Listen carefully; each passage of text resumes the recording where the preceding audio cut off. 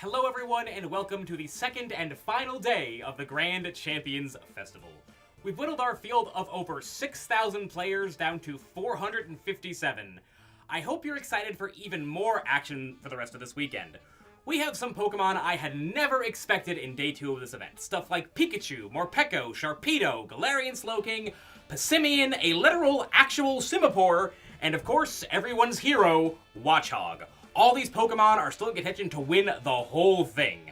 Our players are fighting for $10,000 in cash, a pair of one-of-a-kind, hand-painted Joy-Cons, and a literal, actual cruise, the Pokemon Battle Cruise. We had some pretty surprising stuff happen in our metagame. Of our 11 undefeated players, we only have 3 Incineroars. That's tied with Alolan Ninetales for undefeated appearances. Not a sentence I thought I'd be saying. We have a lot of different Mega Evolutions at undefeated. 4 Mega Floettes, 3 Mega Gengars, a Mega Charizard Y, a Mega Frostlass, a Mega Kangaskhan, a Mega Aerodactyl, a Mega Glamora, and a Mega Scovillain. Notably, not a Mega Meganium. Isn't that interesting? We have so many more exciting matches for you to watch today. While we get ready for round 10 to start, here's Lurcy and Chuppa to go over how our metagame has changed between Day 1 and Day 2 of the Grand Champions Festival. Welcome, guys, to Day 2 of the Grand Champion Festival. I'm Lurcy Loves You, and I'm here with my co-caster, Chuppa Cross. How are you guys doing? And thank you, Jacob. So yeah, this is Day 2, 457 participants out of 6,000 of you guys sitting at home that were playing are now in the Day 2 of the Grand Champion Festival. This is an amazing tournament. This is to test your limits in playing Pokemon. This was impactful. Yesterday was an impactful day of Pokemon. Long hours. All 457 competitors stick through the whole day, and well ran by the production, casters, and players. It went really, really smooth. We're really, really happy to see that. But now, let's talk metagame. Let's talk Pokemon. Let's see our Day 2 usage stats for this event. So let's think about some of the changes here. Like, of the top Pokemon, I know yesterday we had things like, Sneasler and Garchomp still in the top 2 spots. I don't think that's too surprising. I think after looking at yesterday's competition, or really anyone who's played a game in the format, probably shouldn't be too surprised to see Sneasler up here at second, or at first. Garchomp actually getting a lot closer to Sneasler. I think yesterday Garchomp's usage was a little bit lower than this, like, 49% that we were seeing. It's really climbed all the way up there. After that, we're actually seeing Kingambit climb all the way up to 3rd place. How do you feel about Kingambit's rise, Josh? Kingambit's rise is very interesting, right? I thought that, I think it was 4th yesterday, I believe, 4th or 5th, and I thought that was a reasonable spot for it, but surpassing the likes of Incineroar and even Basket Legion, right? I think that's pretty impressive. I think that Kingambit, as we mentioned yesterday, the utility of this mon is just really, really good. Intimidate Deterrent, right? Very dual stat. Their dual stat moves hit pretty well into the meta right now. There's multiple sets that you could use. You could go 4 attack. You could go 3 attack with either Iron Head and or Low Kick. There's so many ways to use this Pokemon, right? So I think that the rise in Kingambit makes a lot of sense. I think a lot of players are just adapting and saying, like, yeah, this Pokemon is just a glue at this point on most teams, and I'm gonna run it. Absolutely, and I think like the access to a really strong priority move like Sucker Punch, almost like one of those moves that you have to have on every Kingambit set. What are you doing with Kingambit if you're not running Sucker Punch? That's so important for a Pokemon with a lower speed set, and it's going to let a dual even Pokemon like Garchomp or Charizard that in vacuum might seem like they beat a Kingambit, but if you've used your partners to get them down to half health, suddenly that's an interaction that Kingambit's happy with if it can finish them off with a Sucker. Some of these next 2 Pokemon are actually much faster Pokemon that Kingambit would be relying on that Sucker against, and that is the Basket Legion and the Aerodactyl. Again, some Pokemon that really seem like rising stars in this metagame. Basket Legion, something that we got very familiar with in Regulation H, and I think, something that we all could have picked out as something that was really positioned to succeed in this MA metagame, and I think another one of those Pokemon that the sets are just so customizable in this format. Maybe rather than the moves like Kingambit, it's going to be more about like the items and how you train the Basket Legion. We've seen them go from anything like from max bulk sets with Citrus Berry and lots of defensive training up to that classic Choice Scarf set that is really just aiming to start off the game with moves like Flip Turn and then end the game with moves like the Last Respects. Yeah, so very interesting to see how players will be running this Basket Legion in this Day 2 setting. But next, we do have Aerodactyl picking up on usage, Chuppa. I mean, players are opting for either Focus Sash and or the Mega item on this Pokemon. I think both are really respectable items. Obviously, Aerodactyl getting the Aerodactylite, I think it puts it in a different tier in speed, and allowing yourself to have the faster Tailwind or Rock Slide is a pretty big deal. And I think that we'll definitely be seeing a lot more Mega Aerodactyl in this day 2 setting. In my opinion, I think a lot of top players are opting just to have that extra speed and that extra maybe damage from Tough Claws with that dual wing bait, depending on how they train it. But I do think that Aerodactyl is the usage definitely makes sense. After that, we're going to see Incineroar actually, like, maybe one of the most significant things on this graphic. Yesterday, Incin at 3rd place in usage, already something a little bit lower than some of us would have expected, now sliding all the way down to 6th place. This is some of, like, the lowest usage you'll see Incineroar at in a major tournament. Why do we think that is? I think part of it is just due to a lot of these other top Pokemon have good counterplay against it. Pokemon like Aerodactyl and Basculegion naturally have super effective coverage for it, as do Sneasler and Garchomp. Sneasler and Kingambit often Pokemon that are using ways to counter the Intimidate, whether that's the Defiant or the White Herb. I think a lot of other Pokemon in the metagame have access to good counterplay against the Incineroar. Even if they're vulnerable to Fake Out, the problem is the Incineroar, you know, Fake Out isn't going to determine the game on its own. Incineroar is going to need to have partners to support or things to enable with that Fake Out. And with some of these other top Pokemon, I just don't think they're necessarily going to benefit the most from that Fake Out. Choppa, this is a sad day for players like myself and balanced players. We are not eating good. Incin has dropped down to 6th. I can't believe what I'm seeing. When I saw this, I wanted to cry. I'm gonna be honest. This is not normal. This is not normal for BGC. I don't think this has been normal ever since this Pokemon has been legal, right? To be down so low. But nonetheless, I understand it, right? Let's make sense of the situation. We have Defiant, we have Intimidate deterrents, such as Kingambit and Milotic, right? And they both have capabilities of hitting this Pokemon for super effective damage. Milotic with Scald and or Muddy Water. Kingambit has often opted for Low Kick, and Low Kick does a sizable chunk, especially at I believe +2 it gets, or +1, right? I think it might need +2 for the knockout, but yeah, no, still really chunky damage, especially like because Kingambit's a Pokemon with such good physical bulk. Like it is going to be able to tank a Flare Blitz. Yes, and then we have Sneasler that's running the White Herb that's able to potentially just knock out the Incineroar even after Intimidate, because the White Herb does reset your stats, and if that Incineroar is not carrying that Chopper Berry, more than likely that Incineroar is going down. Garchomp hits it for super effective damage as well, and as you mentioned, Basculegion and Aerodactyl all hitting this Pokemon for super effective damage. We're not saying that this Pokemon is bad, right? It definitely has some usage. It's still number 6 out of all the Pokemon that are available, but the problem is it's just that so many Pokemon hit it for super effective damage. There's so many reasons not to bring Incineroar on leads, or maybe just in a team setting. So I see why players are maybe opting out and used other Pokemon, maybe within the top 12 that you guys are seeing in the graphic. But yeah, Eternal Floette. Yeah, Eternal Floette, a Pokemon that we've seen go up in usage. I don't remember exactly where it was sitting day 1, but I think this is another Pokemon that, like, a lot of players probably aren't going to be too surprised to see doing well. I think, if anything, the way that Floette is being used might tell, like, a more important story than just its usage going up. I think the teams that are doing well with it, putting up these, like, really solid records of 8-1 and 9-0, I think a lot of the Floettes are trained more offensively. They're being used on teams with Pokemon like Talonflame or maybe Aerodactyl for an immediate Tailwind, just trying to really go for a sweep with those fairy moves, rather than, well, the slower sweep with moves like Calm Mind and supporters like Incineroar and Sinisha, just getting right to business, kind of taking advantage of the fact that fairy resists are few and far between in this format. Like, if you look at this list of top 12 Pokemon, the only natural fairy resist I think we see here is going to be that Charizard. And that Charizard still doesn't want to take maybe a Light of Ruin or a Moonblast from this Mega Flurry, right? With that Fairy Aura, it's still doing very sizable chunk to this Mega Pokemon. But seeing 3 Megas, Aerodactyl, I would say that I'm going to say Aerodactyl's not really a Mega, but it has that option too on most teams. But we'll focus more on Eternal Floette and Charizard being the high to usage mons currently out of the Megas that people usually opt in for.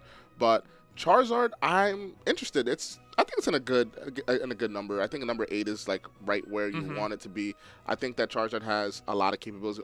Being able to hit Milotic with that Solar Beam and Rotom Wash and Basculegion, just having that weather capabilities, being the top weather setter also here on this graphic is also very interesting as well. What are your thoughts on that? Yeah, I feel like a lot of people are thinking about this early format or like, Regulation MA without terrains for the first time in like several years of VGC, rather than things like Terrain Wars or even something like, I don't know, Trick Room Wars, with Trick Room like being weaker than it has been. It's really the weather wars that are determining the outcome of a lot of these games in the format, and having a weather setter as powerful and self-sufficient, like, the Megas tend to be. Frostlass is one we'll come to later, but Charizard not only sets up the weather, it abuses it on its own with that combination of like Heat Wave, Weather Ball, Solar Beam, all very popular moves that Charizard Y can harness with the Sun Up.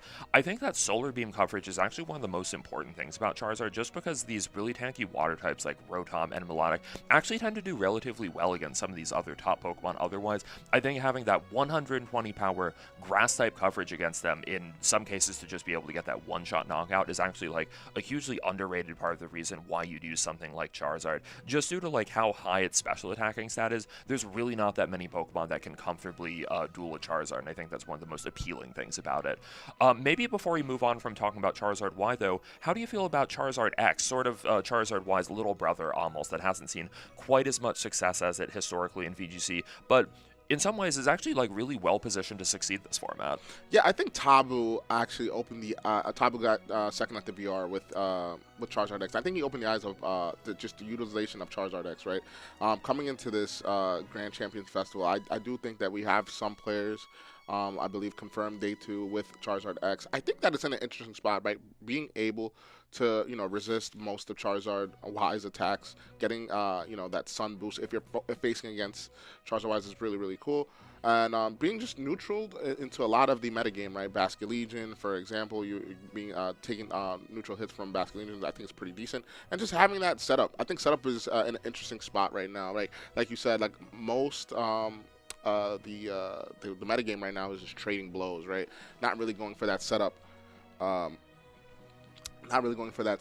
Right? So we do have some news. We do have a top 5 megas graphic coming along the way after we get through this top 12. So we'll dive more into that and see maybe if Charizard X could fit in that top 5 mega. Yeah, maybe we could just wrap up by talking about some of these other Pokemon, rounding out the top 5 here kind of quickly. Frostlass, I think we'll come to in the mega section, but Pokemon like Sinistcha, Rotom, and Melodic actually all seeing their usages drop a little bit. I think these are Pokemon that are actually relatively similar statted, kind of on that tankier side, kind of have supporting capabilities. I think if anything, Melodic is one of these that I'm kind of surprised to see dropping, but maybe part of that is due to King Gambit's rise, sort of, centralizing that anti-Incineroar ability, as its niche. I think now would be a great time to talk about some of those top 5 megas, though. Top 5 megas, yeah, I'm very excited to talk about these megas. I know for sure Charizard Y is most likely number 1 because we've seen it in the graphic. Oh, no, it's going to be Floette above it, right? Because remember, Floette, for the Charizard, that usage stat is kind of split between 2 of them. That is true. We do have Mega Floette, the king of the Grand Champion Festival in day 2 at number 1, with Charizard Y following right behind it. And then we do have, which is interesting, all 3 weather setters are all right next to each other. Yeah, I think Frostlass is really one of the breakout successes of this format for me. I think looking at Pokemon like Mega Charizard, Mega Tyranitar, I don't think longtime VGC players should be very surprised to see those doing well. But Frostlass really such a huge newcomer onto the scene, a Pokemon blessed with pretty well-rounded offensive stats, just capable of throwing out such strong blizzards. I think in a lot of ways it's sort of like Mega Charizard Y, where it's not only a Pokemon that sets the weather, but it abuses it. Something like Alola Ninetales has never really had the special attack stat to be the primary snow abuser on its teams. Mega Frostlass just doing it all in one slot and giving you such a powerful tool when you're fighting some of these other megas. Yes. Also, Mega Caesar sneaking in top 5. I'm not shocked, right? It hits Floette for decent damage, right? It hits Frostlass for decent damage. We're looking at 3 other Steel Week Pokemon. Yeah, so I think that Scizor being up there is very interesting, but not to be expected. When Floette is good, guys, there's going to be counterplay to it. And I think Scizor is one of the best ways to deal with Mega Floette, having that priority Bullet Punch. Yeah, and absolutely, like I was saying earlier, I think Fairy Resists are just absolutely very hard to come by in this format. Every Fairy Resist you really have to look at under a microscope. It could even be a Pokemon with relatively low stats, and it's still just hate because there aren't that many Poison and Steel types to give you that counter to Mega Floette. You have to look at every one carefully. Mega Caesar is one of the ones that you're really not going to have to make that many compromises to add to your team. It's going to take up your Mega slot, but besides that, it is really a Pokemon that is going to reward you if you can support it well. And yeah, taking up the Mega slot is not bad because we're seeing a lot of players, top players as well, opt for that dual Mega teams, right? People are using Charizard and Mega Frostlass on the same team. People are using Mega Kangaskhan and Mega Charizard Y on the same team. We're seeing a lot of dual Mega action. I think it's very important to have multiple options into the meta, and I think that having two Mega setters, like for example Charizard Y, to help with the Weather Wars, being able to balance that out, and then maybe like a standard Mega like Mega Kangaskhan, being able to just do decent damage or chunk out a lot of portions of teams with that Mega being and that Mega being fat and having a lot of physical defense and HP, with it being able to withstand hits with a Mega like that, I think is pretty good into a metagame. We are starting to see in the metagame that once we first started playing, a lot of people were just going for max special attack, max speed on most Pokemon, but now we're starting to round out to more bulkier style teams, right? Mega Frostlass, for example, is a very interesting Mega because it does have the capabilities of underspeeding Charizard Y depending how you train it, right? So that interaction is very cool to see because most people would think, all right, if I'm playing against a Mega Frostlass, I'd assume that it's just faster, so I could just leave my Charizard Y and whoever goes for the if we both Mega Evolve at the same time, my Sun should always go up, but that's not the case anymore because a lot of Mega Frostlass are opting for that bulk to get that priority in the weather setting. Yeah, thinking about like how the speed tiers of the format as they change, like I think especially because this is such a new format, so many people are playing it, the metagame really is going to change all the time. Players have to stay so on top of the way Pokemon are being used right now. Like let's say Mega Floette, like I was saying earlier, maybe last week you would have thought a really bulky Mega Floette setup team is something that could be well positioned this weekend. Not to say it couldn't be, but it seems like for Floette teams things are getting more offensive. On the other hand, maybe with Frostlass, it's a little bit more reactive to that Sun. The Frostlass players are figuring out ways to kind of have their weather be the one triumphing out over the Sun, make it so that Charizard is going to be hitting a little bit weaker, and Frostlass is going to be the Pokemon with those accurate blizzards. Another Pokemon that we haven't talked about here, just like the other big weather player, is Mega Tyranitar. Yes. Sort of like some of these other Pokemon, it gets to activate that Sandstream after it Mega Evolves. Also gets to activate it before it Megas, though. I think, if anything, that's something that actually makes Mega Tyranitar of these weather Pokemon maybe the one with the most potential to actually win that weather war. On the other hand, it's also going to be the slowest of all of them, so it can be at the mercy of Pokemon like Charizard and Frostlass if they're well positioned. How do you feel about Mega Tyranitar, Josh? I think that of watching Joe Ugarte's run in the last tournament, last big tournament, he definitely showed and utilized why this Mega is here to stay, and we're seeing it in the usage stats here. A lot of players are opting to use this. I think it's just a solid. I think the reason why Mega Tyranitar is good, it's also just a solid option to bring in a match because you don't really need to utilize that Mega item. For example, you could run Mega T-Tar with Mega Floette, for example, and you just want to win the weather war. You could just bring T-Tar in the back and still Mega your Floette and still have that that weather. I think that's what really makes Tyranitar shine. Besides its stats, right? I think that ability, being able to just set up the sand and withstand a lot of hits, it makes it like one of the best Pokemon to use right now. So right now, guys, we're going to head into our first round of Day 2, and I'm so happy to announce that we have Roghov, also known as goes online by Moodheiman, using a Charizard Y Eternal Floetzy. So that dual Mega team that we were just talking about and highlighting with King Gambit, Garchomp, Aerodactyl, and Basculegion. And we do have Mela, Mobig with Excadrill, Tyranitar, Corviknight, Hydreigon, Wash, Rotom, and Mimikyu. So it's that Joe Ugarte team you were talking about that he kind of popularized in the Victory Road tournament last week. It's like we hit the nail on the coffin here with this intro.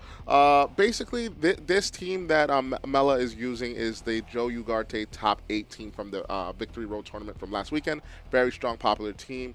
Joe Ugarte, a phenomenal player, and nonetheless, multiple players have followed suit and 9-0s. So we got 2 9-0s with two strong teams. Chuppa, what are you thinking for leads? This is interesting. I feel like this is potentially a matchup where if MLBD can figure out a way to maintain that control of the sand, make it so that Excadrill is like kind of remaining as the fastest Pokemon, it actually seems like something Rogov's team could really struggle to keep up with. However, I'm sure Rogov has found themselves in matchups like this before and is going to be able to use Pokemon like, Garchomp with that good Excadrill matchup, or just making sure that the sun goes up a little bit later. We're actually going to see Rogov start off with a lead of Aerodactyl and Garchomp against MLBD's Corviknight and Mimikyu. So I do think this is neutral leads on both parts, right? You have rock-slide capabilities on the Aerodactyl side for Roghov.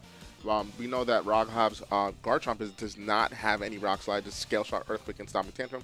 So the only way to hit this Mimikyu is by going for a ground type move. I think Corviknight is sitting very well in this position, being able to take neutral attacks from all opposing Pokemon and or not very effective moves makes Corviknight very in a good prime position. But we're just going to see that Garchomp switch out.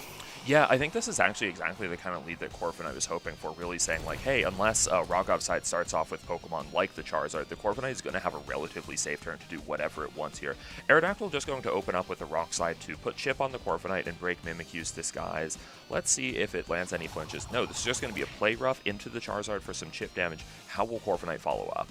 We're going to see this Corviknight here just go for the Bulk Up. Very interesting, getting that +1 attack and defense raise, and Leftovers is going to activate and recover some health from this turn. Now, this is interesting. Does T-Tar come in this turn or next turn? Does Charizard Mega Evolve? Does Charizard just go for a raw Heat Wave? There's a lot of questions to be asked.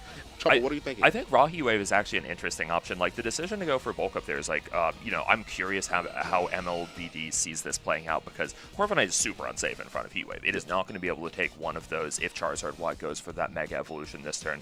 And it's really going to be a question of maybe this is actually just a way to bait the Charizard into going for that immediate Mega, and then being able to maybe do something like swap in Tyranitar this turn and then activate the Mega a turn later. It's actually going to be Mimikyu, the one leaving from the field and coming into Tyranitar, though. Let's see how that Charizard Y responds. Charizard Y is going to Mega Evolve. We're going to see the sun, the drought take over the sand.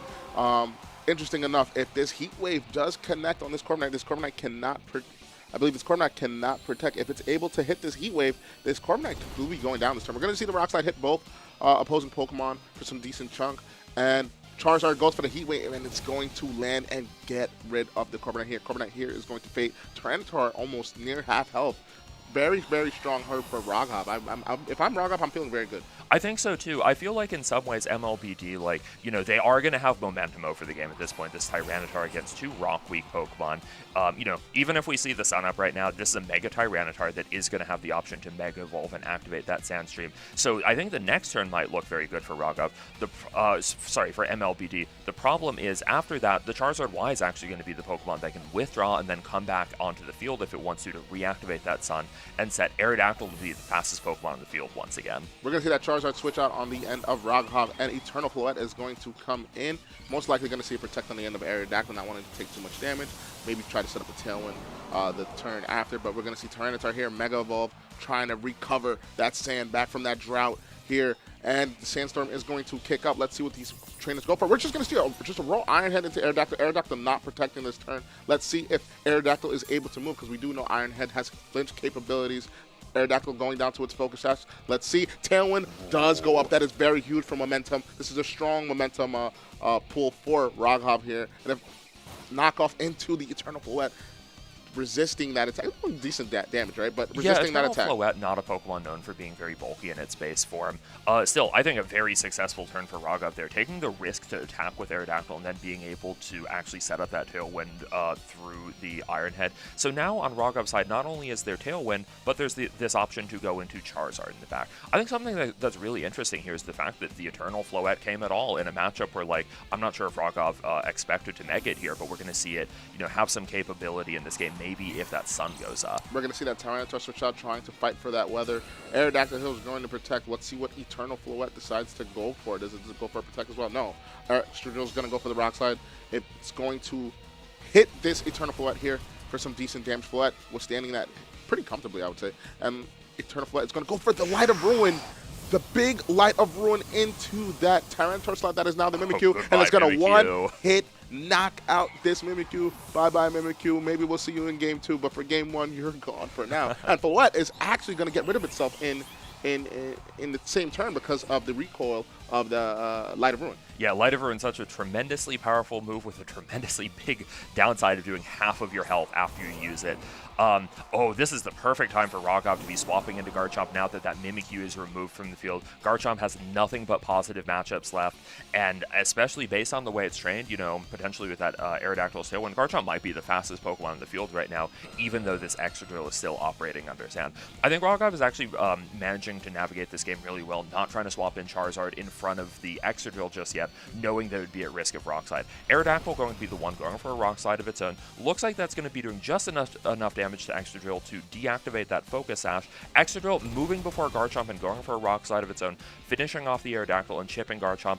If Garchomp doesn't flinch here, I think this might just be the game due to an Earthquake. So Garchomp more likely going for Earthquake here. Let's see if it's able to move.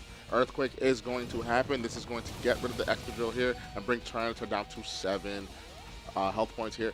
Charizard in the back. Tailwind's up.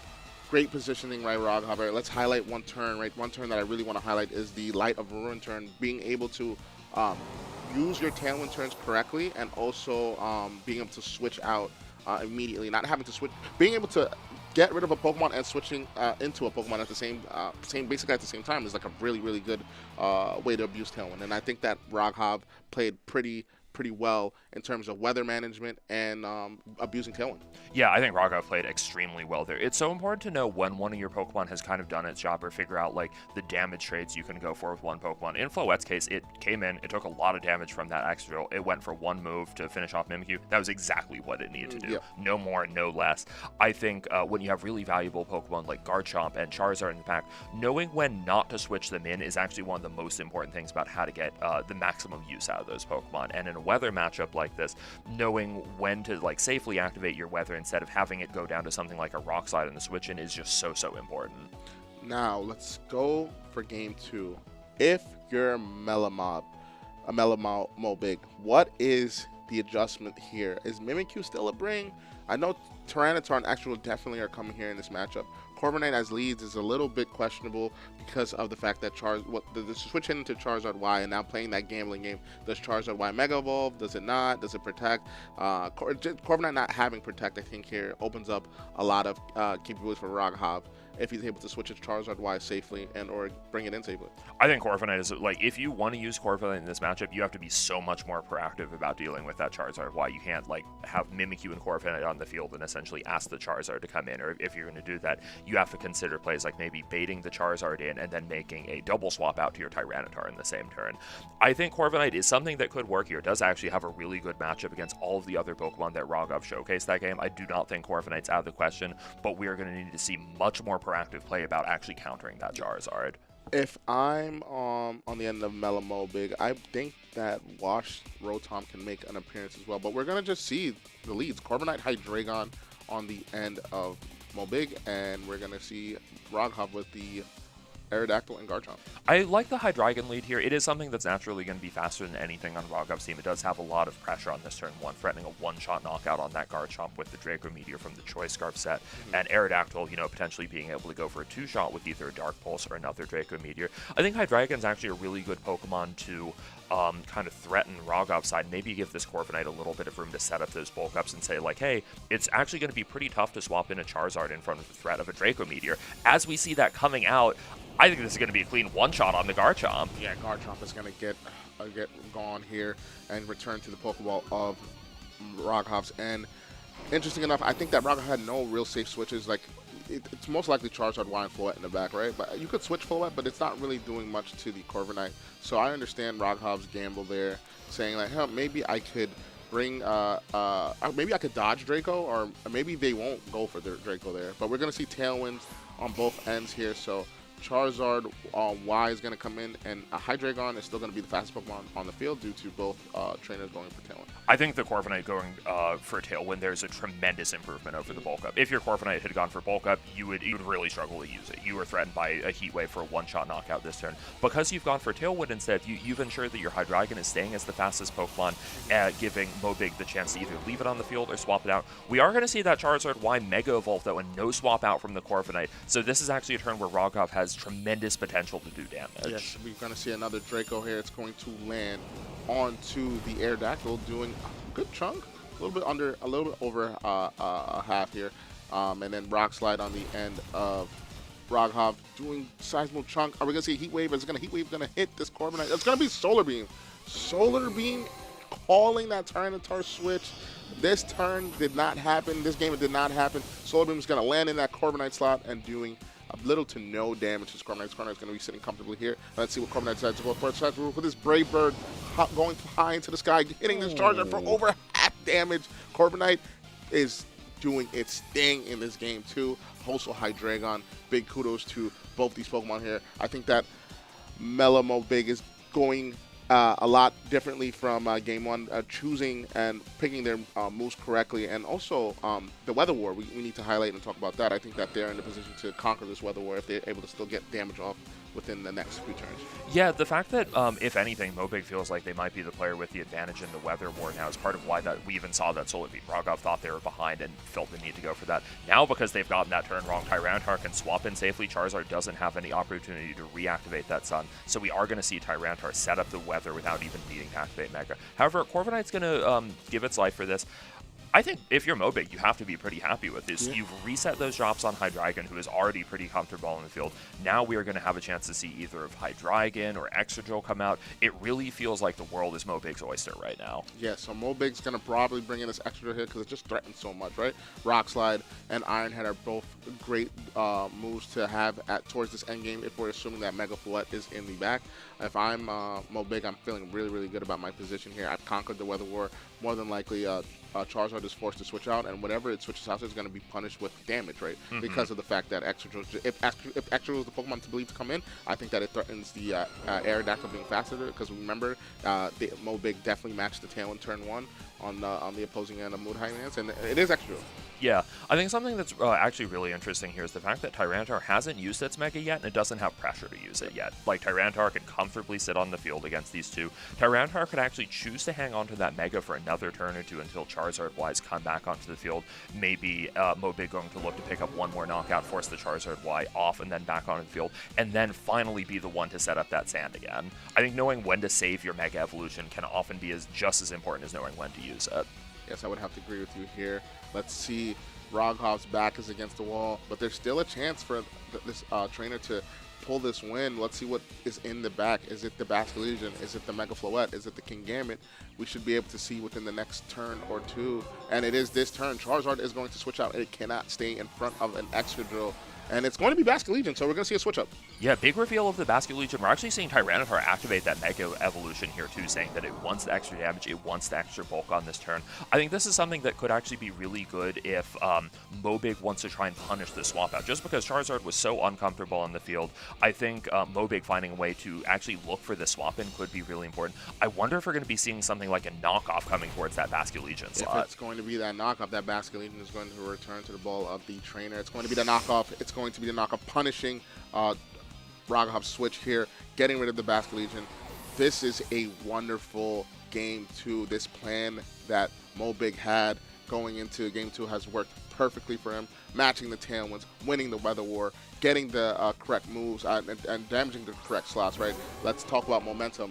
That Hydreigon getting rid of the Garchomp turn 1 was a really big momentum shift, and I think Mobig has basically won game 2 because of the fact I don't think we should count Rogov out just yet. Like you were saying about momentum, this is actually going to be a turn where Rogov is the one with momentum. Because Tyranitar chose to Mega Evolve there's really no speed control on Mobig's side compared to Rogov's side. If anything, I expect the Charizard and the Aerodactyl to be the Pokemon moving first here. So Tyranitar is going to have to swap out and back in again if it wants to reactivate the sand, and at that point it might be at Aerodactyl's mercy when it comes to moves like Rock Slide.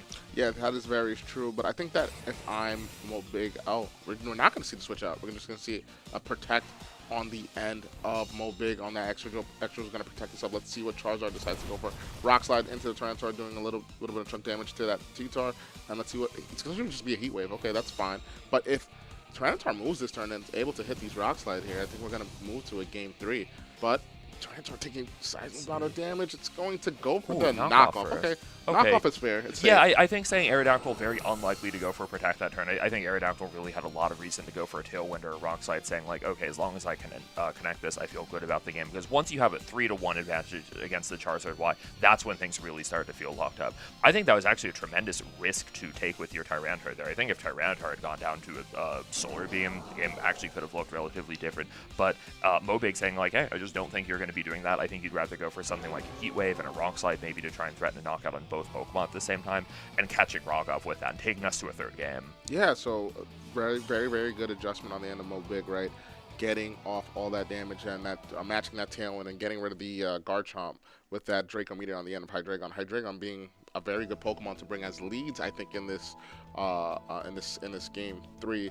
I think that if you assume Garchomp is being led, being able to just pressure it off immediately is a very, very good adjustment on the end of Mobig, and I really like the way that they played that game too. For me, the story of the set so far feels like in both games, one of the players made a little bit of a mistake early on and lost the Pokemon with very little to show for it. In the first game, it was Mobig and the Corviknight going down the second turn, having gone for a bulk up that didn't matter. In the second game, it was Rogov's Garchomp going down turn 1 and essentially only in exchange for a Draco Meteor drop on the Hydreigon. I think in this third game, both players are going to have to be very cautious about being the first one to give up a Pokemon. As we keep coming back to a Weather War, something that's going to be easier to win, the more switch-ins you have to potentially activate and reactivate that weather.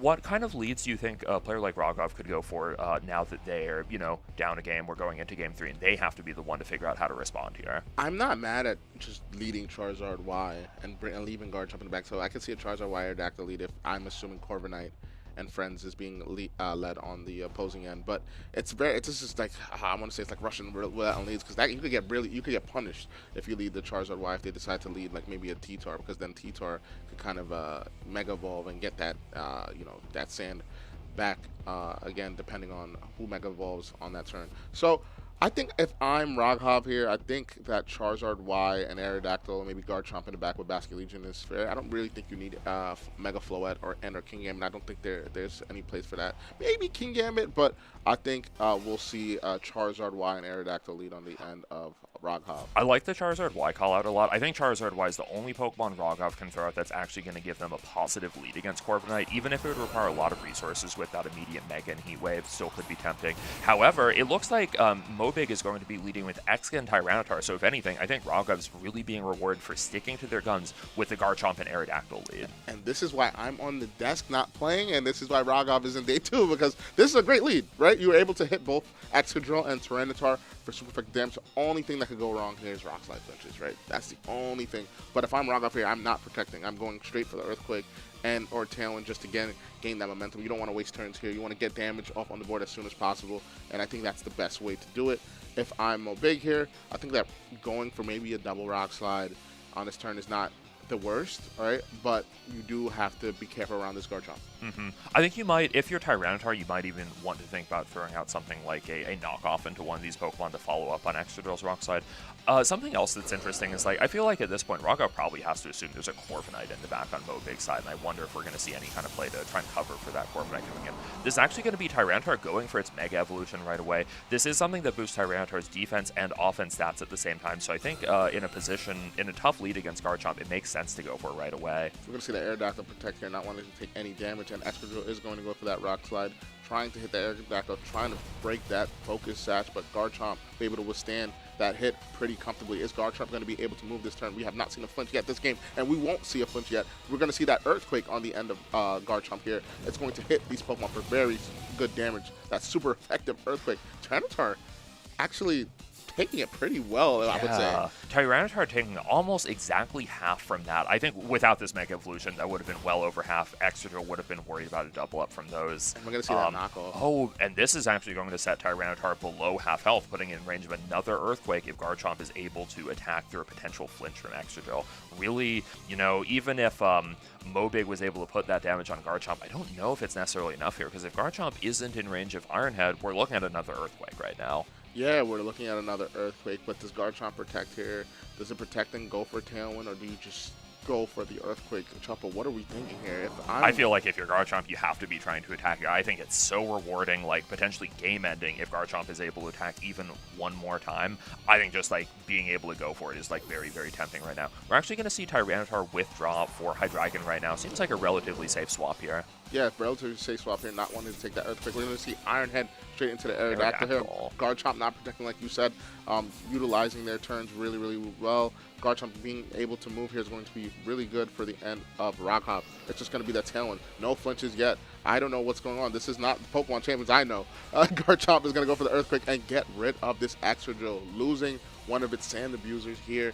This is not looking well for Mobig here. It's not looking well. You have Tailwind now. Garchomp is most likely faster than this Hydreigon here. How do you feel on the end of Mobig? This is a tough adjustment, right? I wonder if that was a turn where they're really hoping to see a flinch on the Aerodactyl due to that Iron Head, because I think, that looks like a relatively safe play, but it already feels like Mobig is the one playing from behind. You can't get away with too many safe plays, or else Rock Hop is just going to slowly box you out the game. Aerodactyl being able to set up that Tailwind even through the Iron Head is just like really going to lean the game into Rock Hop's favor, because in the first game we saw Hydreigon able to, or in the second game we saw Hydreigon knock out the Garchomp with one Draco Meteor using its Choice Scarf to outrun it. Now Garchomp has Tailwind on its side and can be the one to connect a Dragon move against Hydreigon first. We're actually going to see Mimikyu come in as the last Pokemon on Mobig's side. Yeah, we're going to see that Mimikyu here. I'm Rock Hop here. I'm still feeling pretty alright. Let's see the moveset on this Mimikyu. Mimikyu is going to have Shadow Sneak, so being able to get rid of the Aerodactyl is an option on the end of Mobig. Hydreigon. We're going to see Aerodactyl protect here, so not wanting to take any hits from that Shadow Sneak. Let's see. Shadow Sneak goes into the protected slot. Aerodactyl protects itself, wants to withstand one more turn. And Earthquake is going to go into that Mimikyu, breaking that Disguise, wanting to be able to do damage to it the following turn. Once this Disguise breaks, Mimikyu, that hat is going to drop. But now, let's see what Hydreigon decides to go for. Is it going to be that Draco Meteor? Do you lock yourself into Draco Meteor, or do you lock yourself into Dark Pulse? It's just going to be a straight-up Dark Pulse, and it's going to knock out this Garchomp here. Yep, knowing that Dark Pulse is able to do enough damage to finish off Garchomp there and avoiding taking a drop on your Hydreigon is really important. Hydreigon actually looking pretty well positioned against the other Pokemon on Rock Hop's side, maybe besides like the Floette or the King Gambit could be a little bit scary for it, but I think the Dark Pulse lock is actually really clever there. On the other hand, something that I like on Rock Hop's side is that decision to protect Aerodactyl for a turn actually avoided losing two Pokemon. Ultimately, I think the Floette is really the Pokemon we have to be looking at this point in the game. I think this is not something that Mobig was hoping to see in the back when you've got a Hydreigon on the field, famously one of the worst Pokemon to have against any fairy type in the game. So now, if Rock Hop had brought the Basket Legion that they did in Game 2, then this would have been a different scenario, right? You would have been able to Shadow Sneak and go for a Dark Pulse into into the Basket Legion, and you would be sitting very comfortably. But like you said, Eternal Floette, one of the best Pokemon that you want in front of a Hydreigon if I'm Rock Hop here. So Eternal Floette and Tailwind being faster than this Hydreigon and being faster than this Mimikyu here is going to be doing a sizable amount of chunk of damage carrying this Hydreigon. But we're going to see Mimikyu protect here, not wanting to get hit. And then Rock Slide on the end of Aerodactyl here. Not going to matter too much on Hydreigon depending on what Rock Hop decides to go for. Most likely it's going to be this Dazzling Gleam here to finish up this Hydreigon. And it's going to be a 3v2 situation. Yeah, Rock Slide Aerodactyl just did an extremely safe play for Rock Hop to throw it there, threatening two knockouts at the same time. Like, sure, maybe Mimikyu could have dealt with Aerodactyl. I'm not even sure if Mimikyu is going to be able to take a Dazzling Gleam followed up by, like, a turn or two of Sand Chip, just because it's a relatively frail Pokemon. Yep, and if I'm a Rock Hop here, I'm sitting very comfortably right. You're able to hit this Tyranitar. Tyranitar has been chunked a decent amount. I think it has about half a, no, little under not half. a Tyranitar outside of Dazzling Gleam range just because of how powerful that Floette is. I think Mobig is struggling to find any way back into this game right now. you see anything that they could do to answer another Rock Slide and Dazzling Gleam combo? Now, if you're able to disable the ability of Fairy Aura and not go for any Fairy type attacks, then I think I see an option. But right now, this flow it's sitting way too comfortable, right? Just going straight up for a Dazzling Gleam makes a whole bunch of sense. We're going to see that wide guard on the way out, which makes a lot of sense. You don't want to get hit by any Rock Slide. The only attacking moves that you could go for now is Knock Off and or Low Kick. And we're just going to see a Moonblast into the Mimikyu here, not giving any chances for a potential comeback with maybe a Trick Room. And I do like that. I think there was multiple plays that Rock could have went for, but that made a lot of sense. We're going to see that knockoff, knowing that Wide Guard was the best possible move to go for that turn. So we're seeing a very high IQ from both players. Like, they know, like, all right, I can't go for this because they have this. And I love to see that, you know, it's just showing how well these players think in a game. But regardless of what, still a great set, right, from both trainers going to a game 3, battling the weather. But Roghov is going to be the one to take this match in a game 3 setting, and a pretty strong showing from both wins that Roghov had. Yeah, Roghov really found like the perfect way to end this game. I think knowing that Wide Guard is the only move your Aerodactyl can go for before going down to a Shadow Sneak, and also knowing that once you Wide Guard, if you knock out the Mimikyu, Tyranitar can't do meaningful damage to Flow. We saw that knockoff do hardly anything, so really clean endgame by Roghov. I wasn't actually sure if we were going to see the Charizard in the very back like that. I think this... now we can really see one of the strengths of these dual mega teams with Floette and Charizard, kind of knowing like, okay, if you've won the Weather War not by having your Charizard out, but just by playing really well, by using your Garchomp really well, your Charizard no longer has to Mega. You can give that evolution to the Floette instead, saying like, okay, I think my opponent might be going for one of these game plans that relies more heavily against Hydreigon. Let me give my Floette the damage boost and the bulk boost instead. So we're going to see this Solar Beam turn. This is the prediction that Roghov had when his back was against the wall, predicting that Tyranitar to come in for that Corviknight here, but we're going to see that Mobig was not going for that. Corviknight's going to be able to take that Solar Beam pretty well and answer back with a Brave Bird, doing more than half to this Charizard, which was a really strong turn on Mobig's end in that game too. And then we're looking at Rock's the knockoff. I wouldn't say prediction, right? I think this was the safest best play. Yeah, right? yeah. If anything, this felt more like covering for a swap. It's not like anything could very safely come in on that Charizard side. Keeping up the pressure when your opponent already has their back against the wall is like such an important skill. Yeah. Tyranitar, an incredible Pokemon at doing that. And then the end game with that Moonblast there, Roghov taking that pretty convincingly, moving on to 10-0. If I'm Mobig, I'm not feeling too bad. 9-1 is still an amazing record here. We have 5 more matches to go. You could win it out. You know, you've gotten 9-0. That's pretty good. You could still have a strong performance in this day too, and potentially make that top cut. But if I'm Roghov, 10-0, I believe. How many wins do you need to We're going to need to see a player with a record of 13-2 to advance to our top cut. So both of these players do still have quite a bit of work ahead of them. However, I think both of them are still like very well positioned this tournament. They should be happy with how they played that set and how this tournament is going for them so far. Absolutely both players that I could expect to see moving on to our top cut stage later in the day. So we're going to see Sun surpass Sand there. Any thoughts on that Weather War? I mean, game 3, I don't think it really was a Weather War, but the games 1 and 2 for sure, both players were utilizing that Weather War to try to take away that game there. Yeah, let's see. I think one thing that's really interesting is, I know you said it wasn't a Weather War, but the thing is, Mobig tried to play that as if it was a Weather War with that Tyranitar lead, had to go for that Mega Evolution right away, and then because Roghov sort of had a plan to play the game without needing to opt into that, they got to use their Floette instead and abuse its like tremendous Fairy type coverage and not rely on Charizard, who has like, you know, maybe some more impactful weaknesses to moves like Rock Slide or like less accurate moves than the Floette. I think Roghov being rewarded for a creative, like different way to win the matchup. Yeah, one thing that did go wrong in them was Mobig was turns where you wanted those flinches to happen, it wasn't there. Like, I didn't think we saw a single flinch that game, and there was a whole bunch of Rock Slides. So I would say very fortunate for Rock, but very unfortunate for Mobig here. But it looks like we're going to hop in another game. This is going to be a game 3 of 2 9-0s. It's going to be HQ 2009 versus G-Joe, I think. G-Joe. Yeah, G-Joe. Both players are currently 9-0. This is game 3, guys. We're just hopping straight into it. We're going to see HQ with the lead of Sneasler and Mega Frostlass and a lead of Milotic and Aegislash on the end of G-Joe.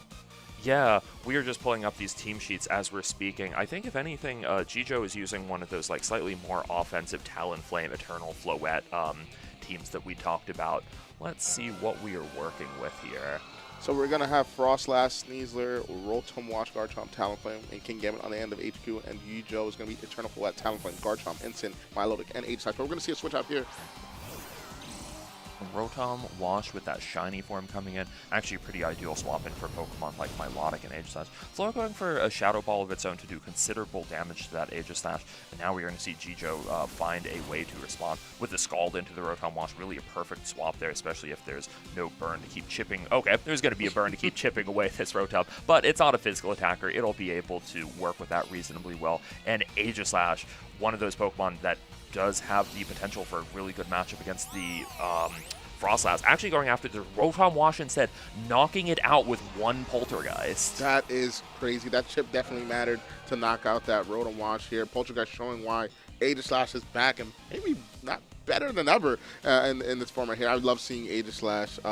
Yeah, that spell tag, Poltergeist, just that's a tremendously powerful move. Garchomp actually a pretty good swap in to have against the Aegislash right now, but I think the Rotom Wash was a really critical knockout to get. Aegislash choosing not to go for the Frostlass just yet and going after Rotom Wash is really rewarded Jiju's side. But losing that Rotom Wash also means Milotic is now sitting more comfortably, right? Being able to withstand hits from Garchomp and Mega Frostlass here pretty comfortably, right? Milotic is known for its special defense stat, so Shadow Balls are not going to do that much, and most trainers train Milotic in their defense stat to compensate for having not the best defenses here. But Garchomp here is just going to go for Protect, not wanting to take maybe an Icy win here, and we're going to see maybe Aegislash stance change into that King Shield, not wanting to get hit by a potential Shadow Ball. If it comes out, let's see what this Mega Frostlass decides to go for. Let's see what this trainer decides to go for. It's going to be the Aurora Veil, so trying to get their defense and special defense boost for the next 5 turns. Yeah, I think definitely the kind of play that HQ 2009 has to be making. Ooh, the Life Dew to heal up Aegislash as it goes for a Protect. Really clever play on Jijo's side. Actually, I think based on how much we saw the last Shadow Ball do, I think this probably puts Aegislash outside of range of a Shadow Ball. So we're not only going to need to see something like a Shadow Ball from the Frostlass, it would need to be something like a Shadow Ball and Earthquake double up, which would require hitting your own Frostlass. Yeah, and we do see that the trainer only has Earthquake, so you would probably need to attack yourself while doing that to get rid of this Aegislash here. I could see maybe Aegislash switching out for the Incineroar. I'm sorry, yes, for the Incineroar here on the end of Jijo. Maybe you don't want to have Aegislash. Aegislash seems like a pretty good win condition here. Milotic does seem pretty comfortable. You can go for an Icy win, reduce the speeds of opposing Pokemon, and have Aegislash come in and get a potential knockback. And we're going to see Aegislash switch out into that Incineroar, like I said. I like the decision to go into Incineroar at this point. I think, if anything, it feels like Melodic is the most important Pokemon on Jijo's side. I think going into Incineroar to make it so that your Melodic is taking a little bit less from this Earthquake, and actually this is an Ice Beam Melodic set, which should be able to do some really considerable damage to that Garchomp, even through the Aurora Veil. I think focusing on the Garchomp more than the Frostlass might be the key to victory for Jijo right now. Yeah, we're going to see that Ice Beam land into that Garchomp. Even with that Aurora Veil, it's still going to do over half here. Garchomp not liking that Ice Beam. I think we're counting the days of Garchomp getting gone here. Because, I don't know, you can't get rid of Milotic. Losing that Rotom Wash was the most unfortunate scenario because that was the only way to attack this bulky water. And I've been seeing a lot of trainers complain about day one about these bulky waters and how it's so hard to get rid of them. And when you lose that one condition on your team to help you get rid of that Pokemon, it almost seems like Milotic just sits on the field forever. Yeah, especially seeing that it looks like that Sneasler is going to be the Pokemon to back for HQ 2009. Like, again, a Pokemon that is going to be vulnerable to something like an Intimidate from the Sneasler. Actually, that's going to be the Garchomp withdrawing for the Sneasler. Yeah, Garchomp's going to withdraw for that Sneasler. We're going to see a Blizzard here on Mega Frostlass. I'm going to get rid of this Incineroar here. Do we see a Freeze? Oh, it's not going to matter because Milotic does have Scald. Yeah, Scald, one of those few moves that can actually unthaw frozen Pokemon. Another Ice Beam into Sneasler, hopefully not becoming an Ice type and frozen itself, but able to dodge that. And Snow actually ending with, well, this Frostlass is still on the field, leaving HQ 2009 without a very easy way to reset it. I mean, I think HQ 2009 slowly getting back into this game, right? Milotic's taking pretty decent damage. And Aegislash comes in. If I'm Sneasler, I do not want to see this Aegislash here because I don't have any way of hitting this Aegislash, just barring just Shadow Ball from this Mega Frostlass here. But the question is Shadow Ball going to pick up on Aegislash? We saw that it did a little bit over. I think it might have done just a tiny bit over half. I think leaving Aegislash in here and just like finding another Poltergeist target could be really good right now. I think actually all the Pokemon that HQ 2009 has left are probably ready to become Poltergeist victims right now. We're going to see that Protect into that Sneasler. Sneasler not wanting to attack this turn. Let's see what this Mega Frost attacks over. It's going to be for that Shadow Ball. Is it going to be enough to knock out Aegislash? Lives it pretty comfortably here, being able to withstand that hit. We're going to see Life Dew into that Aegislash. Aegislash is going to get some of its health back here. Milotic going back up to full, and that I'm HQ 2009. I do not want to see that. This Milotic is very annoying. Aegislash, it's going to go for the Poltergeist into the Mega Frostlass. It's going to be a one-hit knockout. Yeah, Frostlass especially, like, I suppose Aurora Veil was still up, but without Snow for that extra defense boost that Ice types get, yeah, Frostlass just becoming a Poltergeist victim like we talked about. With just Sneasler and Garchomp on the field, this is looking really difficult for HQ 2009 to get back into right now. Yes, Aegislash more than likely is going to King Shield here, not wanting to get hit by an Earthquake. Earthquake is your only damaging move, so it means that turn that you go for Earthquake, you can't do anything with Sneasler. You need to protect, so it's just so hard for HQ 2009 to come back from this. And I think another thing that would benefit Aegislash when it comes to going for King Shields, I think if Aegislash is able to stall out this Aurora Veil that's still on the opposing side, I think that Sneasler's might even be in Shadow Sneak range right now just because of how strong that Aegislash can be. So I think Jijo really has all the tools they need to just focus on this Melodic as the key to victory right now. Jijo showing why Aegislash is a prime Steel type and Ghost type to use currently in this metagame. I just love seeing this Pokemon do so well. We're just gonna see a straight up Shadow Sneak. Sneasler are able to take that due to the Aurora Veil though, so it will have a chance to respond with a close combat into the Melodic. Actually, doing decent damage, but I'm not sure if this is going to be enough for Garchomp to follow up. Garchomp is going to go for the double up Dragon Claw. Milotic taking it comfortably here, and we're just going to see the Scald into that Sneasler, knocking it out. And I get that turn, because like I said, you can't go for Earthquake on the turn that you want to attack with Sneasler, because you're going to knock out your own Sneasler. And Jijo gambling there, saying, all right, I know that you're not going for Earthquake. You need to get rid of this Milotic. It's so annoying to get rid of the field. It's at basically full HP. Dragon Claw plus CC is your best bet. That's this turn, and you need to probably crit this Milotic here to get rid of it. Yeah, they gave themselves 2 chances to get a crit on that Milotic. I think if either of those moves had crit, it would have gone down. However, we're going to have to see Jijo figure out a way to respond to the potential of this Garchomp to just spam Earthquake to win the game right now, as it looks like it is potentially able to pick up a knockout on either of these two Pokemon. We're only going to see it connect against the Melodic, as the Aegislash went for a King Shield, and we are going to have to figure out what Jijo's last Pokemon is and whether that's going to be able to turn the tides against this solo Garchomp. Is it going to be that Mega Floette here? Is it going to be the Garchomp? Is it going to be the Talonflame? It's going to be the Floette. Okay, we might have to start fishing for some Rock Slide flinches here, but Aegislash, if I'm Aegislash, I'm feeling pretty comfortable if Rock Slide is your move of choice. Yeah, I think this is really just such an ideal combination of Pokemon to have for Jijo right now. Like you said, Garchomp should be going for Rock Slide at this point. Is going to be the only move that will have the potential to stall out the game, but that is going to wear away at the Aegislash so slowly, and once one of these Pokemon goes for a single attack, it is going to be enough to end the game in Jijo's favor. Yeah, what a wonderful game 3. Let's see what these trainers decide to go for. HQ 2009, it's going to go for that Rock Slide. It's going to be doing little to no damage to both the opposing Pokemon Floette, showing it's one flinch. One flinch. Stance change. I think this means Aegislash is going for an attack. It is that Poltergeist. It is going to be a connect. Garchomp attacked by its own Soft Sand. This is going to wrap up the game in Jijo's favor. Good games. Jijo showing the power of Aegislash. I believe Aegislash put the 3. Aegislash put everyone into the Braves that game. Knocking out the Rotom Wash, knocking out the Garchomp, and knocking down the Mega Frostlass here. Aegislash, my GOAT.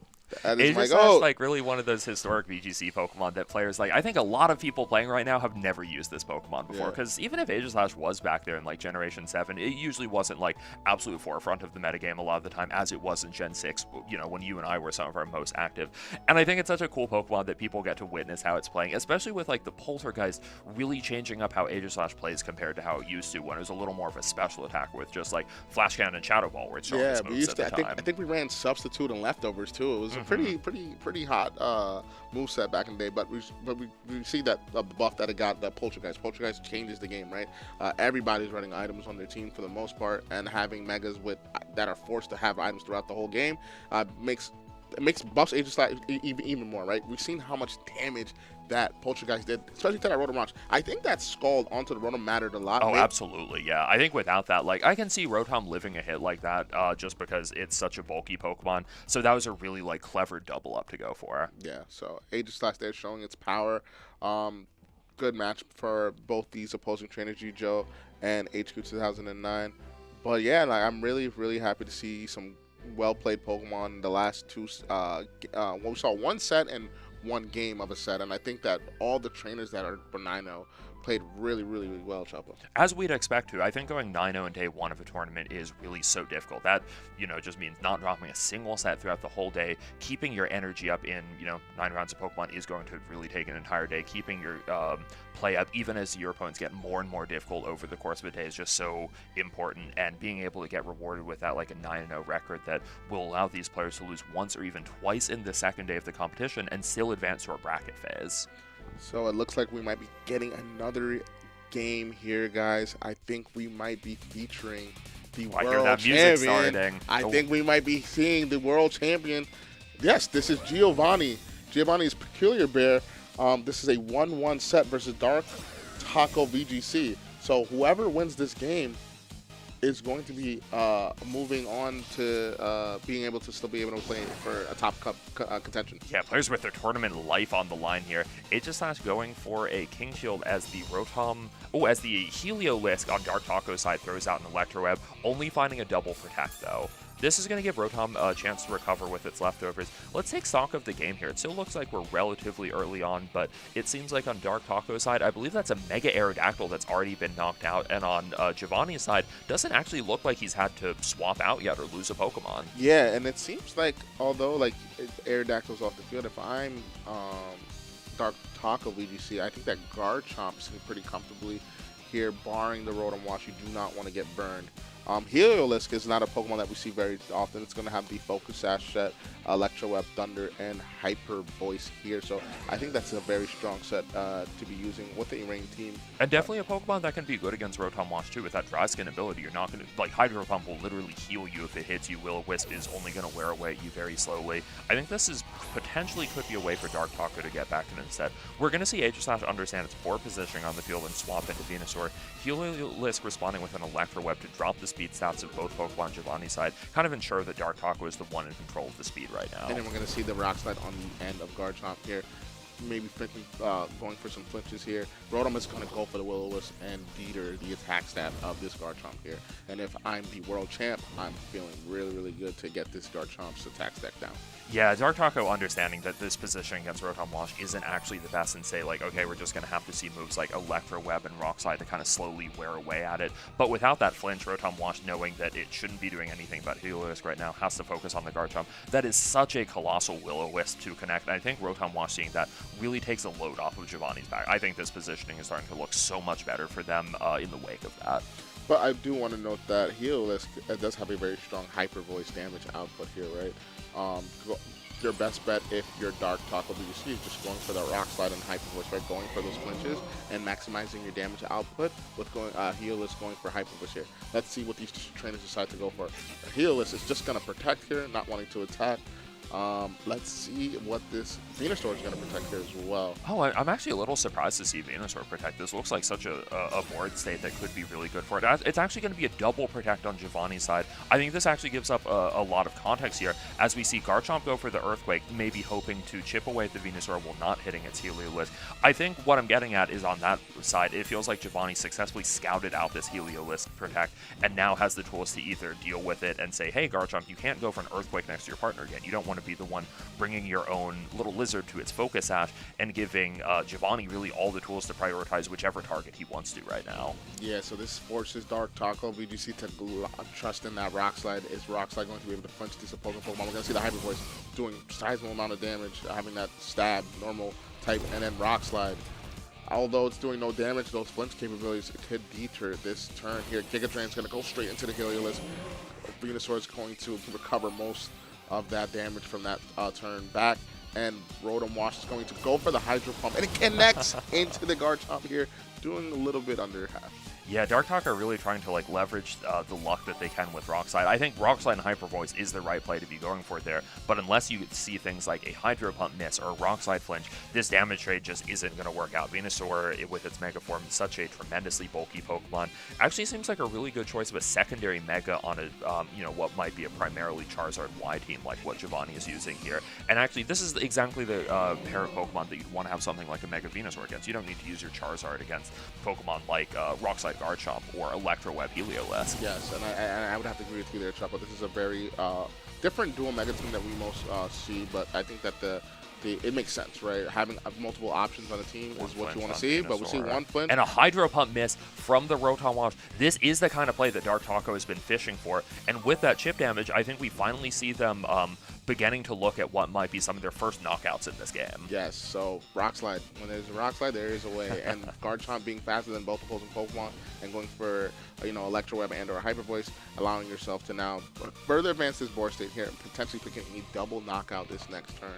I think something that's kind of changed about this board positioning is the Pokemon on Giovanni's side are low enough that we actually see the potential for something like a Hyper Voice to finish off Rotom and a Dragon Claw to finish off the weakened Venusaur. It's actually going to be Garchomp and a Protect on Giovanni's side here. So Venusaur not wanting to take any hits, wanting Garchomp here to come in probably relatively safely. Garchomp probably going to take Hyper Voice. Ooh, not too well, actually. And then Dragon Claw. Ooh, Dragon Claw not hitting the Garchomp. Okay, well, you're burned, so you weren't going to knock out this Garchomp here. I wouldn't be too mad about that turn, but we do know that you were thinking along the lines like, hey, like this Hyper Voice here and or Rockslide is doing enough damage to pick up the knock on Venusaur. You're most likely probably going to switch out and or Protect, so I don't mind that play at all. Now, Garchomp comes in here on the end of our World Champion, and it's Scarf Garchomp here, so going for Earthquake and or Dragon Claw could be really free this turn. Rotom Wash is going to switch in. Most likely, our World Champ here is going to go for the Earthquake into the Garchomp and the Heliolisk of Dark Taco. Do we see it? Yes, Earthquake. Very easy play to make. Not having to make any crazy reads on Dragon Claw and who's going to protect here. Our World Champ is just going to go for the Earthquake and it's just going to pick up the knockout, right? Being able to pressure double knockout that turn was a really, really strong move on the end of our World Champ, and switching out into Rotom to abuse the Earthquake and not hitting your partner was also a great play. Yeah, I can see exactly what Giovanni has been trying to set up for the past couple of turns here. I think once you have enough chip damage down on Pokemon like the Garchomp, once you've broken the Heliolisk Focus Sash, your Garchomp next to Rotom Wash is just going to be so comfortable on the field.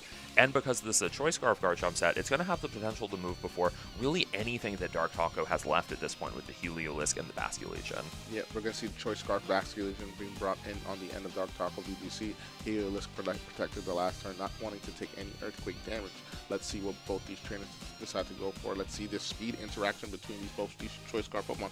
Although Garchomp is most likely to be faster, we're going to see double Protect here, not wanting to take the Earthquake. Garchomp is going to be the fastest Choice Scarf Pokemon on the field, and it's going to go for that Earthquake, picking up the knocked out here on the Heliolisk, getting it rid of the field, and doing a decent sizable chunk onto that Basculegion.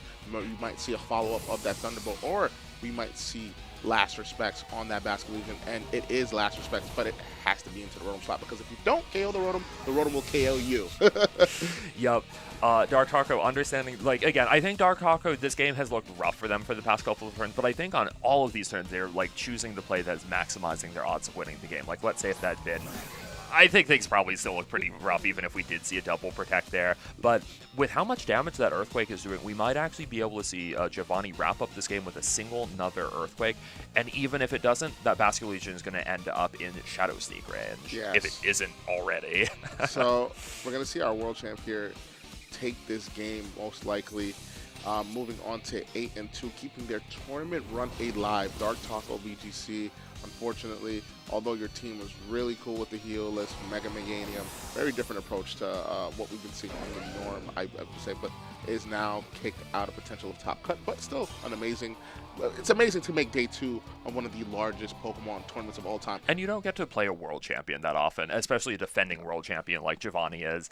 So I'm sure a very cool game for them to get to participate in, and not only play against a world champion, but take them to a close third game. Yes, taking a world champion to a close third game is amazing to see. I think that I've been talking to a couple friends outside of the the game a little bit, and I'm just saying, like, I love all our world champions, but I think that Giovanni, his world's run of last year, just showed like how much effort they put into a season. If you had paid attention to his season, he's had very, very strong performances, just not that win, right? Top 8s, just multiple good performances. And if you have conversations with this world champ, they know ball. Like, they understand the game of Pokemon at a very high extent, and it's just good to see that they're still competing. Although being the world champ, they're still actively competing and still showing why they are the world champ, right? Yeah, so, I know Giovanni especially has like been on top of the in-game ladder for Masters, with playing against thousands of people on the ladder and still coming out on top of that, as we see other world champions up there at the top of the rating. I think it's so important to know that you might be on top of your game, and it's something that you have to fight to defend. You have to make sure that you're not getting rusty. So we're gonna see a replay here. That Earthquake going into the double protected Pokemon. Our world champion predicting basically you're trying to get some damage onto that Venusaur. I'm not going to allow that, and we're going to see Rock Slide here. I think this is the turn we saw maybe the double flinch or a flinch and the miss. Yeah, flinch and the miss here. Hydro Pump is going to miss. When you run Hydro, you do have a chance of missing, and right there was not the turn that you would want to see for Giovanni, but I think that Giovanni managed these turns here really well. Having this dual Mega option was really cool. And it seems like we're going to be looking at the game prior with that Frostlass and Rotom Wash, that Scald Burn, not mattering so much, right? But Rotom Wash not even making it out of the turn to see that flame chip away at it. Yeah, and then we're gonna see that big bad Poltergeist from this Aegislash here doing destructive damage, picking up. That's just a one-hit knockout. The Skull counts, but that Poltergeist here just doing enough just to KO this Rotom was really cool to see. I think Aegislash is really one of the Pokemon that I want to see more of in this format, just because like different players are going to approach it so differently with that King Shield. Aegislash, like lowering its defenses when it turns into that sword form, is really the Achilles heel of the Pokemon, and being able to make decisions about when to keep attacking even though it looks risky for you to, or when to go for that King Shield and punish your opponent for hitting you with contact moves. It's just like a Pokemon that there's really like so much understanding it takes to use an Aegislash well. The only downfall to this Pokemon is the fact that this Poltergeist move can miss, so you could lose a lot of momentum if it does miss, so you got to be wary about that. But there's more pros than cons, obviously, and if you have a well-rounded team, I think Aegislash could just maneuver itself really well, even barring those misses, because there's turns that you don't even need to go for Poltergeist. I think especially think about some of those top Pokemon we were talking about earlier, like let's say Sneasler is a Pokemon that its standard moveset cannot do anything to Aegislash. You cannot hit it with Close Combat, you cannot hit it with Dire Claw, you cannot hit it with Fake Out, and it's going to be really tough to tack on a Throat Chop into your Sneasler this format. Aerodactyl, another Pokemon that Aegislash performs really well against. It's almost like kind of the same thing as Aerodactyl, where it's a Pokemon kind of defined by some of its good matchups against other top Pokemon, but that's probably not giving it enough credit, just considering how strong that Poltergeist is into really such a huge chunk of the format. Yeah, just to piggyback on what we were talking about prior about, our world champ, playing on the ladder. I do think it's cool that they're playing on the ladder and they're also calling out players like, hey, I just passed you. You're at like 2,400 elo. I'm at 2,410. Got to get your game up. So I like that the world champ is actively showing why they're our world champ, and also testing other strong players to also actively grind and play on the ladder too. So I think that's pretty dope to see. I know very recently on ladder players hit 2,500 for the first time. Not sure if Giovanni has made his way up there yet, but I also have a feeling it might not be that long if he decides that's going to be his next goal in mind. Yeah, maybe they were just practicing for this tournament here, probably taking a break from the ranked battles and just focusing more on best of 3 play. I think their team is well rounded in the best of 3, right? I think Choice Scarf Garchomp is such a easy Pokemon to use, especially if you're a strong player. When you're able to position pieces correctly, Garchomp is one of the best Pokemon in that sense, and just being able to have that fast Rock Slide and Earthquake. But guys, this is the end of round 1. We are going to pass it on to our host, Skraw. Skraw, take it from here. What an insane start to our day 2. We saw 2 of our undefeated players fight as hard as they can to keep their perfect record. Even for our undefeated players, they need to win 4 more sets to make it out to our top cut. 3 more now. And we've gone from that to seeing Giovanni Siski, the Pokemon World Champion, fight for his life. He needed to win that match, and he's going to have to win 5 more in a row to keep things going. But before we get into round 10, I want to tell you guys one more time about the sponsor of this tournament, Surfshark VPN. So, let me tell you this. Did you know that every time you go on sketchy public Wi-Fi at a cafe or even a library, you're taking a huge risk? Bad actors will use public Wi-Fi to steal personal information and sell it, or even infect your computer. With Surfshark's VPNs, you can protect yourself from anything like this so that you will be safe whether you're traveling or just at a coffee shop near your house. Thank you so much for Surfshark VPN for making the Grand Champions Festival possible. Check the comments that are circulating every half hour for a discount code. We'll be back very soon with round 10 of the Grand Champions Festival.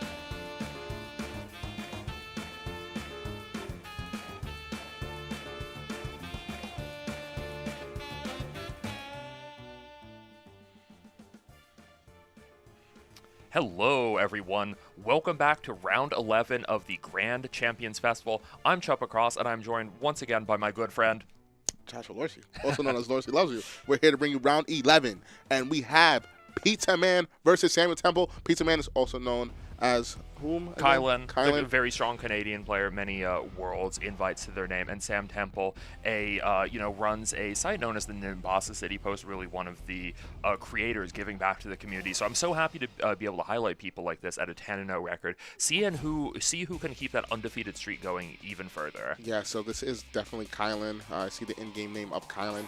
Aerodactyl on the end of Samuel Temple here going Aerodactyl and Incineroar, and we're going to see Floette and Talonflame here on the end of Kylan.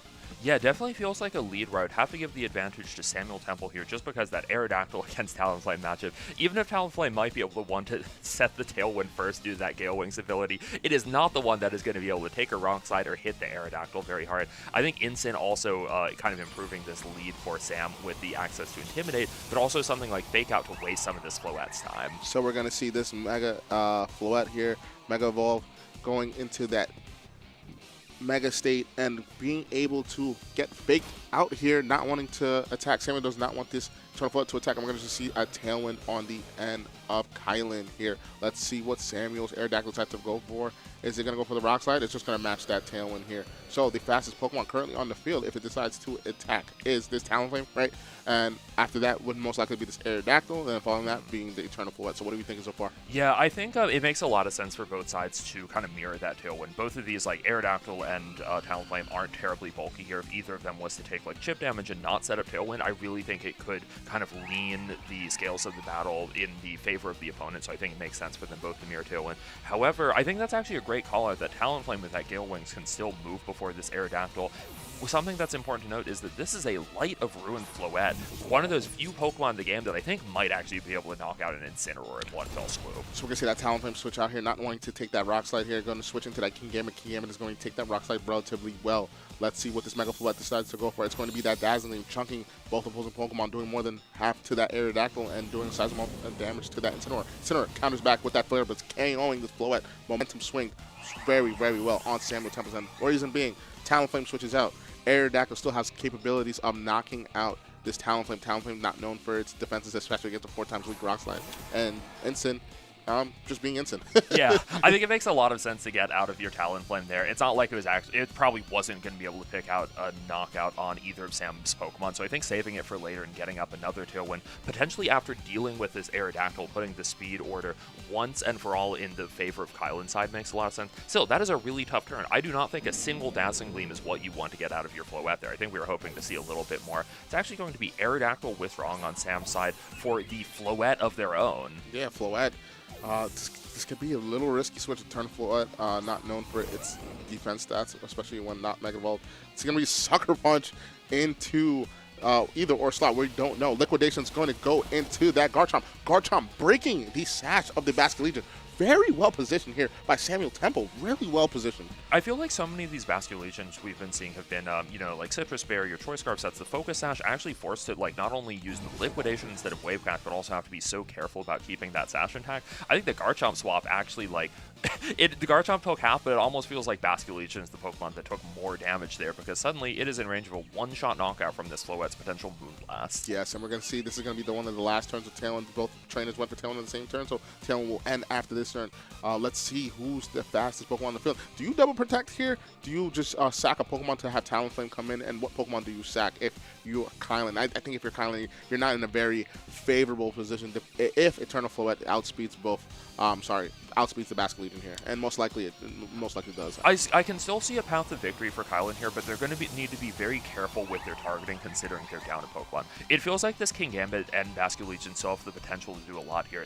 Floette, like you said, a very physically frail Pokemon, something that could go down to just one Iron Head from a Kingambit, but it's actually going to be a Sucker Punch failing from Kingambit as Garchomp goes for a Swords Dance. Wow, Garchomp not being able to attack this turn. It's going to be just straight up Light of Ruin, deleting this Basculegion. I don't think Basculegion deserved all that. Come on, Samuel. You could have went for a Moonblast. I think I would have done a decent amount. But no, you want to delete this Pokemon here. Floette's going to take some recall here, but that's not going to matter too much. Garchomp being able to go for a Swords Dance, ignoring the Sucker Punch on the end of Kylan. And I think that Samuel is in a very promising position here, because Talonflame, although Acrobatics is a very strong move because you don't carry an item, it's not going to be doing sizable amount of damage to, to go for like Acrobatics or Sucker Punch into the Garchomp. I don't think Garchomp is going to get off the field from that unless a crit happens. So we're going to just see an Acrobatics into enough? Oh, no. Not quite. 1 HP left for that Floette and 1 HP too many. This Sucker Punch is able to deal with Garchomp, but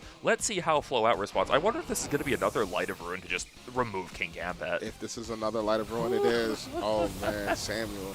This is such a cruel Samuel, move. It's like the animation's as good as something like the Hyper Beam Sylveon. Just like when you know that's coming out, you know there is about to be one fewer Pokemon on the field. I can't believe this Pokemon. I can't believe it. Being able to pick up 2 crucial knockouts, but let's not undermine the fact that Samuel positioned himself well to be in this position, right? Being able to pick up the knockout on the Basculegion, switching that Garchomp in, breaking down that Focus Sash, getting rid of that, and also going for that Dazzling Game, doing sizable amount of chunk damage to that Kingambit. I mean, Light of Ruin is a great move, and being able to put yourself in position and just having it hit is a great feeling. But we're going to see the Incineroar come in and the Aerodactyl. Two Pokemon I think Talonflame does not want to see here. I definitely think we see Samuel Temple here taking game 1 against a world qualified player of Kylan. Yeah, I have to wonder if I don't think I see a path to victory for Kylan here, but maybe with the right amount of acrobatics crits, if anything. Because I do think an acrobatics crit would be able to knock out either of these Pokemon, and due to that Gale Wings ability, it will still be moving first. That's actually just going to be a Fake Out and a Protect from Samuel Temple, making progress even as the Talonflame goes for Protect of its own. How is Talonflame going to respond here, though? Because, like I said, this acrobatics does have a small chance of just being able to remove either of these Pokemon instantly. You would need a double crit here. First, you need to start off critting the Aerodactyl. Let's see. Oh, yeah, crit would have gotten there. Yeah. Crit would have gotten there, so there was definitely a chance. It's a 110 power move. Talonflame is really no slouch. Well, maybe when it comes to tanking rock slides, it is. Yeah, I don't think Talonflame has enough to take those rock slides. Talonflame is going to faint. Samuel Temple, Nimbasa City creator, is going to take game 1.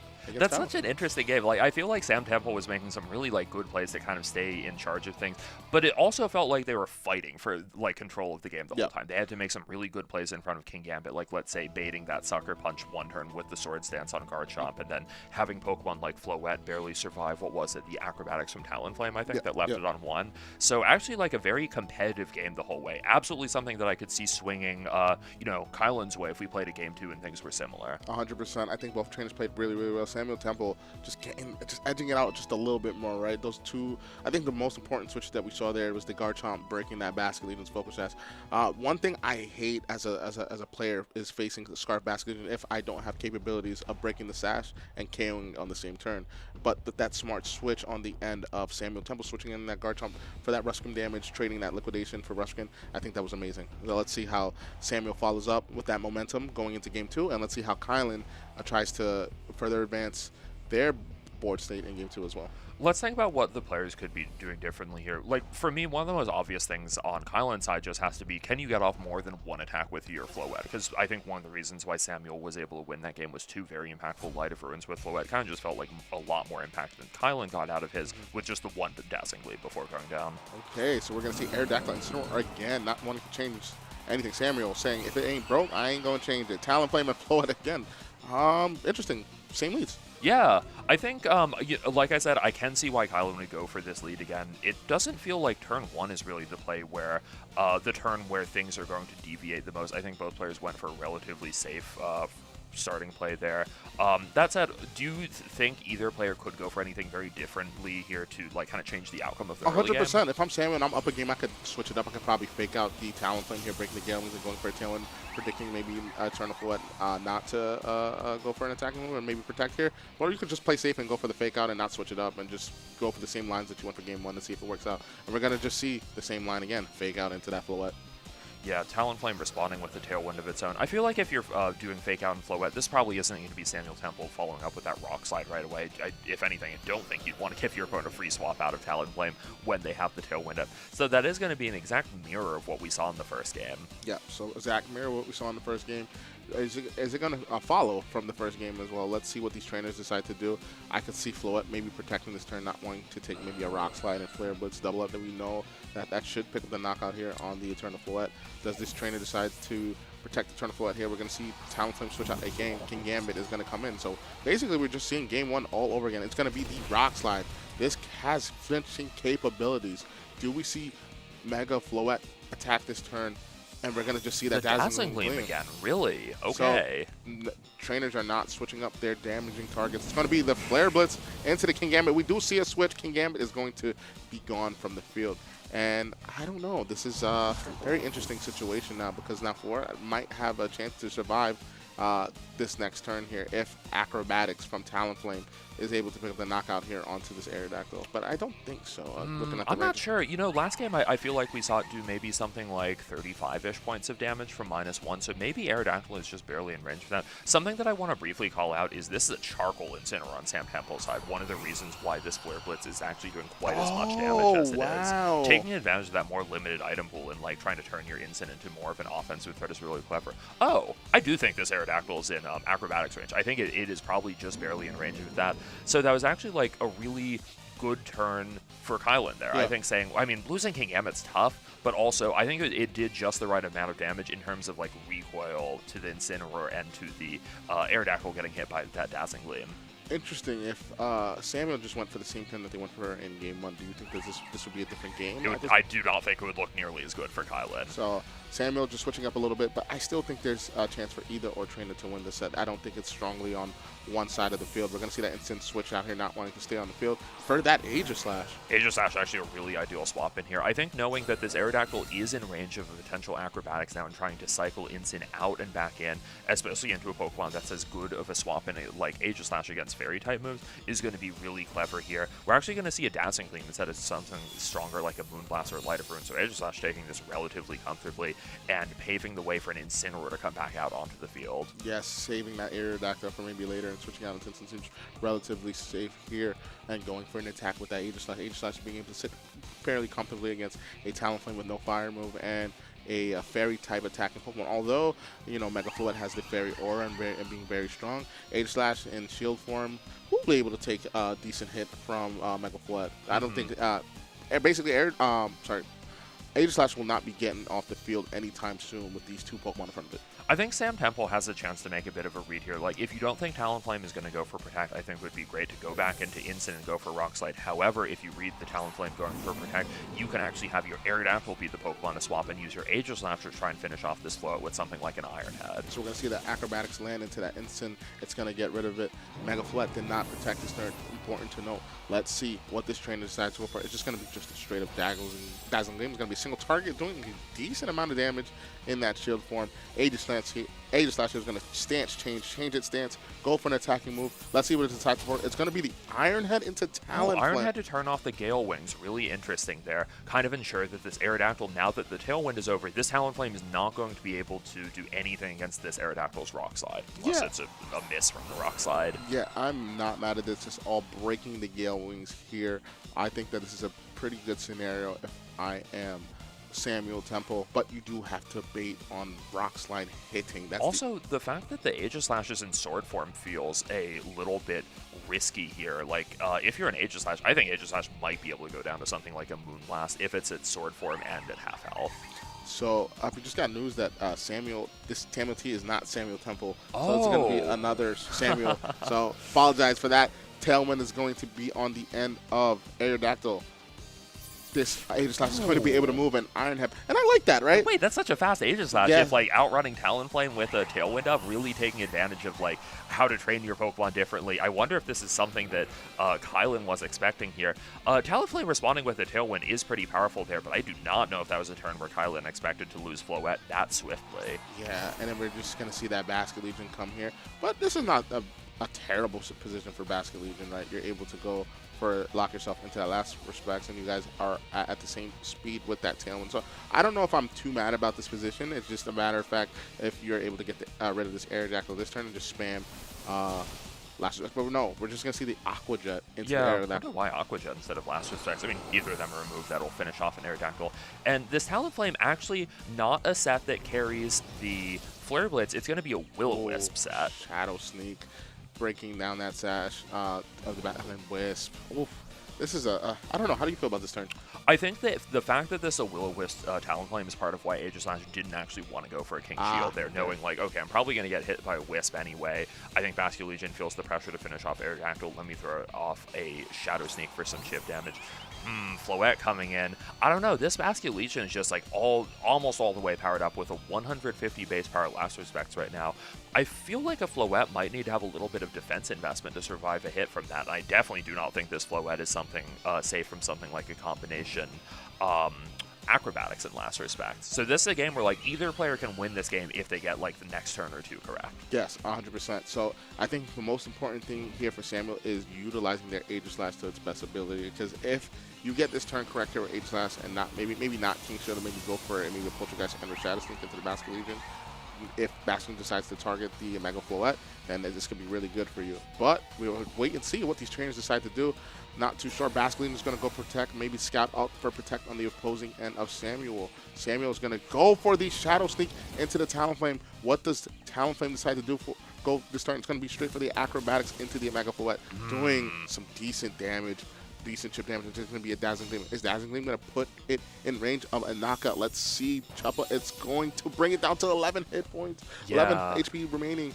That acrobatics onto Floette really chunky, like absolutely putting Floette in range of a follow attack from Bascule Legion. And I don't think Bascule Legion is in range of something like a Shadow Sneak right now either. I think based on how much the last one did, factoring in the burn, I think Bascule Legion is going to live to see another turn. I don't know if we can say the same thing for Talonflame, though. Again, this still feels like a turn where both players, like, if they know what their opponent is targeting, they will be able to find, like, a path to victory here. Yes, and I agree with you, Choppa, here. But I think that if I'm Samuel, I'm feeling really good because you still have to make a decision if you're Kylan, right? It's either if you don't go for acrobatics plus last respect in the Floette, my Aegislash could probably just knock out with maybe a Poltergeist. And if you don't attack basically, you have to target Aegislash here and you have to target Floette, but I think you have to knock out both on the same turn in order to get this turn correct here. So we're just going to see Talonflame Protect. Talonflame Protect, okay, how is Samuel going to respond? It's no Protect, it's just an Aqua Jet into that Aegislash, but Floette going on the offensive itself. I think this Dazzling Gleam is going to be enough to kind of rig the game in Samuel's favor. So yeah, that Dazzling Gleam is going to be able to knock out the Bascule Legion. So now this is going to be led up to maybe a crit on acrobatics to bring Kylan back into the game. So yeah, that turn was really awkward there. Like I think in that turn you had to pick up a double knockout, and unfortunately I don't think you can in that scenario with the damage output from Talonflame. Oh, assuming that it's something like maybe Poltergeist, the Aegislash, and Dazzling Gleam at the same time. Yeah, you know what, that probably is a really safe play actually. I am not sure how Kylan was going to stop it at that point, short of something like a crit, which we do not see here, which is going to be enough for Samuel to end the game with another Dazzling Gleam from the Eternal Form Floette. So Aegislash showing to be the MVP of the set here, just doing damage when it needs to. That Tailwind into Ironhead play, probably catching Kylan off guard, not expecting this Aegislash to be, on the speedy side of things. So seeing Aegislash kind of sneak away that game too there was pretty promising and pretty nice to see. Yeah, I think one of the other stories of that set for me was just this interaction against Talonflame and Aerodactyl, where like Talonflame is definitely no slouch in that matchup. It can find ways to win that matchup against Aerodactyl, especially due to that like Tailwind potentially going first. However, I think in the long game, as your Talonflame like loses HP against Aerodactyl and you don't have that Gale Wings active anymore, that's when things really start to look up in Aerodactyl's favor, and where we saw plays like that, the Floette going down to an Ironhead from Aegislash. Yes, yeah, the Aegislash breaking this, the Gale Wings on the Talonflame was really amazing to see. Tailwind into Ironhead into Mega Float was really, really great to see, and then that last few turns really just came down to being able to knock out both opposing threats on Samuel's side if you're Kylan, but just the damage just wasn't there. Yeah, I think, I wonder what other things we could have seen on Kylan's side in that matchup. Maybe something like the King Gambit lead calling out an Incineroar, but we'll have to see it another time. Looks like we are headed right into another game between Big Mike, OG, and Ivar. Ivar, a player that we had a chance to feature yesterday. I believe these players are also at a record of 10-0, so other people fighting for an undefeated record. Yeah, Big Mike OG is I believe, a New York, New Jersey, Pennsylvania, I think. Yeah, someone that's been at our same local events for a long time. Yes, he's been playing Pokemon for well over a decade now, and we have Ivar. I'm not too sure about this trainer, but they have a very interesting team with the Pavilion, Mega Delphox, Sneasler, Garchomp, Whimsicott, and King Gambit. We're going to see Garchomp on the end of Big Mike protecting here. Sucker Punch is going to go into the protected slot, and Rock Slide here on the end of Ivar, trying to get some damage or some chip or maybe some flitches. But King Gambit being able to avoid the Rock Slide and go for the low kick into the opposing King Gambit is going to get rid of this King Gambit. Big Mike making a very stellar play so far into this. We even want to say it's game one. Yeah, this is actually kind of similar to the matchup that we saw Ivar play out on stream yesterday, where it's like actually a Delphox mirror where both sides had some similar tools, like I believe both of them working with the Delphox. So kind of interesting to see them in yet another Mega Delphox mirror. Yes, so Mega Delphox mirror. Mega Delphox proving itself, I think, so far in day two. Unfortunately for us, we don't know what game this is. The game this is for these trainers, but nonetheless, two strong trainers. I think Big Mike is actually 9-1. Yeah, 9-1 record as opposed to 10-0. Yeah, so 9-1. So still a strong record here, and let's see, they're still fighting for their tournament life here. Both trainers are seen to have two Garchomps that we're seeing a Pokemon a lot of. But one is holding the Choice Scarf on the end of Evar, and the Garchomp on Big Mike's end has the Citrus Berry. So that longevity is really good to see on the end of Big Mike. We're going to see Delphox going for a Mega Evolution here. Still under a lot of pressure from something like a Sucker Punch from the King Gambit, though. I wonder if this Delphox has enough defensive training to survive one of those. We are about to find out. That is Delphox going down to 1. That is not a defensive enough Delphox for a hit as strong as a Sucker Punch from King Gambit. Yes, this Sucker Punch from King Gambit. Also to note, this King Gambit is the focus Sash King Gambit, so you need to attack it twice if the Sash is intact. And Garchomp here on the end of Evar being scarfed and going for the Rock Slide. And Scale Shot. Big Mike wanting to get his speed. Going for that Scale Shot. Doing Only about 3 hits. Not quite enough to get the knockout.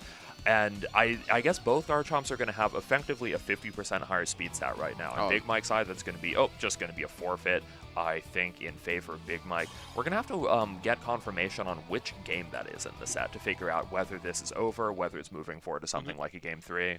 So really cool. So that was Game 3, guys. We just got confirmation that was Game 3. Really cool set to see on Big Mike's Garchomp, right? Scale Shot. Scale Shot, that something that we've been seeing. We've seen a lot of strong top players running Scale Shot. We saw Rogov. I know Rogov was using it. Even before we started playing, we were talking about this and wondering, like, I think Rogov is using that Dragon Fang Scale Shot set. Just wondering, like, how much damage is this capable of?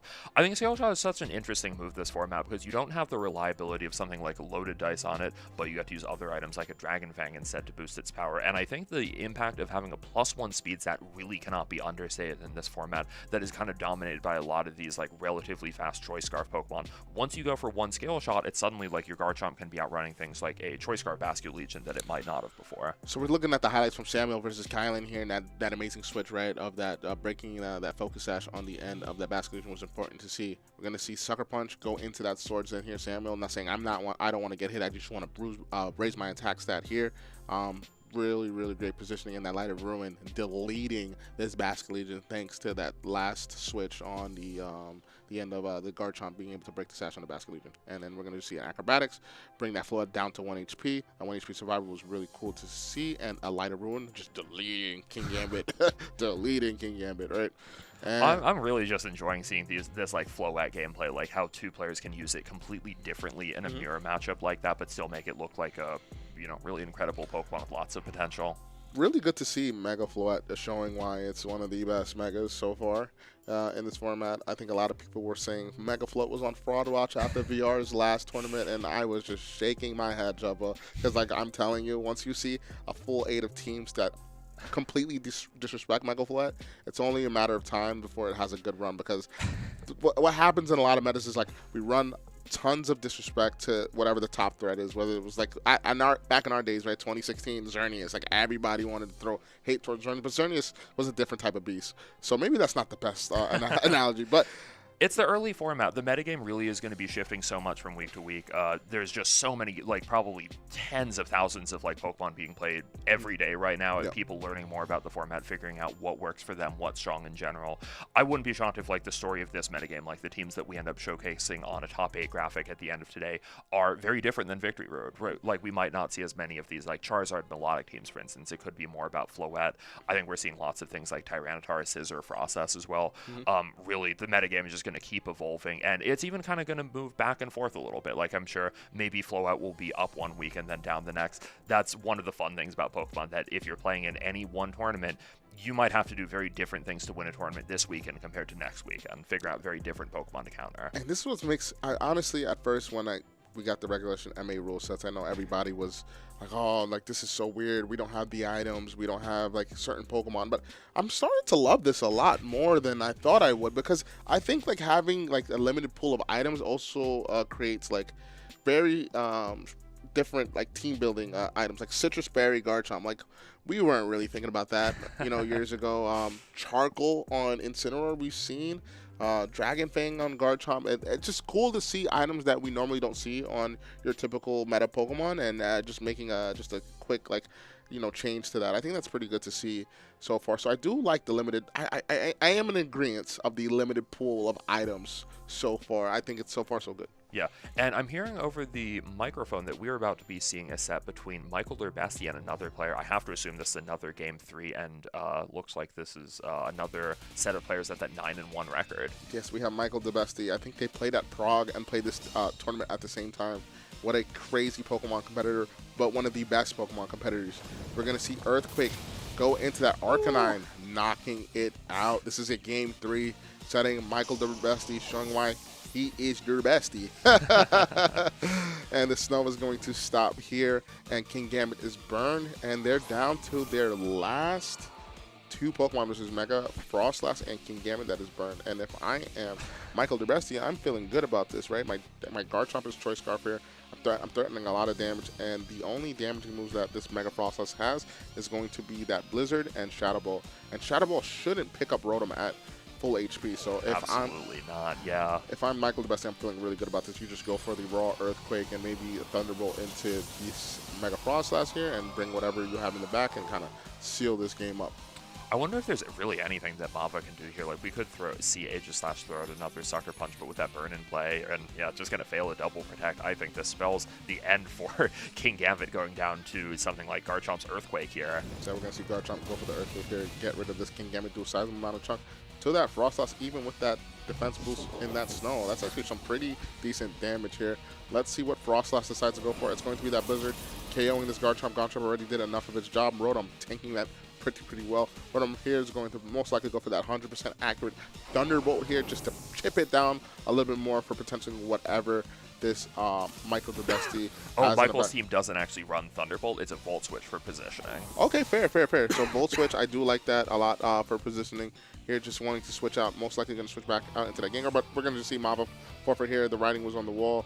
Not much damage output left, and having a Mega Gengar in the back that is potentially faster than this Mega Frostlass is not the Pokemon that you want to see if I'm Mava, especially in a 1v, I think, 3 situation. Yeah, I wonder what went on earlier in that game, just because by the time we had tuned into it, things looked very, very cleanly over for Mava at that point. I wonder if Gengar had trapped Pokemon on the field kind of at the wrong point in time, leaving Pokemon like maybe King Gambit and the Hisui and Arcanine stranded against a Garchomp who, you know, now that we don't have Terra, can't do anything to get rid of that colossal ground-type weakness on either of those, and kind of helping seal the game in Michael's favor. Yeah, Michael moving on to a 10-1 record. 10-1 record. I wonder what's their combined wins and losses from Prague in this event. I think that's, even he's known to play like multiple formats in the same setting. Like, he's very just, you know, he's just a very strong Pokemon player, very singles and doubles.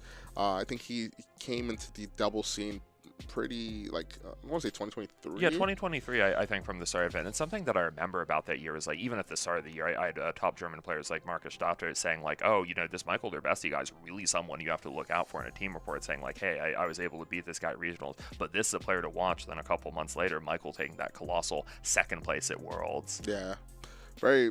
And then he's top 4 worlds or top 8 worlds, I believe, in so subsequent years after that. So yeah, this is probably going to be one of the craziest Pokemon stories in the next couple of years. If Michael decides to keep playing Pokemon, he is going to be definitely one of the top 5 Pokemon players of all time, in my opinion. But you know, that's just my opinion. I think that Michael definitely has shown why he's up there with the GOATs. But we're going to see, we got some bonus coverage here. I don't know. We have. Yeah, I think we're actually going to leave you guys with some of these bonus matches and hop to a break right now. But thank you so much for tuning into the tournament, and we'll see you again for the next round very soon.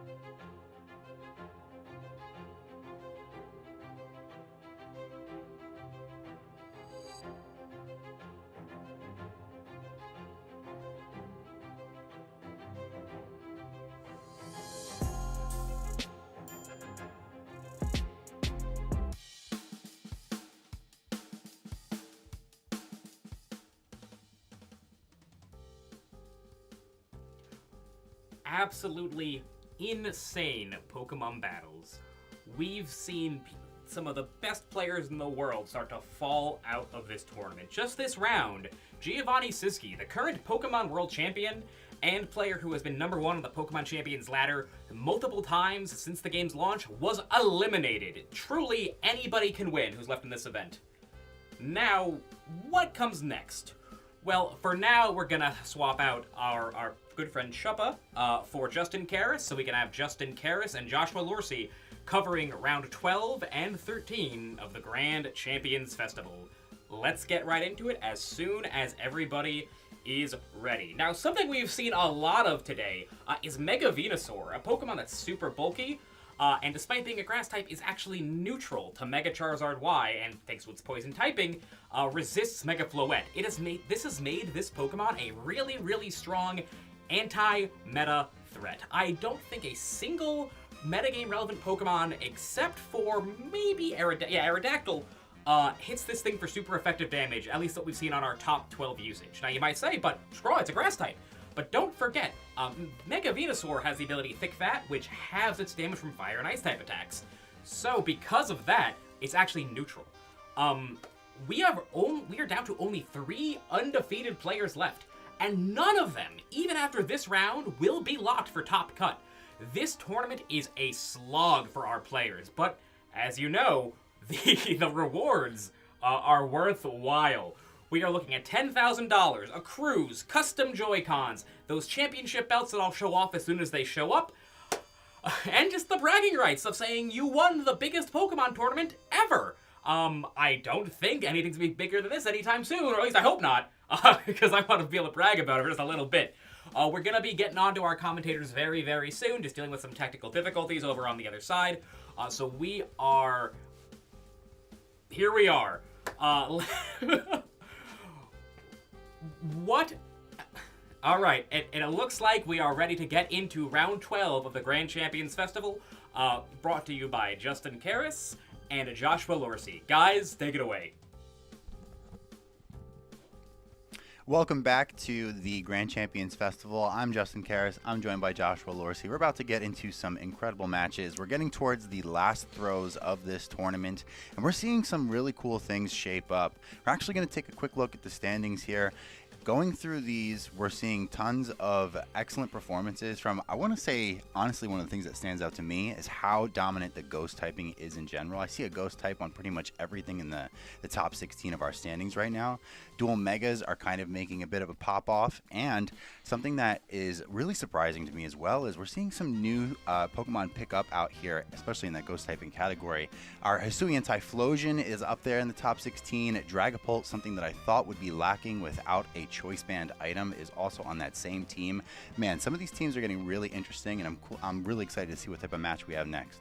So yeah, some really cool teams, some really exciting item choices trainers are using, right? We've seen Dragon Fang on the Garchomp. We've been seeing Citrus Berry on Garchomp. I think that's been picking up pretty decently. Just to double back on the item choices, I think that's really cool that players are not deciding to use the norm of items on most teams that we've been seeing. They're just trying to branch out and see, what can I edge out with this item and how can I use this. We've been seeing Focus Sash on Basket Legion. I wouldn't say it's the normal, but like it's used, right? Citrus Berry on Basket Legion as well, Choice Scarf on Basket Legion. Like everybody's trying something different, and I think that's really good sign in the early metagame. Yeah, one of the cool things about having a more limited item pool is that when a lot of your Pokemon are kind of competing for valuable items that they really want access to, the Choice Scarf and the Focus Sash are two excellent examples. Maybe you have a Pokemon that is going to really want that item on your team, something like a Sneasler. Maybe it's fighting for the Focus Sash. What do you actually decide to put on the other Pokemon that was maybe wanting that Focus Sash? Maybe it was the Basket Legion. Choice Scarf in that case probably sticks out. But what if you have your Choice Scarf on something like a Garchomp? Then you have to get a little bit more clever. Mystic Water becomes a lot more viable. Maybe you want to go for a bulkier Citrus Berry variant, and something that players can afford to do with access to more prevalent Tailwind options, something like Aerodactyl. And how people are kind of shuffling those items around is very cool. That limited item pool, that's kind of just the positive externality that we're seeing about it. But I think, with the way that the item pool is set up right now, it's interesting because we have the options for Mega Stones. A lot of these Pokemon that we're seeing on these teams are, in some cases, potentially able to carry a Mega Stone, something like a Garchomp, even though it's not the most common thing to be on a dual Mega team. Aerodactyl being pretty much one of the ones that I'm seeing the most frequently. Charizard, Kangaskhan, you can kind of buy yourself back a couple of those items that your teams are lacking, different coverages for. But Dragon Fang is a really cool thing that you mentioned, yes. One thing to also note is that when you do have these dual Mega teams, it does open up for more item selections for the 4 remaining Pokemon on your team, which I think is really slept on, right? Seeing that most players that we're seeing that have been showcased on stream are just opting for that dual Mega, just having those 2 modes, and we saw how good that was in certain matchups that was already on stream today and yesterday. So I'm really liking a lot of dual Megas with the Charizard and Mega Frostlass, but it seems like we have our 2 trainers, and we have Dung Yum, which is a very known regional champ, a Milwaukee regional champ of 2024, I believe, versus Tokap Lotus M. So we're going to get straight into these battles. We're going to take a look at these team sheets, and let's see what these trainers decide to roll with. Dung Yum is going to have the Charizard Y and Venusaur team with Rhyperior, Fergraph, Basculegion, and Incineroar. Yeah, I'm excited to see if maybe that Rhyperior does end up hitting the field. For now, we're going to have to stick to some of the more common pieces in the meta that we've been seeing lately.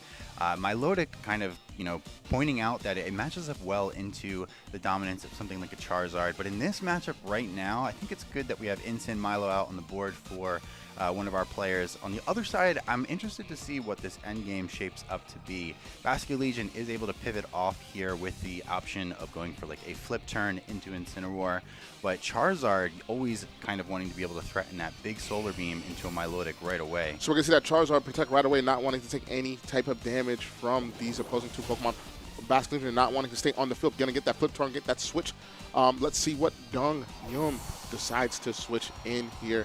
Could switch into the Venusaur, could switch into the... it is the Venusaur, so Venusaur is going to come in and is going to be able to sit very comfortably in front of this Milotic. Milotic here is going to just go for the Icy Wind. It's going to reduce the speed stat of Venusaur by 1 stage, but actually not. It's going to avoid. It's going to avoid that. And actually a really big call out here. We're seeing the instant call out with that Flare Blitz, going to bring that Venusaur down to its Focus Sash. Do we get a little bit of justice and maybe a burn for that Icy Wind miss?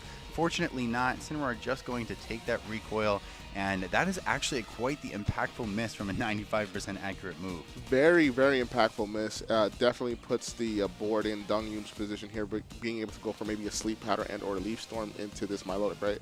Incineroar should probably go down here from a Weather Ball, depending on how these trainers train their Pokemon here. More than likely, I think Charizard Y will be able to pick up Incineroar at this range, but, depending on how Incineroar is trained, it may withstand this hit. But Milotic here is very scared of a Sleep Powder. I think being able to get the Sun up and go for that Sleep Powder in time could be very, very advantageous, but missing that Icy Wind on that Venusaur was very crucial. Yeah, and I think that it's, you're kind of positioned well to maybe threaten the KO on that Milotic. Because of the higher base power on Leaf Storm, I wouldn't be surprised if it does get the one-shot into that Milo, but you pointed out very accurately that Weather Ball is a pretty guaranteed KO here in this Incineroar. There is no Assault Vest. That Weather Ball with the boost is absolutely going to get the KO. And instead of actually opting for damage, Venusaur looking to go for a Sleep Powder.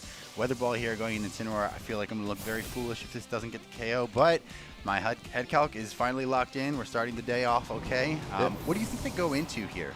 So yeah, unfortunate miss. I think you could potentially go into the Ninetales here and revert that Sun and get that Weather, but no, we're just going to see the Garchomp here. Garchomp here on the end of Tokap is going to be a Mega Garchomp at that. So very interesting to see a Mega Garchomp in this tournament here, and especially with a good record of 9-2. Let's see what Milotic decides to do here. Milotic is going to switch out. Probably Ninetales. Oh, yeah, and take away the Sun, take away the Chlorophyll, get that Rock Slide. Garchomp being one of the few Pokemon that does naturally outspeed Charizard in this metagame, while still kind of having access to a pretty decent bulk. But Venusaur going to double protect along with its partner Charizard there, and now they're kind of trapped on the board, but you do preserve both of these Pokemon to potentially reposition them for later. Yeah, you do preserve both these Pokemon, definitely position later, but we do have Tokap with the nasty plot Freeze Dry Moonblast Ninetales. So potentially if this Garchomp is able to outpace both the Charizard and the Venusaur here, You could definitely probably just go for a Rock Slide and maybe a Nasty Plot,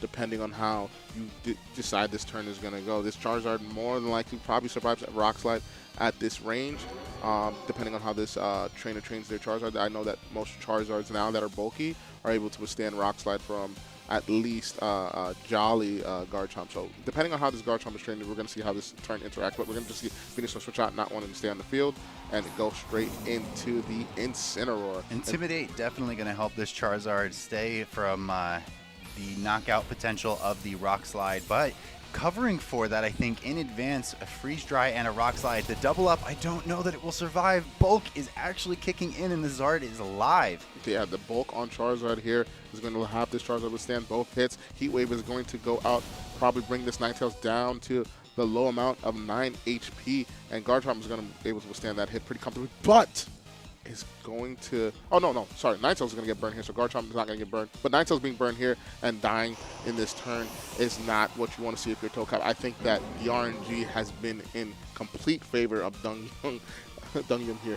Yeah, and that's the top player privilege that we talk about. Unfortunately, when you need the burn yourself, your opponent's going to get it on you. So that was absolutely devastating. That was probably the worst thing that could have happened there. Ninetales being able to kind of tank a move like that with its natural bulk is awesome, but it even had access to the Focus Sash, so it's not like it was going to get around that burn in any way. On this turn, though, we will see Dongyum end up swapping that Charizard into the Scarf Basculegion. Basculegion going to pretty much be able to clean the game up here by itself if it comes in and doesn't take too much damage. We're going to see that fake out into the Milotic here, flinching this Milotic, not wanting it to move. Milotic is going to recover here from leftovers, but Garchomp protecting here makes a lot of sense. It didn't want to get itself faked out or parting shot on, but I think it's just a little too late. I think the Icy Wind miss onto the Venusaur was really, really crucial, putting on the momentum into the Dungyum's favor, and also getting the knockout, the knockout with the burn onto the Ninetales really kind of sealed the deal and pretty much give Dungyum the game one here.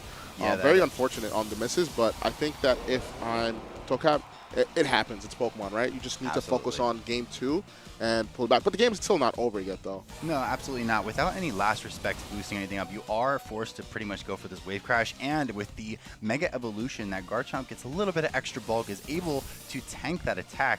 Fortunately, Mega Garchomp doesn't really have the best offensive ability afforded to it, so it's not going to get anything to kind of fire back into that Basculegion, not doing enough damage. That Basculegion is a bit of a chunky fish, and Milotic going to pretty much, give us the speed control advantage, remove what would be a benefit from the Choice Scarf, and unfortunately, instead we're going to take the KO on that Garchomp. Things are looking really bad here for Toka.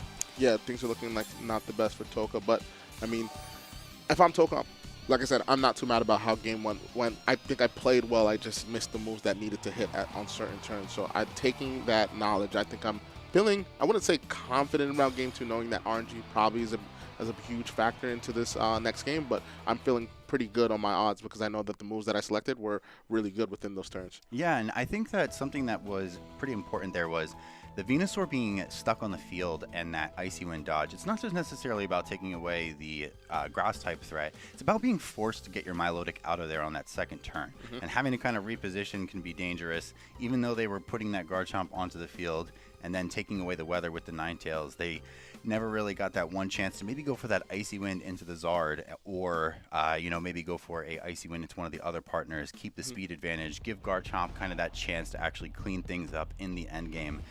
Something I am a little bit curious of, though, however, is on the turn where the Garchomp Mega Evolves, it is one of the few Megas that loses speed points when it Mega Evolves.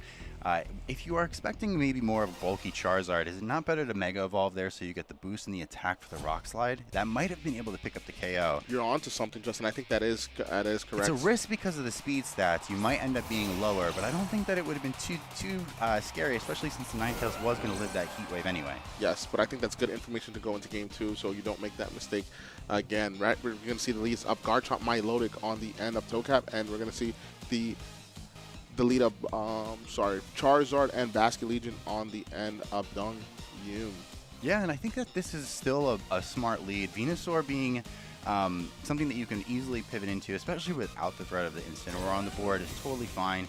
Garchomp going to just kind of play it safe here. It's good to keep that HP pool a little bit higher, especially with the late game Basket Legion being able to threaten pretty much a one-hit KO if you take any chip with Wave Crash. Yeah, so that Wave Crash is going to go into the protected slot and not do much. Icy Wind is going to neuter the speed of this Basket Legion from being a Choice Scarf Pokemon to just a neutral speed set. So this Garchomp should now be able to outpace this Basket Legion.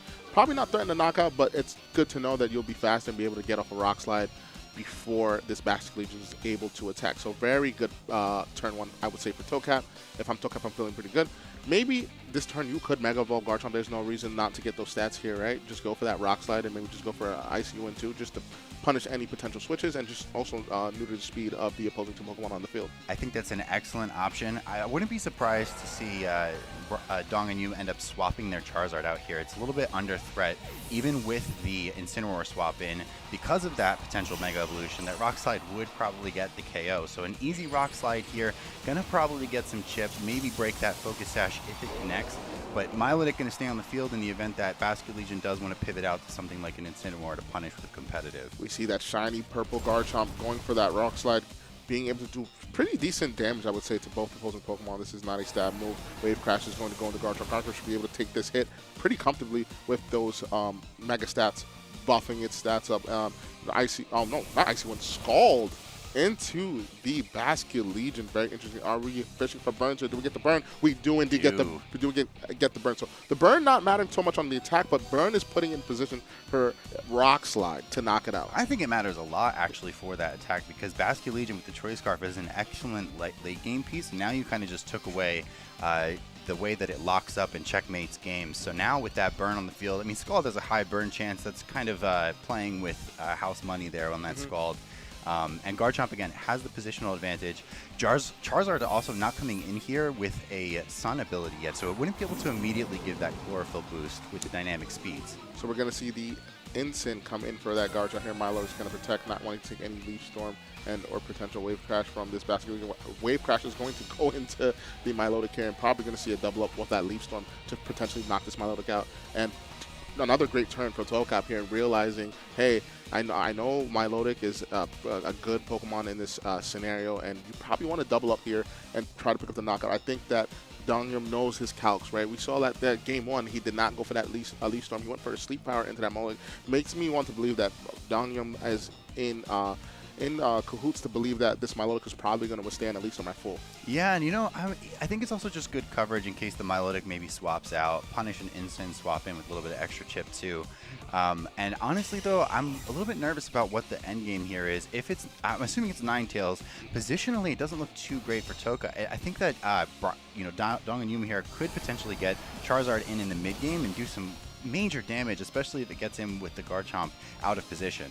So that Wave Crash here is going to do some really decent damage. Being able to get that considerable damage on to Incineroar, I think I'm feeling pretty okay with that. Charizard Y comes in here for free and protect on Venusaur. This is not a bad turn if I'm done.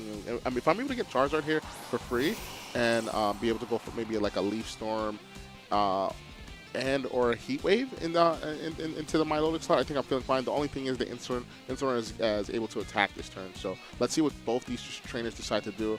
I think more than likely we're going to see a double up here from Leaf Storm and Heat Wave into the Milotic slot. Oh no, just an Air Slash, not even a Mega Evolve here. Just fishing for maybe a flinch onto Incineroar, just getting some decent damage off. And a double target actually into Incineroar, getting it off the field.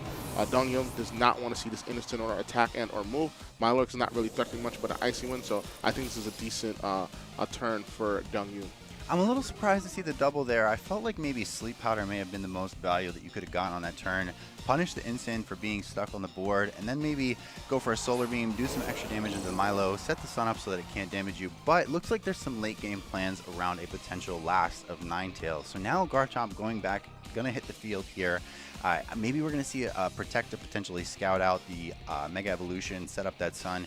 Then you have the option to go for the swap into the Ninetales, get a Rock Slide off. I think Dongyum's best plan here is maybe to preserve the Sun one more turn, go for a Protect. It was nice that they kept it and just went for the Air Slash on last turn without the Sun or the Zard boost. It was an excellent position to do that. Charizard here is going to just protect, not wanting to take any damage here. Venusaur protecting, maybe scouting out to see what ToeCap decides to do here. It's going to be the Dragon Claw, not wanting to miss any moves here, wanting to go for the Venusaur and the Scald. We're basically calling out that they were not going to go for the Mega Evolution there or the Protect, and then they have the ability to do that this turn with Ninetales in the back. But even still, there's a chance that if you go for Protect here, you kind of have a double down of getting that Icy Wind as a reassurance, and then Ninetales can come in the late game. The only problem is it depends on what Dongyum has in the back. If it's something like an Incineroar, which is what I would probably expect, if they double into this Milotic right here, they get the KO, they're going to look very clean to be able to win this entire match. One thing to note, Justin, we did see Icy Wind go off. Is this Venusaur going to be still faster than the Garchomp? I would still expect it to, especially with the Focus Sash set. It's more likely that the Venusaur is max speed, right? Yeah, we're going to see Garchomp Protect here, not wanting to get hit by any attacking moves. Leaf Storm is going to go into the Milo. It's going to put it at 16 HP. So, yeah, I think that Wave Crash and Leaf Storm was definitely calculated on the end of Dongyum King, like we were talking about earlier. And an Icy Wind now putting the Venusaur back at basically neutral speed, right? The Chlorophyll doubling up its speed, 2 Icy Winds, puts it back at the speed that it is without Sun. And Icy Wind into Zard makes this Charizard slower than both Garchomp and Milotic, but Milotic is going to faint here due to Heat Wave. Now, the only thing that's a little bit awkward about this position in terms of managing the weather, I'm assuming that the Ninetales is going to be the last here. Once it hits the board, with the Venusaur now being at -2, you'll have one Pokemon in the back that you can swap into. You don't really get anything from the benefit of Chlorophyll. You're the slowest thing on the field, but you also can't swap both Pokemon out at the same time. Yep. So honestly, this looks very, very good. Very well played for ToeCap here. And honestly, I'm not sure that the Garchomp even needs to risk going for something like a Rock Slide. You can probably pretty easily throw out some Freeze Dries here and Dragon Claws, and it would get the KO and punish almost anything that comes in. We're going to see that Venusaur switch out, not want to stay on the field anymore. Incineroar, the big bad. Incineroar is going to come in and intimidate this Garchomp here, bringing it down to a -1 attack. -1 attack on the Ninetales is not going to matter. Charizard protects, not wanting to take any hits. Let's see what this Garchomp on the end of ToeCap decides to go for. ToeCap. Ninetales actually goes for the nasty plot, punishing the switch and protect turn on Dongyum, and this Garchomp here is just going to go for Rock Slide, not wanting to play any games with this Charizard, wants to get rid of it on the field, but Charizard decides to protect. Instant takes a decent amount of damage, and now Ninetales at +2 attack is in a pretty solid spot, having that Moon Blast, also having that Freeze Dry. I think here you could just double protect from that fake out and then start going for damaging moves in the next turn. Yeah, and what's a little bit scary though is the Venusaur would be able to come in for that Charizard slot with the extra fake out pressure from Incineroar. It's probably more likely that you would throw that fake out into Ninetales, but there's also always the chance that the Zard stays in and the Incin goes for a fake out into the Garchomp and you rip a Heat Wave. Heat Wave probably has a chance to put that Ninetales down to Sash. So let's see if that's what ends up getting called out here by ToeCap. So both protecting mons here don't want to get faked out. Let's see what Dongyum decides to go for. It's just going to be the fake out into the Ninetales, wanting to break that Focus Slash and Air Slash into the Garchomp, just splitting damage there. Interesting enough, I think Garchomp still would have been faster that turn, so very curious on why Dongyum decided to go for that play. So now with the chip that we've already seen into this Garchomp, or into the Charizard, I believe it's still in Rock Slide range. It's really the target that probably wants to swap out here. So you're looking at the next board of where Venusaur comes into that board. Do you try to get the KO here on the Incineroar? Go for a Rock Slide, go for that +2 Moonblast. I think with the Shuka Berry on the Incineroar, it's not a Citrus Berry. It's probably not going to live that double up. The problem, though, is that you're going to end up with a final board of Venusaur and Charizard if this Rock Slide does connect. Rock Slide is going to connect both Pokemon. Venusaur is going to live on 1 hit, 1 HP, and Charizard's going to come back out, bring the sun out, and Huge survival. This gets dicey, right? Yes, absolutely. Ninetales is Focus Sash, so Venusaur needs to prioritize getting a Sleep Powder onto the Ninetales, I believe, right, this turn? It's also potentially going to come down to speed stats, because if this Garchomp is, for some reason, faster than the Charizard on the other side, it's not out of the realm of possibility. Sleep Powder and a Weather Ball into the Garchomp, Sleep Powder into the Ninetales first, then the Weather Ball possibly into the Garchomp, might get the KO. Now, the extra bulk may keep it around. This is not a very guaranteed turn. There's a lot of ambiguity in what can happen. So what would you do if you were here? If I'm Dongyum, I'm probably double protecting here just to scout out for any protects, just to kind of get a confirm of where I can do the following turn. But like you said, there's so much that could go on. I don't think there's any correct play. Now it just comes down to who does what. And I guess 50-50s. I think with the amount of HP that they have on their Zard, it wouldn't be the end of the world Leaf to go for a Storm. Leaf Storm into the Chomp, but it misses, and that is going to be a massive miss. There is always a balance in the scales with RNG. That means potentially that now Tocap has the way to win this game. I think especially with the Sash intact. And the Garchomp does outspeed. It gets the Rock Slide and is able to get the KO, not even having to worry about anything potentially like a Heat Wave burn, once again ruining things. So now we are going to be entering a Game 3. That was some excellent adjustments from Tocap. And honestly, going into a Game 3, we have a bunch of different pieces on these teams. What do you think these players are inclined to do for adjusting? Oh, that's so annoying. I mean, I guess it's just revenge from Game 1, right? The RNG was definitely in the favor of Dongyun, but I think Game 2, Tocap was playing pretty well, right, throughout the every turn. And seeing as though now we have basically confirmation that the Mega Garchomp on the end of Tocap is faster than the Charizard Y on the end of Dongyun. That's really good information to know, right?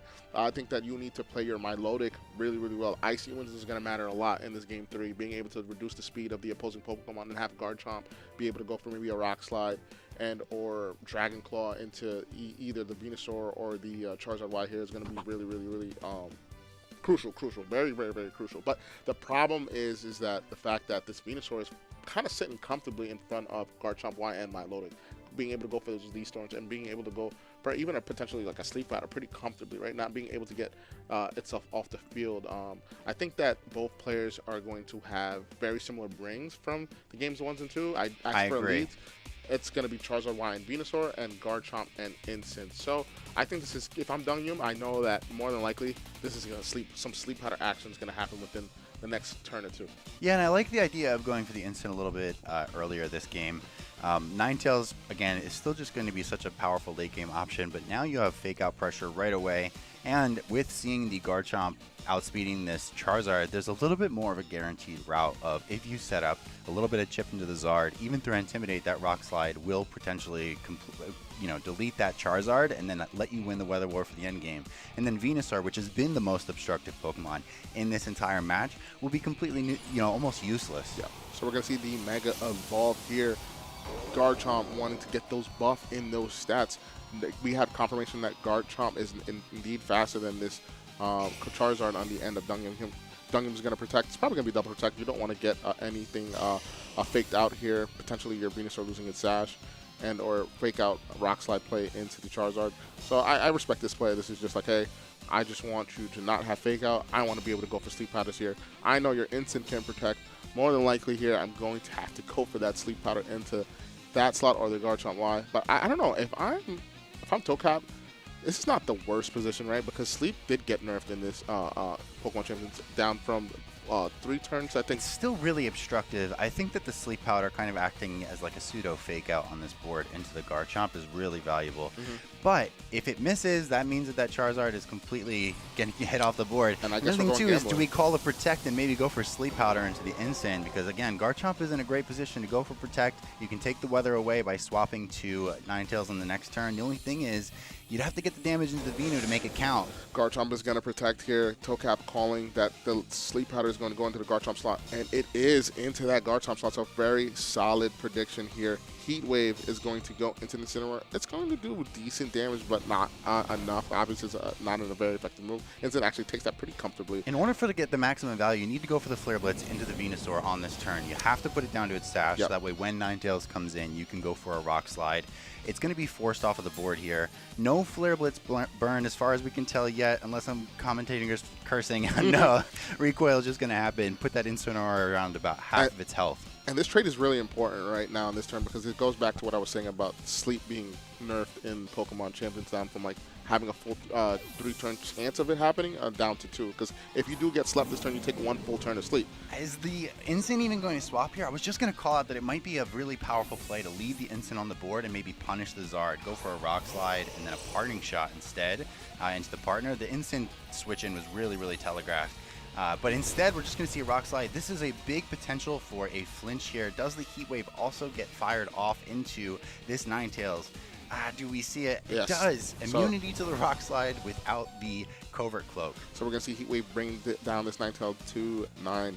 HP left, and the burn onto Garchomp. I mean, oh my God, that's just so crucial again. I mean, it's bad, but like it's not the worst case scenario because you're able to get off a decent amount of damage onto the Charizard. I do feel yes, like Garchomp has done its job here. Venusaur's already at 1%. The Charizard is already basically in KO range from an attack, again, from a Rock Slide or a Freeze Dry here. But it depends on whether or not Milotic is going to be the last here, and you know how much damage you can trade into that potential end game Basculegion that I'm assuming is going to be the case because it's probably one of the most valuable pieces you can have there. Ninetales switching out, taking away the Sun, but also taking damage.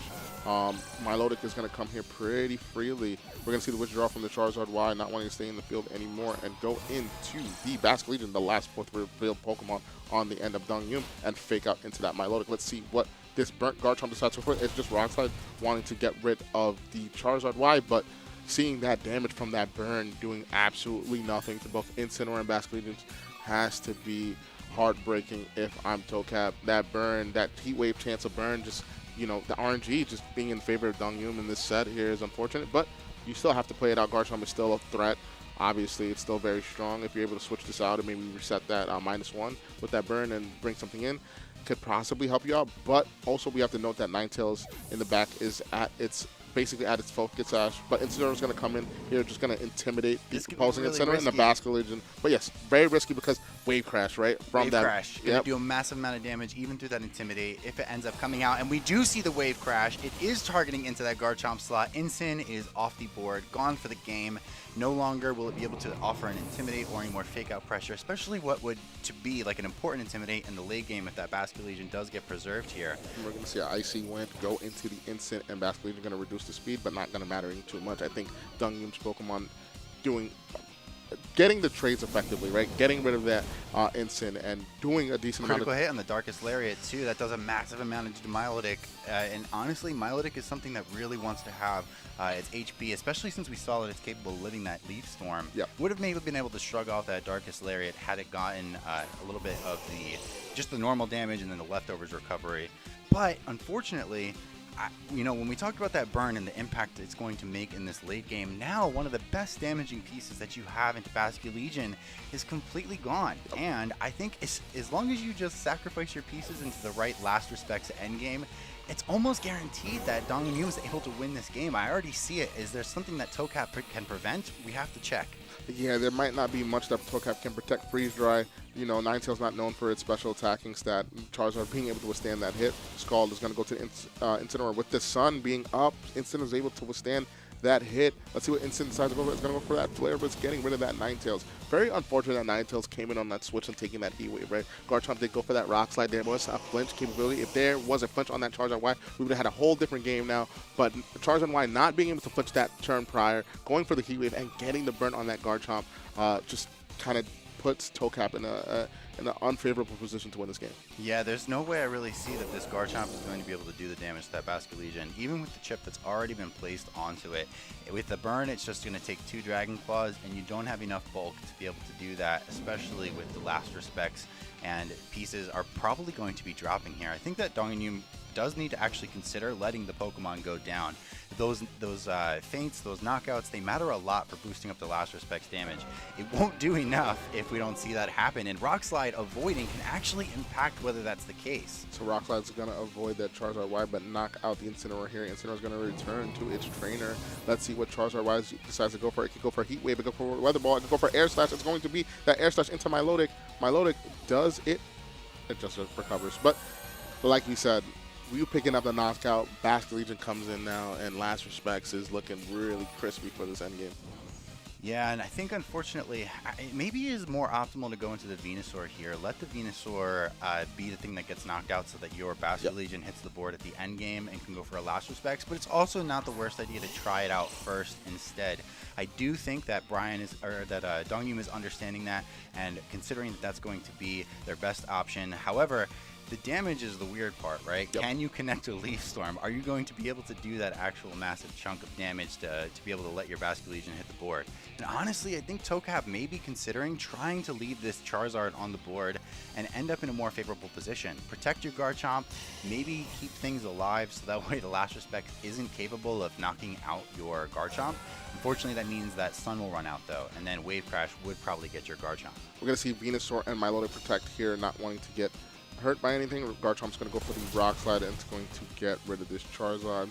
This Scrumpshy Basculegion is looking really promising in this position, especially confirming the Protect on the Milotic. You have a free Last Respects into the Milotic slot, or even a double up. Whatever you decide to do, you know, for the most part, Milotic has only a 33% chance of getting a Protect off, but I think I'm taking my chances because of the fact that Garchomp is indeed burned. So whatever Garchomp decides to go for, even in the Basculegion slot, it's not going to do that much damage here. I think I'm focusing my damage output onto the Milotic. You absolutely have to throw that Last Respects into the Milotic. If the Garchomp does get the Protect off, and you maybe dodge a Sleep Powder or a Leaf Storm, Milotic gets an Icy Wind, and all of a sudden Venusaur is gone, Basculegion is slower, and you open up a potential win condition where Garchomp can get a ton of Rock Slide flinches. Milotic would be able to get a burn. Not actually going for that. Let's see if this is something that they're going to try and play around instead. Sludge Bomb going into that Milotic. We're going to definitely see a Last Respects follow-up. I definitely called it, but I definitely gave the chance of Tocap to get back into this game, but Rock Slide, like I said, is not going to do that much damage. It's going to be Last Respects versus the world.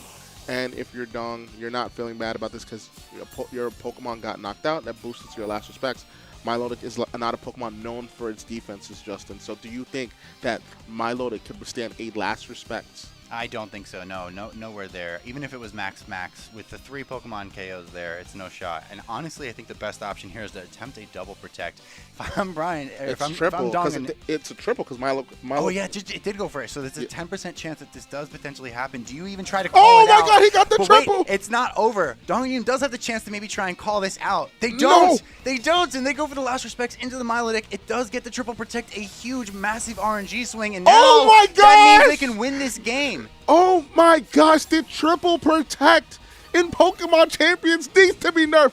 This is crazy. I can't believe that we just seen a triple Protect live here in the Grand Champions Festival. Game-winning Game 3 triple Protect from a Milotic, shiny Milotic at that for a little bit of extra flair. And now this Garchomp. What's so crazy is that actually that burn on the Garchomp, even though it did end up mattering in terms of preventing the damage in the mid-game, it also protected it from a Sleep Powder option, which is just completely making this exact route so viable. With this last bit of damage into the Rough Skin Garchomp. No, it loses Rough Skin. Yeah, so actually, no, it needs a Scald Burn. Oh, no, what is it? Scald Burn. I know it needs it. Doesn't get it.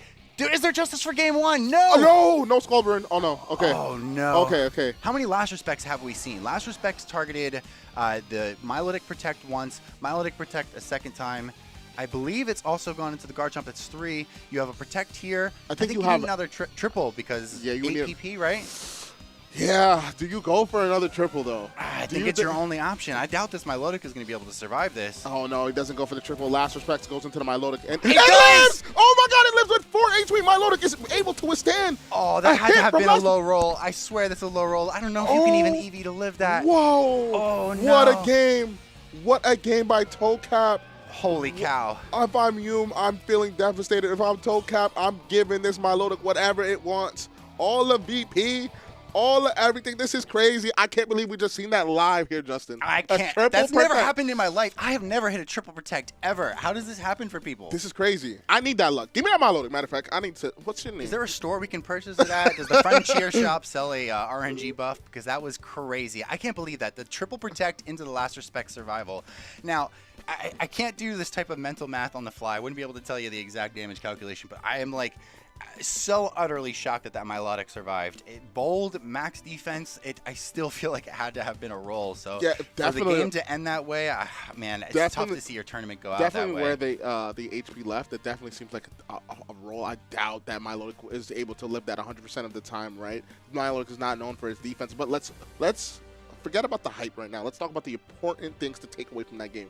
Knowing your win conditions. Yes. That was an amazing way to pilot yourself back into the game because a lot of players who are maybe not experiencing that segment saying, the game is over. There's no way that I could come back from this. But no, Tocap realizing, hey, if I need to get back into this game, I need to get this triple Protect off. And these are my best odds. And if I am able to get that, I'm able to come back within the game. So they got the odds correct. And it happened. You know, I want to just bring up a quick little anecdote. I once had a student ask me, we were talking about a match. and they were like, when do you try to call out your opponent going for the double protect win condition? And I really didn't have an answer for them. But let me tell you, on the triple protect win condition there, that may have been the most appealing opportunity I've ever seen to try and call out that chance and go for the Garchomp. Because in order for this player to win, they likely needed that triple protect. It just felt like that was the way that the chips were gonna fall, and that Basket Legion could have potentially just taken that Garchomp.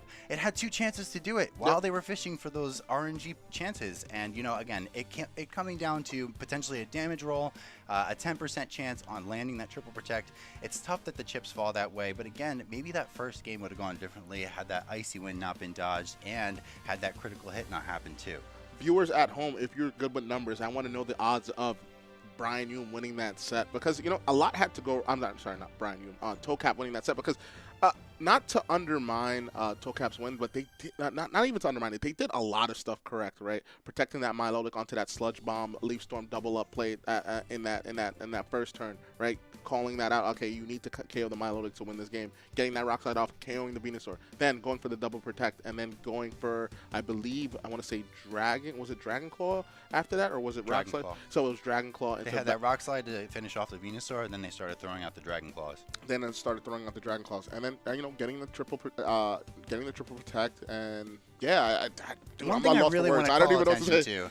One thing I really want to point out too is that when your back is against the wall like that, and you feel like, oh man, the odds are against me. I'm getting burned. My Garchomp just got burned. My Ninetales got burned. I needed the burn. I didn't get it. My Icy Winds are being dodged. Don't lose faith. Don't lose faith that what you're playing is doing will work, and then what your Pokemon are capable of will work. Because even if I had doubted that my Milotic in that scenario wouldn't have lived that last respects, if it's a damage roll, it's a damage roll, and those are your odds. Sometimes you have to go for it. So definitely an awesome set to have witnessed. I think that that's the type of set where momentum starts to begin swelling, and you can ride that momentum. It's like wind in your sails. Wouldn't be surprised to see ToeCap take these next 2 rounds extremely well, start dominating, maybe end up going into that top cut at what is one of the biggest Pokemon tournaments ever. That was an awesome set. I'm assuming we're going to get to go into maybe a bonus match that may have also been one of the longer matches that felt like it did take a game 3, a bit of back and forth there, especially in that third game. Milotic drawing the timer out just a little bit lately. Yeah, I need to contact ToeCap after this, because I need that Milotic. Can I please trade you for a Milotic? Can I get your Milotic, because my luck has never been like that in my Pokemon history. I've never gotten I don't think I've ever landed a triple protect Milotic. Have you? No, I can't remember. Maybe it's happened and it's just it's gone from my memory because it's an insignificant, maybe on a simulator or something. But we also have to remember, one of these players just got eliminated from Top Cup. I know, it's unfortunate. The Milwaukee 2023 regional champion, no doubt. So, but obviously, if I'm Brian, it's a miserable feeling, but it is what it is. It's Pokemon. You've won a regional before. You know how this game works. You've been playing for over a decade. It is what it is. We move on. We get better, and there's a lot that you could have done to prevent that. I mean, although the odds were super in your favor to win that game, it's Pokemon, and we know Pokemon could really get crazy, and it definitely got crazy in that last set that we just watched. So hopefully we maybe get another bonus match here, but if we don't, we'll just talk about something that I wanted to highlight it a bit on, was that the fact that this Charizard Y did not have Solar Beam. One thing that I did like to see on this end was that the Leaf Storm on the Venusaur, and then Charizard having that 3 attack, having that Air Slash instead of that Grass coverage, because that Venusaur covers that. Yeah, it does. It makes Milotic a little bit more difficult to deal with, however, because if you're reliant on your Venusaur to get that damage and your Basket Legion, as we see, it might not be enough to break it. Milotic can be very, very bulky. And I love the way that ToeCap was able to just, consistently keep the Milotic on the board with the amount of HP that it needed to fire off those Icy Winds, maintain the speed control, keep your Garchomp kind of in the position it needed to be, even with the burn, still able to position to the way that you needed to. So definitely an awesome set. I'm excited to see exactly what these other trainers are going to be bringing us these next matches. I feel like I have to do a little bit of a cool down, kind of do a quick lap for that one. That was definitely great to have on stream, being able to showcase that, because we also have newer players that have never experienced competitive Pokemon battling before. This is a lot of new players. This is their first real Pokemon game, and very happy to see the new player base. You'll be able to see from yesterday, we saw sudden death, something that's not shown on stream a lot, right? Being able to understand and have us as commentators explain what happens or what needs to happen in these scenarios, being able to pick up a knockout first. So traditional leads that you would probably see against these teams. It's not something you will probably see because they're looking just to get the knockout instead of getting 4 knockouts, right? And now with this is a very low chance odds of toe cap winning, but we're able to see that happen. So players watching, you're able to see a lot of great, unique, different aspects of BGC and what makes BGC really cool and fun to play at times. One of those aspects is mirror matches. For those that don't know, I think that having about 4 of the same Pokemon here, we're going into this game 3 to kind of see how this game closes out. Aerodactyl with the Floette balance is, I would say, more of like a Tailwind offense setup thing that we've been seeing. Versus, honestly, one of our good pals, Yuki here, going into this game 3 now is kind of down to their last 2 Pokemon, Incineroar being knocked out, Sinistcha already having left the board. We're looking at a Basculegion and Floette endgame versus Aerodactyl and Floette as well. But Tailwind expiring, I wonder if Yuki is going to be able to pull this out. I haven't been able to see yet if that Aerodactyl still has its sash intact or if it's potentially a Aerodactylite. In fact, it is a sash. Does that mean that it's been procced yet? It looks like it has. This is a bit of a scary situation depending on whether or not this Basculegion is locked into Last Respects, which I would assume it probably is. Yeah, so we don't know whether Tailwind's up on both ends.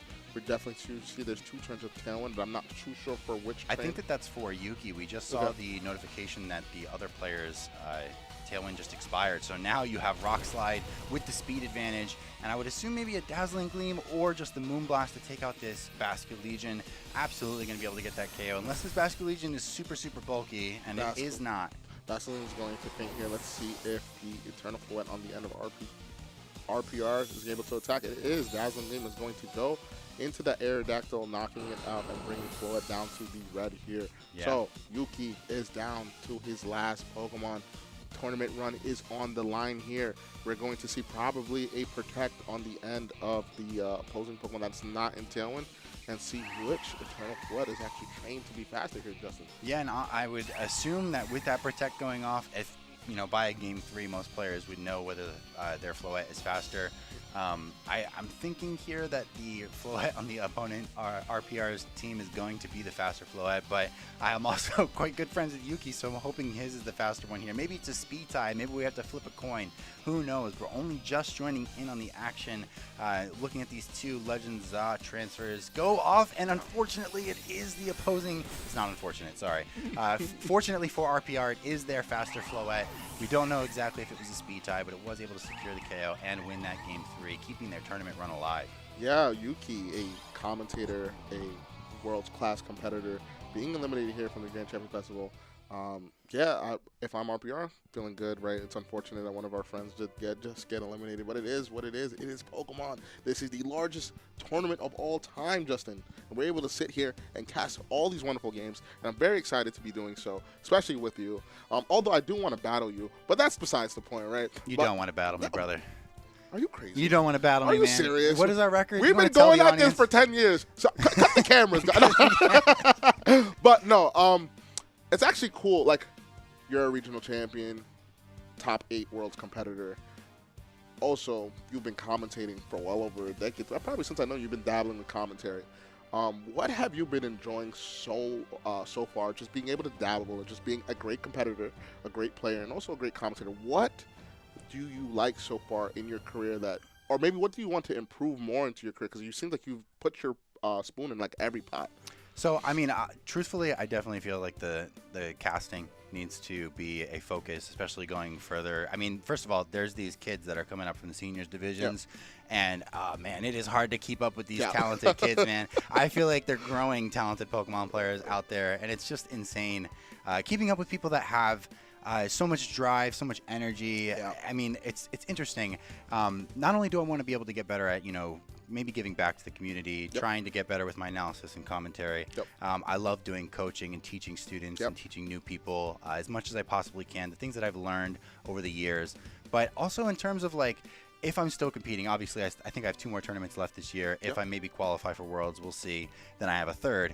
My main edge that I'm trying to look for is kind of like the ROI. How do I get the most out of the time that I do have, it's really looking like at best I'm getting maybe 3 to 5 hours of like real, genuine, like focused, targeted practice every In a week? In a Okay. week, yeah. And my prep cycles for tournaments barely ever stretch beyond 10 to 20 hours. And you know what's funny, Justin? I've been finding myself in a similar situation, and it's like, you know, I've had conversations with you, you know, Wolf, and we've just been talking about like, where's the end?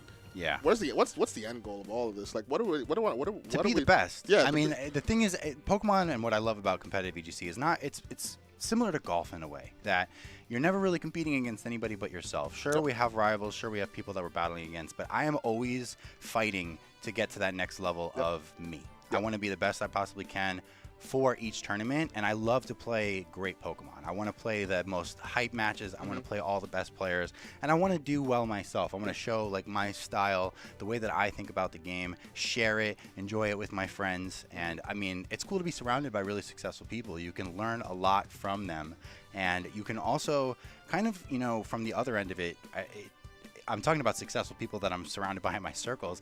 I've been kind of in the, you know, you fall down sometimes. Yep. You have moments of failure. And as beautiful, as sad as it can be, as torturous as times it can be to, you know, have a bad tournament or to have a bad experience, all your prep feels like it goes to waste. I've learned to find lately a lot of beauty in just and as much grace as I possibly can, and being appreciative of like, wow, I'm playing talented people that are beating me, and I'm putting all this work in. And maybe even if your tournament goes down to like a rock slide flinch or like a heat wave burn, getting good enough to be able to overcome stuff like that, win in a game 3 adjustment, or find a game plan that's consistent enough to maybe overcome that as well, build better so that I don't have to worry about the rock slide flinches, trick room, get myself some speed control. Those are the tiny little things that I think matter a lot. And then, you know, study has been a big part of it. Do you do much like VOD review and looking over a lot of your matches? I'm actually I'm opposed to looking at my replays. Well, let me say if I'm playing by myself at home, I do a lot of replay review, and I tend to focus on that. But I don't know why, it's just a personal thing. I hate rewatching myself on stream. I can't do it. Something just bothers me. I can't do it, and I think that's something I need to get over. But I'm 10 years, and I don't know how much time I have. I don't want to say I don't have much time I have left, but I definitely been trying to find something else other than competitive play to keep myself in BGC, right? Being a community ambassador is pretty cool to be still part about you know, the Pokemon aspect and be there for the community, whatever it is, and also just being able to just talk and play Pokemon. I don't think BGC is a funny game where like we all started to play this game because we wanted to be the best, we want to be good, and end up doing that. You meet some of your bestest friends you ever made in like your life. You know what I mean? So then that leads to other avenues where we start going to. I'm about to be pushing 30, and you know, people starting to get married, people starting to do other things, and it's like 30 getting married this year. Who are you talking about here?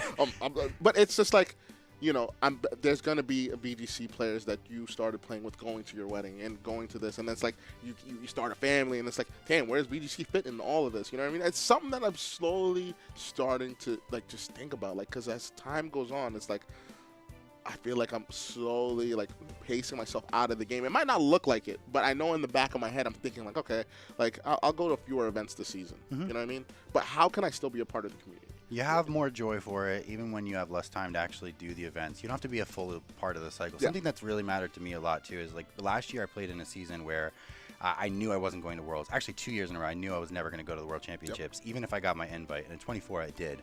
And I went to tournaments just to kind of experience them as insular, one-time things. Like, I'm going to hang out with my friends, prep for a tournament, do as well as I can. Pokemon is kind of more of a lifestyle in a lot of ways. It doesn't have to be full-time. And I found a way to kind of enjoy it more as a bit of a part-timer. I think a lot of us, especially in our older years, are finding a way to do that. But in a new era, in a new generation, maybe that relationship changes. Maybe we have a little bit more time. Maybe there's more hype on the game. We get better prizing. We get tournaments like this, big, large grassroots tournaments. Please, if you feel the ambition to try something like this, go for it. You are capable. You are definitely capable. Trust me. Join Look at in. us. We started. Remember when we first started? We were just like finding our footing, right? And we've had great success along the way.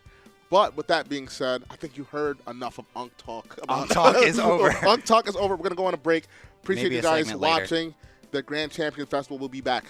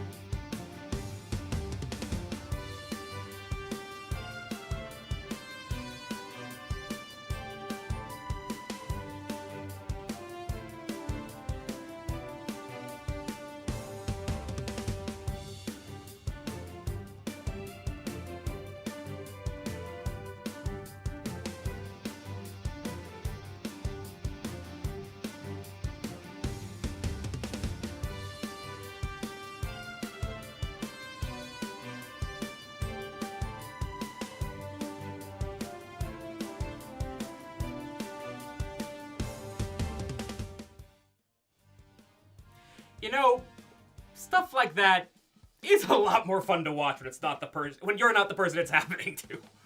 That's just the game we play. An absolutely insane set for our round number 12. And at this point, we only have one undefeated player left, testing 800. Now, here's the thing. Even though this person is currently 12-0, they still are not locked for top cut. They need to win at least one more match. So, that's what I'd like to show you guys next. Let's see if we can get our first guaranteed top cut participant here at the Grand Champions Festival. Guys, take it away. Guys, welcome. This is round 13 of the Grand Champions Festival. We have an exciting match to bring, a 12-0. Yeah, lucky round number 13. 12-0 is a spectacular achievement, especially in a tournament of this size where the variance in, I would say, both player experience and skill is probably pretty wide. So you have some early rounds maybe against some people that have maybe even never touched the game before. This might be their first Pokemon game, and then you start getting into the rounds where these people are jobbers, absolute jobbers, and this is their entire life. So being able to win matches against those types of people, it feels great. It also is very difficult, and it's not going to get any easier from here. We have 3 more rounds where people are going to be fighting and clawing for that potential to get that top cut. It is going to be a massive accolade to potentially be one of the last standing people in this event. So when we get to this match, I think what we're going to be looking at is actually this undefeated match. I believe we're going to be checking out whether they're playing against somebody else. They're probably going to be playing against an X and 1. It's usually how that works. By the way, when we say X and 1, typically that just means their amount of wins versus their losses. The losses is typically what we'll track the tournament by, because at this stage of things in a day 2, that's the easier number to remember. It's a single digit. So our 12-0 is confirmed to be testing 800. I'm not too sure who they are IRL, but doesn't even matter because you're 12-0 in the biggest tournament of all time. We will know after this. Oh, for sure. Definitely. They're going to definitely take credit for this. Who wouldn't? But let's talk about the Mega Pokemon. I think I've talked about this before. There's Mega Aerodactyl and this Mega Scovillain. Not a combination that we've seen much of yet. I don't think that people are typically going for... I would kind of classify these both as the like underpowered Pokemon. You know, you don't have like the super hard hitters. They kind of do look like... I feel like they both act as supplementary megas to something like a Zardwai or a Floette. But to see them together, maybe they're getting power elsewhere. We do see King Gambit, Sneasler, Basculegion. Those are Pokemon that have tons of power to throw on the board. That's this team. I feel like there's probably a lot of synergy. What do you think the different modes are? So I think Mega Scovillain is a Pokemon that obviously, if you're facing an abundance of physical type attackers, which we're seeing a lot in the meta, this is a Pokemon you just want to lead and just I'm burning everything, right? You attack me, you're getting punished. And other modes, we want to use probably Aerodactyl for maybe a mirror in terms of Tailwind. You probably want to get that Aerodactyl, having it going first. It's a very strong option, right? But let's also talk about the supporting cast for this team, right? We do have a Komomo, which is able to go for Clanging Scales and Clangorous Soul, which is a really good moveset. I think Komomo is definitely proven itself within the meta so far as a niche dragon type pick on the teams, and I think with Rage Powder on Scovillain and Komomo, I think that it's sitting pretty comfortably. Obviously, Sneasler, Basculegion, and King Gambit, there's no explanation to be talking about these Pokemon. They're the best 3 going into this format. Currently one of the best 3 to say. But nonetheless, what are your thoughts on the team's 6 as a whole? I think that there's a cool mode where, you know, where Scovillain's Spicy Spray ability, when it megas, is really valuable for Komo-O, because as we know, Clanging Scales, when you fire it off, even after a Clangorous Soul boost and you have that kind of Omni boost, as we call it, Clanging Scales will lower your defense stat. So if you're able to burn all the physical attackers that would maybe pose as a threat, it kind of works out pretty well. Komo benefits from that a lot, and that's why maybe they're able to afford not having something like a Sinistcha, which is typically a pretty common partner with the Clangorous Soul option. You're sacrificing quite a bit of your HP, I think an entire third of your HP. Sinistcha's Hospitality and Leftovers help you kind of restore that sacrifice. So Komo operating without any sustain, as we call it, other than its leftovers here. And Scovillain, I think, is kind of that type of Pokemon where even though it's maybe not doing the most damage in terms of offensive moves. Overheat is a high base power attack. It's going to be that same type attack bonus. You can probably pick off a lot of Pokemon with that Overheat, especially after a Clanging Scales if it's boosted. But we do see Leech Seed acting as kind of this burn and Leech Seed option where anything that touches you, you will kind of get that passive damage. And you'll get recovery onto your actual Scovillain. So you're restoring HP, you're pulling damage towards you with Rage Powder, you're kind of scaring away the physical attackers. I think that's a really powerful option. Also, we kind of have like a run and gun thing where Aerodactyl could probably just, fire off with Como, rip that Tailwind, and then just start spamming the Clanging Scales, sacrifice into a board where Basculegion's Tailwind Last Respects is very difficult to answer. However, on the other side, we do see some similar Pokemon that we were just talking about, but the composition is different. The composition is indeed different, but one Mega is the same, and that's going to be that Aerodactyl. A trend that we're seeing at a very high win rate, right?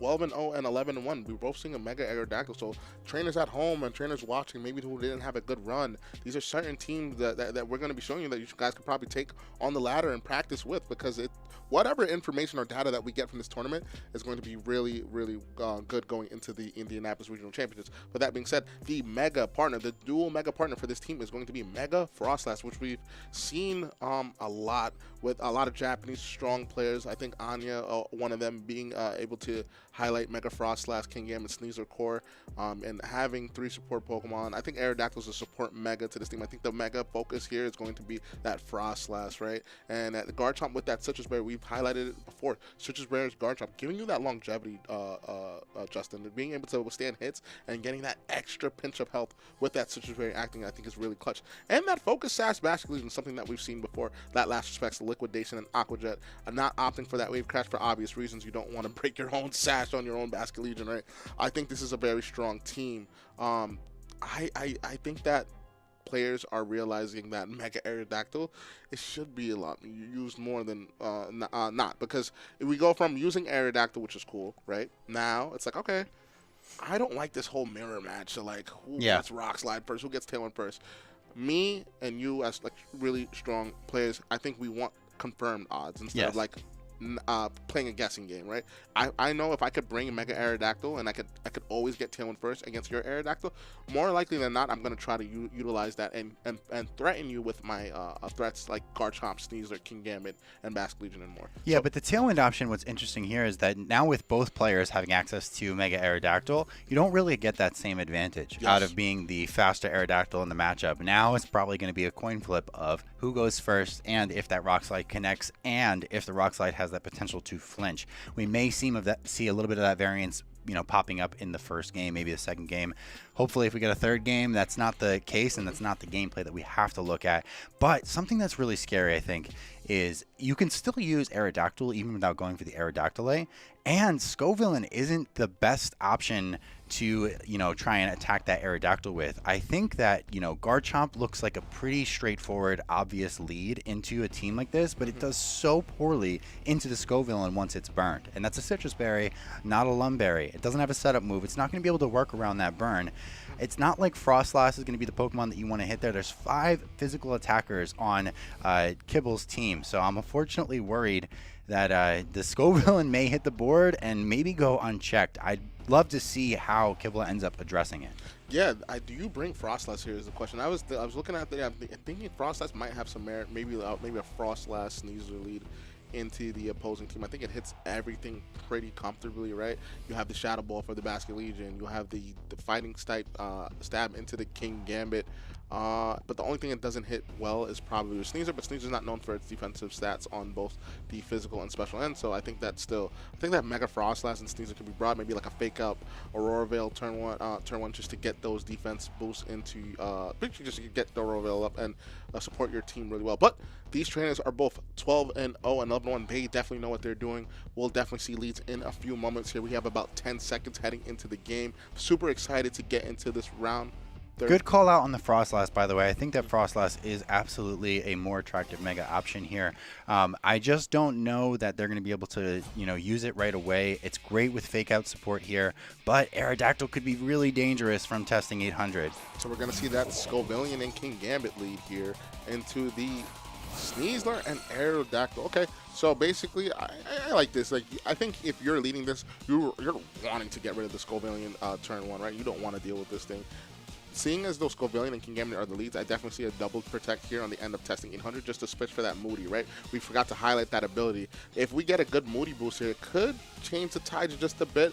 But if I'm Kibble here, I think that maybe going for a fake out into the Kingambit and maybe a Tailwind or maybe a Rock Slide or a dual Wing Beat is pretty fair. I think Mega Aerodactyl here is probably going to be the Mega of choice, just to get that extra damage output into the Scovillian here.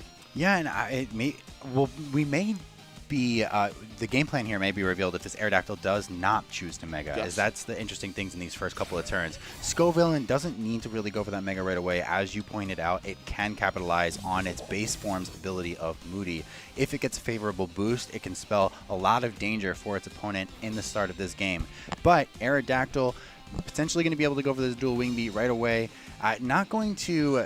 I don't know that it would knock out through the potential burn of Spicy Spray on the first hit. I believe it does get burned on the first attack of that dual Wing Beat. Yes. But another thing, too, is I question maybe there's a chance that you set up kind of that second turn. I'm doing a dual Wing Beat. Now you have enough damage for me to go for another dual Wing Beat, putting the Scovillian in a range that we only have to deal with one Pokemon that gets burned. Yes, and we do see the Sneasler switch out here, not wanting to stay in and get burned by a potential Rage Powder. Kingambit's going to come in. It's going to be the Pokemon of choice for Kibble here. We're going to see the Mega Scovillian, Mega Evolve. We didn't see any crazy Moody boost here, so we're probably just going to see a Rock Slide and or dual Wing Beat into the opposing Pokemon, and maybe just a Rage Powder. So if we do see that Rage Powder here, focusing all the damaging moves onto this Mega Scovillian here, what Kibble decides to go for. Kibble goes for the dual Wing Beat into the Scovillian. It's going to get burned due to that Spicy Spray ability. It's going to neuter the attack stat of the Aerodactyl. We're going to see another dual Wing Beat and see the Scovillian take these hits pretty comfortably due to that ability. And I think what's probably going to be the case here for the game plan is,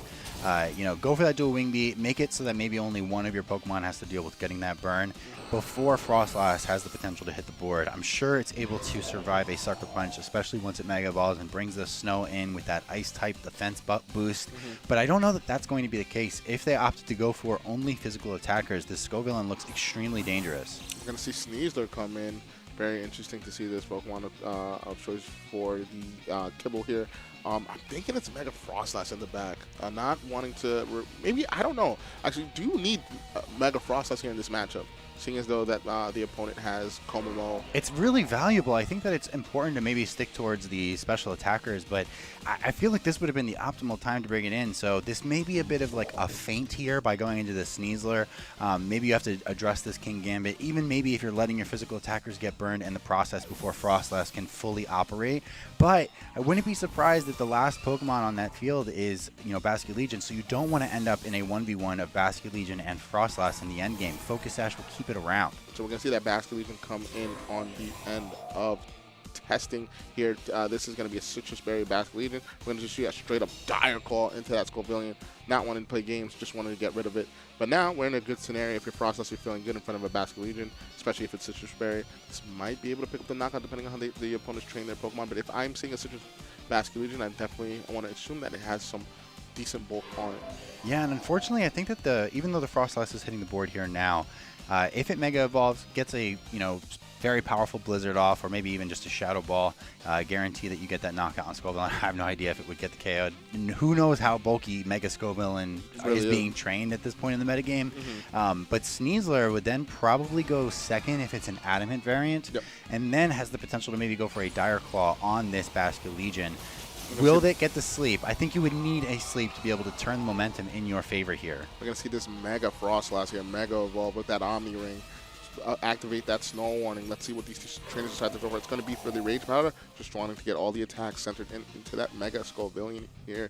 And Aurora Veil, wanting to boost defense and special defense. That's for the next 5 turns on the opposing end of Kibble. Let's see what the Sneasler goes for. It's going to be that Dire Claw. It's going to get rid of this pesky Scovillian who's burned the Aerodactyl and Sneasler, which are two promising threats on the end of Kibble. That's a lot of value out of that ability. Spicy Spray is one of the best things we've seen in this new Champions era, but with that KO, we get a Last Respects boost into the Frostlass.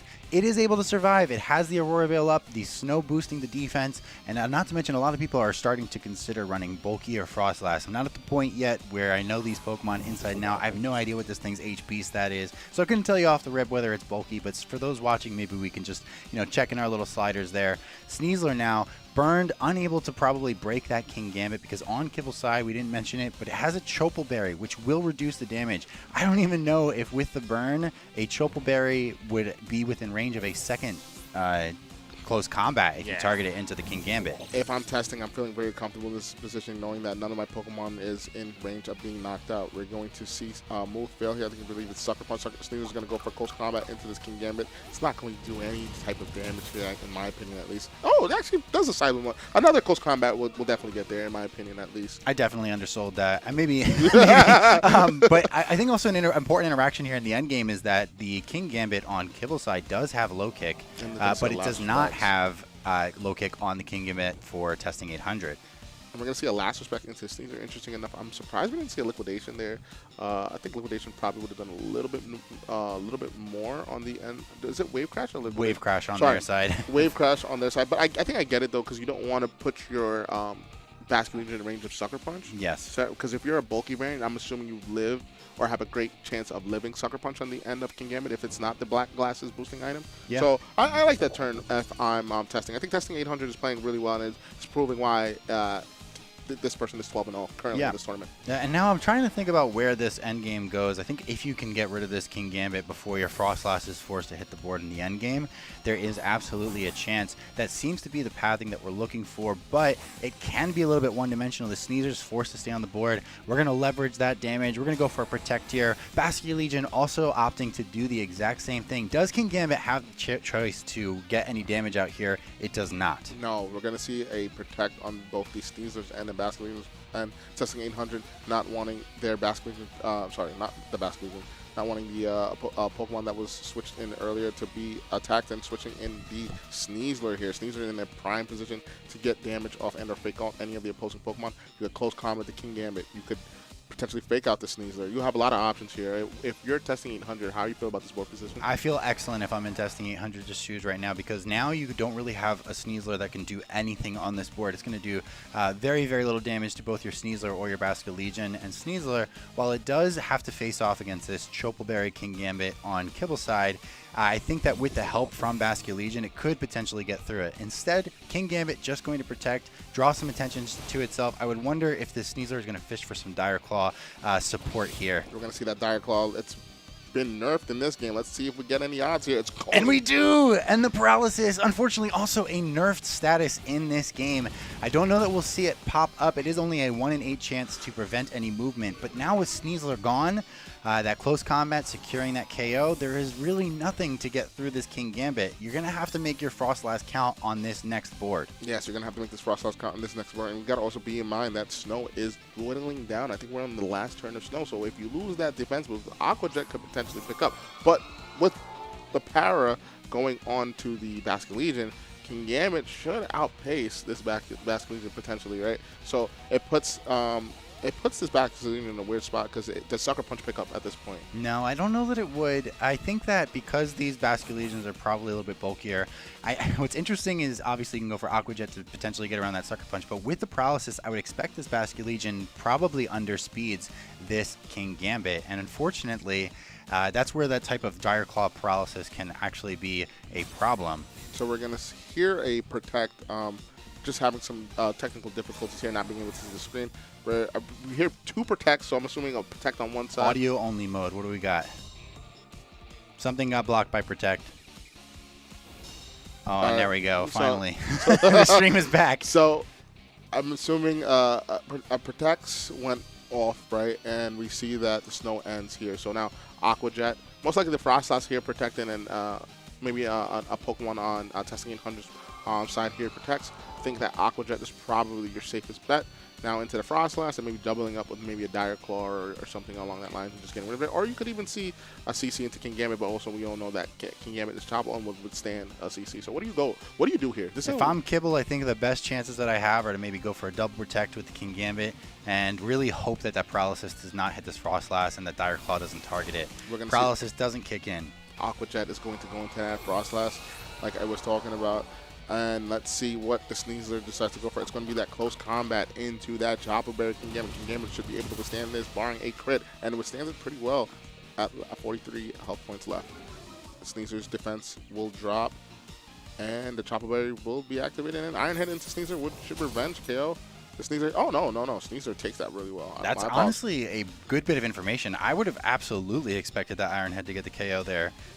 Maybe it's a bit of a bulkier Sneasler. That may pay dividends, that information, in Game 2 or Game 3 if you want to do a Sneasler versus Sneasler situation. Maybe going for the fake out without being afraid of not getting that KO. Also potentially thinking that maybe the Dire Claw won't get a significant KO later in the game, but as this gets cleaned up by testing 800, I believe that the important adjustment to focus on is what we do about that early game where the Aerodactyl had to face off into Skraw. You have a lot of physical attackers here that came, and Frostlass wasn't really able to support your board until kind of a point where it may have been too late. Okay. Important things I want to highlight towards that endgame. Did that Sneasler White Herb activate after it was? It did. It had already gone for a. I think it was CC into the Sneasler. Yes, and activated CC the White into Herb. the Sneasler, So exactly. important information to add. That Sneasler is definitely really bulky. I think it's one of those Sneasers that is able to live the dual wing beat from opposing Aerodactyl, even Mega Aerodactyl. If you train, That's possible, brother. Is it? Brother. I haven't looked at these calcs. I've been listening. We're running Impish Sneasler out here, or what is it? Not even. It's just kind of crazy what Sneasler is capable of doing. I think pretty much has a chance. If it's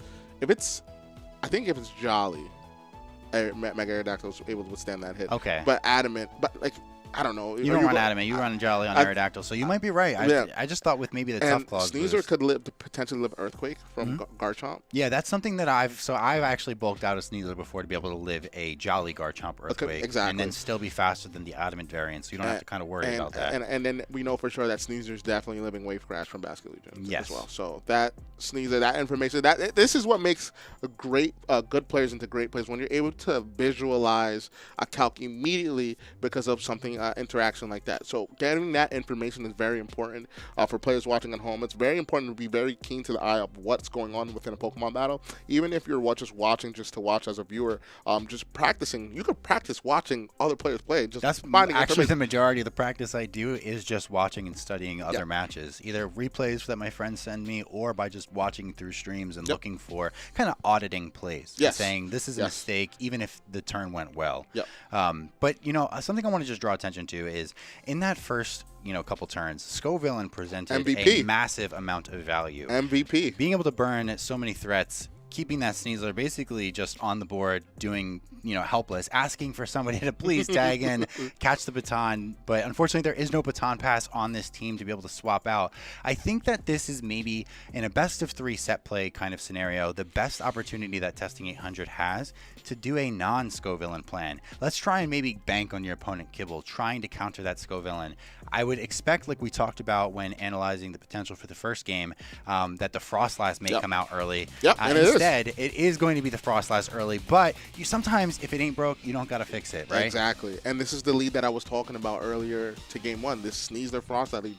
You called it out. You're good, man. I'm learning, man. I'm learning from great you guys. Even. Oh, you're the best. Not better than, I'm just kidding. Not Anyway. better than you. Okay. We have other players we have to a match focus on. We have a match to catch. We'll worry about that later. Sneasler Frostlass lead into the King Gambit. Skraw. If it ain't broke, don't change it. Double protect here. Fish for that Moody boost, and let's see what plays on the turn after. Skraw is such an interesting mega to me because, man, Spicy Spray feels so powerful, especially into the specific metagame that we're seeing. But I do think Frostlass is one of the Pokemon that is much better equipped to deal with it.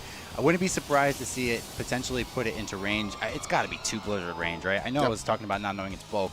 The only question, I guess, is maybe if this Skraw is able to get some recovery with Leech Seed. Obviously, we're probably going to see... I thought we were going to see double protect here, but instead they're going to go for the Mega. We don't even need the Moody Boost to win this. Is it going to just be a raw overheat? It might be really powerful swing turn there. I mean, you're up a game. If you're going to make a read, now might be the Fake time. out into the King Gambit. Let's see what this Mega Fall might have called it. Auroraville. Okay. I think it's going to be overheat. I don't know if it'll get the Frostlass. It has a pretty high special defense stat, and if it's a little bit bulkier, if it connects. Puts it in range of Sucker Punch, though, so I'm not mad at this. Sucker Punch. Yeah. Oh, yeah. This is a solid turn for testing. 800. That went phenomenal. about as well as it could go. You got the read right. And yes, exactly what you just said. It's now in Sucker Punch range. Now, basically one of your best Pokemon to be able to deal with this Scoville and your Frostlass is in range, protected from this Sucker Punch. Now we may see some repositioning here. If there's any chance to do it without a read, it's going to be now. As we say, Frostlass going to reposition. I think one of the better options is that Garchomp. They came out before they saw it. A little bit risky to maybe go into your King Gambit. Close with the threat combat. of low kick. No Rage Powder this turn. Close combat going to King Gambit. King Gambit is going to be able to withstand this hit pretty comfortably with that Chople Berry. Let's see what this Mega Scovillian decides to go for. Now's probably the time to go for a Leech Seed, right? If you're not going to go for a Rage Powder, a Leech Seed would be great for recovery if the Sneasler started to charge some damage out into it. We're going to see that Leech Seed, like you said, Justin. You're right on the money. You're so good at this game. Hey, dude, what were you just talking about? No, you're actually great at this game. Oh, this is great. Glad me and you could be on the same page for once.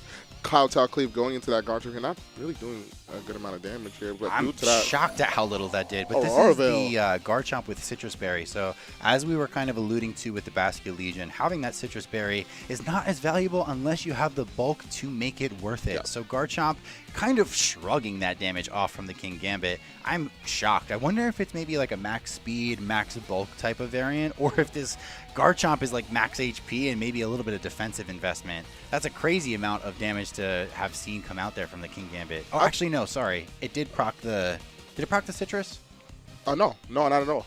It was Aurora Veil. Do you remember? Oh, Aurora Veil. You know what? I completely forgot. It's all good. I got your back. That's why I'm here. Sneasler comes back. Aerodactyl comes in. If I'm Mega Scovillian, I'm feeling really good in this position because it's all physical attackers. The special attacking Pokemon that was on the field has already been neutered down to Sucker Punch range. So if you're testing 800, this is an amazing position to be in. King Gambit's going to switch out for that Basket Legion. Once again, Earthquake is going to go out into the Mega Scovillian. It's going to eat this up. This is a 3-hit KO.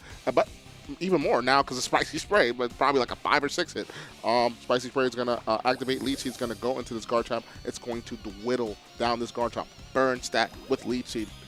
Justin. I'm starting to see why testing 800 is at that 12-0, and honestly, they look like they are ramping up their speed to getting to that 13-0 because this is a very excellent start to this game. We immediately saw Frostlass get put into range of pretty much any priority attack on testing 800s aside, and now the Garchomp is burned. Aerodactyl would not be able to get through this Scovillian without taking the burn, and it doesn't even have that Mega option, which it probably would have loved to have on this turn.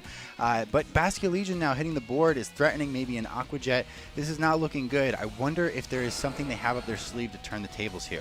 I think it might be a little bit too late. Basket Legion is going to protect here, not wanting to get hit. And let's see what this Mega Scovillian decides to go with. It's going to be just an attacking move. Protecting the Basket Legion here because Basket Legion is indeed the threat, the damaging threat. I do like this because now you are able to either Leech Seed or overheat this Aerodactyl here.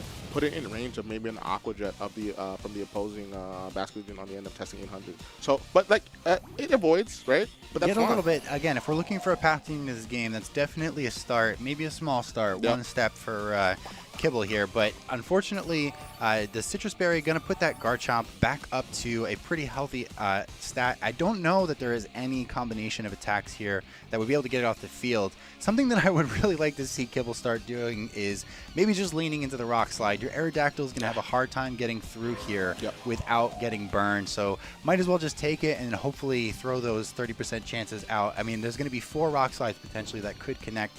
Sometimes flinching is maybe your best play. Yeah, and you're Justin, like we've always been saying for the last few years we've been playing, when there's a Rock Slide, there's a way. So going for this Rock Slide here, although, you know, Basket Legion does have priority moves with that Aqua Jet, maybe they decide not to. Sometimes you can bank on your opponent not making the best play. But this is testing 800, they are 12-0. I think it's highly unlikely they make the wrong play in this scenario. But there's also a safe swap to King Gambit. It's not really out of the question for it to go out of the board here, but I do think that, you know, protecting your Basket Legion from potentially a dual wing beat, definitely a smart option here. And as you called out, Lorsi, the Aqua Jet is going to be able to circumvent the chance of a Rock Slide flinch.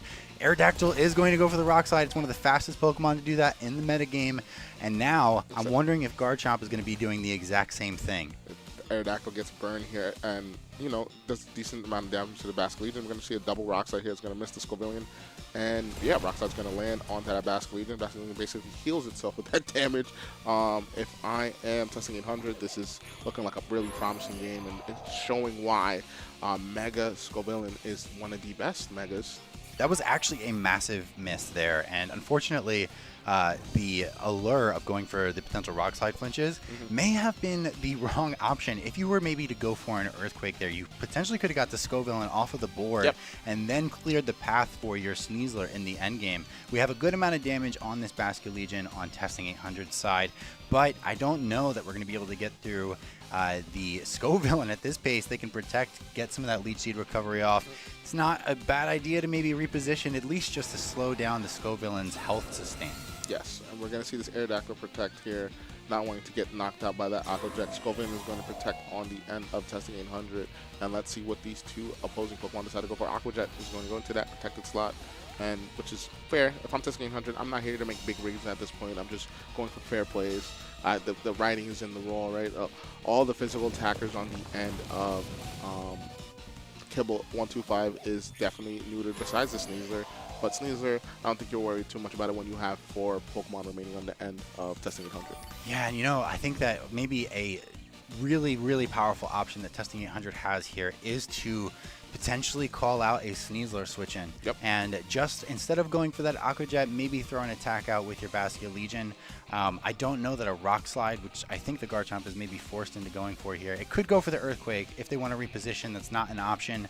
I do think that we're seeing way too much rack up in favor of Testing's board. Yeah, I'm not too mad at the Aqua Jet play. Even if he does switches into Sneasler, that's a good amount of damage. I could see a follow-up of Aqua Jet and maybe Leech Seed calling that switch out. You don't lose anything from that, right? And the Unnerve actually finally being off the board means that this Basket Legion gets a good amount of recovery. This is, man, there's too many things that are piling up here that are looking bad for Kibble. So Aqua Jet was actually the best play. Unfortunately, we didn't get to see what Scovillain decided to go for, but I think Aqua Jet is always good because you force the switch out and or the knockout and get the Citrus Berry activating on the Basket Legion. So testing 800 is playing like phenomenally. This is really great display of how to use Mega Scovillain, and just turn by turn, like I haven't really seen any mistakes. Man, and let me tell you, I'm thinking in the back of my head about what possibly there could be done. Is Scovillain, Mega Scovillain, that bad of a matchup for this team? This is a pretty meta-dominant team. I'm surprised to see that it's like so difficult to get the KO here, and it's lasted for so many turns. This is so many valuable turns where Spicy Spray has the chance to activate. Now, Frostlass going to hit the board.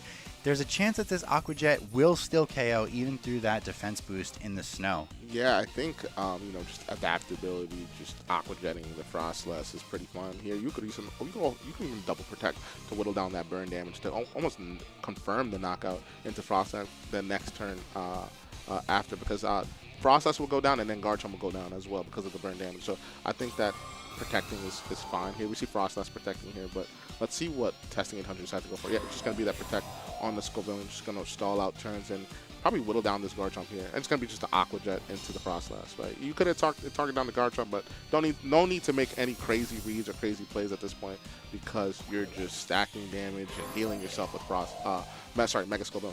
Can we talk about... Oh, it was Leech Seed as well, so it was going down regardless. Can we just talk about how Scovillain was supposed to be knocked out maybe like 2 or 3 turns prior, but it brought its health back up to almost half? Yeah. Like, that's kind of underrated. Like, I understand the burn. I'm getting a little PTSD to Calm Mind Raging Bull here. I'm thinking, man, it's just chilling there. And yeah, no, you're right. That crucial knockout that was whiffed on the Rock Slide, I was drawn to the double Rock Slide play, but now that I think about it, that Earthquake would have gotten rid of the Scovillain. That may be the mistake that ends up costing this game too. And this is the one Pokemon that Sneasler does not want to see, so I think it was very important to get that knockout so that Sneasler could at least make some moves, right? But we're going to see that Aqua Jet go into that Mega Process here, picking up the knockout, bringing this to a 4v1 situation. Mega Scovillain is the end note of this. I'm sorry, Justin. And this is, I don't know, this was a showcase for sure. That was clinical, almost. I can't believe how valuable that Scovillain was. It had just the amount of bulk that it needed to survive pretty much all the double ups. It was utilizing its Spicy Spray to burn those other Pokemon on Kibble's side, and unfortunately 5 physical attackers and a Frostlass is not enough for a spicy Pokemon. Yes, and I think that, man, there's a lot to digest from that. Testing 800 played amazingly, right? I don't think there was any wrong plays within that set. But you also got to understand that they're playing against a person that's 11-1, and they haven't made any probably crazy mistakes to get to that 11-1 record. Absolutely. And to have a dominating performance like that, I mean, obviously the matchup was very favorable as we saw for testing 800, but having that, just showing that and showcasing that, if I have a physical dominant team and I'm going again testing 800, I might cry. Yeah, Tears. and something that I kind of advise to a lot of people when they ask about stuff like team building advice, if there's any wisdom I can impart on anyone, it's that you do want to have maybe more than one special attacker, especially in a metagame where just the fact that Scovillain exists, something like this can happen. Milotic is also carrying Coil. There are Pokemon with coaching to support things like King Gambit. You don't want to rely too heavily on offensive coverage being physical as well as maybe the typing advantages, because all of a sudden Scovillain is paired with something that has priority, and the Pokemon that you would like to hit Scovillain with, your Frostlass, is always at risk of being doubled down by a Sucker Punch and then late game Basculegion cleanup. It's tough. I mean, it's tough, and that's why there's an importance to having a good physical special split. Obviously, Kibble has made it very, very far into this tournament. I think that the metagame allows for a much more heavily leaning physical offensive mode. But honestly, Pokemon has kind of always leaned a little bit more physical. We've seen almost entire teams of physical attackers do well in the past. I think I just heard news. We might have a bonus match of a box of Timbits versus Michael Derbesti, both at 11-1. Ooh. I think a box of Business is having a very strong year. They definitely turned the notch on their playing, and going against Michael Derbesti is no slouch. Like, Michael Derbesti is one of the best Pokemon players. We don't know currently what game this is, but we just wanted to provide you a bonus game and or set if able to. So this is what we have currently for you guys. Justin, take it away. All right, Clefable and Basculegion here look excellently positioned into this Aegislash and Garchomp. There is already one Last Respects boost. We have a knockout on Timbit's side. King Gambit being off of the board means that that Last Respects is going to have to deal the probable remainder of the physical damage here, unless it's, of course, Sneasler in the back. But we actually have already seen that it's Delphox, so what I think is probably the option here is you want to try and position your Delphox to be able to clean things up, get that damage into the Garchomp. Does Michael actually recognize that, and then maybe leverage that damage, protect your Aegislash, maybe swap out your Garchomp to something like Ninetales or Rotom Wash, which could probably take the amount of damage that is being dished out pretty comfortably. Yeah, I would have to agree with you here. Let's see what these trainers decide to go for. It's going to be the Garchomp switch on Michael Derbesti and into that Rotom Wash. Not wanting to take any hits, wanting to bring that Rotom Wash in comfortably, probably taking Aqua Jet. But no, Aqua Jet goes into the Aegislash slot. Box of Timbits calling that out pretty well. And Icy Wind punishing that Rotom Wash switch. Rotom now at a -1 speed and at low health. So this is a pretty decent position, I would say, for a box of Timbits, but we don't know the current health status of the Pokemon in the back. We'll see in just a moment. Let's see if the Garchomp comes back in, or is it another Pokemon on the end of Michael Derbesti. Rotom Wash being at low health and having a Follow Me redirection user is not something that you want to see at the end of Michael Derbesti, right? You want to be able to hit those Volt switches into the Basculegion on the end of the box. And if you're not able to because of Follow Me, that kind of defeats your plans to kind of get rid of this Basculegion. I think that this Clefable is excellently positioned into this endgame. I think if it gets off maybe just one Icy Wind, this Basculegion is going to run away with this game, especially if that Ninetales, which are typically carrying the Focus Sash, I know that Michael's is chipped, and I would suspect, maybe I'm going to take an educated guess and think that maybe the Ninetales does have its Sash intact, so you're just kind of working around that endgame win condition. It's also not out of it's also a good chance that you could position for a Basculegion and Delphox endgame. One Icy Wind here and the KO into Rotom probably will do a lot of work, but this Basculegion being locked into Aqua Jet means that this Garchomp isn't under threat of too much damage, especially if it's able to get a Rock Slide flinch off into this Moonblast bot, I would say at this point, or Icy Wind bot, that Clefable. Interesting, Clefable, not a known pick for players to be using currently in this regulation, but it did have some regulation in Regulation H, so kind of good to see this. We're going to see the Aqua Jet go into that Rotom Wash, getting rid of this. Is going to be a single target Icy Wind, Justin. So let's see if it's able to land. We're going to see Rock Slide go into both opposing Pokemon. If there's a flinch and or miss on Icy Wind, this could be a little bit detrimental. We're going to see Jersey, the Clefable, go for that Icy Wind, single target, doing over half damage. That is great, amazing. Justin, what's your thoughts? My thoughts are that it is going to be difficult for this Ninetales to win this game, especially if a Heat Wave in the late game connects.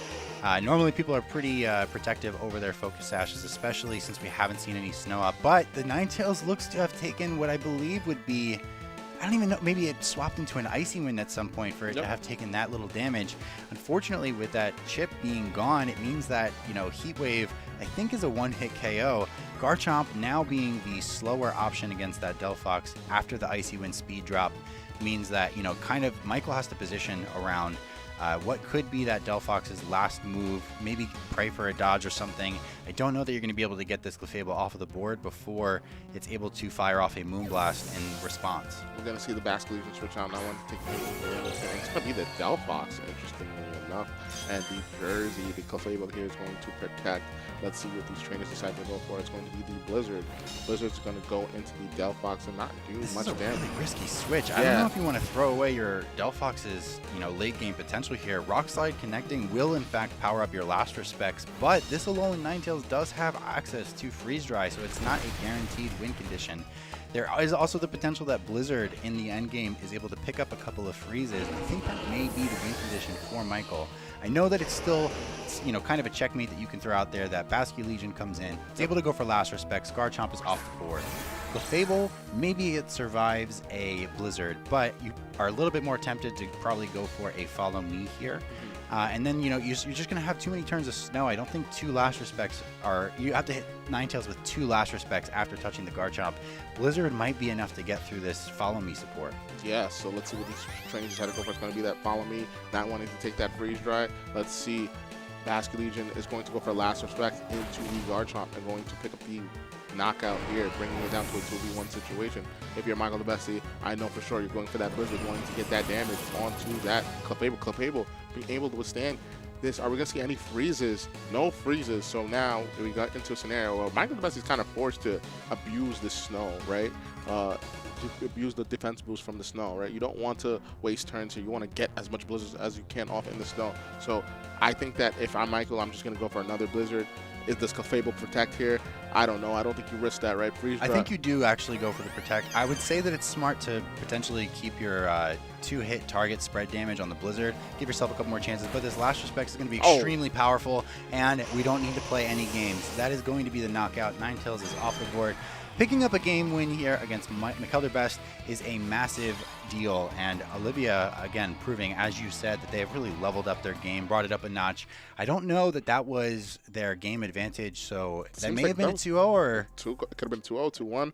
Olivia, also known as, goes by A Box of Timmins Online, has been kind of wrecking this season alone. They've gotten, I'm going to say, one of the most improved players in Pokemon, showcasing why they're one of the strongest players from Toronto, doing really well in the Toronto scene. And we just got news that was Game 3. Beating Michael Kelsch is nothing to look back on. I think that's a good way to go and move on from 11-1 to 12-1. I'm feeling good if I could beat one of the best Pokemon players currently in Pokemon. And going to 12-1 when you only need to win one more to secure your spot in the top cut, getting that, kind of a confidence win, I would say, over somebody like Michael Kelsch. Although maybe if you're having a really good tournament, anybody is anybody, and a win is a win. Maybe you expect it. I think that was excellently played. The end game there, I maybe have been I feel like I'm either overestimating or underestimating the damage that Basculegion is doing. Yeah, me too. I thought Last Reflex was a 2-hit, but that thing is getting rid of things. I don't know. That was crazy. I'm going to blame Ninetales for not having enough bulk there. It's Kanto, not a pseudo-legendary stat line, so... Yeah, but one thing I do like the Delphox on Olivia's side, the Clefable, the Sneasler, the Basculegion, the Garchomp, and the King Gambit. I do think that this is a well-rounded team. We're going to see an instant replay here. We're going to see King Gambit on the end of, this is Kibble's replays actually. So this is the game prior that we were reviewing. The overheat play was really good, right? Putting it in Sucker Punch range, basically neutering this Mega Frostus here. And that lead seed, that pesky lead seed going into all of the threats that after they get burned is a really, really, really promising thing that Scobilion's able to do. Okay. And I do like the fact that Scobilion was just showcased ultimately like the best way in this set. But one thing, like I said, I do like A Box of Timmins' team. The black glasses, King Gambit, you know what I'm saying? The black glasses, you gotta have it. Where's your black glasses? I didn't bring them. They're in my car. Come on, man. Oh my God. No, but still, I think that it's really good to see Olivia showcase why she's one of the best Pokemon players in the East Coast. Beating Michael DeBestie is nothing to that's an accomplishment. I'm texting my friends, yo, I just beat Michael DeBestie. Yo, he's one of the best. But that's just me. But we're gonna pass this on I think this was a great way to showcase Mexico Billion, and we just saw a bonus match of one of the best players currently in Pokemon. And yeah, we'll get back to you guys soon.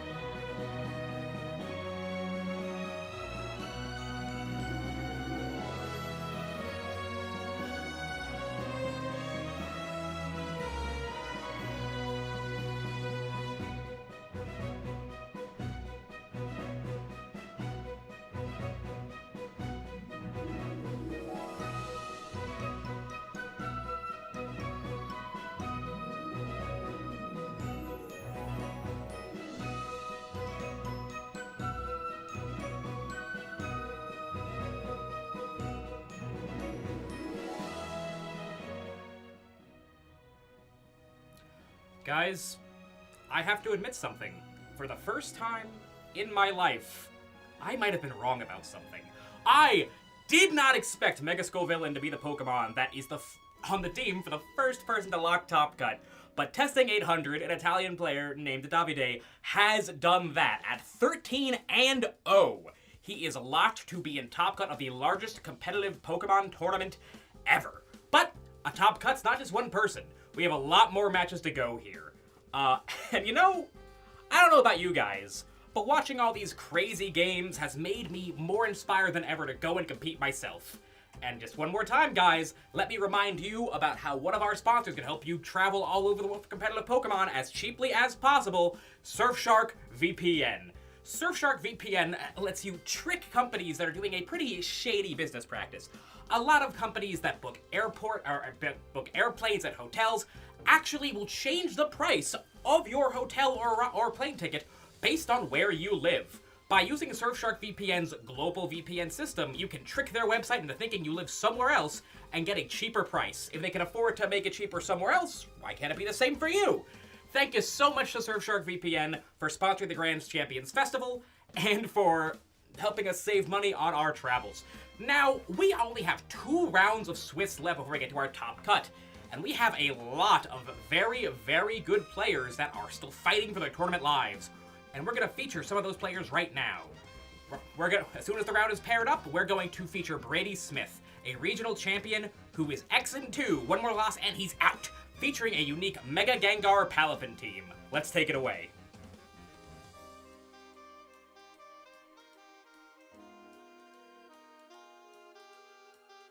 Welcome to round 14 of the Grand Champions Festival. My name is Cedric. I go by Talon Online, and of course we have Courtney Wiglayer on the mic as well. How you doing, Courtney? I am doing so good. So excited for the next upcoming round, and also just so excited to also dig into these teams, because I know we've been talking a little bit about this beforehand, is that there's some certain Pokemon that we want to see, especially as we continue on with our rounds. So which ones do you personally want to see, Cedric? There's a couple that I'm eyeing on the upper parts of the standings. Particularly, there's a team that's really off meta. It's got a Hisuian Typhlosion, a Serena, a Tauros, the Aqua Breed, and then the Dragapult, which is running a really interesting set. I think that'd be a highlight there. 12-1, just for those tuning in. Not familiar with the tournament structure, there are 15 rounds of Swiss just because there are so many participants in this tournament. Pretty much unheard of, but you do need to collect 13 wins in total to make the final Top Cut bracket. So all of the 12-1 players, incredibly impressive records, but they do need to notch 1 more win. The only guaranteed person in the Top Cut at this point is that really impressive Mega Scovillain Testing 800 player from the last round on stream. I know, absolutely incredible. And I didn't really think that Mega Scovillain was going to do so well during this tournament, especially as we've seen the meta kind of shake out a little bit interestingly, especially the last few weeks throughout these different tournaments.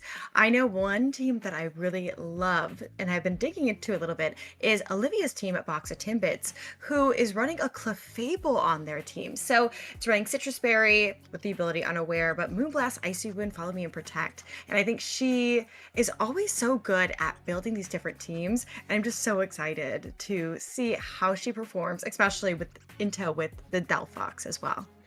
Yeah, absolutely. 12-1. So like we said, just 1 more win and Olivia in the Top Cut. So very exciting. The Clefable, just an interesting choice, not particularly used, but you can see with many of the King Gambits dropping the Steel type coverage for a low kick to be a little bit stronger in the mirror. Those small choices open up Pokemon like Clefable to kind of take advantage of holes in the metagame and actually pop off really well. It pairs well with the Mega Delphox, redirecting Sucker Punches from King Gambit, and just gives that Mega Delphox the ability to shine. Yeah, and not only that, but as I was kind of looking through the standings as well, I think one Pokemon that we've been seeing a lot more, and I know after the tournament and also during the tournament yesterday, I had a few people reaching out there saying, what is going on with Mega Scizor? And I think that is just a Pokemon that we talked about very briefly yesterday that I also think is making a huge surgence throughout this tournament, is really causing a lot of problems for some very high level players as well.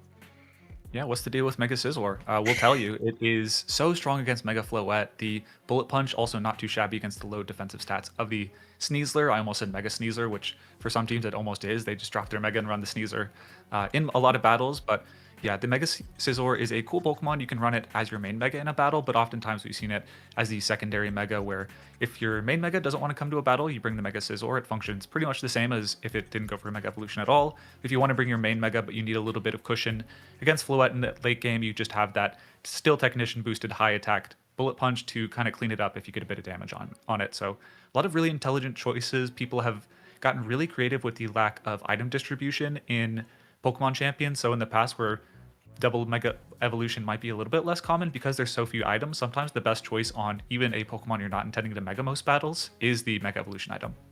Yeah, and I'm just so excited, truly so excited. And I'm also so excited to see our next pairing and our next featured match, which is going to be between VG Corner and also Pizza Man. Which, first of all, Pizza Man, I'm excited to have you. I'm personally a pepperoni girl. Cedric, what about you? I'm pretty simple. I like a little pepperoni, a little green pepper, and then not too much on top of it. Pizza Man, if I'm not mistaken, is that... I could be fully mistaken, but there's Pizza Greedon, who I believe is a really prominent player in the circuit as well, and then VGC Corner. VGC Corner is what I say, just because I say it in my head like that, but I guess VGC Orner is more correct based on spelling, but I believe that's Brady Smith, a prominent content creator, coach, and competitor who has been playing for quite a long time. So really strong pairing of players here. Yes, no, and super, super excited for Pizza Man. And I think I know who you're talking about. I think it is Kylan.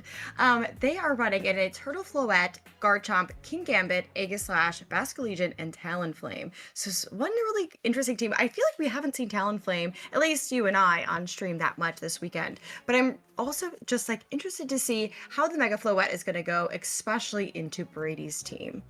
Yeah, then on Brady's end, we have a very interesting team. It's utilizing that Mega Gengar, which it tends to pair up pretty well against the Mega Floette. However, ditching the Sludge Bomb that it's known for actually damaging Mega Floette with a move that can do a lot more damage, but a little bit more slowly, the Paris Song. A really cool team, and I think we're actually going to get into the team preview now between two of these players. So VGC Corner on the top, B Smithy, kind of confirming it, and then Kylan, Pizza Man, confirming. That's Kylan Van Severin, who top cut the World Championship a couple years ago, beating, I believe, Wolfie in the top cut to make it to the top 16. So absolutely two storied players in the IRL circuit taking their skill to the online here. Yeah, I'm really interested to hear your thoughts. And I was about to ask you about this before we went ahead into this pairing about Palafin. I know we saw it on a few teams as we were casting yesterday, but we never saw it actually hit the field at all. And so it's running Jet Punch, Wave Crash, Encore, and Protect with the Mystic Water, of course, attached to it as well. It's very interesting because it does have the Pelipper alongside it on this team. But what are your thoughts? And do you think it's going to be good to go against for Kyland? Yeah, I think the Encore choice is just so interesting. I've never seen any move other than, I think, Close Combat and Haze, sometimes Flip Turn on these Palafins, so just seeing that you don't need those moves in this meta, Haze not so common against the lacking of the Dondozo, but Encore comboed with the Disable on the Gengar can really lock down Kylan's options. I think we're going to have a really interesting positional game ahead of us, where both of the players have a lot of options to switch in and out, I believe. Yeah, the Incineroar with the Parting Shot. We have a U-turn Hydreigon, which we didn't even mention, on a Choice Scarf on D Smithy's side, so going to be an interesting match. We are seeing the Mega Gengar and the Palafin as the lead, and then a Talonflame and the Floette on Kylan's side. Yeah, very interesting, like, starter Pokemon, especially for this. We see the Talonflame. It does have Tailwind, Will-O-Wisp, Acrobats, and Protect, so it might want to go ahead and start getting things set up just in case, but the Mega Floette also is running Light of Ruin, Moonblast, Dazzling Gleam, and Protect as well. So interesting. Kylan go for a double Protect to kind of see how things are going to go, but we also saw the Palafin join us as well. Yeah, I think this Talonflame is actually sweating a little bit in the face of, it can get a Tailwind in front of the Jet Punch if that comes out, but yeah, we're going to see the Palafin doesn't want to stay on the field, doesn't want to get critically burned by a Will-O-Wisp, I imagine, but the Mega Gengar is going to activate the Mega Evolution to lock down all the Pokemon on the field with Shadow Tag for as long as it's on the field. Yes, and once again, shiny Mega Gengar, obviously one of the best shinies that we've seen yet, and now we also have a Mega Floette on Kylan's side, so both Mega Evolutions waking up bright and early for this round. Yeah, seeing the Fairy Aura activate, boosting that Fluette to an absurd level. Still shouldn't have a knockout even with Light of Ruin into Mega Gengar, especially with Friend Guard, Mousehold entering the field. Going to boost up the defensive of its partners, but critically not itself, as it takes a lot of damage there, although it did have the Focus Sash to kind of cover its bases, as we see the crux of VGC Corner's team, the Perish Song, activate here. Every Pokemon on the field, if it stays on the field for 3 consecutive turns, will faint at the end of this Perish counter. So timer's ticking for all the Pokemon on the field, but VGC Corner has the actual proactive ability to switch out of that Perish counter, but yeah, not the same for Kylan. Yeah, very interesting turn 1. We typically don't see Perish Song on turn 1, and we're going to go ahead and see the Protect from that Mega Gengar and also that Mousehold on VGC Corner's side. Now, this is going to be a wash. You do see that the Talonflame is going to target into that Mega Gengar and that Mega Floette going for the Dazzling Gleam just to go ahead and chip off of that Mousehold and Gengar a little bit more if obviously they didn't protect. And we're going to go ahead and see the Perish counter go down to 2. And now Kylan's going to have to start figuring out, hey, I do have Tailwind up, but how can I go ahead and figure out a way for me to get out of this sticky, maybe beautiful situation? You know, sometimes songs are nice. Yeah, I think not so nice for Kylan in this case. Typically, the play pattern for the Mega Gengar Perish Song teams is you double protect on the first turn and then you switch out the Gengar. I don't think Brady's actually pressured to do that at all. Can very safely just go for a Follow Me, redirect an attack from the Talonflame, and tank anything from the Mega Floette, and then switch out the Gengar on the next turn. And then if the Mousehold goes down, you just basically protect the Pokemon that comes in its slot to take that knockout. Brady exposing himself potentially, switching out that Mega Gengar. If Kylan gets really aggressive and actually doesn't attack with either Pokemon, there'll be no ability for the Gengar to take the field next turn, but that is not going to be the case, just taking the free KO on the Mousehold here. Yeah, wow. Very interesting play from Brady's side, taking out that Mega Gengar. Now is going to allow the ability for Kylan to move some pieces around. You are going to go ahead and see that Moonblast targeting into that Pelipper, doing massive damage, bringing it down to 23 HP, which also just shows how strong Mega Floette really is, especially throughout this meta. You're going to see the Perish counter go down another tick, but now Kylan has a little bit more ability, maybe, to figure this out. Yeah, we are going to see the Mega Gengar unfortunately enter the field. Brady sacrificed so much to get that Perish counters down. Now has a very safe double protect to just lock down those 2 Pokemon. But we kind of see what some indication of what Brady might have been thinking, given that you could have just taken a Light of Ruin on your Gengar and just allowed the double KO to happen on the next turn, but almost was willing to sacrifice the Pelipper to a Light of Ruin if that did come out on that turn. Definitely could have been a likely play from Kylan, but totally happy to just potentially try and endgame with the Mega Gengar and the Palafin later on, but we're kind of just seeing Brady play through the motions here, go for the double protect to stall out these last turns of Perish Song, with Kylan not really having any defensive counterplay to that. Yeah, so now talking about that a little bit more, as we're going to go ahead and see both of those Pokemon go down on Kylan's side. Cedric, that first few opening turns for Brady seemed like they were just masterfully played, especially just pinning both of Kylan's Pokemon. So what are your thoughts about how Kylan might be able to get out of this, depending on what Pokemon that they have in the back? Yeah, I think it's really interesting which Pokemon Brady actually brought. You could imagine the Garchomp being really effective against the Mousehold, the Gengar. Not so fun against the Pelipper given the Wide Guard presence on that Pokemon, but early game you would have been threading a lot of Earthquake to at least force the Gengar to maybe play a little defensively instead of just turn 1 going for the really, tried and true Perish Song and switch option. The Friend Guard Mousehold proved to be really difficult to just redirect any single target damage away from the Talonflame. Yeah, from the Talonflame away from the Gengar, so we are going into the last couple turns of the match, and the Kingambit and the Basculegion not actually poised that poorly against the Mega Gengar and the Kingambit on the field now. Yeah, I think these 2 Pokemon that Kylan brought in the back are maybe not in the best position in the sense of that Brady definitely has a lot more Pokemon than them. However, these are 2 ones that can maybe navigate around this Mega Gengar and also this Pelipper a little more agile. And so you're going to go ahead and see the Gengar go for that Perish Song, restarting the counter once again, making sure that, hey, in 3 turns, something's going to happen. Basculegion is going to go ahead and go for that last respects into the Pelipper, knocking it out on Brady's side, as we're going to go ahead and see the Kingambit go for the Kowtow Cleave into the Mega Gengar, taking it out in a 1-hit KO. Yeah, that looks like a very just obvious play from Island, but I think there was actually a lot more layers than it might appear, given that the Gengar did have Shadow Ball. It is a Focus Sash on the Basculegion that has, so it had the capability to be able to live the Shadow Ball guaranteed, but we also could have seen a double priority into the Gengar, so I think Brady was really just trying to figure out a way to get the Parasong up to make sure that the Palafin could close this out, but I'm not entirely sure it still will be able to without a double protect, given the massive damage that Last Respects and the combination of Kowtow Cleave will be offering on these next couple turns. As yeah, Brady going for that protect here. I think one thing that Brady is known for, especially in the community, is their masterful use with Palafin. So it's going to be really interesting to see how they can navigate through this Basque Legion and this King Gambit. I do think you're right, Cedric. They're going to have to try and get as many protects as possible to break through this Paris trap. But I've seen crazier things. Yeah, so it's interesting. Like, you're threatening a 1-hit knockout on the King Gambit, and you'll probably live one Last Respects, but a Sucker Punch and then a Last Respects will probably KO you. So, yeah, we are going to see the Last Respects, but no Sucker Punch. Oh, wow, that just... Oh, with the critical hit, it does take a knockout. Brady didn't go for the double protect. I think without that critical hit, it probably survives, but maybe a Wave Crash, the recoil just allows the... Yeah, it just knocks out the Palafin anyway, so... Interesting choice. Maybe underestimated the damage that the adaptability, Last Respects from maybe even an Adamant Basque Legion is able to do. And yeah, that little miscalculation caused the, what looked like a pretty solid Parasong lock early game. You get those first two Pokemon without losing too much resources. Because you had to lock your Pokemon on the field and go for a double protect on the previous turn, I think maybe, that proved to be the undoing for Brady. That passive second Parasong where you just saw a double knockout just made it really difficult for that Palafin. So I wonder if maybe in the next couple of games you actually allow the Pelipper to go down so you get a little bit more offensive pressure with the Palafin where it's not having to fight this 1v2. Yeah, that was a really interesting, especially endgame, like you said, Cedric. It was very fascinating, especially towards the beginning of the match, that we really thought this was really in Brady's favor, especially just with just how dynamic that Parasong was.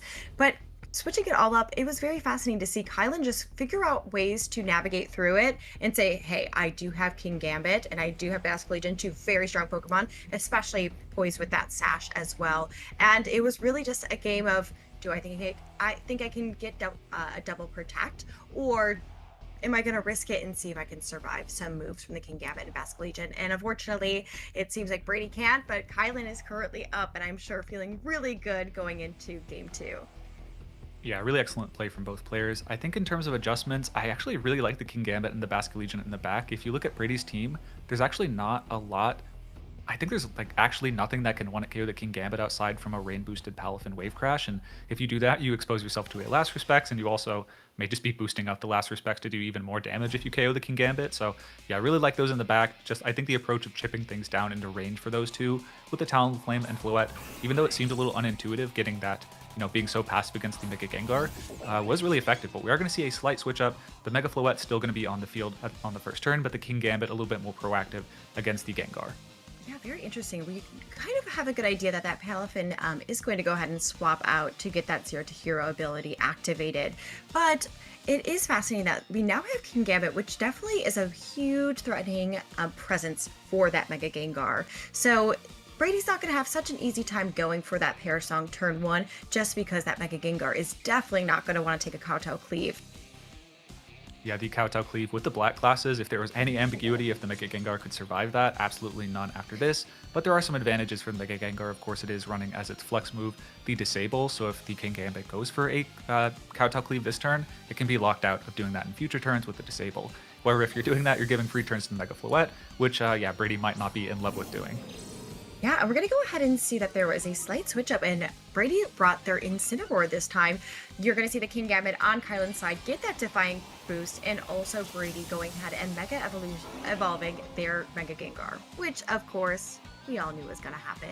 Now, this is very fascinating because of that Defiant boost on Kylan's side to see where that King Gambit targeted. We're also going to see that Mega Floette on Kylan's side go ahead and pop and turn into that Mega Floette. Yeah, I'd be shocked if we don't see a Protect from Gengar at this point. Yeah, with Parasong, you're susceptible to a Kowtow knockoff, especially from a +1 Black Classes Kowtow Cleave, and the Floette, yeah, you're not threatening a Sludge Bomb into that. So we do just see a Moonblast into the switch. The Palafin wasn't, again, offering much damage either, so just Kylan trying to offer as much damage as possible on that turn. Doesn't double into the switch. I think it probably wouldn't have been a knockout anyways, but did just keep the Gengar honest, making sure that it doesn't try and get cute in Parasong. Yeah, I think now it's a little bit more fascinating because now we do have Incineroar on the field. It is going ahead and threatening that Fake Out, but it is running also kind of for the rest of its moveset something a little bit different. It's running Darkest Lariat, parting shot and protect as well. But we're going to go ahead and see the Incineroar go for the fake out on the King Gambit just to make sure that that Mega Gengar was going to be a little bit safe and so that it can sing its song with its pair song. Yeah, smart play from Brady. Basically, if you fake out, oh, we see a Light of Ruin is actually going to miss the Incineroar. That means it's going to stay on the field for one turn longer, which maybe Brady was happy with the Incineroar going down, but yeah, the world we live in, that Incineroar is here to stay just a little bit longer. I want to highlight the fake out play. There was an option to go for fake out disable in the face of the King Gambit to lock it out of Kowtow Cleave the last turn, but if it went for a protect, you kind of just have it extremely passive board in the face of potentially your Incineroar getting knocked out by Light of Ruin. So Brady, taking the safer route, goes for fake out pair song. And now, even though the King Gambit flinched, the last move it used was the Kowtow Cleave. You could safely go for a disable to stop that from knocking out your Gengar. And I believe it is not the Iron Head, it is the low kick. So really, as long as there's no attacking move selected by the Gengar, it's free of damage from the King Gambit as long as that Kowtow Cleave is locked out. Yeah, and we're going to see exactly what you're talking about, Cedric. We're going to see the disable into the King Gambit, making sure that that Kowtow Cleave is not going anywhere.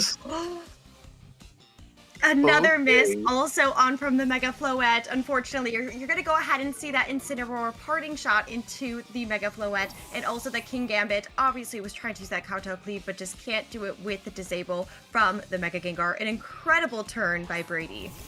That is, I believe, 2 consecutive turns where no damage has been dealt against any Pokemon on Brady's side of the field, which, when you're using a pair song team that is slowly just ticking the timer down, is not what you want to see from Kylan's end. And at this point, the Friend Guard Mousehold has entered the field.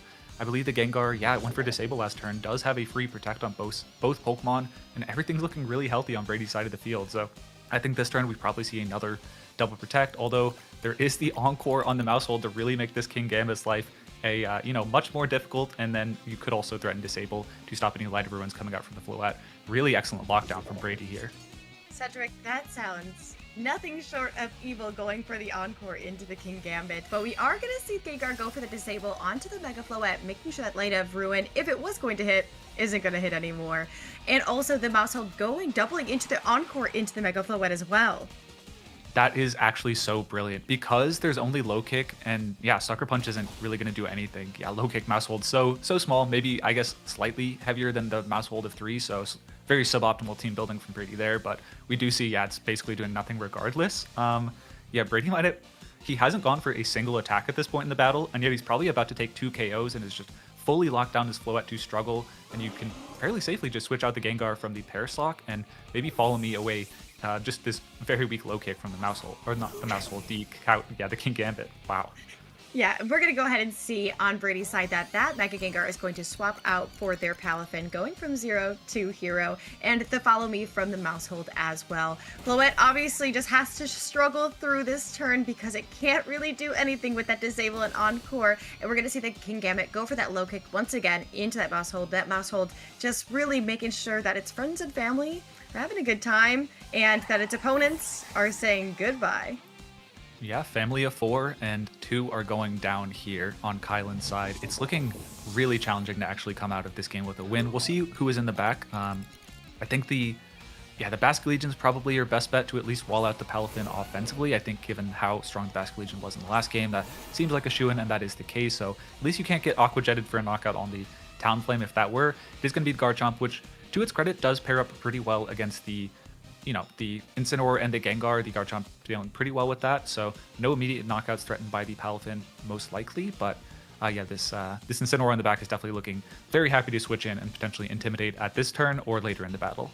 Yeah, I think Kylan did pick some good Pokemon to bring in the back, making sure that they brought that Basque Legion, but also bringing in the Garchomp as well. I think it has a little bit more versatility than the Talonflame in this case. We are going to go ahead and see Brady go for the Protect on their Mousehold and also the Palafin, just making sure that they can keep stalling as much as possible and make sure that they're protected from what's around them. Yeah, maybe just attempting to stall out, or maybe just figure out the speed order between the Pokemon. I'm not entirely sure, but it seems like, given that there was no Paris counter ticking down and no other field conditions, Brady maybe just trying to sniff out a Protect on the Garchomp or the Basque Legion. It would make sense if you can chip the Basque Legion with a little bit of damage with, a Aqua Jet. Later in the battle, you'll be able to knock it out with a Shadow Ball, free of charge. You can also get the Garchomp in range of a Shadow Ball, so I do think, just trying to scout out a Protect, but ultimately none came out from Kylan. Really smart not to bite there, just trying to get whatever fight they can to actually get back into this game. Yeah, and we're gonna go ahead and say that Brady's gonna go for that jet punch into the Basque Legion, taking it about just down to about around a quarter, and the mouse out going into an encore on that guard chomp, making sure that once again is the same thing. Yeah, I think I completely missed that actually. Yeah, if it had been a protect on the last turn, you could have encored it. Rockslide is going to come out. It's going to miss the Palafin, which maybe actually would have put it in range of a Last Respects with the Friend Guard. We're going to see. I think probably not. I think it would have lived regardless, shy of a crit from the last game. But we do see, I think given that damage, that it would have survived the Last Respects in the previous game. So just something for both these players to know. But yeah, given the Garchomp is now encored into a Rockslide, this, yeah, not going to be able to Earthquake the Gengar later in the game and can potentially just be disabled on some of the turns. The Encore will probably wear out before that's too much of a factor, but it'll at least buy some turns for the Gengar to get a Parasong up later. Now it's looking really difficult as the Basque Legion's Focus Sash is gone, and it is in range of a Shadow Ball, and you can kind of just Super Fang this Garchomp if you want to put it in range of the Shadow Ball later in the game. So really liking the positioning from Brady thus far. Yeah, if we're going to go ahead and see Brady go for the Protect on that mouse hold once again, and see that Palafin go for that Jet Punch into the Garchomp this time, taking it down over half health by that critical hit. The Rough Skin is going to go ahead and hit back onto that Palafin, but no worries. Garchomp's going to eat a little Citrus Berry, get it healed up a little bit more, while that Basque Legion that Garchomp goes ahead and lands its Rock Slide, taking Palafin down to 21 HP. Last Respects does come out and knock out that Palafin finally. It's kind of an interesting position. I feel like even though you, on some level, Intimidate would be nice, I think the Gengar will be in range of the Last Respects even in spite of any Intimidate, so it may be better to go straight away to the Gengar, which I think is at full HP still, yeah, because of so many of those passive turns early in the battle. Not Kylan's fault, a lot of misses factoring into that. But at this point, the Gengar probably not trained offensively enough to knock out the Garchomp in one hit, but given that the Mousehold is on the field and the Garchomp is still encored into Rockslide, you could actually force it to struggle this turn by going for a Follow Me, force an attack from the Basque Legion into the Mousehold, then, yeah, force a struggle out from the Garchomp. This also maybe susses out a Protect from the Basque Legion, which you can follow up next turn with the Shadow Ball, so I feel like the ball is definitely in Kylan's court to get this correct. If anything goes wrong this turn, I think with the combination of Encore and Disable, VGC Corner can really lock up this game too. Yeah, and I think especially with the Disable and Encore duo that you see on the field right now, it makes things a little bit difficult. We're going to go ahead and see Brady take back that Mousehold and bring back out Incineroar just to get that Intimidate drop both on the Garchomp and Basque Legion. We're going to see the Gengar go for the Shadow Ball into the Basque Legion, knocking it out, leaving Garchomp all on its lonesome and having a really difficult challenge to go ahead and take this game back. Yeah, I think I see what Brady was going for there. Instead of having to make any decisions about whether it's a Protect that turn and trying to cover that with some cute Encore Disable plays, if you get Fake Out active on the previous turn, then even though the Garchomp's Encore ends this turn, you could go for a Fake Out into it and then Shadow Ball the Basque Legion. If the Basque Legion had Protected, yeah, you have the Fake Out pressure active on the next turn, and it needs a double Protect to survive that attack. So I think overall pretty smart play from Brady just to leave like really minuscule odds of actually getting that game going out of hand instead of actually having to make an aggressive call. So kind of the cornerstone of these Parasong teams is finding those safe plays, as the Garchomp is going to Protect in the face of Fake Out pressure. But of course, Brady does have the Parasong if that is what he wants to select to, yeah, start taking the timer down on this game even faster. Yeah, and thankfully that the Encore is now down for that Garchomp, and we have to keep in mind that it is running Earthquake, Dragon Claw, Rockslide, and Protect, and a lot of these Pokemon on the field don't want to take an Earthquake, so Kylan is really going to have to figure out how much can I survive and can I make it through this dynamic team that Brady has with the Mega Gengar, the Incineroar, and also the Mousehold that's sitting in the back just fine and able to swap in for maybe the Incineroar, seeing where they want to land. We're going to go ahead and see Brady is going to protect the Mega Gengar and also protect the Incineroar as well, just kind of seeing what that Garchomp is going to do on Kylan's side.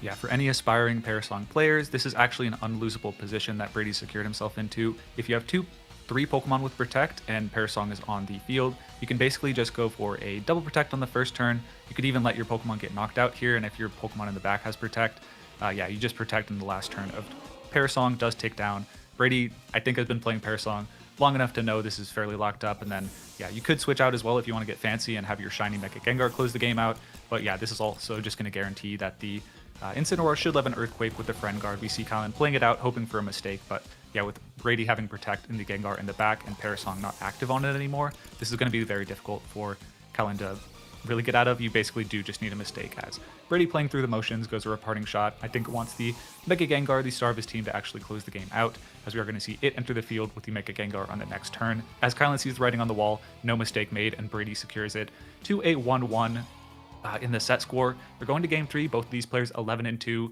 so if they either loses here, they're out of the tournament, but the player who wins will be able to play in the win-and-in in the next round.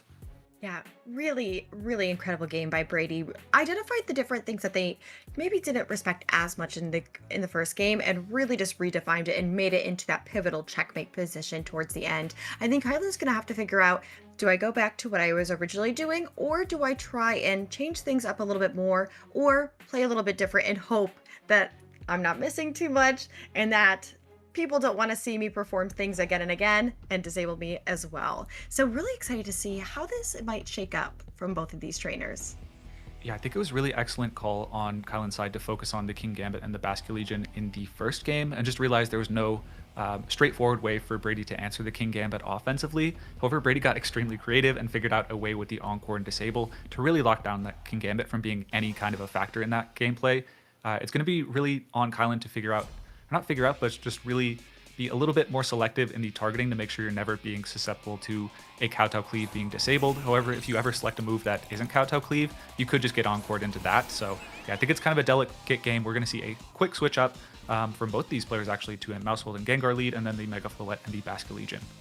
Very interesting change up on the leads for both of these trainers. Kylan making sure that all of them were changed for all 3 games, and then Brady switching up instead of the Palavin, bringing in that Mousehold right from the beginning, maybe trying to get into those shenanigans a little bit sooner rather than later, or maybe just trying to test some different waters, maybe pivot out an Incineroar to get some attack drop. But I really do think this is an interesting position that Brady went ahead and put themselves in, especially facing down a Basculegion who definitely wants to attack something. Yeah, we will probably just see both of these players go for the Mega Evolutions this turn, just purely beneficial, just getting stat and power raises between the two of them. But I'm really interested to see if Brady actually goes aggressive this turn, goes for a Parasong and Follow Me, maybe willing to sacrifice the Mousehold, or is more willing to, I guess you could get cute and actually protect the Mousehold, expecting a double target into that while your Gengar is safe from the Friend Guard, or would you see a more passive double protect to scout out the option from Kylan? We do see the protect from the Gengar starting off the turn, and do we see a follow-up? Yeah, Mousehold also saying, you know, let's delay the game a little bit and go for a double protect. Maybe we get some good options to Encore Disable on this next turn. Hey, Mousehold just says, hey, I've got my family, you can be a part of it, let's just protect each other. So we're going to go ahead and see that Basculegion is going to go for the Liquidation, and the Mega Floette going for the Dazzling Gleam. Very interesting that now we, like you were saying, Cedric, we have the Disable, we also have the Encore, different ways that we can navigate this current field. Friend Guard is still up as well, so it's going to make it so that it's a little bit harder to KO these Pokemon, but also that now shenanigans are now unlocked. Yeah, there's some interesting stuff you can do. Yeah, we see the Disable will come out from the Gengar, and no switch up of moves on the Basculegion. You could have gotten cute and went for an Aqua Jet to at least make sure you get some attack off here, but it is the Floette that Brady's going to be prioritizing. Locking down on the field, it does offer the most immediate damage of anything in the game right now, pretty much, outside of maybe Mega Charizard, but it is the Basculegion getting a hefty chunk of damage. Liquidation chipping the Mousehold in range of critically the Aqua Jet, so no longer susceptible to a Encore and Disable combination. If the Disable goes into the Basculegion, it will hit into the Aqua Jet if that is what Kylan goes for. So I think smart targeting there, making sure that you don't have a knockout in the Gengar, and really the Mousehold is just protecting it and causing so much of a nuisance with those Encore traps. If you can stop that Encore, then maybe you can actually sweep with a King Gambit in the back. So I like where Kylan's head was at in the targeting with the last turn. No, I 100% agree. And I think that Mousehold has been a really big problem, both Game 1 and also Game 2, and especially in Game 2 with all these different types of Encores. So I think Kylan is in a really good position in that sense of making sure that they want to target it, because that is going to be such a pivotal threat. We are going to go ahead and see Brady protect that Mousehold, and Kylan protecting their Basculegion as well. We're going to see the Shadow Ball from that Mega Gengar go into the Basculegion, but thankfully it did protect. And Floette, unfortunately, having to struggle through this turn in going into the Mega Gengar and taking a hefty amount of recoil damage. Protect in the face of a Parasong Mega Gengar is in most situations a gutsy play, but I really like it from Kylan there. In the face of, the Basque Legion really wants to be put to the Focus Sash so that Brady, if he wants to actually win the game with the Palafin in the back, if it is there, you can get an Aqua Jet to clean it up. Even if you are still baby cute form, you can still Aqua Jet and deal that little bit of 1 HP. But Kylan calls it out perfectly, went forward, didn't go for the Aqua Jet into the Mousehold Protect, and didn't get punished for the Parasongs. And that was in really solid position to punish the Mousehold, whether it stays in with an Aqua Jet or a Liquidation. Oh, a big switch up. The Basque Legion not loving the Hydreigon that is entering the field, but loving it that it was actually able to leave the field here, and the Garchomp is entering on Kylan's side.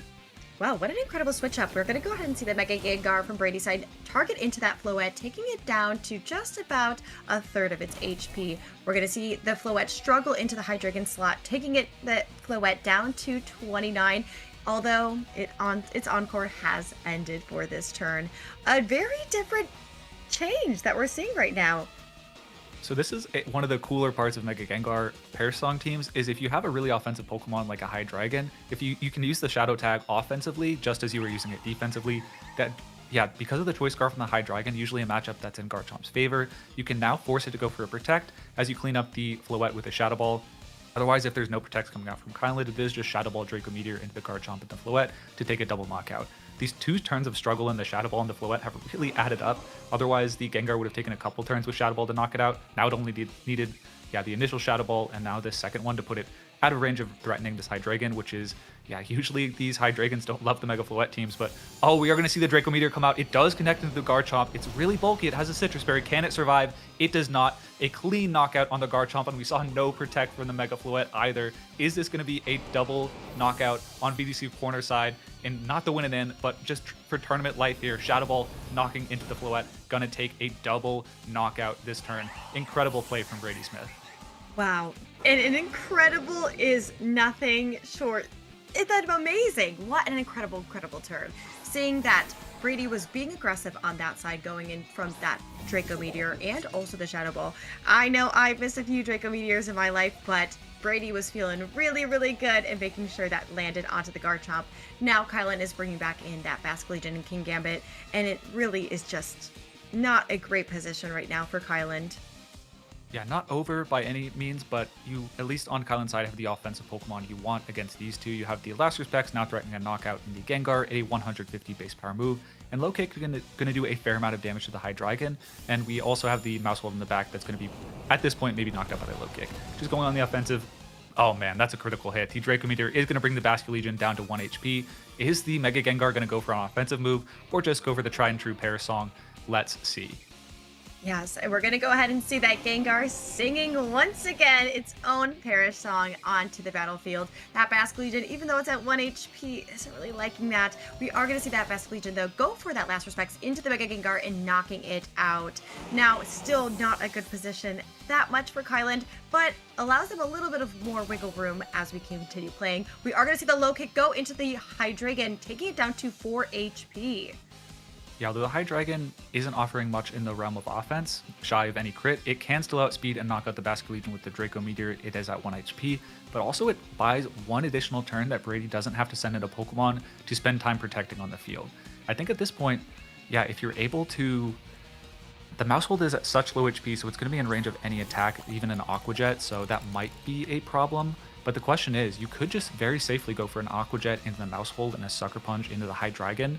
However, Brady just does have a lot of options. You could protect the Mousehold and then do a switch to try and punish that double priority option. Then maybe you get in. If you waste enough turns on Kylan's side, basically you will just be able to protect to close these games out. And then Brady is just going for that protect, trying to stall a turn with the Mousehold. Yeah, and we're going to go ahead and see that Basque Legion go for the Aqua Jet into the Hydreigon, knocking it out on Brady's side, making it so that it's going to be the last Pokemon that we haven't seen yet, and the Mousehold for them. The Low Kick is going to go, obviously, into that Mousehold, but not going to do too much, and we have 2 more turns remaining. Yeah, I think this really depends on who's in the back for Brady. If it's something like the Incineroar, I think it's going to be really in his favor, and that Incineroar does come out, and that's important for... one main reason, and that it doesn't have to go for a double protect. It doesn't even have to knock out the Basque Legion. You can safely fake out into the King Gambit, follow me with the Mousehold to make sure there's no crit liquidation to knock out your Incineroar. Then on the next turn, it's the final turn of Parasong. It isn't affecting the Incineroar, it is on the Basque Legion and the King Gambit. You have a clean, safe win with Protect. Brady Smith on the cusp of punching the ticket to the win and in of the Grand Champions Festival. As we see, the fake out is going to play out on the King Gambit. What's the mouse hold doing? Yeah, we're going to go ahead and see that Mousehold is going to say, I'm right here, follow me, over on Brady's side, becoming the center of attention. That Basque Legion from Kylan's side is going to go into that Aqua Jet, into the Mousehold, knocking it out. But like you were saying, Cedric, it is going to be an extremely hard for Kylan to take this back, as we see the perished counter fall to 1, and Incineroar being very happy about that. Yeah, 1 is done at this point. It is Protect on the Incineroar. I have double checked, I have triple checked, I have 4 times checked as many family members on the Mousehold that there is Protect on the team sheet, and Brady confirms we do see the Protect come out from the Incineroar. Now, yeah, we're going to see, to no avail, the Basque Legion Liquidation, super effective, would have needed a crit, but not even going to get there, as the double up goes into the Incineroar Protect, and this Parasong is going down.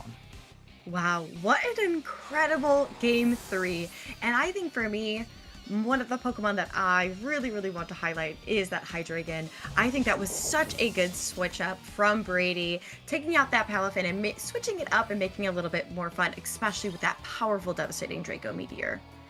Yeah, I think this just goes to show there's a lot of aspiring Parasong players. I think with the popularity of Wolf Click piloting it to several wins at this point in the public eye, it just seems like such a cool strategy. And in some levels, like the defensive play just seems very safe and consistent. But you do see that Brady, the ability for him to play it offensively is actually what won him that Game 3. We're going to go through some of the replays of the battle. We saw that Game 1 going a little bit poorly, the last respects kind of setting things out of order, and then a couple of lucky misses on Light of Ruin, allowing VGC Corner to take, get that disable trap active on the King Gambit, as that second miss did come out. Yeah, and I know for me, I would have been so upset seeing not only that encore, but that disable from Brady's side. So not only that, but sometimes we don't always like the same music, and Kylan definitely didn't like the music that Brady was playing during these different matches. You're gonna see that Garchomp was really just trying to hang in there, but that Mousehold with that friend guard really just saying, hey, I'm not going down that easy. Yeah, that family of 4 Mousehold, kind of the suburban hero of the matchup, just doing incredible work to protect the Pokemon, the key Pokemon on Brady's team to actually take those knockouts. I really loved, we're going to the replay right now, that offensive switch in of the Hydreigon. As the Float was disabled, it didn't have any danger of being hit by a Fairy type move, and even if the Basque Legion goes for an Aqua Jet into the Mousehold slot, obviously the Hydreigon double resisting both of its stabs, not going to take a lot of damage, and it just buys you a really offensive turn, whereas otherwise you're in kind of a passive position. I think Brady learned throughout the set extraordinarily well. In the Game 1, I think there was a turn where he kind of just started playing through the motions, went for the Parasong double protect play, and because he was playing, basically he had wasted the defensive resources of the protect, things kind of just got out of control in the Game 1, went the other way. However, in the rest of the set, just incredible choices offensively to kind of not just play the typical Perish Trap options, and was able to take the win. We are getting into a match with Poke Replays versus Nerf please. We got there 11-2 as well, both playing for elimination. Yes, and I'm really excited to see these Pokemon on the field. We see the poker player playing that Rotom Wash and also that Mimikyu that we saw yesterday as well. And we're going to see Nerf, oh my gosh, we're just going to say Nerf is running that Torkoal and also that Mega Kangaskhan, which is really, it's a Pokemon that used to dominate the format that we don't see as often anymore. Yeah, getting right in the middle of Game 3, so hard to tell anything about the set play between these players. But yeah, the Mega Kangaskhan with a Farigiraf and a Hatterene on the team is really interesting. So kind of a soft Trick Room team, where actually a little bit more aggressive of a Trick Room team, but with the option to double fake out with what can be a faster Kangaskhan is pretty cool. Then on Poke Replay side, we have that dangerous team that JoeUX9 piloted to a top 4 at a really large grassroots tournament recently. I do feel like these Mega Tyranitar teams do get into really good spots against the Torkoal teams, but it's winning in the back right now. The Rotom and the low HP Mimikyu aren't loving the position. Yeah, not at all. We're going to go ahead and see that Farigiraf land on the field from that Mega Kangaskhan instead, which we all know good and well that Farigiraf and Torkoal are such a dynamic duo. We're going to go ahead and see that Mimikyu target into the Farigiraf, taking it down quite a bit, and that Earth Ball, or that Weather Ball going into the Rotom Wash, but being protected from any sort of damage. You're going to see go ahead the chip from the Sandstorm, but it is now a different game state completely. Yeah, that Play Rough did a lot of damage to the Farigiraf, and unless Trick Room is up and I am not reading the top of the screen correctly, you should fairly safely be able to Play Rough the Farigiraf and then go for a Hydro Pump. into the Torkoal. If you're willing to risk the miss, you could also just go for a Thunderbolt to chip it very low so that anything, maybe even a Shadow Sneak on the next turn, can take that knockout. So I think the advantage on Poke Replay side, and as a result, we're seeing Nerf Ursh Please taking a more defensive position and starting to switch around to try and jockey for position. Yeah, and we're going to go ahead and see them go for the Protect on their Farigiraf and swap back in their Mega Kangaskhan. We're going to go ahead and see that Mimikyu target into the Farigiraf and that Rotom Wash going for that Hydro Pump into what was existing, that Torkoal slot. Exactly how you called it. I was so confused for a second. I saw Joe UXI and I said, wait a second, we're not dodging Joe right now. That's the Mimikyu. Yeah, they've got it right low enough, close enough to the actual player screen that it's confusing for us, the casters. But yeah, no, not Joey X9. I'm not sure if he's still in the tournament, but has been killing online with this team. I actually really like that switch in from the Kangaskhan. It serves twofold. You actually survive the attack on the Torkoal slot. You don't get knocked out there, but you're also threatening, I believe, a Sucker Punch or a Fake Out. Yeah, you Fake Out into the Rotom to maybe buy your Farigiraf a turn to set the Trick Room up. You could have also Sucker Punched the Mimikyu if you expected the Play Rough, which did come out. Looks like maybe just prioritize knocking that Rotom down to lower HP, as the Farigiraf is going to go down this turn. We don't have we do have the fourth Pokemon revealed. It was the Incineroar on Nerf Ursh Please's side, so could be kind of difficult now that the Farigiraf isn't able to set up Trick Room for the rest of the battle. We might have actually just seen the key turn in the battle, that Sucker Punch not going off, but just as easily the Rotom could have gotten a knockout with a Hydro Pump, so maybe it would have been just playing towards accuracy regardless. Yeah, and it looks like that poker player also just has that Mega Tyranitar that they have previously had, the Excadrill, that has now been knocked out. So currently, Poker Play has 3 Pokemon, while Nerf Ursh Please has 2. Very interesting position now. I know this Tyranitar in the back is rubbing its hands together right now, waiting to hit that battlefield, especially sitting across from that Torkoal and that Mega Kangaskhan. Mimikyu is protecting it. Was threatened by a Sucker Punch that turn, so makes sense, but we do just see a double protect, so maybe trying to bait out any defensive options from the Torkoal, which we don't see. No bite from Nerf Ursh going for the protect on the Torkoal, just a double attack as the double edge goes into the Rotom Wash, and a Weather Ball would have been just enough, I think, to clean up that 11 HP Mimikyu. Yeah, very interesting. I'm trying to figure out how Nerf Ursh can get out of this position, especially with that Mega Tyranitar in the back. They're gonna have to make some good calls, especially with the Rotom Wash and the Mimikyu sitting there, and now that there's no more Sandstorm, so no more chip. It's very fascinating to see. I think this really depends on the Kangaskhan speed stat. You should be able to live 1 Play Rough, I think, from the Mimikyu on that side. If you can outspeed, we do see the Sucker Punch. I would have maybe expected to try and outspeed the Rotom to double edge and knock it out, but we do not see that. Sucker Punch cleaning up the Mimikyu, giving the Torkoal a turn to attack. Thunderbolt goes into the Torkoal. It does have Weather Ball. It is able to tank the Thunderbolt. How much is this attack going to do? It is a Fire type in the sun right now. Super effective, Charcoal boosted. It does take the knockout. That is huge. This Kangaskhan does have it has low kick, a fighting type move, and Tyranitar is a heavy boy. Probably, going to be suspect if it takes a 1-hit knockout, but if it does take any chip, if this Kangaskhan is going to outspeed the Tyranitar, that could be it. Poke Replay, I first want to assign my apology form to you that I doubted you that last turn, because now this is going to be a very interesting position. Now, the Mega Kangaskhan, as you were saying, Cedric, that low kick is really now threatening it, and that Torkoal sitting right next to it, it does have the ability to have Earth Power and Weather Ball. We're going to go ahead and see the Tyranitar, though. Go ahead and go for that Protect, kind of see what is going to happen, and also if that Torkoal was going to Protect. However, the low kick from the Mega Kangaskhan is going to be targeted to that Tyranitar, as well as that Torkoal going for the Earth Power into that slot as well. Yeah, also the Sandstorm slowly chipping away at the Torkoal, just in case you need those Sand ticks to maybe get a Protect off to later in the game knock out the Torkoal and just 1v1 the Kang. I think that's probably not going to happen, but yeah, both of these players do, we don't know for certain, but we're jumping into the game 3. Oh, Tyranitar does low kick first, so that is going to knock out the Kangaskhan in 1 hit from the low HP it was at. Really critical that Tyranitar was moving first there, and now the Torkoal is going to answer back with an Earth Power, but I don't think that's going to do it. Oh my gosh, what a crazy change of events. I didn't realize that Kangaskhan was not going to be faster than the Tyranitar. Maybe it's because they had their kid. Sometimes you get in the hustle of things, the bustle of things, you're like, oh no, and maybe that's why, or maybe just didn't have that much speed investment into it.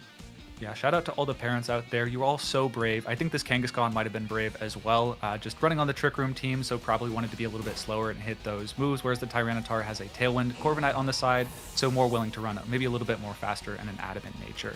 Because of that, that huge speed interaction allows the low kick on the Tyranitar to knock out the Kangaskhan before the low kick from the Kangaskhan could get the Tyranitar. So yeah, you do just see like those little choices in both training of your natures and your Pokemon to the fine stat line of the speed can become really important in those late games. So excellent gameplay. I believe Nerf Ursh Poke Replay up to 12 and 2. So going to be able to play in the win and in for round 15. And Nerf Ursh, please, unfortunately knocked out from top contention, but still maybe fighting for that top 32.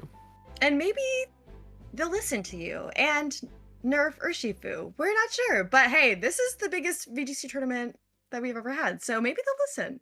Who knows? Yeah, we might have enough really eyeballs. incredible. No, very true, very true. Hey, it has unseen fists, you know? Yeah, I am hopeful. I mean, they nerfed it on the Go Lurk, so I imagine they're not going to give a subset of Unseen Fist to Urshifu. I'm assuming that we have that nerfed Unseen Fist forever. So yeah, accurate username. I imagine it came before, like in a previous generation on Limitless, and maybe they just manifested that nerf, but ultimately was felled there. I think really well played endgame from both players. Ultimately just came down to who is faster, and we have no knowledge, but maybe it wasn't revealed earlier in the battle, and Nerf Urge just assumed that the Kangaskhan, since it's naturally faster, would have been faster than Tyranitar, but no dice, as yeah, really good, really solid confirmation of the knockout by protecting to make sure that in case this Kangaskhan was crazy bulky the low kick, maybe you need that Sandstorm chip. So just really well played endgame from both players. Yeah, I'm just really excited to see those different types of teams also be played throughout this tournament. Really was just so excited. And like I said, I have always loved Mega Kangaskhan. I think especially prior, it was just so powerful. And to see some players still playing it is really, really exciting. I also am loving that one of the new items that they've added to Champions, which is like almost titles for yourself. So we did see the Incineroar Admirer, the Torkoal Admirer. I know I'm working on getting my Heracross Admirer. Cedric, Pokemon do you want to admire? Mega Charizard Y, gotta be. Big fan of that guy. I got him in the background. I have him across, I think, 2 regional championships. He's been my rock. So yeah, definitely him. Tyranitar too, actually. Yeah. Also got one of those regionals with that, but I think some old favorites, definitely going to try and revisit those, which I think is kind of the cool part of Pokemon Champions. We've seen a lot of older school players, more than I was expecting, kind of coming out of the woodwork to try out, their favorite old toys, just bringing them some new light. Yeah, well, I will say, Cedric, I don't know if your Mega Charizard Y would like to hang with any rocks, but I know we really want to hang with Skraw, so we're going to go ahead and send it back to him for a little bit of a recap from the Grand Champions Festival. What an absolutely insane set. Brady put on a masterclass of how to play these Perish Song endgames to keep his tournament alive. And guys, here's the thing. We are in to the last round of Swiss, round number 15. After this, we'll be going on to our top cut. Anybody with a record of X2 or better, 13 wins or more, will make it in. And right now, that club is only 5 people. We are looking at Testing 800 at 13-1, our Scovillain player, Figgy Monster, Mutimam, Ragov, we saw earlier today, I don't know how to say this, Idzak, and Likos, a Greek player. Everybody else needs to win one more match if they want to say they top cut the largest competitive Pokemon tournament ever. And we're going to see one of those matches right now, featuring the 2012 Seniors Pokemon World Champion, Toller Webb. Let's take it away.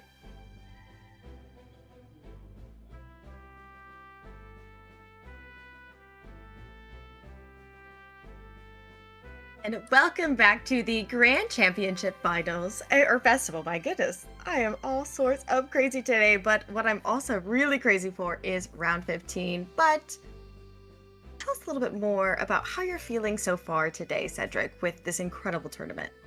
I mean, I'm jazzed. Like, we're about to be in the final round, the win-in for a lot of the players that will be on the stream for the largest grassroots tournament of all time, to my knowledge. I think maybe, yeah, at least in terms of pure signups, absolutely the biggest. I think we got over 10,000. We had a wait list bridging into even more than that. So it's been incredible. We're playing an unprecedented amount of Swiss rounds, so I think the players are pretty tired, but I think we are buzzed and ready to go in the casters rooms. I was gonna say like booth, but I definitely wouldn't call this a booth on my end. I don't know about you, Courtney. Yeah, well, I think my situation's giving more toy store than booth, or maybe crippling plushie addiction. Who knows? But hey, we're just really, really excited to be here, and also really excited to see which trainers are going to go ahead and make it into that top cut. As you're saying, some of them have some different win-ins, and so it's going to be really imperative for everyone to give it their all into round 15. Now, some things I do want to highlight really, really quick. Just saying, I was looking at the different types of wins and losses from the different standings, and I was comparing, obviously, my favorite Pokemon of all time, Heracross, in the different win rates for this tournament, and I just want to say that Mega Aggron, Mega Golurk, Mega Lucario, and Mega Drampa, you're on fraud watch, because this little bug had a higher percentage of win rate than y'all. So just want to clear the air for everybody that it's not the worst Mega Evolution. Yeah, that ain't bad, but looking at the win rates of all the Pokemon, it's quite interesting. Watchog is looking like it's going to end as number one. It's at 69.23% right now, but no more talk about Watchog. We're getting into a match between Dimsun and Matt Knott, running some interesting teams. I haven't taken a look at the team sheet yet, but definitely intimately familiar with Tolerweb's Gardevoir team, running the Trick Room Gardevoir with a Tailwind, Talonflame, really cool hybrid speed options against a Venusaur, Tyranitar, Corviknight, Garchomp, Rotom Heat, and Primarina. Yeah, I think the Rotom Heat and Primarina are such an interesting Pokemon to bring, especially when we're talking a lot with Primarina. It really gets compared to Milotic, but having a little bit of more fairy-esque to it. So that Primarina on Matt Knott's side is running that Citrus Berry with Liquid Voice, running Hyper Voice, Moonblast, Hydro Cannon, and Protect. While that Rotom Heat is also running, this time, a Choice Scarf with Thunderbolt, Overheat, Volt Switch, and Electroweb. So very different picks that we don't see that often. Yeah, I want to point out the benefit of Gardevoir in this particular matchup over the more conventional Floette choice. This is solo Mega Venusaur. It is actually a Focus Sash Tyranitar, so no double Mega there. And the Garchomp running Hobbenberry, no Mega there. So yeah, if you want to commit to a Mega Pokemon on Matt Knott's side, you're going to be a little bit susceptible to the Psychic coverage that the Mega Gardevoir offers over the Mega Floette that are more typically seen. We see a normal type Maniac, I guess lots of Mousehold gameplay from Toller here, and that corresponds to the lead as we see the Mousehold and the Gardevoir coming out against the Corviknight and the Garchomp.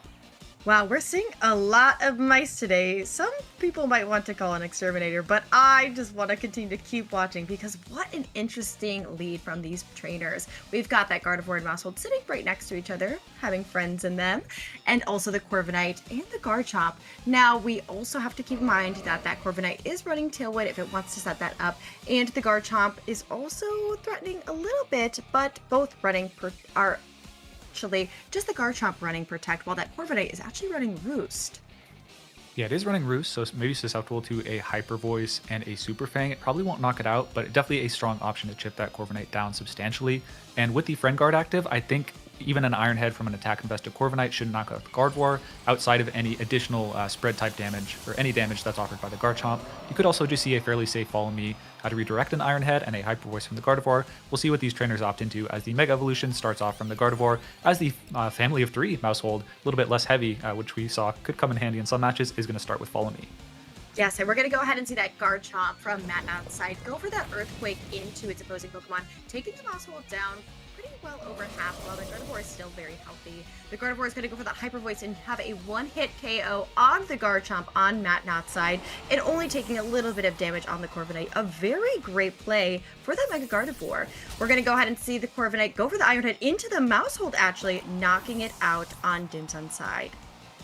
Mouse off the field, it was such a menace in the previous match, but not going to have such a lasting presence in this one. We did see just kind of a little detail. The Hyper Voice looks like it's doing roughly a fourth. So with the leftovers on the Corviknight, you'd really need a couple. You basically need a Super Fang and 3 Hyper Voices to actually take that knockout. So something to note there in future games. But now at this point, we are going to see the replacement Pokemon come in. It is going to be that Basculegion and the Mega Venusaur. So the Mega Venusaur is susceptible to a Psychic, although it is such a especially bulky Pokemon after that Mega Evolution. Should probably be trained to take at least one.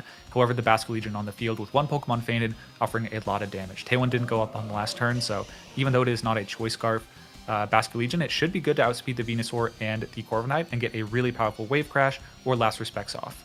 Yeah, and that Basculegion is running Citrus Berry, so a little bit different sort of items that we're seeing it from that side. But also that Venusaur having a really strong threats with the Giga Drain, Sludge Bomb, Earth Power, and Protect on its side. So we obviously know it is going to Mega Evolve on Matnot's side, which I am a huge fan of Mega Venusaur. I think they did such an incredible job with that, but it is still such an incredibly difficult Pokemon to deal with after that fact.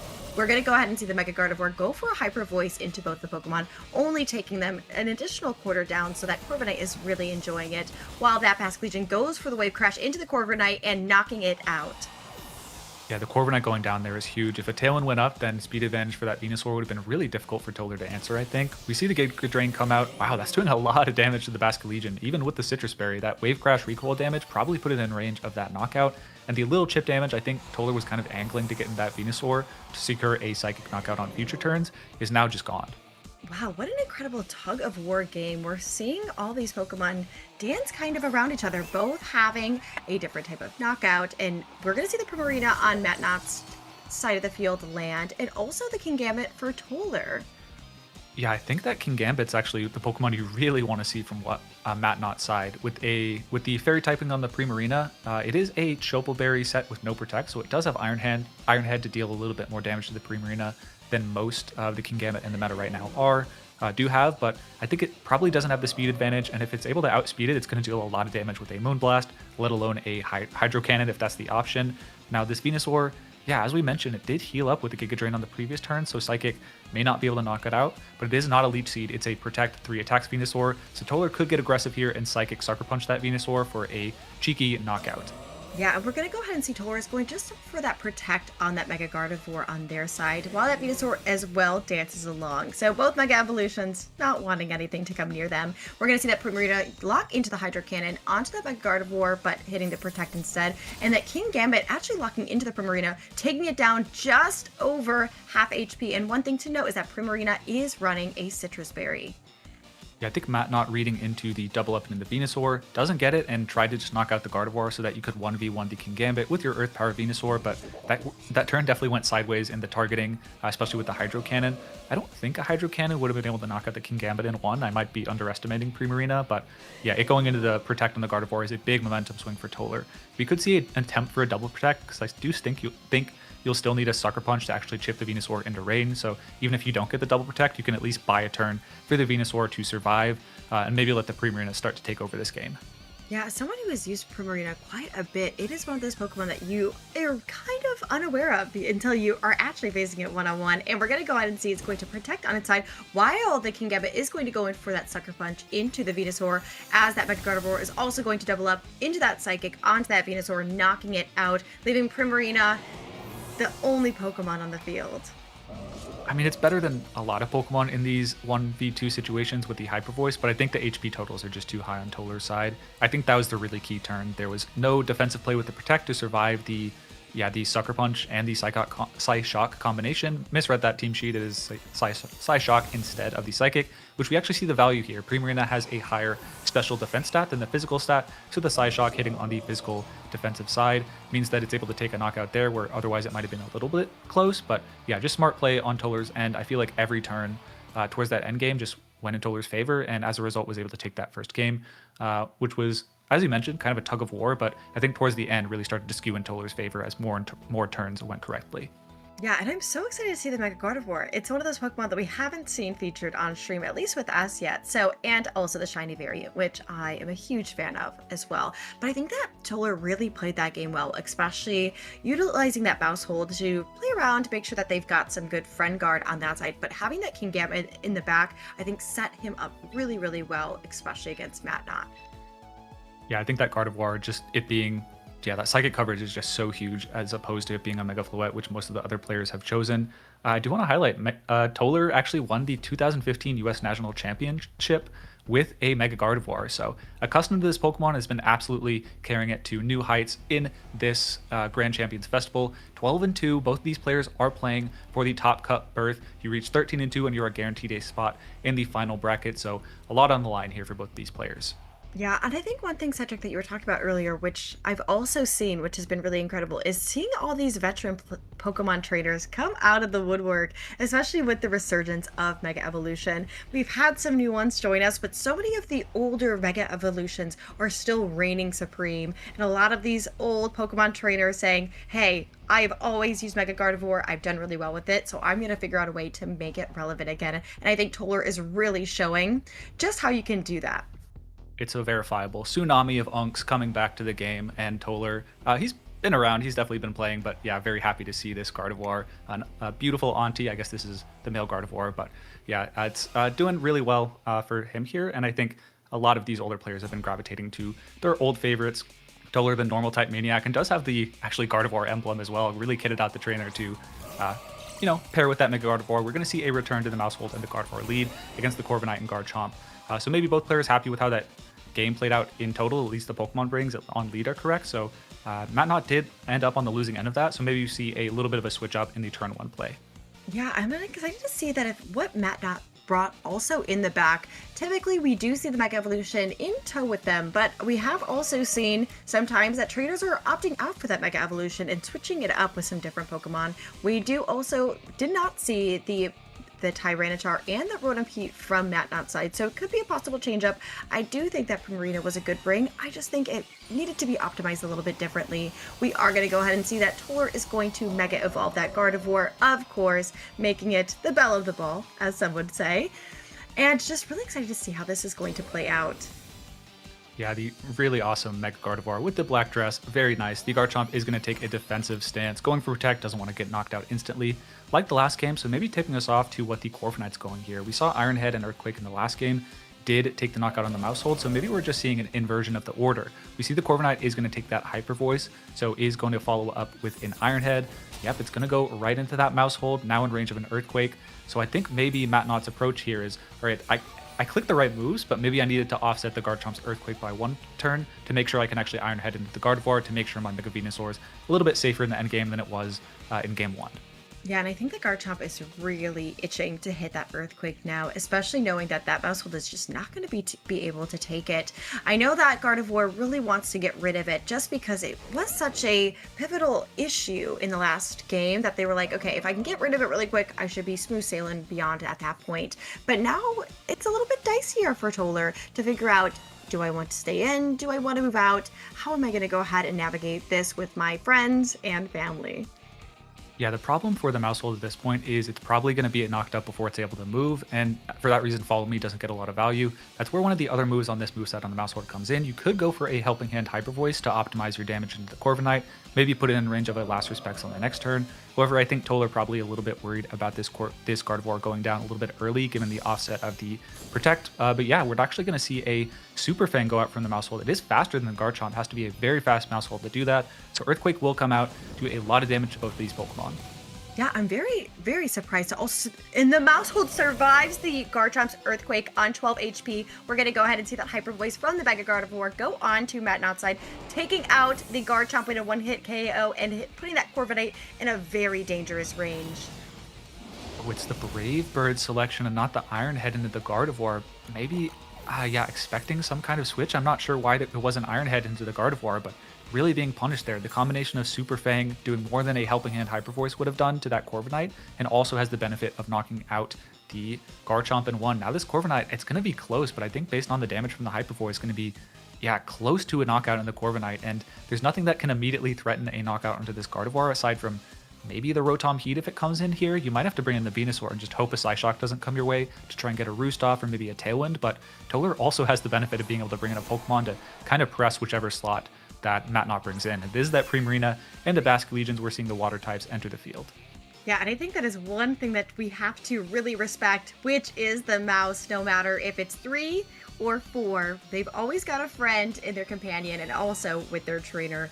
So it's going to be very fascinating to see. We do see the Primarina bringing back for this round, but also we're going to see that Basque Legion again. Now the Primarina, remember, is running that Hyper Voice, Moonblast, and Hydro Cannon with the ability of Liquid Voice, so could cause cause some different problems, but that Basque Legion is really looking like it's in a great position right now. We are going to see that Corviknight is going to be swapped out for the Venusaur on MatNat's side, while that Mega Gardevoir is going to go for the Hyper Voice, taking the Primarina down to over half HP, which is going to go ahead and proc its Citrus Berry.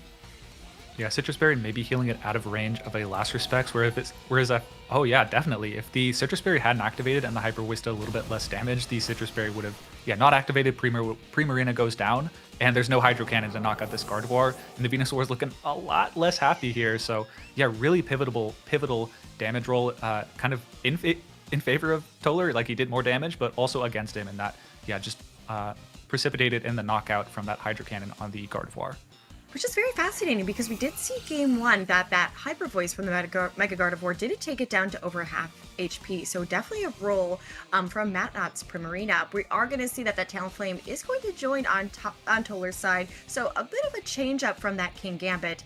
I'm not sure how much I am loving this. However, I know that Talonflame is loving to see that Venusaur sitting right across from it. Yeah, I think Toller identified in the previous game, the King Gambit actually made things really dicey in that endgame when the only remaining answer to the Venusaur was the Gardevoir, so kind of had to get some calls right to make the Gardevoir really sing. Hyper Voice sing, haha, get it. But the Talonflame is just really well poised against the Venusaur now. With the Acrobatics, it's running no items, so it's maxed out on power there. It's not, thick fat Venusaur would otherwise resist or be neutral to the Flare Blitz, but the Acrobatics is going to do big chunks of damage even without the Gardevoir. This Basque Legion with the Talonflame might be enough to close the game out for Toller. Yeah, we're going to go ahead and see that MatNat is going to protect their Venusaur and see the Talonflame actually go for the Acrobatics into the Primarina, going ahead and making the call that Venusaur was going to make that protect, really now putting MatNat into an interesting position, now having to bring back that Corviknight onto the field. We're going to go ahead and see that Last Respects obviously defaulting into that Mega Venusaur on MatNat's side.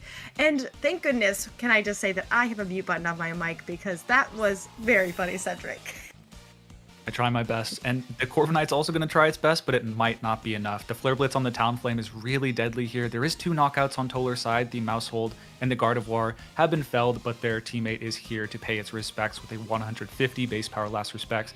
The Venusaur is bulky, but it's not going to love that adaptability hit. We saw in the last game it was able to take the knockout on the Basque Legion after a little bit of Wave Crash chip, but I'm really curious if at full HP, given it's just going to be going for Last Respects in the rest of this game, if it's able to close that out. The Corviknight doesn't have Protect, it's really susceptible to a Flare Blitz. I'm not sure if the Venusaur has the juice to close this out. Yeah, and we're going to go ahead and see on Toller's side that Basque Legion is going to protect, and the Venusaur trying to go for a double protect, but it did fail. We're going to go ahead and see that Talonflame go for the Flare Blitz into the Corviknight on MatNat's side, leaving the Venusaur all on his lonesome. Yeah, Talonflame and Basque Legion now poised against this Venusaur. Last Respect going to do a lot of damage, Acrobatics dealing a lot on its own. I think the combination of both should take a knockout. I think the only hope is maybe if the Venusaur can somehow outspeed the Basque Legion and get a Giga Drain off to knock that out, heal up a fair amount of damage, and then Sludge Bomb crit the Talonflame, but Acrobatics, wow, just doing way too much damage. Let's see how the speed interaction plays out here, though. We are going to go ahead and see that Basque Legion from Toller's side is going to go first and into that Mega Venusaur, knocking it out and advancing Toller into top cut with a 13-2 record. What an incredible round that we just had. Yeah, incredible showing from Toller, just taking it, maybe taking the box straight from Pokemon Home in, what was it, Omega Ruby Alpha Sapphire, taking that all the way to Pokemon Champions here and getting a nice top cut, once again mirroring the 2015 US National Championship with one of his favorites, really making that Gardevoir sing, with the Hyper Voices taking tons of knockouts throughout the set. We saw that in the turn 1 of game 1 and just carrying him through the rest of the set. And I feel like I'm going to have to look up some different stats about that Mousehold because it is just making such a surge through these rounds. We did see how pivotal that change up from the King Gambit into the Talonflame was for Toller, really putting them in a really comfortable position with the ability to have Acrobatics and also Flare Blitz into the final Pokemon of Mega Venusaur and also Corviknight.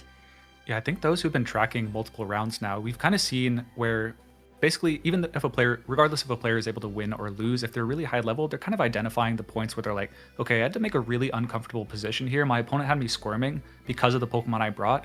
Maybe there's some adjustments I can make in turn 0, which Pokemon I actually bring, based on how I'm projecting these games to play out, to actually make things more favorable where I don't have to make those aggressive reads. I think that happened in game 3 with Brady Smith, and then in this game 2 with Toller, I think the King Gambit, it still would have been a pretty dicey spot, but the Talonflame was just there to really shut the door on the match, even though the Gardevoir went down so early. So I think admirable play from both players, but definitely seeing why Total Web 13-2 was able to win that national championship over 10 years ago with that Mega Gardevoir. Yeah, and I think one thing that we do also have to keep in mind, and for all of the traders who have participated in the Grand Champions Festival, is that going 15 rounds is exhausting. And so I just want to say a massive shout out to all of the trainers who are still competing in this tournament, because I know it's not easy. Cedric for sure knows it's not easy. So seriously, thank you so much for also staying in there with us.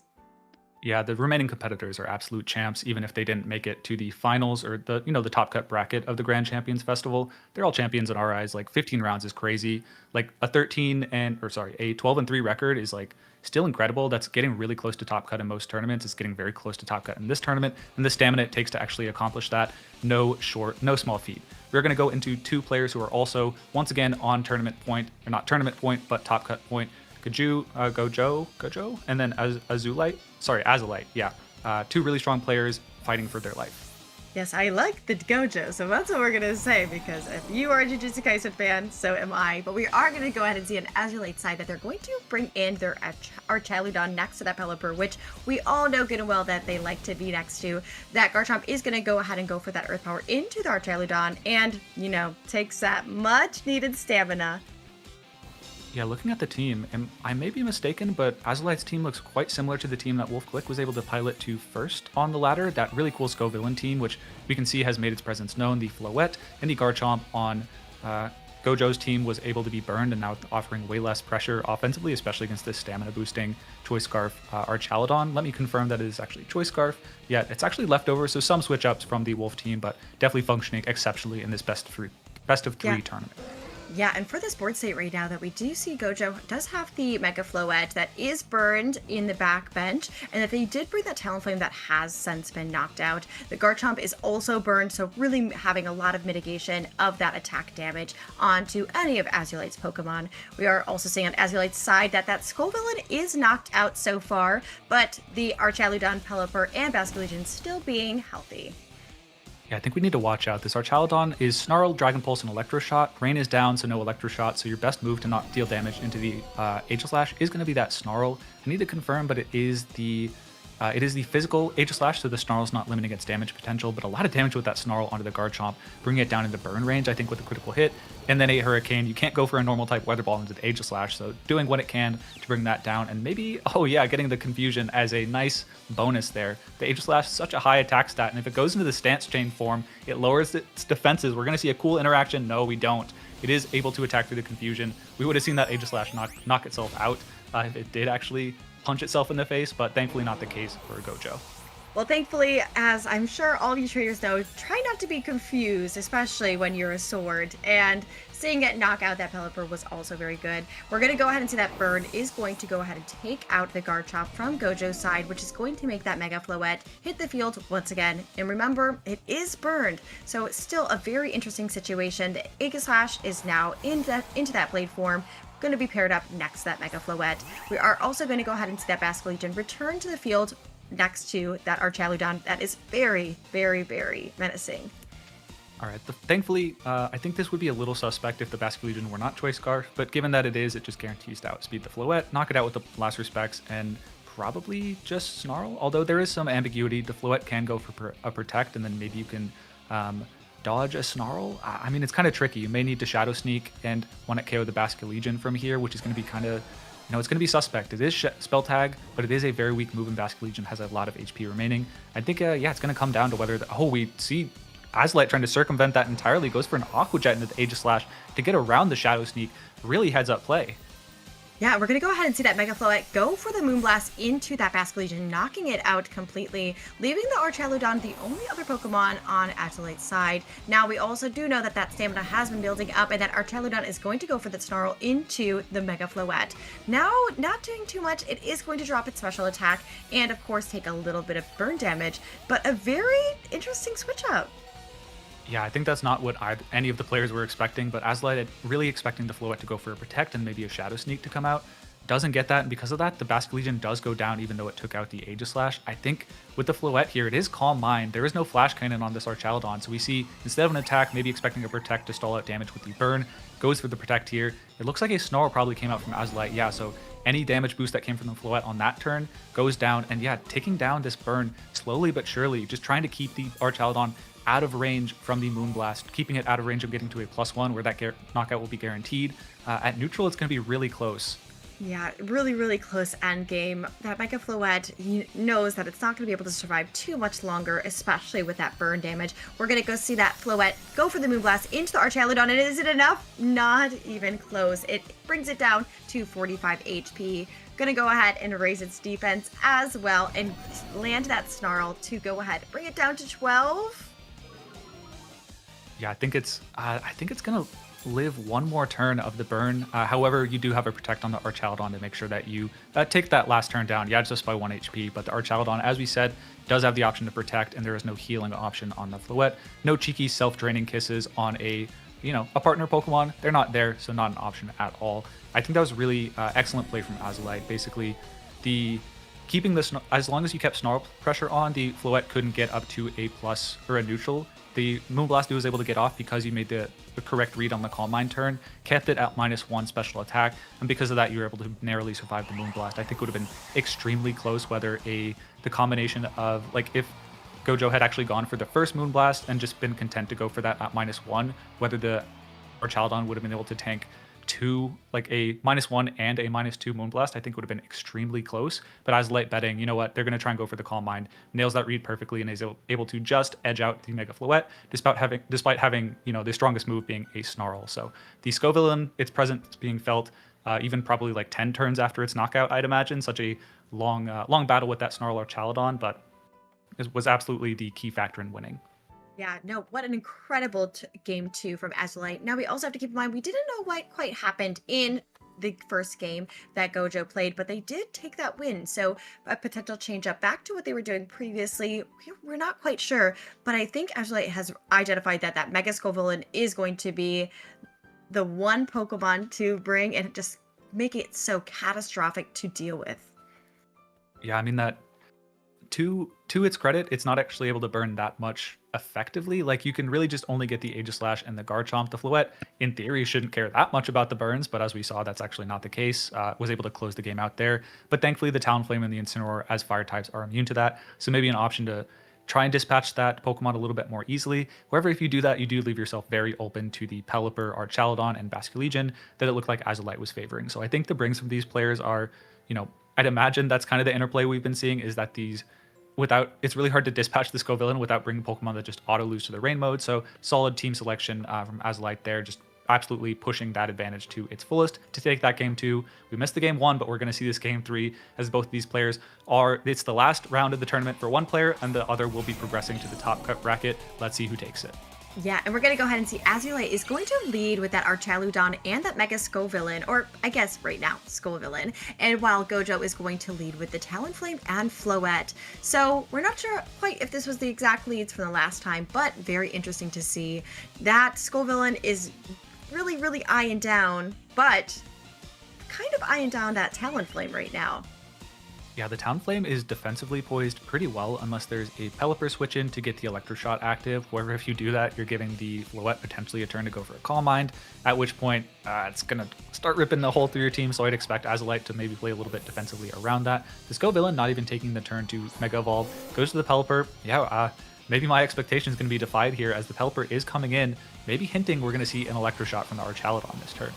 Yeah, very interesting. One thing I do want to quickly call out is that Talonflame is a little bit different, running Sharp Beak, Protect, Dual Wing Beat, Flare Blitz, and Tailwind. But we are going to go ahead and see that Mega Floette come onto the field, of course, while that Talonflame is going to Protect. A very interesting play for Gojo, maybe predicting that there was potentially going to be a Pelipper switch in. We are going to see the Mega Floette is going to go for that Calm Mind to go ahead and start boosting up a little bit more, especially dealing with how annoying that Archaludon was last time, while it does go for the Snarl. Yeah, I think the Protect from Talonflame, maybe trying to hard call out that Pelipper switch and the Electroshock, but Azulite does a bit of a mid-ground, does have the Electroshock available on this turn, but decides, look, if I get this read wrong and the Electroshock goes into the Talonflame and Calm Mind goes up, there's really not a lot stopping this Floette from just sweeping me, especially if Talon goes up and it outspeeds my Basculegion in the back. This game could really get away from me, so doesn't get a huge advantage that turn, but at least keeps the Floette from snowballing out of control with a +1 special attack. It's still in a great spot. I believe it is not the Focus Sash. On the Pelipper, it's running a Citrus Berry, so still might be in range of a Moonblast, honestly, with the raw power of Eternal Floette, with the Mega Evolution Fairy Aura, but at least, the Dazzling Gleam isn't going to start going crazy and taking double knockouts. Though, the Pelipper does have the wide guard, so maybe less of a threat than it would be in most circumstances. Yeah, and that Mega Floette is just running Moonblast and Dazzling Gleam for its 2 attacking moves, but we are going to go ahead and see that Talonflame on Gojo's side. Go for the Tailwind to go ahead and make sure that that Floette is going to go pretty fast with the Dazzling Gleam onto both of Azulate's Pokemon, taking the Pelipper down to over half HP, but is going to proc that Citrus Berry and bringing that Archaludon just over half. Yeah, did have the option to wide guard to stop the Dazzling Gleam from coming out, but I think Gojo just didn't want to risk the Pelipper having the option to basically survive that if it is trained bulky with the Citrus Berry. We are going to see, because there was no wide guard come out, you did take all that damage, but you at least get the Floette down to -1 special attack with the Snarl and knock out the Talonflame. So if there will basically never be a Tailwind setup on Gojo's side again. You maybe have an Aerodactyl in the back to get that set up on your end, but guaranteed, once the Tailwind ends, you at least aren't going to face that once again. Yeah, and I think that was a really great play by Azulate, really focusing in and kind of making the risk of like, hey, I might be able to eat one of your Dazzling Gleams, but you're definitely not going to be able to take one of my Weather Balls. So bringing back out Gojo on Gojo's side, that Garchomp. Now that Garchomp kind of threatening a little bit of a Rock Slide. It is currently running Earthquake, Stomping Tantrum, Rock Slide, and Protect. So in a little bit of an interesting situation, we do have Tailwind still up on Gojo's side, so that Mega Floette is still putting a lot of pressure onto Azulate's team.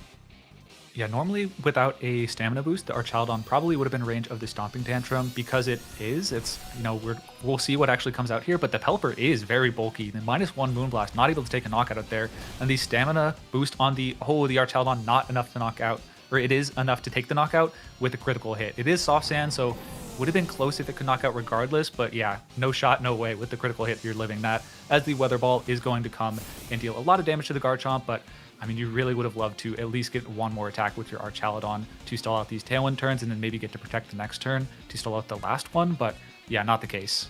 What an incredible turn, seeing that Pelipper go ahead and not only just eat that Moonblast for breakfast, but also the Archaludon not so much with that Stomping Tantrum. But we are going to go ahead and see Azulate is going to bring back that Skull Villain, probably going to go ahead and start that Mega Evolution of it, and now just trying to figure out how it's going to navigate these waters. We still do not know what Azulate's last Pokemon is, as well as Gojo, so still, we have a little bit of a mystery on both sides.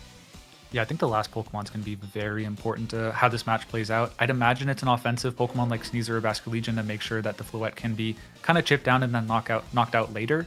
But yeah, this Garchomp going to be a little bit pesky for the Sneasler, so maybe Azulate hoping for the Basculegion. I think at this point, it may be safe to try and go for a double protect to just stall one more turn of Tailwind to make sure that your Pokemon in the back isn't fighting in uneven speed conditions as the Mega Evolution from the Scovillain comes out this turn.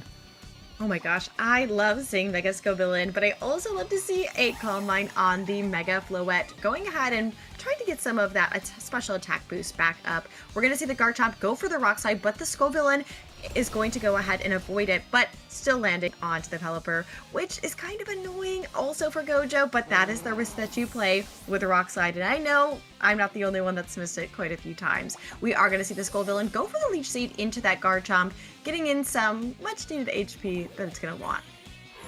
Yeah, the Leech Seed really going to start to add up over time and make sure that you can basically 1v1 the Garchomp, especially if it ever hits you and gets you burned.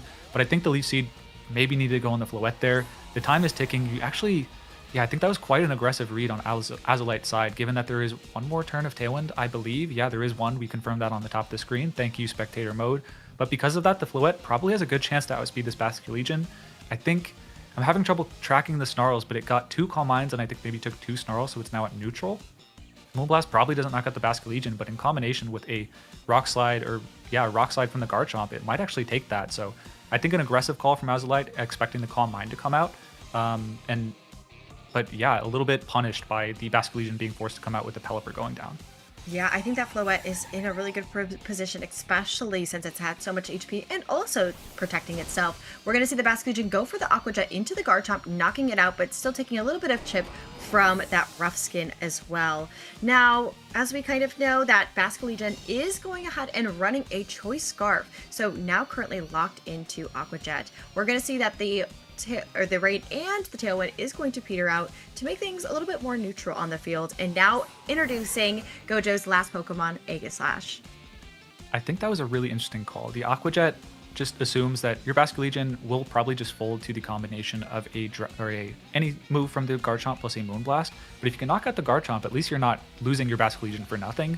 However, at this point, you're offering so little damage with these Aqua Jets, which although boosted by adaptability, aren't really going to take any key knockouts unless things get really low. However, maybe the combination of Aqua Jet and Overheat can knock out the Aegislash, and you can try and 1v1 this Floette, which Leech Seed. However, good call from Gojo last turn to protect the Floette to make sure that those Leech Seed counter, if it starts this turn, you at least have one less turn of that starting.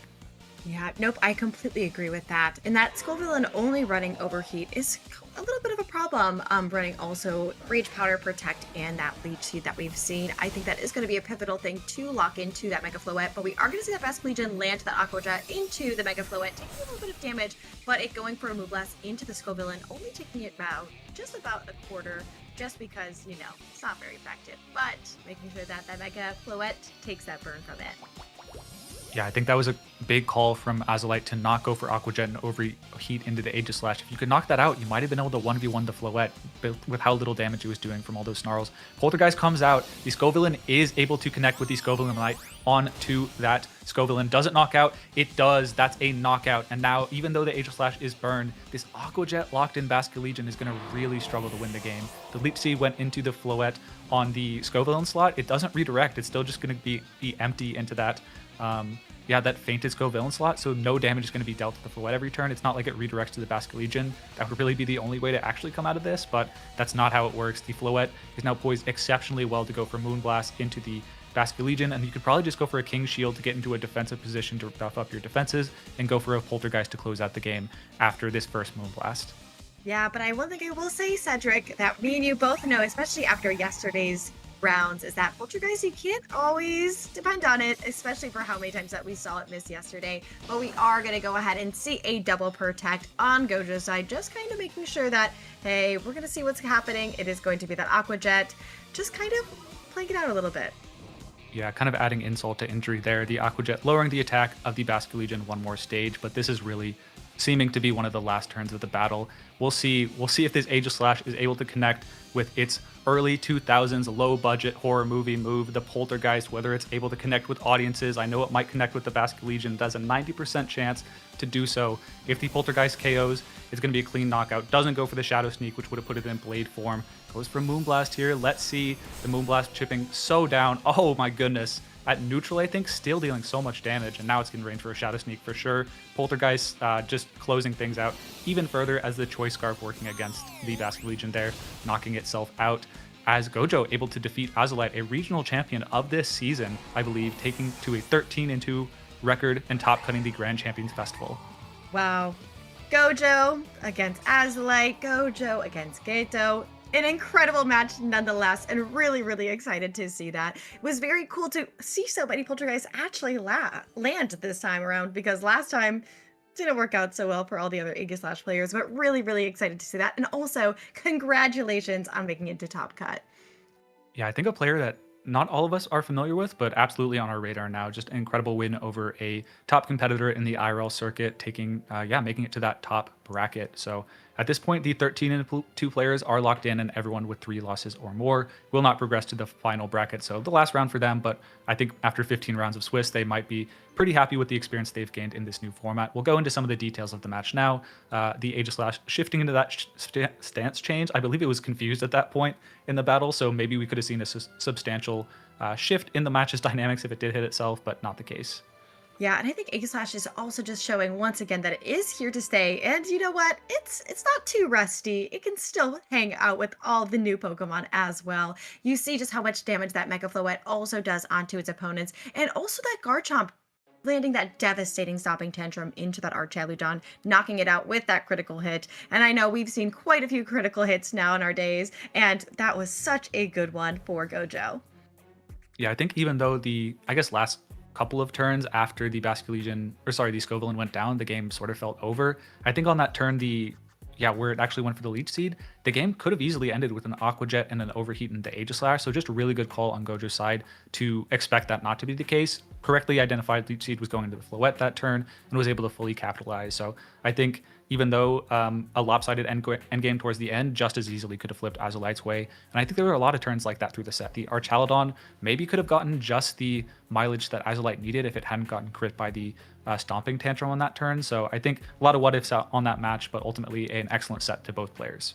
Yeah, and I think one thing that was also cool was the Milotic that also Gojo was running that we didn't quite see, that was running the Life Dew instead. So I think once again showcasing that Pokemon is extremely versatile no matter what on the team that you have. And also, I think it's always so fun to see new Mega Evolutions, and especially the Mega Scovillain. It's been giving a lot of love recently throughout the VGC community, so it is really cool to see how high it is placed, especially by such a strong competitor.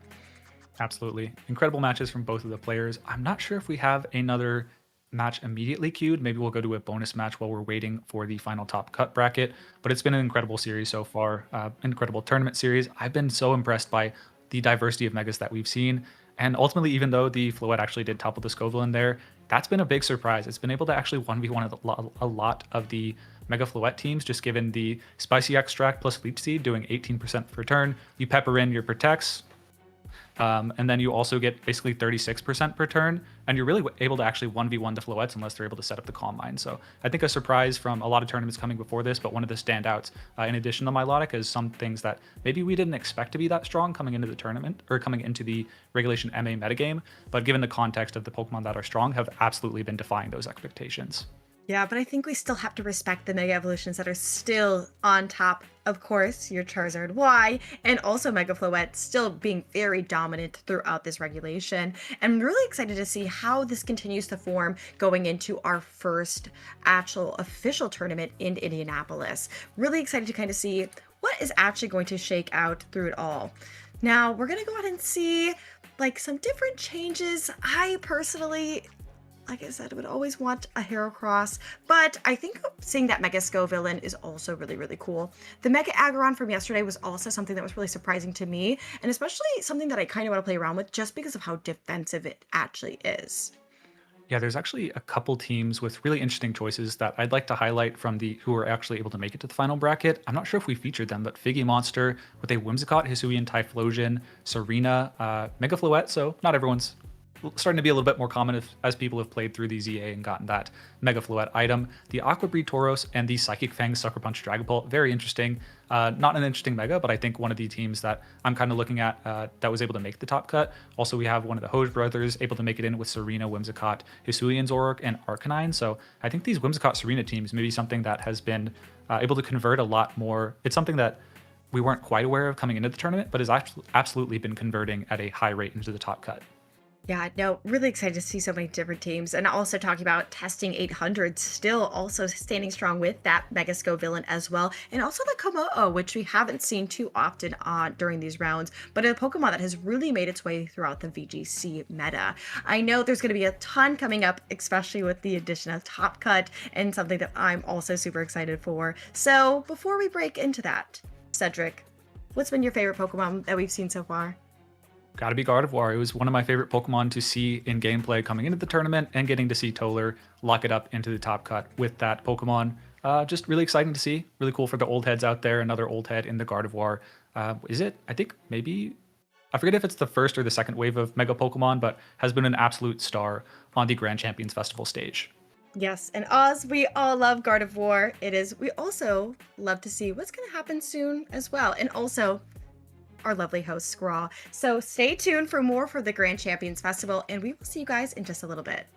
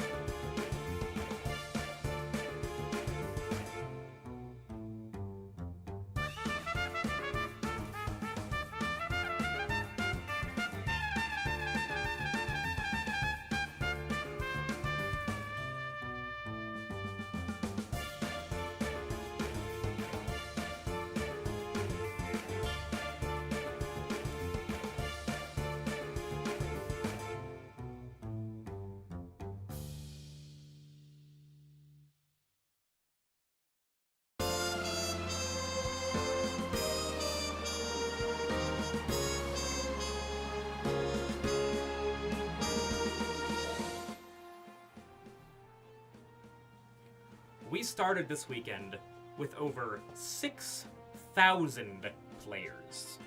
And now we are down to our last top 20. We are about to begin the single elimination bracket of our tournament. Of the 20 people remaining, one of them will be able to say they won the largest VGC tournament of all time. Between us, Alex Gomez's Spanish stream, and Francesco Pardina's Italian stream, we'll be making sure to cover every match possible. And every match that isn't ending up on any of these streams is going to be recorded to be released later. Nobody's top cut matches will not be recorded. It's too important of a moment in VGC history. So, what match will we be featuring today? It's a little self-indulgent of me. Santino Tarcunio, Super Santi, versus Toller Webb, Dimsun. Courtney, Cedric, let's get started with our top cut.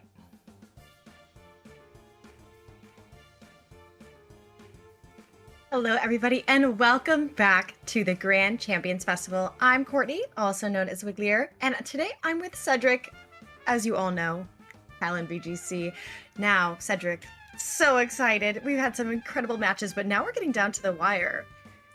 Yeah, absolutely down to the wire. I believe we've cut down to our final 20 competitors out of overall, starting day one, around 6,000 out of the 10,000 that had signed up. So really whittled it down to the best of the best. The remaining matches, we're going to see some of the strongest competitors in the world. These are the top 20 players in the world, and it's not up for debate. And we're going to see Santi versus Toller Webb Dimsun to start it off in the top 32 match. I guess technically the top 16 play-in. The winner of this will make it to the top 16 for the remainder of the bracket, I believe.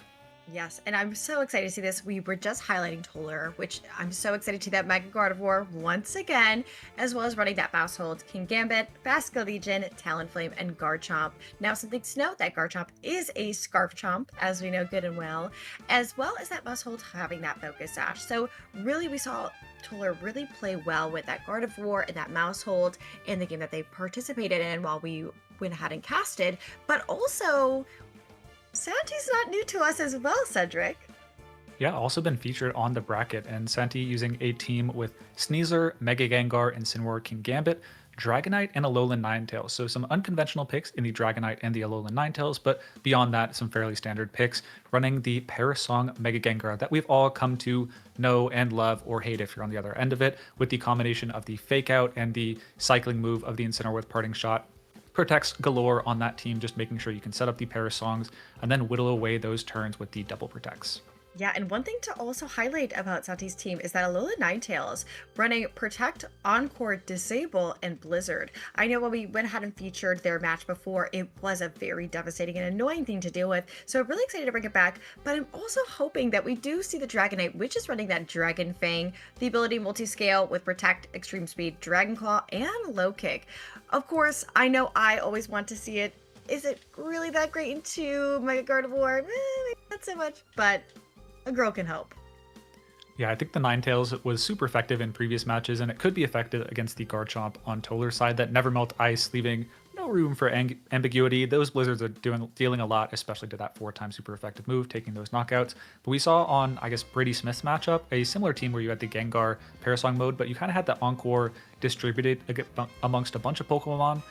Here, it's only the Ninetales that has it, and it's also the carrier of the Disable, so you don't have those same potent same turn Encore Disable traps, but something that Santi's definitely going to be trying to punish, those really powerful moves on Toller's side that can deal with the Gengar, disabling those and allowing for the Parasong turns to go off safely. Yeah, and one thing I think we have to highlight is that we have got some usage stats for our top cut, aka our top 20 players, and some things to note is that King Gambit is reigning supreme, of course, royalty, at 55%. So a large amount of players running that King Gambit, but also not too far behind is that Sneasler and Garchomp at 50% as well. So some very common Pokemon that we're seeing, but also that I'm a little interested in. Yeah, definitely well represented in the competitors' teams. We actually do have them on stream now. I believe we have Toller Webb on the top, going to be the trainer, and then of course Santino going by Santino appropriately. The matchup between these two players, yeah, the common Pokemon, we do have the... Are there any common Pokemon between these teams? Actually, I don't think so. That's definitely very uncommon, but I think we should watch out for, King Gambit, you're right, number 1 in usage stat, number 1 in our hearts, and number 1 in these players' hearts, going to be the sole mirror between these two trainers. Yes, and one thing that I'm very thankful for is that one is shiny and one is not, so that is going to help us a lot on the casting desk, but distinguishing which one is actually which. Now, I really am excited to see if Toller is going to follow a similar lead of that Gardevoir and the Mousehold with some different types of players in the back, but also Santino's got a lot to play with right now, and we're going to go ahead and see that in just 1 second for this top 32, aka top 20 of the Grand Champions Festival. Yeah, both these players taking full advantage of the emblems you can equip to show your favorite Pokemon. Toller, the normal type trainer, Tamer? I'm not sure, but the Gardevoir and the Gengar for these respective trainers, and we're seeing them turn 1, which is appropriate. The King Gambit on Toller's side, the shiny one, I believe a lot of the Pokemon shiny on Toller's, the Gardevoir, of course, threatening the Psychic into the Sneasler, but of course susceptible to a really powerful Dire Claw, and then the Mega Gengar, ready to get Mega Evolved and ready to trap these Pokemon in the field in some disadvantageous situations. Oh yes, and I know that Gengar is rubbing its hands together right now, especially waiting to Mega Evolve. Now that Gardevoir is something to keep an eye out for. It is running that Trick Room, but as well as Psyshock. So it could be a little bit interesting to deal with, but still also can protect just in case. We are going to go ahead and see that Toller is going to bring back that Gardevoir and opt and change it up for that Basculegion instead, making sure that it was not going to get trapped in any sort of lullaby that Mega Gengar wants to sing. Yeah, just noting some of the important items on the team. It is Chocoberry King Gambit, so shouldn't be susceptible to a knockout from the close combat, unless of course Santi doubles into it with a Shadow Ball to weaken it first. We'll see if the King Gambit is trained defensively enough to tank that, but it is the close combat to follow up. Chocoberry activating, let's see if it survives. Yeah, it is going to be really, really close, especially with that double up, and it is going to knock out Toller Web's King Gambit, turn 1 of the top 32 bracket. What a devastating blow of the named diva. Man, what an interesting turn 1. Now we have the Basculegion on the field, but for what cost? Yeah, I think that was a really gutsy call from Santino. There's a lot of ways that can go really, really wrong. Namely, if you just attack with both of your Pokemon, the combination of Sucker Punch and Psyshock brings the Sneasler down to Sash, and then Sucker Punch maybe even knocks out the Gengar. So just fully gambled that the Gardevoir didn't want to take any Dire Claw. And because the King Gambit actually doesn't have Protect on this set, it is running Low Kick in addition to its Stabs and Sucker Punch. Was really fully susceptible to that double up so long as there was no Sucker Punch, which in the face of Fake Out Pair Song is generally going to be a little bit less common of a play. So Santino taking advantage of what would typically be a really smart switch up from Toller just punishes it perfectly by calling out that play.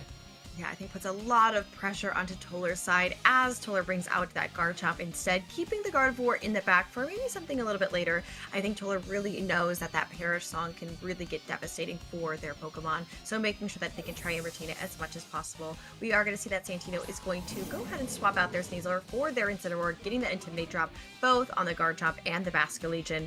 You're going to see the Mega Gengar protect also on Santino's side, just to make sure that that Garchomp is not threatening it whatsoever, while the Garchomp goes for the Stomping Tantrum into the Incineroar. Yeah, it is a Choice Scarf Garchomp, so didn't want to lock into an Earthquake and start hitting its own partner, especially with so little HP left. Yeah, we see a smart double up from Toller. Goes for the Stomping Tantrum to bring the potential Sneasler down to Sash, and then a Wave Crash, which, you know, normally you would have not wanted to take in the 1% of recoil you otherwise would have taken, but perfectly covers in an Incineroar switch in, which was really prime for Santino. Otherwise, you know, if that Incineroar comes in freely, you have Fake Out onto the Garchomp, and then you can potentially just knock out the Basculegion with a Shadow Ball in the next turn. Excellent call from Toller to get himself back in this game, game 1. Yeah, Toller said, you're going to double up? I'm going to double up. And it really was such a powerful and impactful double up from both trainers on turn 1 and on turn 2. We do see that Santino is going to bring in that Dragonite, which is a Pokemon that we haven't seen yet so far while we've been casting Cedric. So really excited to see that Dragonite hit the field. Now keep in mind, it is running that Dragon Fang with that Dragon Claw, with Low Kick and Extreme Speed as well. So an interesting Pokemon to put into the fray of things. We know the Mega Gengar has protected last time and is going to take an Aqua Jet from Toller's Basculegion, as well as that Stomping Tantrum, going ahead and bringing it down to 21 HP. Yeah, perfectly trained on the Mega Gengar to survive that double up and just follows up with the Shadow Ball into the Basket Legion. We see why Toller had to go for that play instead of going for another offensive move. No opportunity to get a full power non-priority move. Was just trying to get what he could out of that Basket Legion slot. And then the Dragon Claw with the Dragon Fan taking a one-hit knockout on the Garchomp. That has 201 HP on the Garchomp. That is defensively invested, but the Dragon Claw putting things over the edge with this Mega Dragonite. There is one advantage on Toller's end, and that it is that he has broken the multi-scale on the Dragonite, so now a Hyper Voice would be able to knock it out. But with the ability for the Dragonite to go for an extreme speed in combination with the Sludge Bomb, I'm really suspect of the Gardevoir being able to survive the turn. Yeah, it's going to be a very dicey situation. And also noting that Sneasler is still in tow in the back for Santino. So this Gardevoir is really not liking what it's against right now with the Mega Gengar, the Dragonite, but also the Sneasler in the back that's going to be running that Dire Claw. So a very interesting situation for Toller, maybe taking a second to say, okay, what could I have done possibly differently to put myself in a slightly better situation? I think it's really hard with that special Dragonite going into the Garchomp and really putting it into a precarious situation. And now the Mega Gardevoir is really going to decide, am I going to be able to survive anything? Do I go for Hyper Voice? We're going to go ahead and see that the Dragonite from Santino's side is going to go into that extreme speed onto that Gardevoir. We're going to see the Sludge Bomb as well, knocking it out from on Toller's side. So Santino taking game 1. Yeah, really aggressive play. Turn 1 from Santino from a team archetype. The Parasong teams with the multiple fakeouts are a little bit more known for playing a bit more defensively, but went all out offensive turn 1 and was absolutely rewarded for inverting the expectations of Toller. Taking that knockout on the King Gambit meant that the Incineroar was going to be able to switch in a whole lot more freely in the future turns, and even though it was knocked out, the damage was done. It got the Intimidate off and allowed the Mega Gengar to be able to survive the hits it needed to close out the battle, knock out the Basket Legion, and eventually that Gardevoir as well. So I think on Toller's end, maybe I think the Pokemon brings are appropriate. The Garchomp is extremely strong against all the ground type weaks on Santino's team, aside from that Dragonite, but it's really about leveraging it into a position where you don't give yourself a really free switch into the Dragonite while you're trapped on the field with the Gengar just going for ground type moves with no ability to switch. So I think Santino used the Shadow Tag offensively a little bit more than it's typically used defensively, and Toller maybe wasn't expecting that line of play and needs to adjust to that. Yeah, which is why Santino is the Gengar Tamer, as we saw as their title through Pokemon Champions, really understanding how pivotal of a Pokemon that is. Now, I do think that Dragonite was a really important bring for Santino, and something that might have been a little bit of a surprise to Toller. So Toller really has to identify how they're going to go ahead and navigate around that, and also make sure that they keep their Garchomp healthy, as well as their Gardevoir, and making sure that it's going to be able to actually Mega Evolve this time around, and not just be there all by its lonesome. Now, we haven't seen the Alolan Ninetales either, so that could be also something that could be shaking up a little bit on Santino's side, but Santino in a much better position right now, especially since they're up 1 game. Yeah, I think Toller, for losing one Pokemon that was key to the matchup turn 1, actually made that game relatively close. I think something on Toller's mind here is going to be absolutely making sure that you don't make a play turn 1 that leaves you susceptible to absolutely gaining no ground like happened in that game 1. We're going to see what the switch ups, at least on lead, are. I think Toller might be trying to lead a little bit more aggressively into that Sneasler lead, and we do see the switch up to the Choice Scarf on the Garchomp. And then Incineroar switch up as the fake out lead on Santino's side. Interesting choice. I think actually really well poised against the Garchomp in particular. But given the bulk on the Gardevoir, at least you're not threatened by a 1-hit KO Dire Claw. Maybe now you can actually survive a turn against the Gengar and go for a Hyper Voice, maybe to deal some chip into the Incineroar or Psyshock into the Gengar to knock it out. Yeah, I think that Garchomp really is not liking that Intimidate that it just got from that Incineroar. I'm sure Toller was really hoping for that Sneasler instead, but as you were saying, Cedric, not necessarily a horrible position for these two Pokemon. Now they really have to decide how they're going to go ahead and navigate around that. We're definitely going to see them both Mega Evolve, just because it's going to be something very important for them, but now I'm very curious about what each trainer brought in the back with them as well. Now that we're seeing the Garchomp and Gardevoir, and also seeing the Mega Gengar go ahead and make it so it's nice and Mega Evolved this time, I'm just fascinated to see how this entire first turn is going to play out. We did see that Toller is going to guard or to protect on that Gardevoir from their side, and also the Incineroar from Santino's faking out the Garchomp. Yeah, Gardevoir, one of the few Pokemon that benefits quite a lot from its pre-Mega Evolution ability. In this case, it's actually running Telepathy, meaning that the Garchomp in future turns, if you haven't evolved your Gardevoir, can safely go for an Earthquake and not hit its partner. Something really critical to note, this is a Stomping Tantrum Garchomp. It hasn't locked into a move yet, but it has flinched on the last turn. Stomping Tantrum, an interesting move. If you were unable to move on the next turn due to something like flinching, the base power of Stomping Tantrum doubles from 75 to 150. So even though the Garchomp is intimidated at this point, you're really forcing a defensive play from Santee. Most likely a Protect on the Garchomp, maybe even the Incineroar, if not, a switch into a Pokemon like the Dragonite, although that would just kind of delay the game once again and allow the Stomping Tantrum the next turn to be doubled in power. So I think, although a little bit passive of a turn one from Toller, the Stomping Tantrum being active as a double base power move here is really in his favor. Yeah, and that Gengar is definitely going to try to avoid that Stomping Tantrum as much as possible, and so is that Incineroar, but we are going to go ahead and see Toller Mega Evolving their Gardevoir into that beautiful Mega Gardevoir. And, we love the shiny version of it as well. Now, we're going to see that Gengar is going to protect to avoid that Stomping Tantrum that Garchomp is threatening from Toller's side. And we're going to see that Garchomp is going to target into the Incineroar, taking it down to 19 HP. Yeah, there was the option for the Incineroar to go for the Protect there, but Santee was confident that it would survive with the Citrus Berry. Is it going to survive the Hyper Voice follow-up? Good call from Toller, expecting to Protect. Does it knock out? It is a knockout. That is no more Intimidate for Santino for the rest of the battle, and this Garchomp is looking strong against the Gengar in the field right now. Yes, that Garchomp is in a really, really incredible position as we see that Santino is going to bring back out that Dragonite. We saw last game that it was such a pivotal bring, especially with that Dragon Flame, Dragon Claw combo, but now not in such a great position, especially since that Garchomp, is feeling pretty good about itself, especially with Intimidate no longer being a threat. Yeah, we have to watch out. It didn't come into a factor last game, but the Dragonite is multi-scale and not inner focus, so it may be able to live one Hyper Voice while at full HP, and there's no way for the Garchomp to actually chip it away from that, given that it is Choice Scarfed into a ground type move.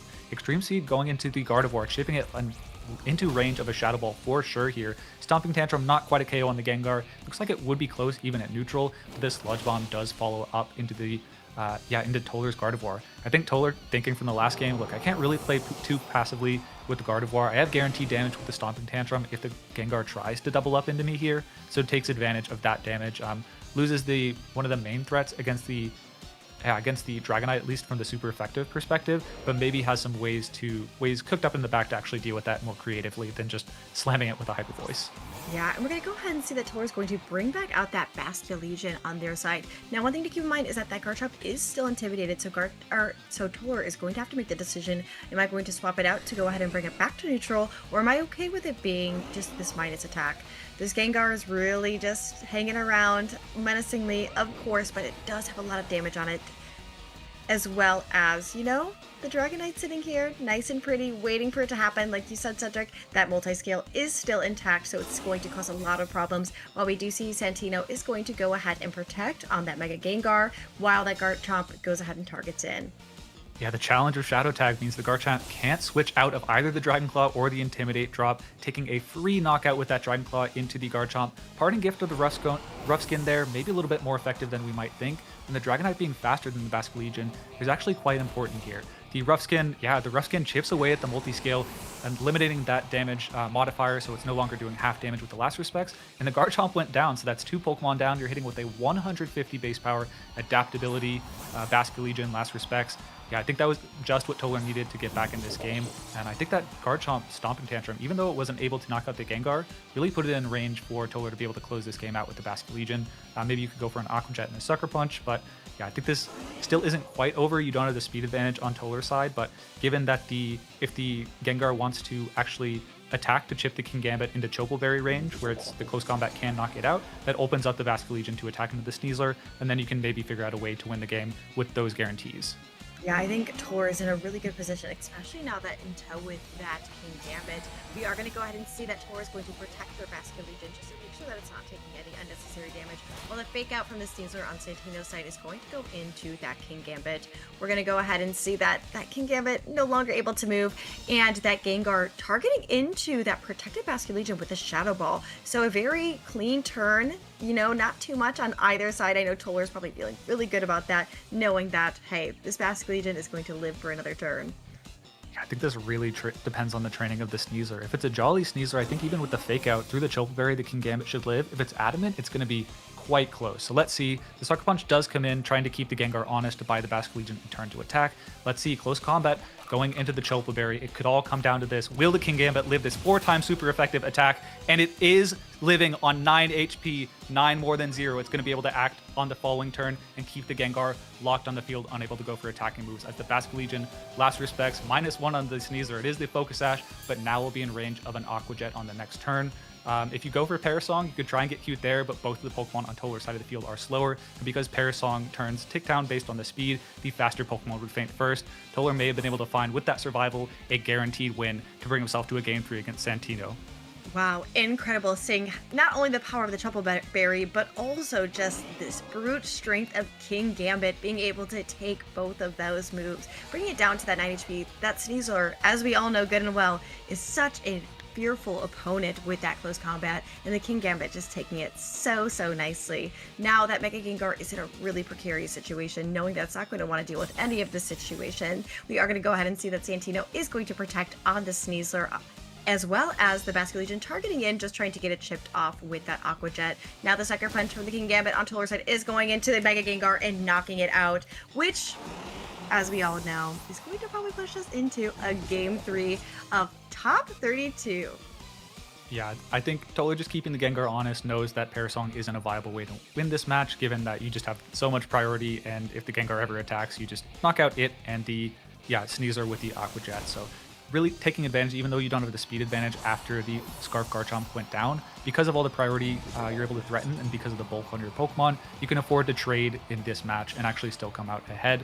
I think that was something that went wrong in the first game, where Tolar identified, look, these matches are going to be close, but as long as I'm trading damage intelligently throughout the match and not just allowing these free KOs like happened in Game 1, then I'm going to be able to come out on top through just really precise play, and that's exactly what happened. Really good adjustment.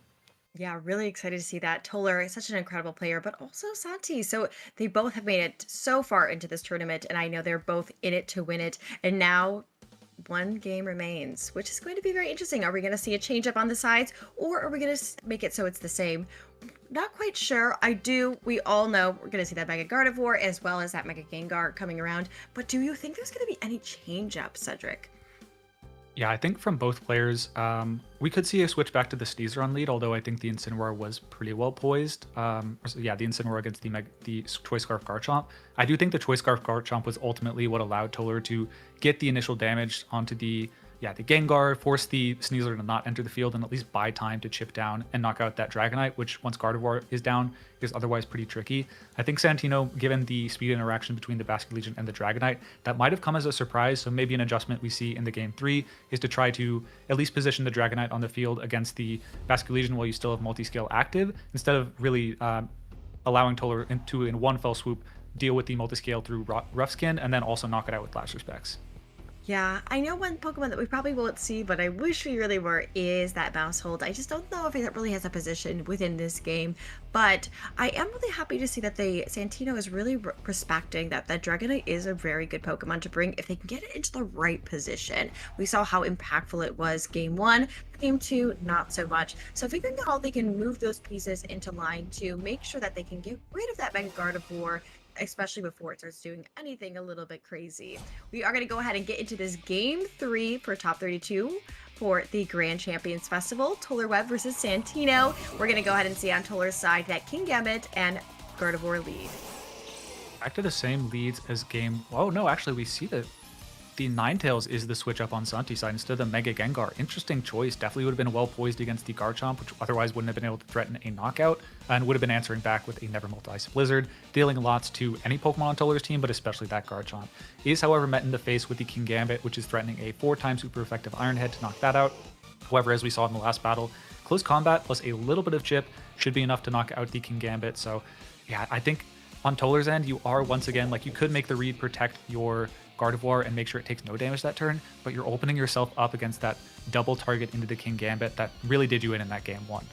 Yeah, it is really, really scary. We did see, like, the last game that King Gambit can take a lot of bulk from that Sneasler, but definitely not something if it's doubled up with that Ninetales, and Toller recognizes that, swapping out their King Gambit for their Mousehold. I spoke too soon, and it's sitting right next to one of its favorite Pokemon, the Mega Gardevoir. A really interesting change-up on Toller's side as well. Yeah, one of the main offensive Pokemon from the last battle, either the Garchomp or the Basculegion, is on the bench. Blizzard moves first, indicating this is probably an Adamant Sneasler. So, we see a Blizzard freeze on the Mousehold, meaning no Follow Me's likely in the future turns, and it was Dire Claw. So the Friend Guard was switched in to try and survive that hit from the Gardevoir, but I think the Nevermelt Ice pushed it just over the edge. Toller loses the Gardevoir turn 1, the Mega Evolution gone, and no damage dealt. This is exactly the kind of passive turns and advantages that these Shadow Tag Mega Gengar teams strive to accomplish, and in top 32 of the Grand Champions Festival, Santino's got to be feeling good. Yeah, and not only that, but we do see that the Garchomp has been left at home for that Basculegion. So really interesting situation for Toller now that the family they're just so cold nowadays, and they definitely want to be unthawed. But I know that Alola Ninetales running that Protect, Encore, Disable, and Blizzard is liking what they've done so far. As we go ahead and see the Sneasler from Santino's side get swapped out for the Dragonite instead. The Mousehound remains frozen as that Blizzard goes ahead and connects once again. Yeah, one more chance for a freeze, not in the Basculegion thankfully, so it can at least get the last respects off. Unfortunately, the Mousehold was not able to wake up, might have been targeting a Super Fang into the previous Sneasler slot to either break the Focus Sash and allow the last respects to knock it out, or to, chip the multi-scale down and allow last respects to knock out this Dragonite. Unfortunately, not the case. You have a 25% chance to wake up on that, or not to wake up, but to unthaw from the freeze. Didn't go Toller's way that turn, and things are starting to snowball out of control. Ugh, I feel so bad, but you know what? The Mousehold said, hey guys, we just gotta warm up a little bit. A little hand warmer for you, as they go ahead for that Protect. We're gonna see the Ninetales go for the Blizzard once again, but that Mousehold family is going to stay a little warmer this time. We're gonna see it land into that Basculegion, taking it down to about of health, but also for the freezing. Oh no. We're gonna go ahead and see Santino get the Dragon Claw onto that Basculegion. The Citrus boosting it up, but no one likes super cold fish. Yeah, I mean, this is just what Ninetales can do sometime. Truthfully, I mean, by switching out the King Gambit, this was a risk that Toller incurred. Not knocking it out with an Iron Head on the first turn means that in the future turns, even if you're taking resisted or low damage Blizzards, every time it goes off, you have a chance to freeze on either of your Pokemon. Santino absolutely rolling very lucky here, but with the Dragon Claw dealing a little bit more damage to the Basculegion, Mousehold having burned its Protect, you could fairly safely just go for Blizzard into that, into both of the Pokemon, knock out the Mousehold, and then Dragon Claw will knock out the Basculegion with no Friend Guard still on the field. So you could switch into the King Gambit, but again, that's one more Blizzard that you're taking and one more chance to be frozen. And with 4 Pokemon remaining on Santi's side and the King Gambit or the Sneasler waiting in the back to just close combat the King Gambit after it's taken the Blizzard chip, this is looking worse and worse for Toller. Yeah, we're going to go ahead and see that Toller is going to swap out their Basculegion for their King Gambit. And one thing about Santino is that they still have a Pokemon that we haven't seen yet. We're going to see the Ninetales go for that Blizzard, knocking out the Mousehold and taking a little bit of damage onto that King Gambit. They have to keep in mind, though, that Sneasler is running that close combat, and that King Gambit, I'm not sure is going to be able to survive after that damage from the Dragonite's Dragon Claw. Just a really, really interesting situation for Toller, and I'm just not sure how they can get out of this.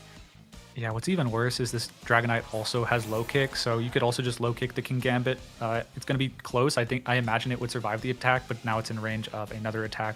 Like Blizzard, low kick, this King Gambit doesn't have Protect. If the Basculegion doesn't thaw out and do something magic here, I think this game might just end this turn. Sucker Punch, you could go into the Dragonite and hope that it knocks out, but again, it's not really helping the Blizzard damage steadily stacking up. And in future turns, eventually you can start going for those Encore Disables as you've exhausted your offensive options on the King Gambit to lock up this game.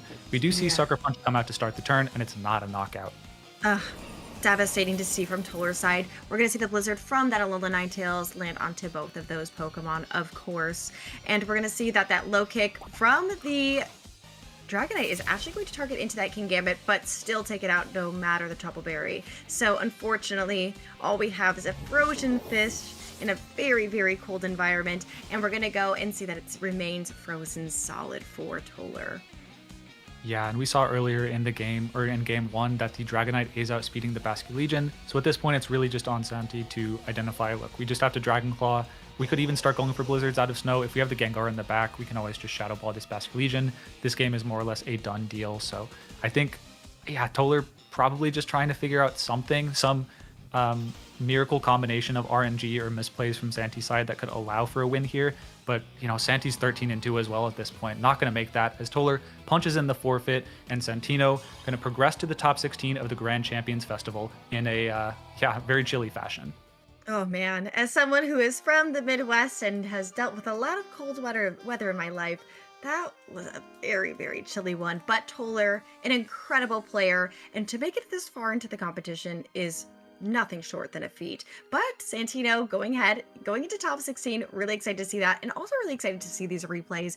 We see that how devastating that Mega Gardevoir has with that Hyper Voice taking out that Incineroar, but still, it's such a devastating object with that, and no need for a Sludge Bomb to be even curious if it's going to knock out. Yeah, we're seeing us progress through the matches. This is, of course, the critical turn in the Game 3 where the Gardevoir goes for the Mega Evolution and tries to get some offenses off. But, of course, the Kingambit switched out. No close combat went into that. It was just the Blizzard and the Dire Claw. We see, once again, the frozen mouse. I feel like the Mousehold 3 form is so cute. It has the one arm in front of the child mouse, and it wasn't enough to keep it from being frozen, though, as the Dire Claw goes out into the Gardevoir, and that knocked it out.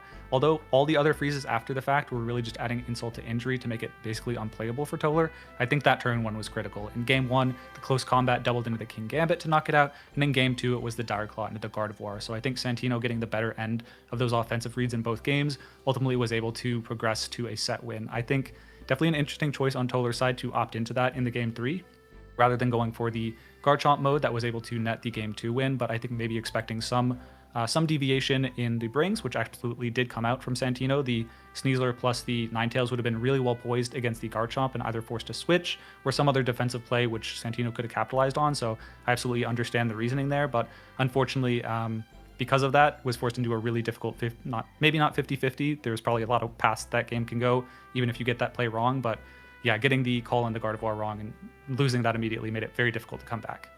Yeah, but once again, an incredible time, an incredible game, and just an incredible tournament as well. For the production team, to the judges, to Skraw, and to the fellow casters. It has really been such an incredible time, and we're now getting really close to crowning our winner, Cedric. Who do you think? What Pokemon do you think is going to reign supreme? I'd need to look at the standings, and yeah, I mean, there's a lot of players doing really excellently. I feel like the story of last weekend, which was another really large grassroots tournament, was that Mega Charizard ultimately took the title, but also dominated the top cut. That's really not been the case here. There's a couple Mega Charizard Ys doing really well. I think Charizard X has largely been absent. I think that's favored a lot by the more defensive European players, whereas this is slightly more Western oriented time zone for the tournament, so we've seen a lot more of the Charizard Y. As a result of that, I think, yeah, the Charizard Y is something I'm looking forward to. I like Scovillain as well. We have our first seed is a 14-1 Scovillain player who displayed a stunningly precise gameplay in the win-in match, but we are going to go to our next top 32 match, which is C North, I believe, and then the other player, Kaz, I'm not entirely sure of their username, but once again, I think the same or at least very similar Gengar team as Santino. Yes, and one thing that we got to look at Kaz's team is that they are running that Mecha Frostlass. We do see also that they had a Kingambit that has been since knocked out, so currently running that Frostlass and Sneasler right next to it. Well, we're going to go ahead and see on north side that we do have the Kingambit and Ninetales with the Incineroar knocked out and the Mega Gengar in the back. So very different dynamic that we're seeing from different types of Mega Gengars. Yeah, we have Blizzard and Ghost types on both the sides, which could definitely lead to some very volatile matches. We're not sure of the game score at this point between these two players, but yeah, of course, both fighting for their spot in the top 16 of the bracket.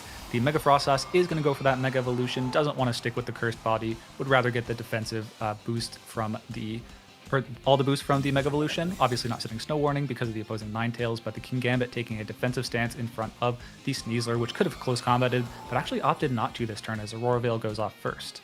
Yeah, we're going to see that Aurora Veil go up from that Mega Frostlass, which is going to allow for a lot of mitigated damage, but the Caesar targeting into that King Gambit with the close combat and not hitting. We do see that the Alola Ninetales did go for Encore into that Mega Frost House, making it so that it has to continue to set up that Aurora Veil or switch out. Now keep in mind that C North is running that Alola Ninetales with Blizzard, Encore, Protect, and Disable. So we also have to keep an eye out for that.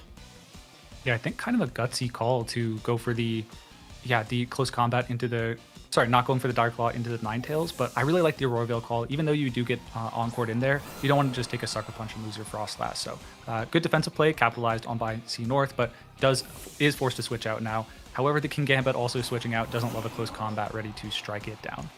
Yeah, and one thing that King Gambit also didn't like is that King Gambit is running the Triple Berries, so it wouldn't be able to take anything from that Aerodactyl. We are going to go ahead and see, though, that Ninetales is going to go for that Blizzard, taking the Aerodactyl down to just over half, and also put that Sneasler in some interesting range. Now, we're going to see that Kaz's Tailwind is going down, and the snow still being up, so that Blizzard from that Alola Ninetales really still such a big threat. Yeah, we're looking at the back Pokemon. We have the Aerodactyl, which doesn't threat a lot of immediate damage to the Gengar, the Sneasler, which offers almost nothing but Dire Claw Paralysis, and the Frostlass, which is the only thing that can really hit the Gengar on C North side with that Shadow Ball. So we see why the switch came out. Absolutely didn't want to risk that to, any damage that would otherwise make it difficult to beat the Gengar 1v1 later in the battle, especially with the Aurora Veil up. You should be able to live a Shadow Ball, but does take a lot of Blizzard damage. The Sneasler in range for another, and the Aerodactyl as well, but should be outsped and be able to get a Rock Slide off to at least maybe put the game to knock out the Ninetales and then put the flinch favor in your favor, but actually absolutely just opting for the Tailwind instead. Yeah, making sure that they can keep up this speed as the Caesar goes for the Dire Claw into that Ninetales, knocking it out. I know that was such a pesky Pokemon to deal with, especially with the Encore and Disabled, so making sure it wasn't going to be able to do that again. We do see the Mega Gengar from North side go into the Caesar and knocking it out, making it so that the final two Pokemon remaining on Kaz's side is going to be the Aerodactyl and the Mega Frostlass, while North is going to be left with Mega Gengar and King Gambit. Yeah, it's a 2v2, but I think I'm liking it a lot better from North side. Even though the Tailwind did go up, you're going to outspeed the opposing, like the Frostlass can outspeed and Shadow Ball the Gengar, but to do so, you're making yourself susceptible to a Sucker Punch on the Frostlass's side. However, on the other end of that, you could easily just protect your, I think with the Aurora Veil, it should be able to survive the attack from the Sucker Punch, but Snow is ending in one turn, so you could kind of make a doubly effective play of double protecting on C North side, stall out one turn of Tailwind and the last turn of defensive Snow Boost that the Frostlass has, to maybe allow yourself a Sucker Punch or a Kowtow Cleave to knock out Frostlass on the next turns, given the Aerodactyl's not threatening that much damage onto your King Gambit with the Rock Slide and Dual Wing Beat. But no double... Yeah, no double to protect, but we are going to see that Rock Slide from the Aerodactyl going into the King Gambit, only chipping it just a little bit. Now, we know it's not very effective, but we do know that Shadow Ball is typically very effective into the Mega Gengar, but with that Protect, it goes ahead and saves itself for another turn. The Kowtow Cleave going into the Aerodactyl and surviving on 3 HP as the snow stops. C North maybe expecting that the Frostlass, even after the snow drops with the Aurora Veil still active, might live the Sucker Punch. Could be something these players have identified from earlier games, hard to tell, but just maybe expecting the Frostlass to either survive or protect that turn. Goes for the Kowtow into the Aerodactyl, so you can at least try and 1v2 this Frostlass, which really should be in your favor, but unfortunately the Aerodactyl does survive and now is able to protect to leave itself on the field for at least one more turn.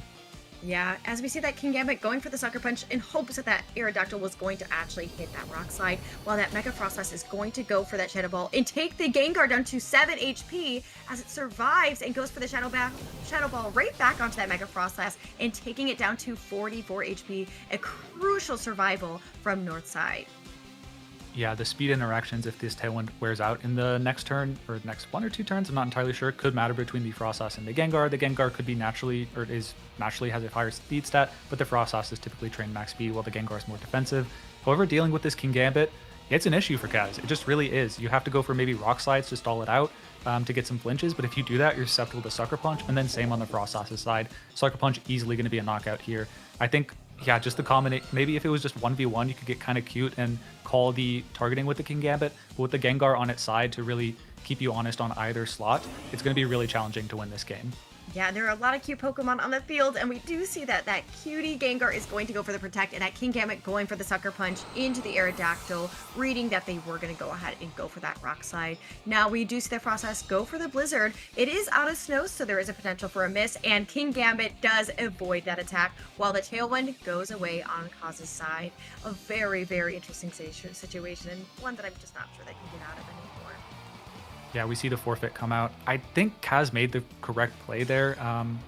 Basically, you have to assume Sucker Punch isn't going into your Frostlass slot, which it didn't, and then maybe you get a Blizzard out of snow and be able to freeze the Kingambit and immobilize it for enough turns that your Aerodactyl, your Aerodactyl maybe went for a double protect that turn, and you can basically 1v, or not 1v1. The Kingambit is effectively, you just assume it's thawing for the rest of the game and 1v1 the Gengar and deal a little bit of chip over time to the Kingambit to knock it out, but circumvents the freeze entirely by being dodged. So I think C North absolutely breathing a chilly sigh of relief when the Blizzard was dodged, and I think ultimately that was what did them in to make it to the top 16 of the Grand Champions Festival. Absolutely huge accomplishment. Yes, an incredible accomplishment from them, but also an incredible accomplishment for all of our players that are hitting into the top 16. We are getting so close to the end, which is kind of crazy to think about now that we had such a large tour of 10,000 participants and even more on the wait list, and now we're just down to the final 16. Now, we won't be able to talk about it just yet, but stay tuned for this quick break, and we will be back for top 16 for the Skraw VGC's Grand Champions Festival.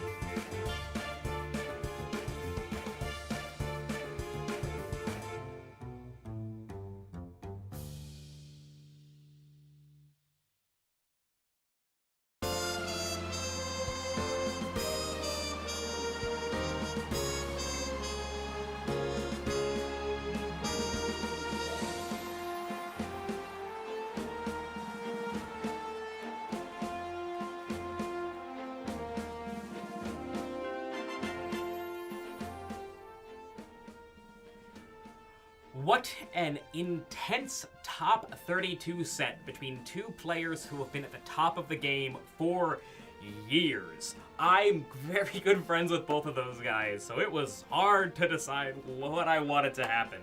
But that was just our top 32. We have a lot more matches for you guys here. Next up, we're going to be having Raghav versus... I am so sorry. We're going to be having Raghav versus... Oh my god. Raghav versus C North 26. We'll have his real name up there on the stream. And we're going to have a new face coming in for our commentary. Courtney, Aaron, let's go. Hello, everybody. I am so happy to be here joining Courtney, who has been absolutely killing it alongside the rest of the entire team. I mean, this event has been crazy, and crazy impressive by Skraw and the entire production group for running it. And so, yeah, hey guys, Aaron Cybertron Zhang here. And we are waiting, I believe, for what? Our next match in top 16. But Courtney, how has it been? You've been busy doing this whole tournament. It's been a wild ride. Wait, is this not an episode of Road to Rank with Aaron Cybertron? I don't think so. No, it's a crossover episode. Oh my gosh, wait, I love a crossover episode. Well, that's incredible. Well, everyone, thank you so much for hanging in there and coming back. Of course, I'm here by the wonderful Aaron Cybertron Zhang. I'm Courtney, also known as Wiggler, and I'm honestly so excited for this top 16. What an incredible tournament it has been so far. As you said, the amazing crew that has been behind it as well, and some really excited Pokemon that I'm dabbling around looking at the top 16. I think my favorite out of the top 16 that I've seen is Sableye, which sleeper pick because it's actually not Mega Sableye. It's funny you mentioned that. I didn't know if that was intentional, but I actually used Sableye yesterday. So I played in the event. I unfortunately did not make day 2. I went 6-3, but I played on stream, and I think like Sableye Archaludon is like such an underrated duo. And the idea is that like most people, when they think about Archaludon, you're like, oh, you need the rain, so you're like, oh, I need a Pelipper or a Politoed on my team. And normally there will be one of those, but Sableye being immune to Fake Out on turn 1 means that you can just like set up Rain Dance for your Archaludon immediately. There's a lot of funky things that Sableye can do. There's like, 12 good moves that it has access to, and so I was like trying dual screens. But yeah, I think like basically Archaludon is still kind of underplayed right now, so I'm really happy to see the duo in top 16 because I think it has the potential to win the entire thing, and like feels really well positioned into the majority of the metagame right now. Well, unfortunately, I am kind of an Archaludon hater, but I am really excited to see which Pokemon have made it to the top. Because I know we might have one Sableye, but I think we might have a few Sneaslers, maybe a few, maybe 50% of the teams. Wow, okay. I think, go ahead, Courtney. Yeah, no, what are your thoughts about these top cuts? Like, it's very fascinating to see, especially since we have Frostlass in there, and Frostlass being above Charizard, which I'm surprised about. Likewise, yeah, and I mean, Alolan Ninetales definitely, I think the one that shocks me the most. Super cool. I think we've been talking about weather a lot, throughout the course of this format. I think Alolan Ninetales has not really gotten that much play relative to, like, the fact that weather is dominating, but it makes a lot of sense, and seen it paired with like Mega Gengar a lot, especially so you can do like Encore Disable shenanigans.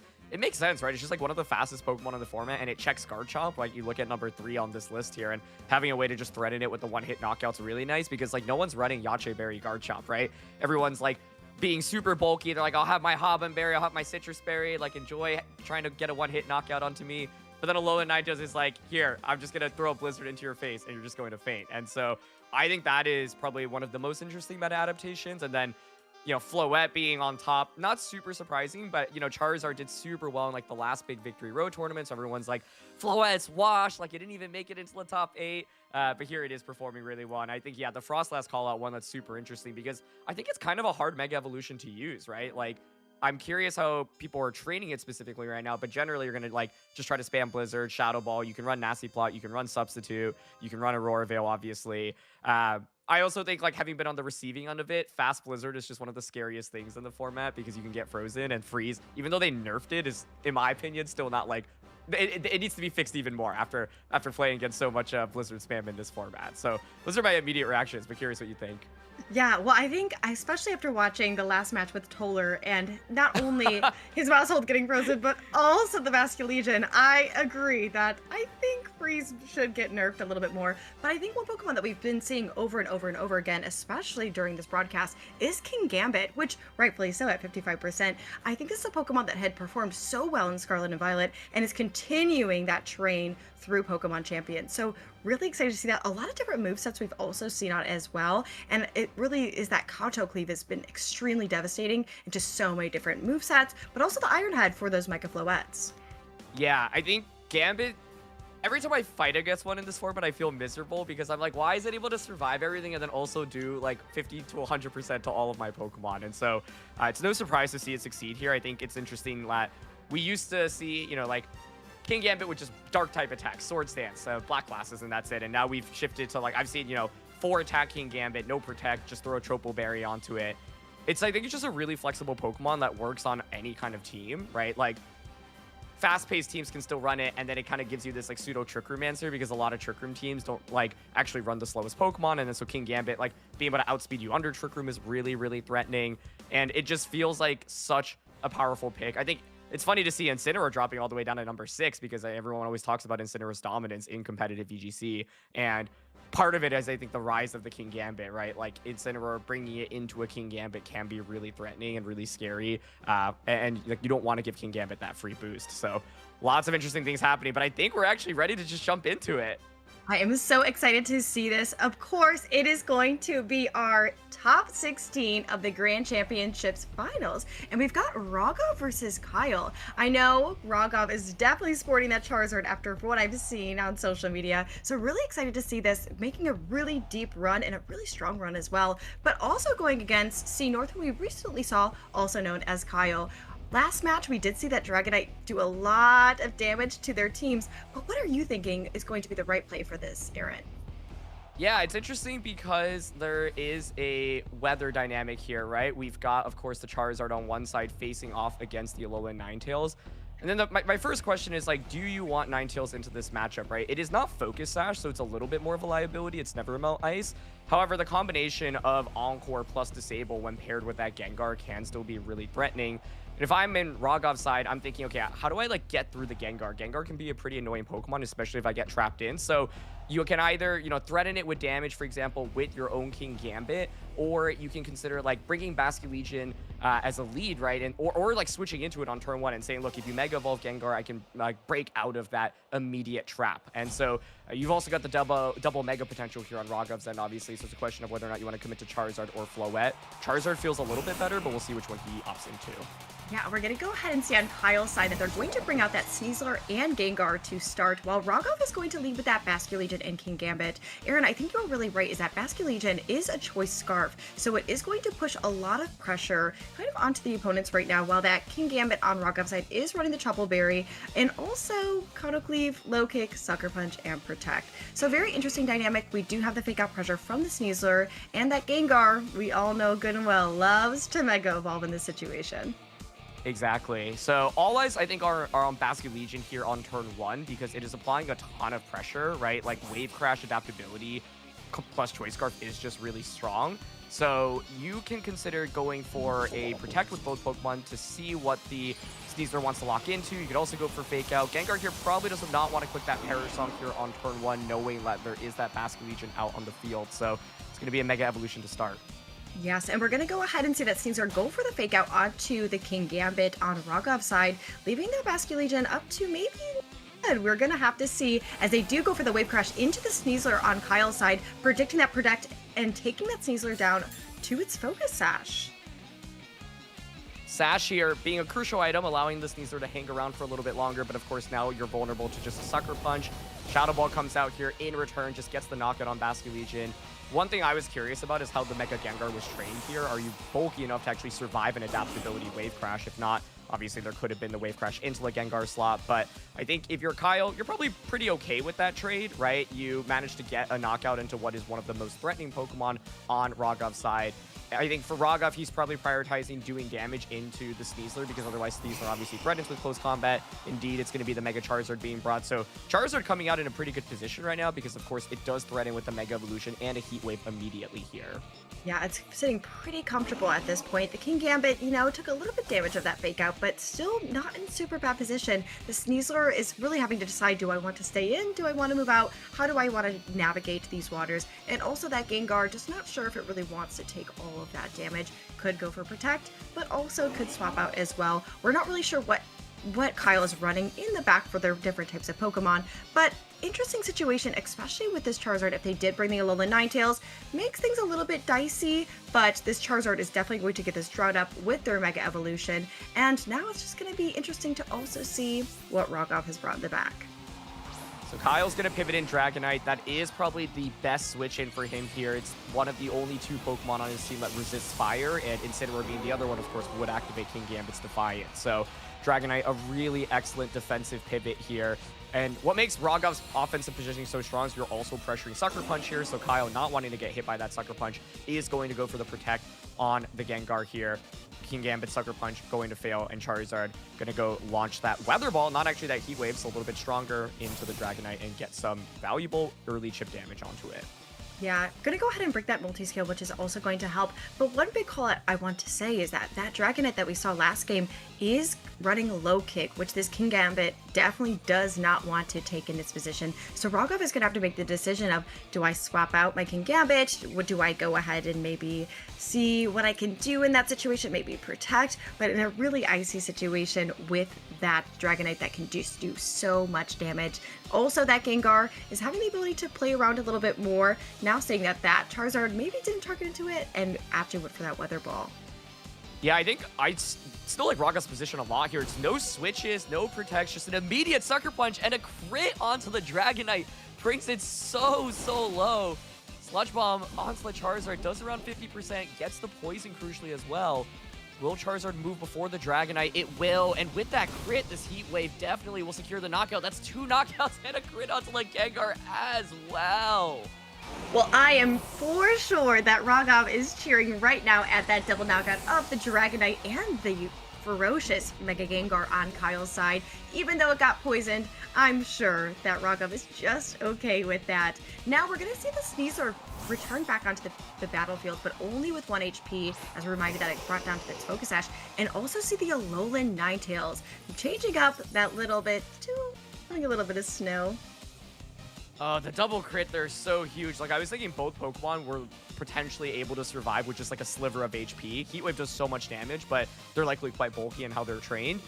But yeah, both Pokemon getting crit there immediately just means that Charizard is able to secure the knockouts. And I mean, King Gambit right now just in such a good position because it still has that Chople Berry. Alolan Ninetales does have Encore, does have Disable, and right now Kyle has the speed going for him, right? So this turn you pressure with something like Fake Out with that Sneasler, and Alolan Ninetales, of course, could go for that Blizzard. But it's going to be a tough one, I think, after losing 2 really crucial Pokemon. And Rogov now, of course, has the ability to switch out his Pokemon as well. He's still got 1 in the back. I will say Ninetales does match up pretty well into like Garchomp and Aerodactyl here, so for that reason, we don't see a switch. Yeah, we're going to go ahead and see that Sneasler go for the Fake Out onto the Charizard, and the King Gambit going for the Sucker Punch, but actually not connecting. We're going to see that Alolan Ninetales is going for the Disable into the King Gambit, disabling the Sucker Punch, and Charizard flinching. A very interesting next turn, making Rogov not be able to do very much. Yeah, that was a big turn here because the King Gambit, of course, could have just gone for a Kowtow Cleaver low kick, try to eliminate the Sneasler, but this is the thing about Alolan Ninetales. I think Encore Disable in the endgame is something that's always so scary to fight against here. So now King Gambit actually opting into that Protect. My big question is, what is Rogov's last Pokemon, as we'll see Blizzard surely knock out Charizard here? Yeah, it's going to be really interesting. I would say it's either going to be that Garchomp or that Aerodactyl, and neither of those Pokemon want to go ahead and go toe-to-toe with that Alolan Ninetales. We see the Sneasler is going to target into that King Gambit with that close combat, but unfortunately, not going to hit with that Protect. Very interesting situation. This Alolan Ninetales came in strong, as well as we see this Aerodactyl landing on Rogov's side. I think Aerodactyl probably the perfect final Pokemon for Rogov here. If it were Garchomp, I'd be a little bit more concerned, but now it has the speed advantage. It has that fast Rock Slide, so advantage definitely in Rogov's side, right? The Aerodactyl can continue to just click Rock Slides, and the Ninetales here could choose to Encore into the King Gambit, but then you're not actually getting damage off, right? So you probably want to click that Blizzard. And so to me, I think it's if Rogov is able to land these Rock Slides, he'll be in good shape. Aerodactyl, however, starting up with the Protect, trying to maybe bait out a Protect from that Sneasler, and does get that out. Yeah, and I think one good thing to know about this Aerodactyl is it's running a little bit of an interesting turn. Move. It's actually running wide guard. So making that Alola Ninetales really not able to do too much with that Blizzard. We're going to see that Kowtow Cleave go into the Alola Ninetales, taking a little bit of damage, but making sure that Sneasler is also safe by that Protect. So a very interesting situation of, am I going to wide guard to go ahead and avoid that Blizzard, or am I going to keep trying to hit disable and encores if I was Kyle? Very interesting navigating waters that we have to do. We do see the double Protect on the Sneasler. Rock Slide comes out. Does it hit the Alola Ninetales? One of the scariest moves in the games. It does connect. Brings it quite low, but the Snow defense boost helps it hang around for a little bit longer. And it is going to be the disable. So being able to disable the Rock Slide, a huge deal here. As Kingambit goes for the Kowtow into the Sneasler here. Oh, wow. I mean, that was huge, right? You needed the double there to at least get the disable. But Aerodactyl here, of course, still has access to the wide guard, but it doesn't have any other offensive moves, all right? So it can't go for a dual wing beat here because it's not running it. So absolutely huge for Kyle to recognize, I need to go for the double protect right now, and gets it. Yeah, that's actually very insane. This Aerodactyl really, like you said, not running anything else that's needed with that Tailwind, Wide Guard, and Protect. So unfortunately, it's not going to be able to do too much. So now all the power rests in that Kingambit's hand. Now, this is dicey. These are getting that double protect is something that I'm sure Rogov was not seeing. Aerodactyl opting for the protect here. Of course, Kingambit still has that Troupple Berry, which is helpful in surviving in close combat. Both Pokemon going for protect here, just trying to stall out these disable turns. And now Alola Ninetales with that Encore trying to lock the Aerodactyl in. Snow finally stops, and now Blizzard is also going to be less accurate. And no more disable on the Kingambit, so it now can, once again, commit to that Sucker Punch. So the question is, if you are Kyle, do you protect your Sneasler, right? Because you're like, oh, you're surely going to Sucker Punch this slot, and then try to go for something like the Kowtow Cleave into the Alola Ninetales. Now Snow is no longer around, so you'll do a little bit more damage. Oh, this is so intense here. And then Ninetales, of course, still has Encore, still has Disable Pressure. Still feels like it should favor Rogov, but Kyle's definitely gotten this to quite a game after, you know, the double critical hit earlier in the match. Oh yeah, and these end games are always the things that I hate when I'm playing competitive VGC, because I'm always like, it's really about, are they going to protect? Am I not? We are going to go ahead and see that Kyle is going to protect with that Sneasler to make sure it sticks around. The Wide Guard is going off for that Aerodactyl to make sure that no Blizzard is going to hit either of their Pokemon. Now, the Sucker Punch from the Kingambit is going to fail, unfortunately, as we see the Ninetales go for the Disable once again into the Kingambit, disabling the Sucker Punch. Oh my goodness. I mean, yeah, Aerodactyl is just basically like, please let me just get my, like, once this disable's over, one more Rock Slide, it will end the game, it's fine, right? So if you're Kyle, what's tough is you kind of need to knock out both Pokemon right now, right? Alone, Ninetales can only do one thing at a time, and so now you could go for something like the close combat finally with the Sneasler, but the problem is Aerodactyl can still click that Wide Guard, blocking that Blizzard, so you know, Rogov has these defensive tools. He's got the Wide Guard, he's got the Troupple Berry, so Kyle, I feel like, is really playing to the best of his outs, but it's still quite tricky here, and all Rogov needs is either for Aerodactyl to get, you know, stall out this disable, finally click that Rock Slide, or to get an Kowtow Cleave off here with the Kingambit. So Aerodactyl here, once again protecting. It being the fastest Pokemon on the field is giving Rogov a huge advantage here, as we just see a double protect once again. Normally, you don't want to protect in front of Encore pressure, but because it's two really threatening Pokemon, right, you can only Encore one at a time, and the Troupple Berry once again on Kingambit playing such a big factor here for Rogov, allowing him to stall it out a little bit. And this is why I personally think that Protect is the best move in competitive VGC, especially for situations like this of like where you are disabled and you want to make sure that you can wait out that move and get back that Rock Slide, because this Aerodactyl can really only do damage one way, and that's it. We do see the Aerodactyl go for another Protect, getting the double Protect very shockingly, and the Ninetales going for an Encore into the Aerodactyl, not able to Encore it into Protect. Yeah, so going for the double protect there, saying, look, I think you have to Encore me right now. As close combat still knocks out the Kingambit. Oh my goodness. Through the Troupple Berry, Admin Sneasler has a 50% chance to knock out full HP Kingambit. And a lot of people are using Admin right now. That's the difference between Admin and Jolly. But crucially, by getting that double protect off on Aerodactyl, It now gets the click Rock Slide, but had it not gotten the double off, would have been Encore. Now it's the fastest Pokemon on the field, so as long as it doesn't miss Rock Slide here, should be able to secure the game. But what a crazy first game this was. This is absolutely insane. We see the And Rock it Slide hits the connect. Rock Slide. Oh, thank goodness. my I know gosh. Rogov is celebrating right now as that Aerodactyl came in clutch at the end of that game, landing on both of those Rock Slides. But that was a nail biter, Aaron, for game 1. Yeah. Wow, absolutely bonkers there. I feel like Rogov really played that so well, especially positioning with that Aerodactyl and Kingambit. We did have some really, really lucky double protects, but I thought that was an exceptional game played by both trainers, but Rogov just inching forward a little bit more. Yeah, the fact that Close Combat was able to just get the one-hit knockout onto Kingambit anyway through the Tropical Berry is such a big deal, and that's, once again, the difference between running an admin nature or a jolly nature. And oh my goodness, I think we had saw Aerodactyl protect after the wide guard as well, which is already a 1 in 3 chance, and so had the protect into the double protect as well. And so it felt like, I think if Kyle didn't get that initial double protect off with Sneasler, the game was probably just over there. But what a crazy end game. I thought like Kyle did such a good job really pulling back into things, right? Calling out the, playing perfectly with like Encore and Disable. But yeah, both players just, immediately jumping into the second game. And the question is, what do you do as an adjustment? Because I think if you're Kyle, you're probably actually okay with how that played out, right? Like the double critical hit was so crucial on Dragonite and Mega Gengar, and the game would probably look very different without it. To me, what that last game showed me is that like Charizard is an incredible offensive tool on Rogov's side, and so you need to kind of sequence your damage, so ideally it only really gets one Heat Wave off. And I was so impressed by both Sneasler and Alolan Ninetales like in that end game as well. So Kyle could choose to weave in Incineroar, right? It, of course, can be valuable into Charizard, but you don't really want to give in that Kingambit a Defiant boost. And so then the question is, do you consider like your other Pokemon you didn't bring into the matchup? But I wouldn't be surprised if he runs it back with the same 4. Yeah, no, I'm not quite sure. I think Kyle has a really good team, and I also think Rogov as well. But we're going to go ahead and see that Kyle is going to lead with that Gengar Sneasler core, as well as Rogov leading with Basculegion and Kingambit. Very interesting. We're going to see that, obviously, that Mega Gengar is going to for sure Mega Evolve this turn 1, but the Sneasler is threatening Fake Out pressure against that Kingambit.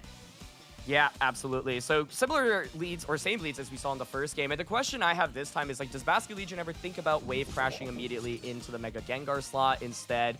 Do you think Mega Gengar is trained in a way to survive that, right? We saw a trade on turn 1, but Rogov was pretty happy about that trade because you just got the free switch in into Charizard. What makes Basculegion so good in this format is also being able to just wall posing Sneaslers, right? Like no dark type attack on the Sneasler here means that it just can't really do anything to Basculegion. So Basculegion gets a free attack off here. We do see a pivot. I wouldn't be surprised to see Dragonite here. It is going to be Dragonite. Of course, this can switch into Wave Crash really easily here. Yeah, we're going to go ahead and see that Rogov is going to switch out their Kingambit in order to bring out their own Charizard, making sure to go ahead and set up from there. The Gengar is going to go ahead and Mega Evolve on Kyle's side, obviously to exude a little bit of pressure of what's actually happening, while that Basculegion, you know, we're going to see is going to go for the flip turn onto the Dragonite slot. So not a bad turn for Rogov to bring that Basculegion back and be able to reset up the board the way that they want to. Yeah, this was a cool play here from both ends. I think Kyle's saying, look, I'm going to play defensively, get Dragonite on the field sooner. And then now this Kingambit can take a Shadow Ball, which we saw previously, and that's exactly it. Ooh, special defense drop here would be really deadly because it would activate the Defiant, but there is none this time. Wow, that is very close. It's one of those moments is that every time the game stops for just a moment, I'm always like, wait, is it going to be Spatus? What's going to happen? But I'm sure Rogov is maybe kicking a little bit, but I know Kyle cheering from that. Now we're kind of into an interesting board state that Charizard is definitely going to Mega Evolve in just a moment, and wondering if it's going to actually try and do some things. Is it going to try to Heat Wave, or is it going to opt in for the Protect to kind of bait out what's going to actually happen on the field?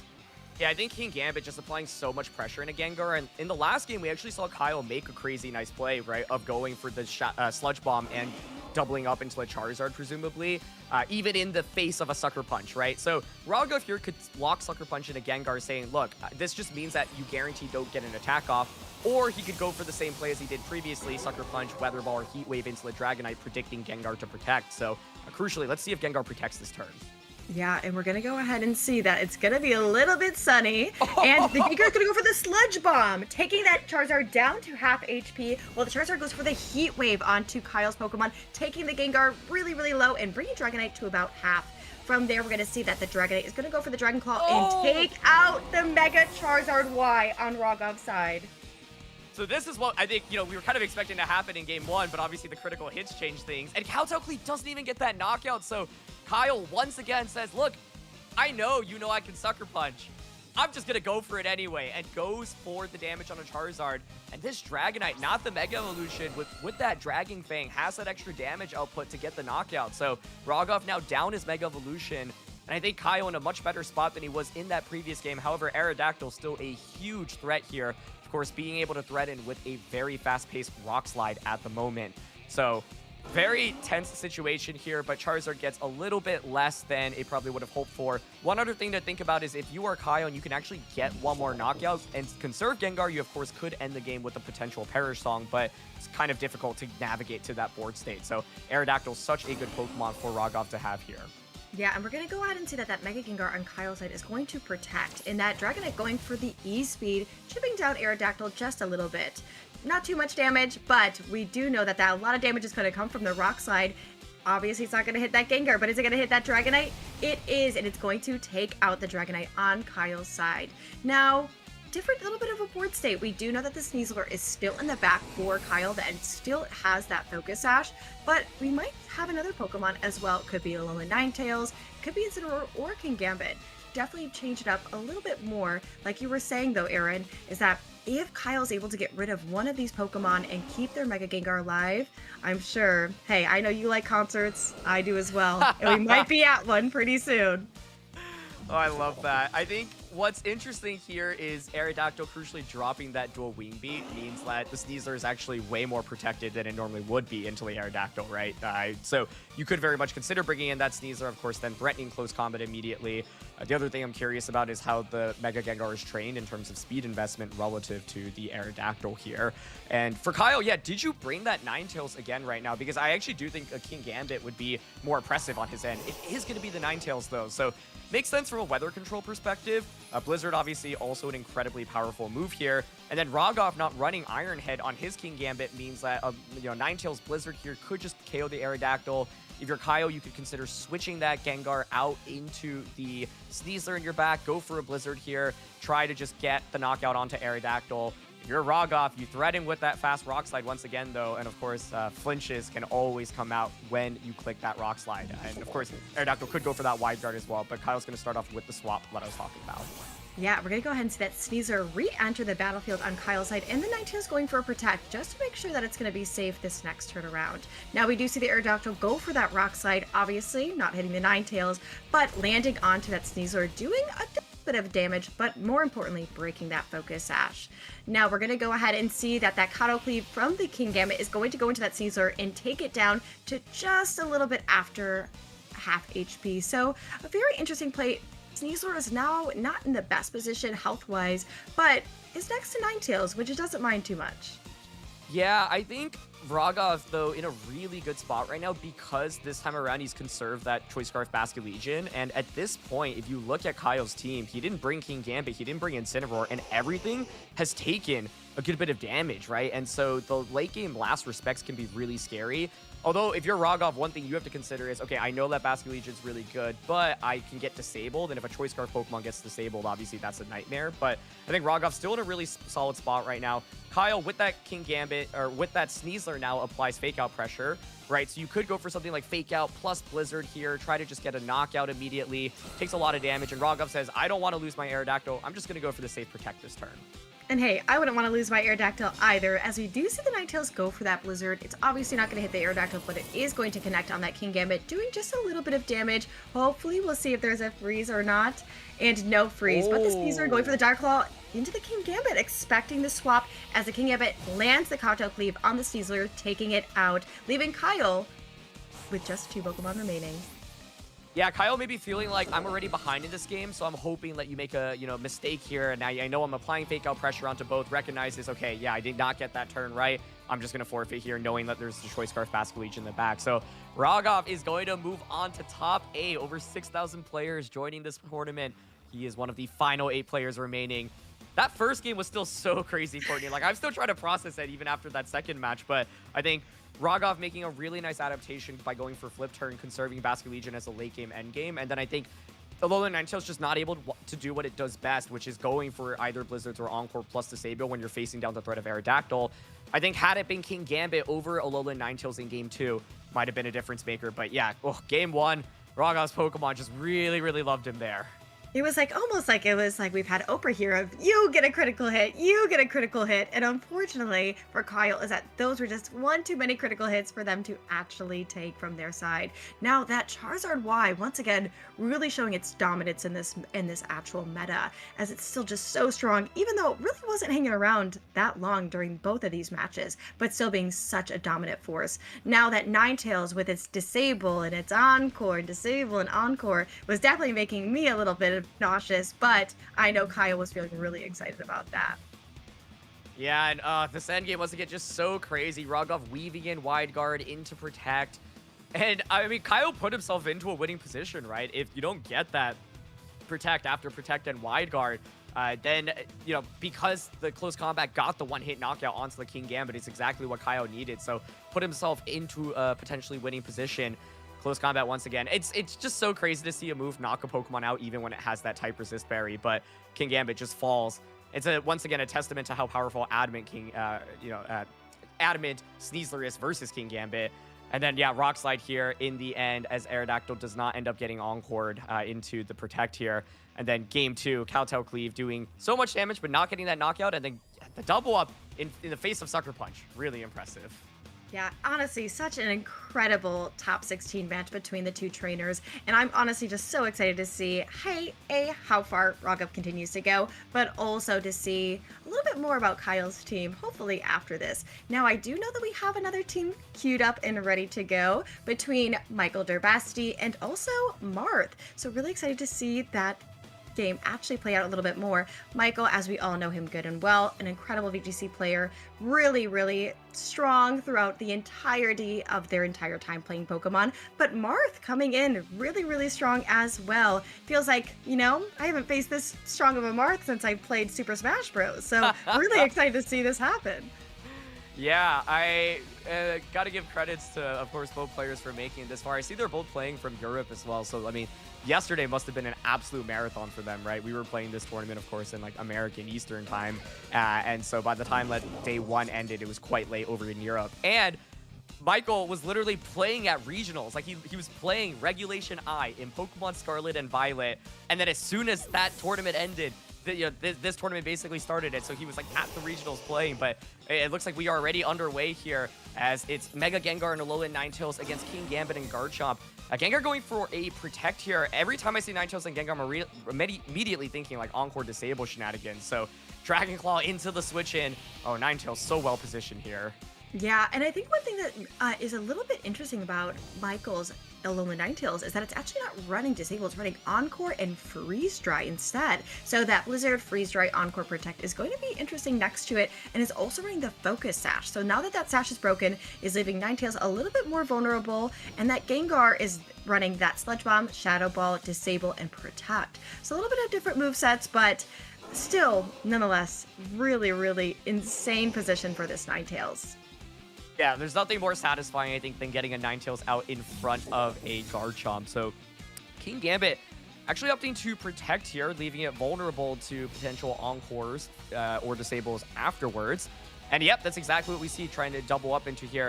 And I think Mart's saying, look, I think you have to go for that, so I know I can go for the Protect. I'll get the Earthquake off. And for the fact that we saw a Garchomp Earthquake in front of an Alolan Ninetales and actually get it off is nuts, but also so bulky. The Garchomp is burnt. Gengar hangs on from that. What a devastating turn. I for sure thought that Garchomp was going to go ahead and knock out at least that Gengar, but that burn damage doing so much more than just damage itself onto that Garchomp. Now, like you said, I don't know if I would have been brave enough to leave my guard trap out there face with an Alolan Ninetales, but now Alolan Ninetales seems to really like this position, especially being able to have that Blizzard or that Freeze Dry in tow with that guard trap. We are going to go ahead and see that Mega Gengar on Michael's side protect just to make sure it's safe for this next turn, and the Kingambit trying to go for the double protect, but failing. Encore now coming out into the Kingambit, so it will be locked into the protect. The Rock Slide comes out here, of course, can miss into the Alolan Ninetales, does manage to connect, but it is burnt, and that's not going to do very much damage. And so I think Michael probably pretty happy about this position. That was a critical hit, and Ninetales still took that pretty well. So testament to the burn, as well as Ninetales being pretty bulky once you set up that snow, even if you don't really have any investment. But yeah, this is kind of a scary position for Marth, right? Because now this Kingambit will essentially be useless for the next couple of turns. Garchomp here, of course, is just one Freeze Dry away from getting knocked out. So if you're Marth, maybe you go for a Protector on your Garchomp to stall out a turn of the Encore on the Kingambit. And crucially, the big question I have is, what is that final Pokemon in the back? It looks like Michael actually still has all of his Pokemon intact, so in a good spot. And this is what's so deadly about being able to trap in a Pokemon and then encoring them, right? Like, you just can't do very much, and it renders one slot useless. So essentially, you're fighting a 2 versus 1. So Marth is really going to try to, get out of these next couple of turns. And to me, the question is it Basculegion as his 4th? Yeah, and we're going to have to wait and see as we see that Michael is going to opt out of that Mega Gengar instead to bring out their Aegislash, while Marth goes ahead and protects that Garchomp just to make sure that it survives, especially if a Blizzard is honing in on it. We're going to see that Kingambit also protect on their side while that Ninetales goes for a Blizzard. So a really clean switch in for Michael to take out that Gengar for that Aegislash, and that Garchomp still taking that burn damage, but healing up a little bit with a lunch, a citrus, Heals up, but not sure that'll help against a Freeze Dry. And I really like that switch. I think normally people might be confused about why you would want to break the trap when you have, Encore the Kingambit. But the idea is now Aegislash has Sacred Sword. So it is applying offensive pressure immediately into Kingambit. And you might want to read Kingambit switching out, right? Right now is the opening for Marth to potentially switch that Kingambit out into, say, that Basculegion in the back, potentially, or Sneasler. So if you're Michael, you could say, look, I'm going to Freeze Dry the Garchomp slot, and I'm just going to go for Poltergeist onto the Kingambit. If you nail the switch and it is Basculegion coming in, it is likely just lights out here. So it is Basculegion. Let's see. Does he get the call right? You're going to go ahead and see that, and Alolan Ninetales go for the Blizzard, take out that Garchomp, chip the Basculegion just a little bit, but are we going to see what we want to see from that Aegislash? We do see that there was a critical hit, but didn't matter. Maybe, I'm not sure, not so much. But we do see that Aegislash changing its stance, getting ready for that Sacred Sword, and unfortunately not hitting the Basculegion. Wow, interesting. That was an interesting turn. First of all, definitely a nail biter out of that one. Yeah, I think if you're Michael, it's like Sacred Sword is safe in the sense that, like, if, Marth decides I'm just going to stay in, you win the game on the spot there, right? Because it's then a 4v1. So that keeps Marth in the game, gets the defensive switch in.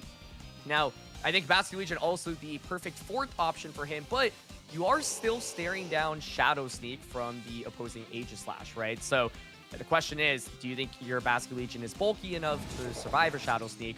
Kingambit here, of course, is also applying pressure. Could go for just a Sucker Punch of its own, for example. And so, Michael's Pokemon are fairly low HP. It's always stressful, I think, when you are down Pokemon and you have to commit to an attack, locking into for the Basculegion here. So we'll see. I think either way, though, Marth keeps himself in this one, breaks out of the trap, which was really huge, and now can click 2 new moves here. No more snow either, so Ninetales is going to pivot out to try to potentially reset that. And it's going to be the Rotom, which we did not see earlier, but that's how it got the burn onto the Garchomp. Oh, and it's Aqua Jet committing here, and it gets the knockout here. I mean, Basculegion with Aqua Jet could pull it off here in the end. Who moves first between Aegislash and Kingambit? Oh my gosh, it didn't go for the Sucker Punch, and it's just a Poltergeist into the Basculegion.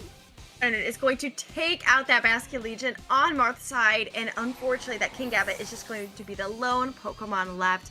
We're going to go ahead and see that Kingambit go for that Kowtow Cleave, but definitely wanted to see that Sucker Punch instead. It is going to land on the Aegislash, take it out, but unfortunately right now it is a Kingambit versus a Mega Gengar and a Alolan Ninetales that is going to reset up that snow. Oh, that turn was so hard, I think, if you're Marth, because, like, if you get it right, you might actually have a shot. And he probably didn't go for Sucker Punch, maybe anticipating that the Aegis Slash would either King Shield or go for a Shadow Sneak and thinking Aegis Slash might be faster than my King Gambit. So if I Sucker Punch into your Shadow Sneak, that doesn't work out for me. Now it is a 2v1, right? And both of these Pokemon are obviously quite low HP, but with the Ninetales and the Gengar combination, you do have Encore and you have Disable available to you, right? And so that obviously is a really tough combination to break. So King Gambit here, yeah, is going to get Encored. And it's so crucial here that Ninetales moves first because the Encore comes out and then the Disable just immediately follows up with it. King Gambit now just able to do anything here. What a devastating move for King Gambit.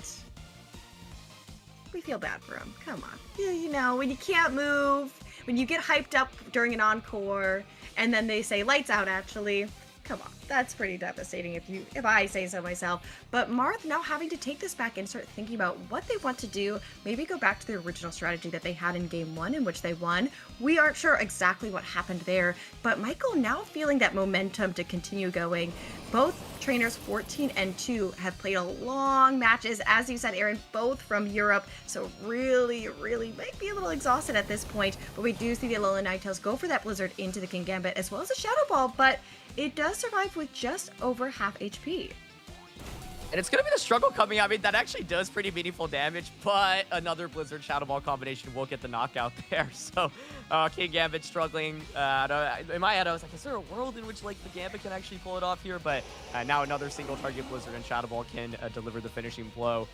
Man, I was wondering if, like, Shadow Ball ended up activating Defiant there by dropping special defense. That could have been a little bit spooky. But, yeah, really back and forth game. And the turns to point to really are like the Basket Legion switching in safely as we see a freeze, just adding insult to injury here. Reminder of how good Blizzard is as a move in this game, and King Gambit will fall here as we now see a 1-1. It's going to be a tied set as we go into game 3. But wow, that was so close. Like, man, if it were Sucker Punch into Aegis Slash, might have been a different game here because I think then the Basket Legion with Aqua Jet could just KO either Pokemon.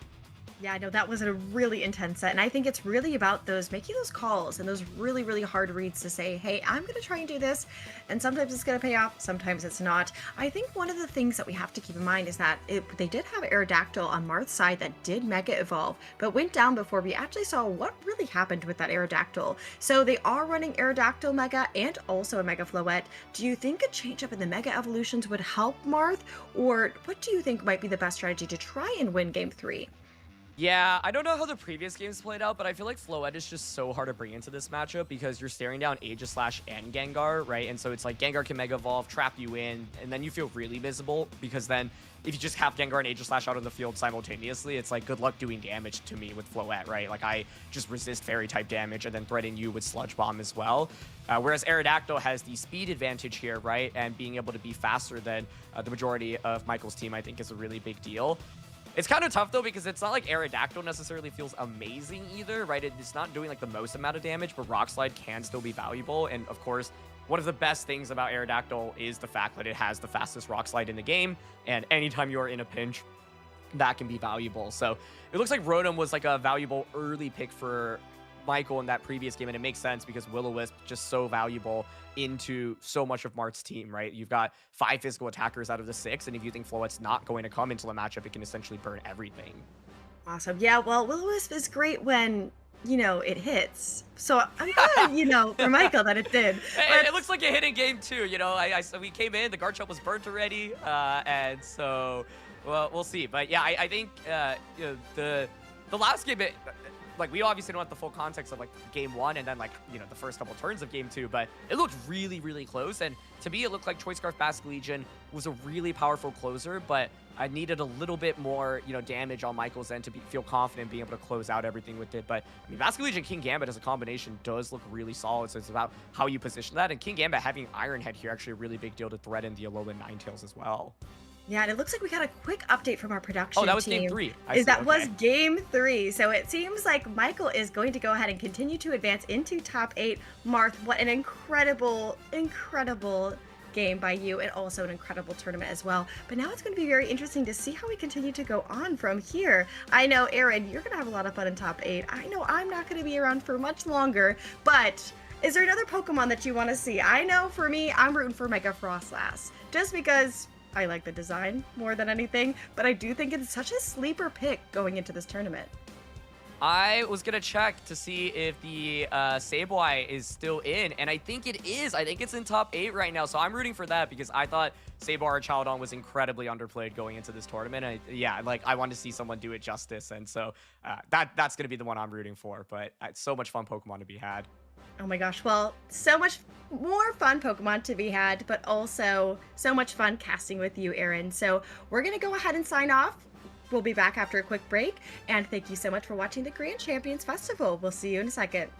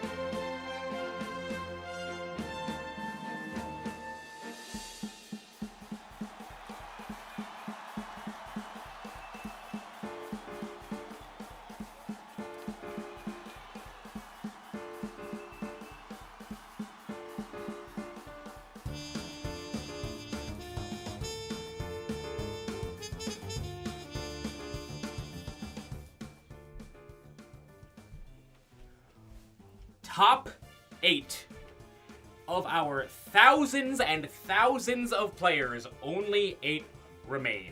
From now on, we're going to be showing you 2 matches from each section of our elimination bracket. Except for the finals, because, you know, there's only 1 match. We're going to be starting with Rogov versus... I can't believe I've been doing this again. We'll be doing Rogov versus Ilias, and then after their match is over, we'll be seeing Mikkel Dervest versus Santino Tarcunio. What happens after that? We'll just have to wait and see. Cedric, Aaron, you know what to do.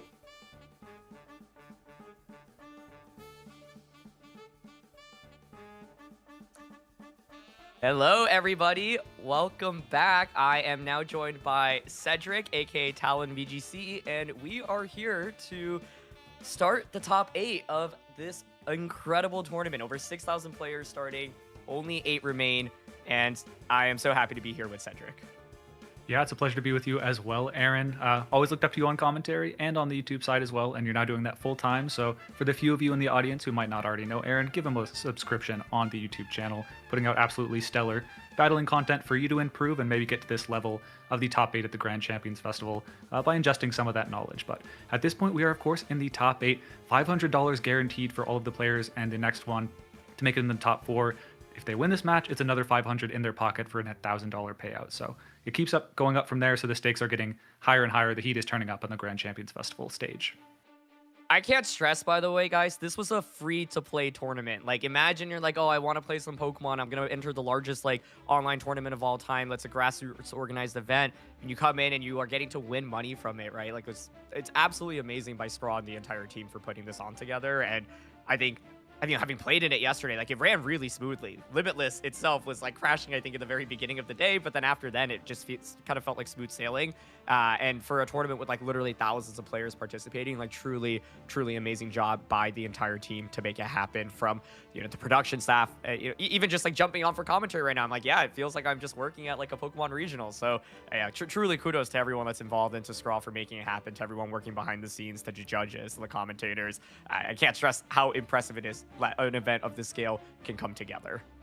Yeah, I mean, I have some nightmares of, like, old, like, 200 people live events in, like, what, the Nugget Bridge Battlefy era. So, like, the fact that we're running 10,000 people, you know, pared down to 6 by the time people were actually dropping out and being able to check in, but still just so massive. And the fact that, like you said, the judges, the production crew have been able to handle everything new that's come to them has been just, like, a magical experience to watch unfold. Thankfully, didn't have to be involved in, like, the early parts myself. Just, dude, it's so incredible that the judges were able to deal with, like, 10,000 people, like, so many people playing a tournament for their first time.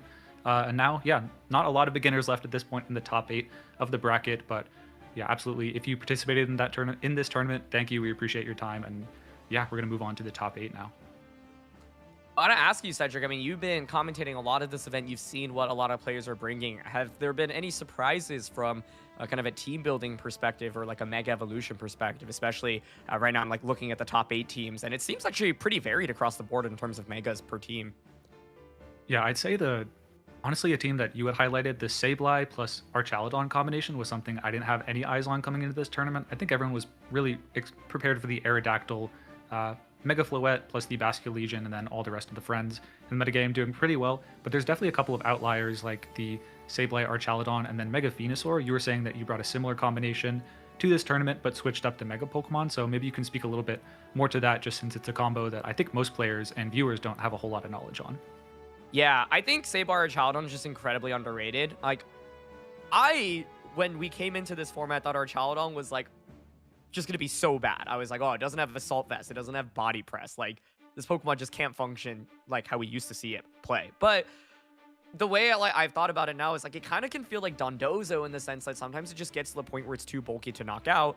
In a format where it is so physically oriented, it can be so hard once it's stacked up even one stamina boost, right? Especially if you like self-target yourself as well. So we take a quick look at the bracket here. And so, yeah, lots of players from across the world competing in this. And I believe the player that is using that Archaladon is going to be Ilias, who's going to be going up against Rogov. But we've got David against Mega Umbreon VGC here on the top side of the bracket. And then on the bottom side, Santino Tarquinio against Michael their best day. Incredible matchup here. Santino, for those that don't know, came online during the Sword and Shield online era, and played one of the Players Cups, and then beat like all the best players in the world basically in this like invitational tournament, including like multiple world champions in this like, I think it was like an 8 or 16 person bracket organized by Pokemon officially. And so he like really came into the scene and just showed how good he was. So I'm really excited to see him go up against MDB, of course, one of the game's best. And then on the bottom side, we've got Samuel T against IDC Zach. Yeah, I'm a little bit less familiar with that bottom side of the bracket, but I do know that IDC Zach went 0-1 to start, and then I think won every match subsequently, or at least until they guaranteed their berth in the top cut. So absolutely incredible performance. Just a testament. Don't give up after you've lost your first. Always room to keep it going. And a lot of interesting teams that we're seeing, like IDZ Zach running a Kangaskhan Trick Room team, also with Double Mega. It has a Charizard as well. So just a wide diversity of Mega Pokemon that we are seeing in this bracket. Incredibly excited to see it progress. Yeah, and it feels like the archetypes in top 8 are pretty varied, right? I was just talking about Saboy Archaladon, and like, I think basically this duo is really good into like the Aerodactyl stuff that has been popping up, and so it's one of the reasons why I thought it was a pretty strong concept. But we see the rise of Alolan Ninetales and Gengar as a duo as well, right? There's 2 of those in top 8. I think Mega Gengar is probably one of the hardest Mega Evolutions to play well because inherently it is quite frail, even if you invest a lot in bulk. And when King Gambit is like the #1 Pokemon in the format, when Incineroar is common as well, when Garchomp's common as well, right? Like, these are all Pokemon that you don't do a lot of damage against, and then you can also take a lot of from. And so it is a Pokemon that I think takes exceptional pivoting, but to see really good players use it well, not a surprise. But we're going to get into top 8 here, and I'm so happy because it is indeed going to be Saboy Archaladon.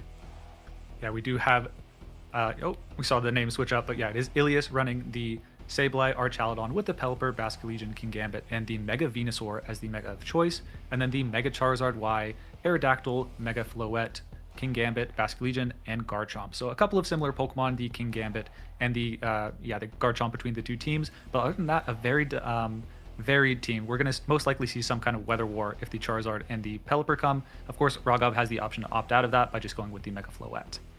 Exactly, yeah. And if you're bringing Charizard here, you need to have so much confidence with it because you're facing down Rain Dance from the Sableye, which means if you lead Charizard, you Mega Evolve, well, Rain Dance will just override you anyway, right? And you're staring down, obviously, Pelipper. So to me, Floette probably feels a little bit stronger. But if you're bringing Floette, that is not going to be the most valuable pick into Mega Venusaur, right? So something like a Saboy or Archaladon lead with Mega Venusaur in the back can already be a really strong, like, 1, 2, 3 for Ilias. And then for Raghav, yeah, it's a question of, like, do you actually think you can get away with Charizard in this one? He is going to bring it here, so this is going to be an interesting start.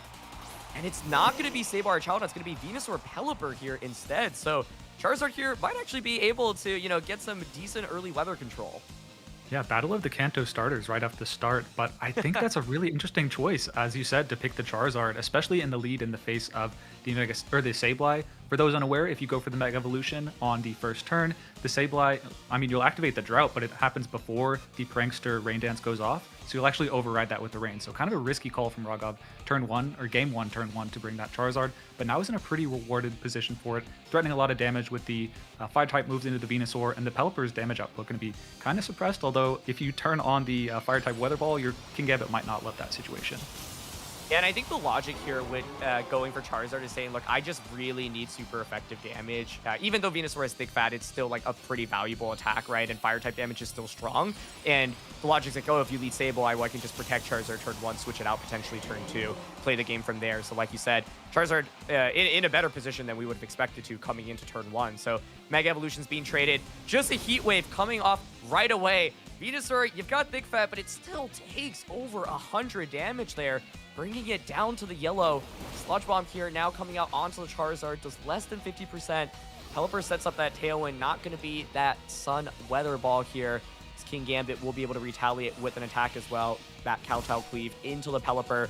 Pelipper, however, here, so bulky, has that Citrus Berry, heals back up. So Ilias now at least has some speed going into his favor. Charizard, though, honestly doing a lot of damage on that first turn, and of course, Kingambit still applies Sucker Punch pressure here. Yeah, Wildcard was an option for the Pelipper, but Ilias identifying that, you know what, I'll survive the turn regardless, even if that big heap of damage does come out. Let's get the Tailwind speed advantage on future turns to maybe be able to knock out the Charizard. Unfortunately, it is a little bit of bulk on the Charizard, and there was no Sludge Bomb poison, so it is going to be able to survive another Sludge Bomb guaranteed. Exactly, yeah. Then it makes me wonder, can you go for like this Weather Ball from Pelipper, get the little bit of extra damage that you need to knock out the Charizard? Because if so, then you can Sludge Bomb and Weather Ball into the Charizard. Of course, Rogov could read into that, protect the Charizard. It's not going to be a protect though, so Sludge Bomb, I don't know if Weather Ball gets it here. Yeah, it's going to be close. The Weather Ball comes out, 35 HP. Is Charizard going to survive? It does with honestly a healthy amount of HP. That means it's going to fire back with a full power Heat Wave. Just half powered since it misses the Pelipper, but does land on the Venusaur, which, as we saw in the previous turn, was a 2-hit KO. And the King Gambit should be free to follow up. So no harm, no foul, Charizard. You missed this one, but make sure not to miss an important one. As the Kowtow Cleave comes and knocks out. It would have been pretty close with the Citrus Berry, but yeah, is able to take that KO. So really, the damage absolutely rolling Rogov's way that turn, and has wasted 2 turns of Tailwind and taken 2 key knockouts. Yeah, and our Chowdon comes out, but there is no rain for it right now. Sableye is going to be the last Pokemon, so Ilias, of course, can set up that Rain Dance and start going for those Electro Shots, but I think if you're Rogov, you're probably pretty happy about the mileage you got out of Charizard, right? I think its like main value here was to try to stop the Venusaur from doing too much. However, our Chowdon is a Pokemon that can stack up defense boosts really quickly. So if Rogov's not careful, this Pokemon can still run away with the match. So switching out Charizard into Garchomp to take a potential Electro Shock here, which makes sense. Also try to get rid of the weather. If you're Rogov right now, what your focus should be is all in on Sableye, knock out the Sableye, then bring Charizard back in to deliver the finishing blow against our Charizard. Charizard's going to be a liability and does not Electro Shot into the Garchomp, targets King Gambit. So doing well over 50% there. Kowtow in return to the Sableye, though, also does a ton of damage. Yeah, Sableye, very low defense stats, but I like what you said. Targeting down the Sableye, it might seem like it would make sense to deal with the Archaladon first, just because it's offering more damage, but this Sableye has the Rain Dance option for the Charizard, and something we didn't mention, Encore and Disable, rare Pokemon that gets both, can kind of complicate endgame, so just avoiding those complications really smart on Rogov's side. As the Sableye starts the turn, just Will-O-Wisping, dealing with one of the potential damage dealers to the Archaladon, those ground type moves, now going to be halved in damage, as the Archaladon does get the opportunity, still has the speed advantage from the Tailwind to get an Electro Shot off. Rogov could have gone for a Protect there to allow the King Gambit to at least stall a turn, but opts to neither go for a Sucker Punch or go for a Protect, so the King Gambit going to leave the field after Electro Shot clears it, and the Garchomp, still yet to move, I believe, is going to go for a really weakened attack. Yeah, and if you're Ilias, I mean, this is going to be a little bit scary, right? It's going to be stopping Tantrum into Sableye, so yep, he's trying to prioritize getting the knockout, but Sableye crucially surviving. Ilias going for that Electro Shot into the King Gambit earlier was such a big deal. Had it gone into the Garchomp and whiffed it, then a double up would have surely gotten the knockout here. Basculegion in now, so as you can see, Ilias is trying to sequence this in a way where he's like, look, I get Charizard out after I've eliminated your Sableye. I mean, Basculegion, a great Pokemon to bring in here. My question is really, can our Charizard survive a strong fire type attack against Charizard in the sun, right? Because these Charizards, like, should be really specially defensive, right? If you told me it was like max HP, near max special defense, I wouldn't be surprised. So like Rogov might also need a little bit of additional damage from like a Stomping Tantrum on that Garchomp into the Archaladon. You have to be so careful though, because you don't want to give it like a defense boost too quickly, because then it can start healing back up. So Rogov right now probably wants to knock out the Sableye this turn and then look to double up into Archaladon to deliver the finishing blow, ideally in the subsequent turn. Yeah, this Basculegion is Choice Scarf, which in most circumstances would be at a weird disadvantage against the Sableye, but given it's the first turn on the field, is free to go for any move, and the worst it can take is the Will-O-Wisp, which Ilias identifies going for that option, burning that Basculegion and having its damage output. But it is going to be able to go for the last respects and knock out that extremely low HP Sableye. Now the Garchomp will be free to follow up on the next turn. And this damage isn't, impressive by either of these Pokemon immediately, but as the game continues, yeah, we see the Earthquake just going for the Earthquake into Rogov's own partner, but just chipping this Archaladon lower and lower to where it's in range of a Weather Ball later in the game, potentially. Exactly, yeah, and I think that is honestly enough damage for Charizard to come out. Now, Archaladon's going to be slower than both of the two Pokemon. Charizard resets the weather, and then you can just double up onto Archaladon for what will likely be a knockout. I think Archaladon, of course, can take a turn to protect this next turn, get some additional leftovers recovery here, but I would be impressed if it was able to survive this upcoming double up. And even if it survives it, then you have to get through one more attack, right? But if you're Ilias, what you want to do is probably protect, get recovery, knock out Charizard so that you don't eat up another potential Weather Ball, and then play the 1v1 against Garchomp. So we'll see how hard Chaladon is trained, but I don't really have a lot of faith in it here, I think, to finish it off. Yeah, I imagine we play through the motions here and see the Archaladon at least go for the first protect to get a little bit of leftovers healing. But as you said, like at this point, this isn't even an overheat Charizard to where you maybe would have had a chance to have a miss go in your favor, as the Archaladon does go for the protect, healing that little bit of leftovers HP. But I think on Rogov's end, pretty simple to just go for a, we can see as many double protects as we want. It's really just going to be Weather Ball and Stomping Tantrum as on Rogov's side, and shy of, I guess, a 5 consecutive protects to stall out the sun. I really don't see a way for Ilias to actually survive that combination. Yeah, absolutely agreed. And I'm wondering, like, do you just go for the quad or the 5/5x protect here? Or do you like believe in your training or hope that for like Charizard just does not have enough special attack investment? The thing is, honestly, Burnt Garchomp is still actually doing reasonable damage here, so it's going to be a Stomping Tantrum into the Archaladon, and yeah, I would be surprised to see it tank a Weather Ball here, but let's see. Like, if it survives, that actually might be enough for Ilias to win, right? So Weather Ball comes out into the Archaladon, and yeah, that's going to get the knockout. Yeah, that HP was going down pretty fast, Aaron. I don't know if there's a chance. Yeah, I think honestly, like it looked like the end game was very clean for Rogov, and in a sense it was. However, you have to look earlier in the game. The Venusaur was able to go for 2 Sludge Bombs at the beginning of the game, each with a 30% chance to poison and a Weather Ball. If any of those secondary effects happen, a critical hit happens, the Charizard's down and the Archaladon basically should just sweep the battle. So I think even though Ilias didn't get either of those roles, it wasn't as it's an understandable game plan. I don't think the RNG went their way, but maybe in this next game they try and adjust to figure out something a little bit more consistent. Aaron, what do you think some adjustments that Ilias could make to try and get into a position to win the game too? I was surprised not to see Sableye or Chaladon lead, which I think would have been pretty strong to Charizard King Gambit because you can just threaten Rain Dance Electro Shot immediately. My guess is that Ilias was expecting Mega Floette over Charizard in this matchup, so he's saying, look, if you lead Mega Floette, my Venusaur catches you.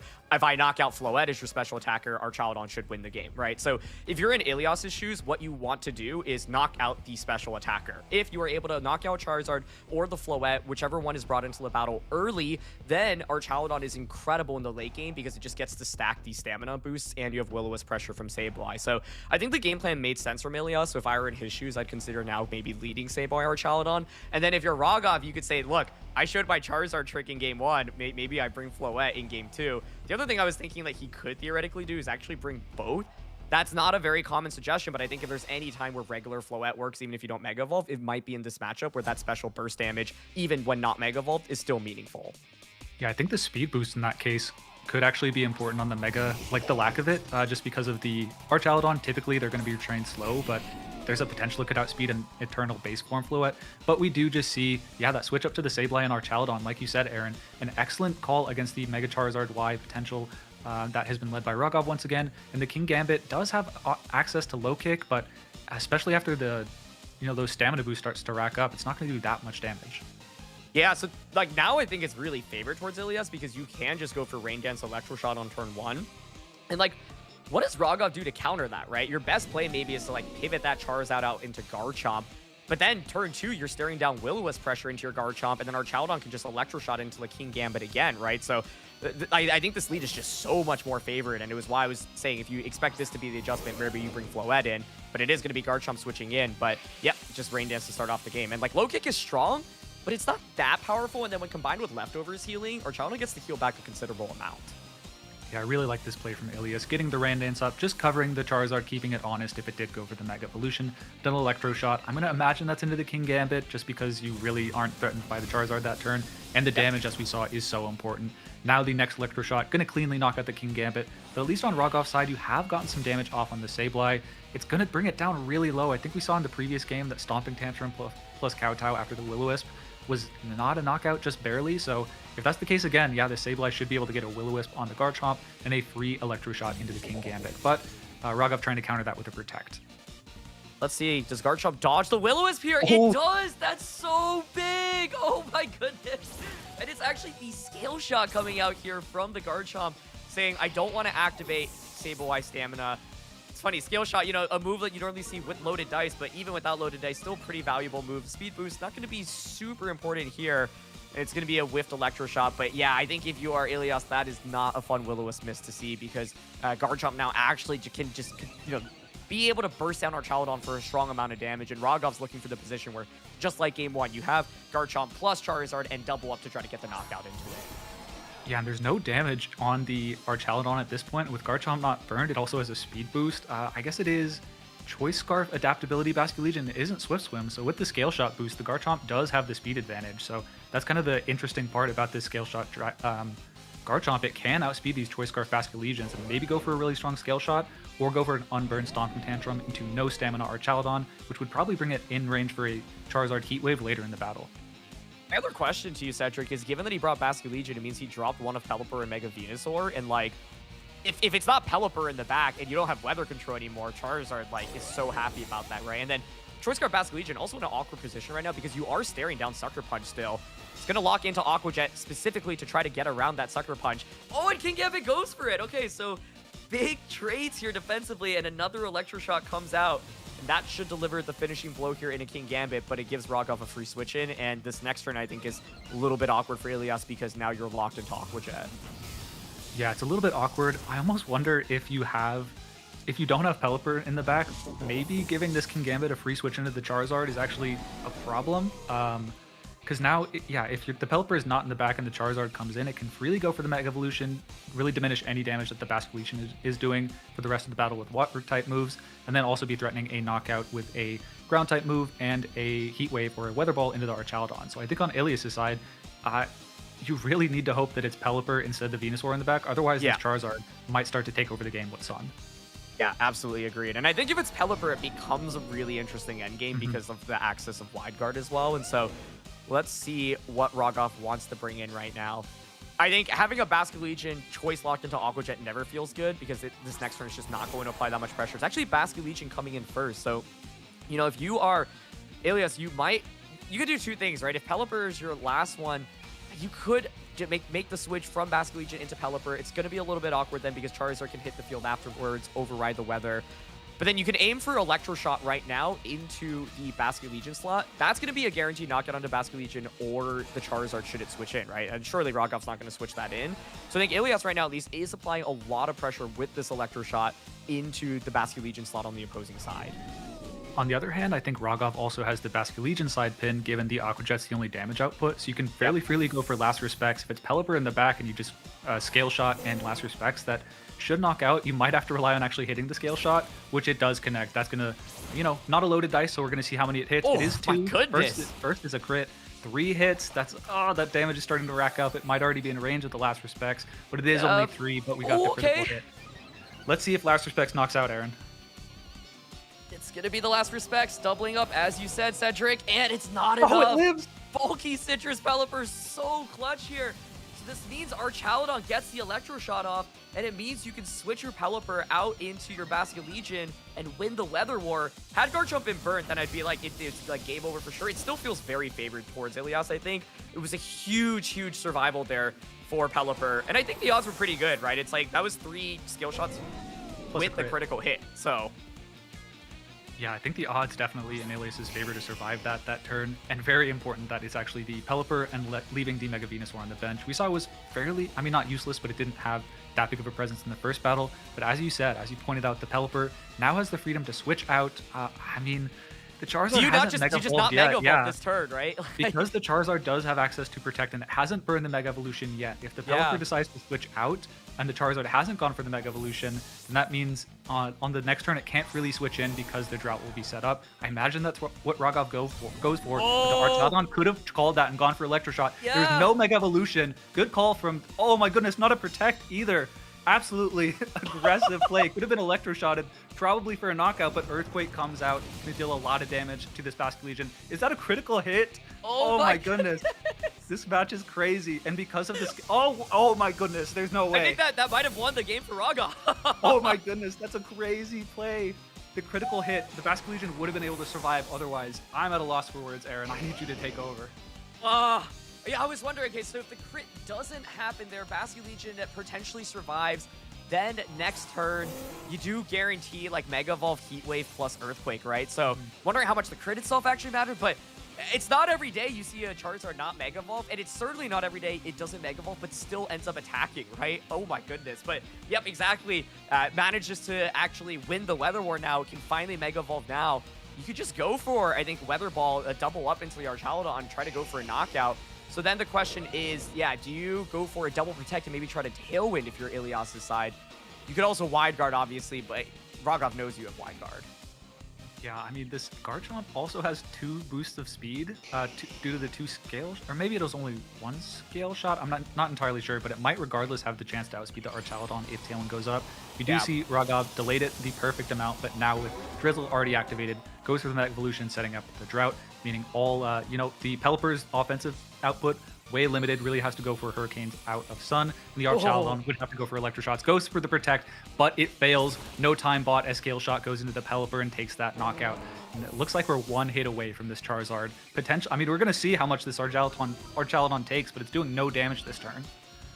Yeah, and I wonder how this game would have played out without the Will-O-Wisp miss, right? Because I felt like Garchomp would have just been completely neutralized. Weather Ball comes out, and as you see, Archaludon was able to survive that, right? So had Garchomp been burned and you one-shot the Charizard, then you kind of just went off that. But yep, Ilias now just ends up forfeiting. And Rogov, I think, making one of the flashiest plays, which is not Mega Evolving Charizard, Weather Balling, calling the Archaludon Protect, and winning the game. That is going to help him advance to the semifinals of this tournament. What a set.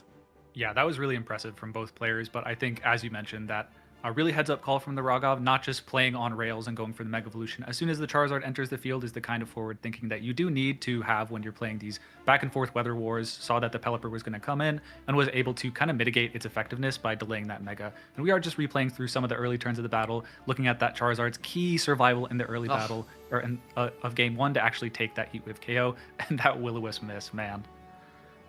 So heartbreaking, yeah, because like a lot of the times with Archaludon, you're hoping to basically like neutralize one big threat, so at any given point there's only one Pokemon really threatening it. And the fact that Weather Ball's not a knockout onto Archaludon means that you do normally have to sequence your damage, but Scale Shot Garchomp was actually really clutch in this one as well, right? It was able to just deal consistent damage, and like you said, actually getting the speed boost to help outspeed later on against potential Scarf Basculegion was a big deal. And I think by bringing Scarf Basculegion, it was caught in a really awkward position, right? Where it kind of felt forced to Aqua Jet just to get around Sucker Punch, but then you're locked into Aqua Jet in the mid game, kind of forced to switch afterwards. And wow, yeah, once again, this Weather Ball play. It's funny because I actually remember, seeing Charizard with Weather Ball winning in LAIC, piloted by Marco Fierro. But of course, that was a format with no Mega Evolution. To see Charizard once again not Mega Evolve, I think like that is an example of a really high level play of how you don't always need to Mega Evolve and how it can be so crucial to hang on to your Mega Evolution in weather dynamics. Yeah, absolutely. I almost wonder if there's the opportunity on Ilias's side. You're playing a player of Rogov's caliber. We saw some pretty aggressive reads on exactly what's going to happen in the late game of the top 8 set, or the top 16 set. So maybe you could have gone really aggressive, Aqua Jet the Charizard even in rain while it didn't protect, maybe go for an Electro Shot, but I think that would have been an insanely hard call out to make, especially with all this money on the line and all the pride of making to the top 4 of the Grand Champions Festival. I believe we are going to toss over back to Skraw. So I'm not sure if I'll be back on the mic. Aaron, I'm not sure if you're back as well, but yeah, we'll be passing it back to our ringleader, Skraw, for our next segment.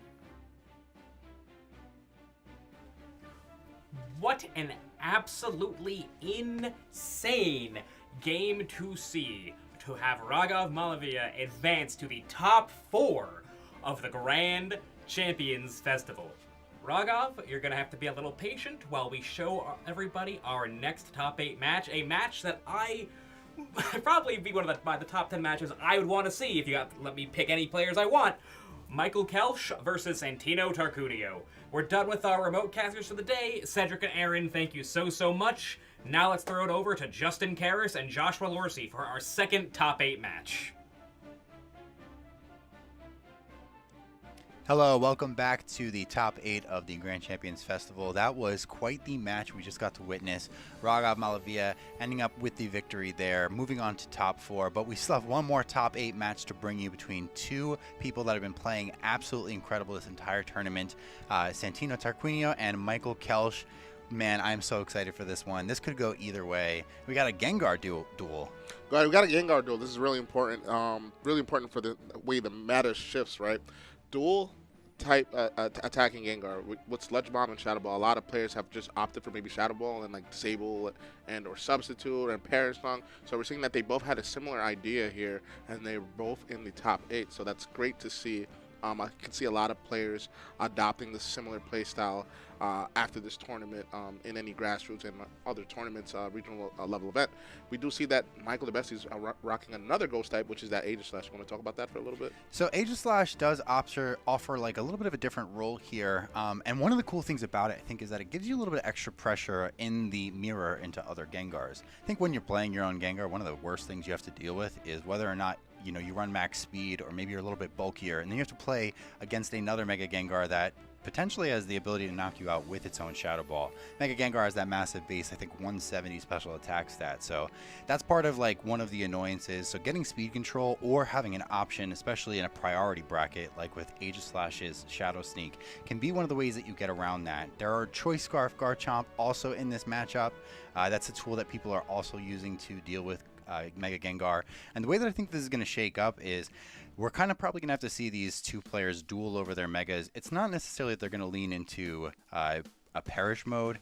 Michael's team doesn't even have that option, but it does have a different tech move, as you mentioned, with the Disable. That could be a huge factor with a lot of the pieces on Santi's team that do not match up favorably into Gengar because they underspeed it.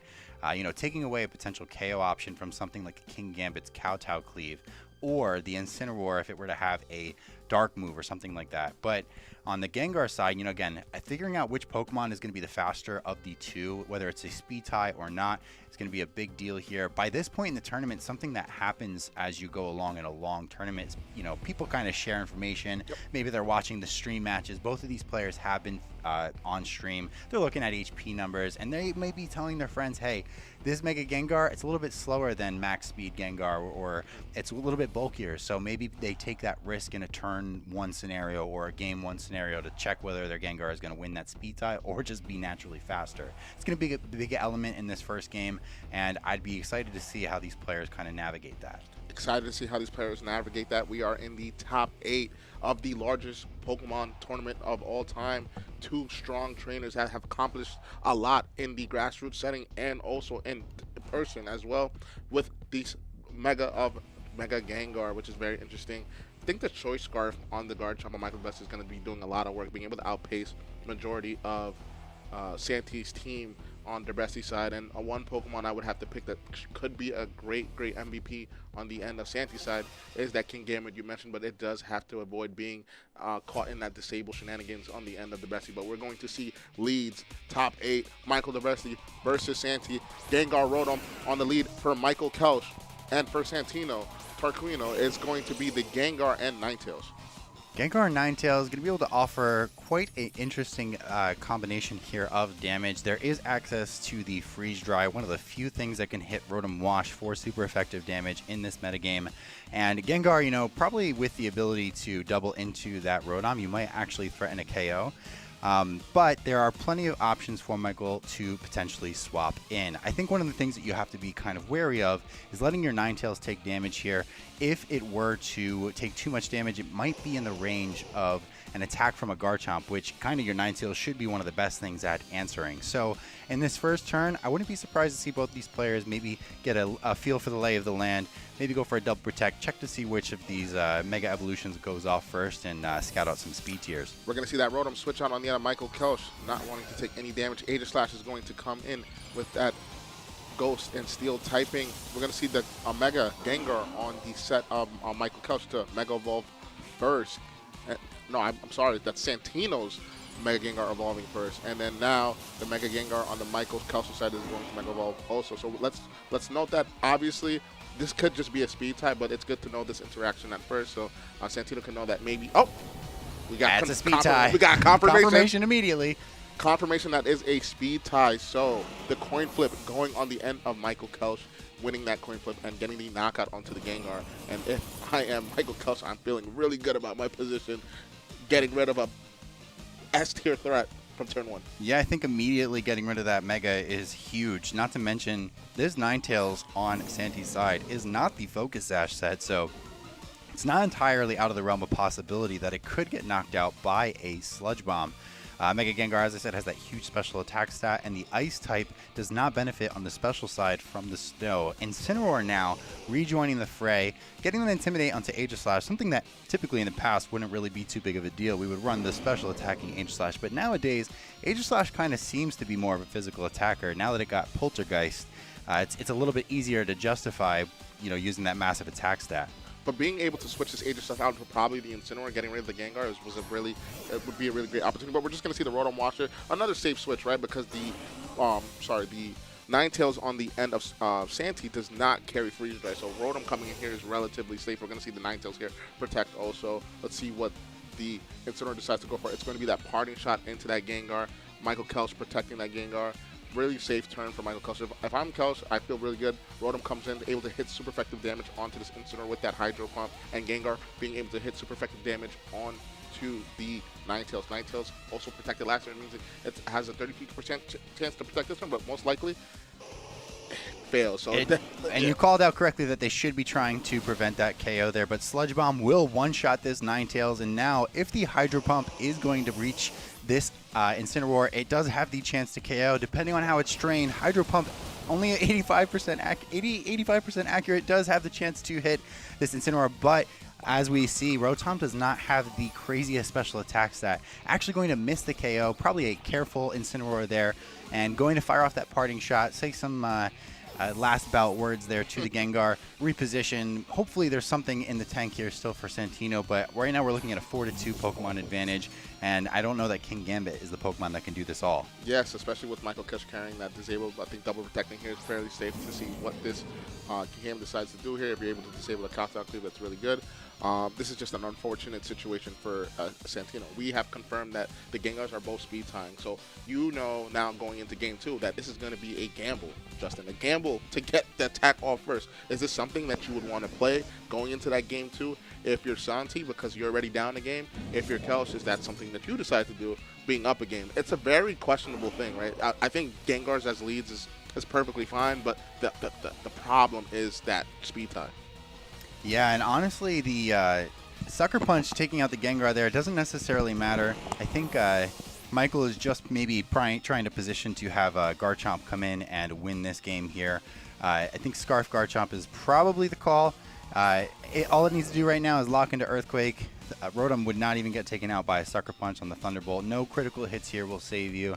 And I just wanted to check for a Shuka Berry on Santi's side. They actually had the Citrus that's already been procced, so now Earthquake and Thunderbolt probably will be the way to completely lock up this game. Now, I think we're going to be focusing on where this game is going.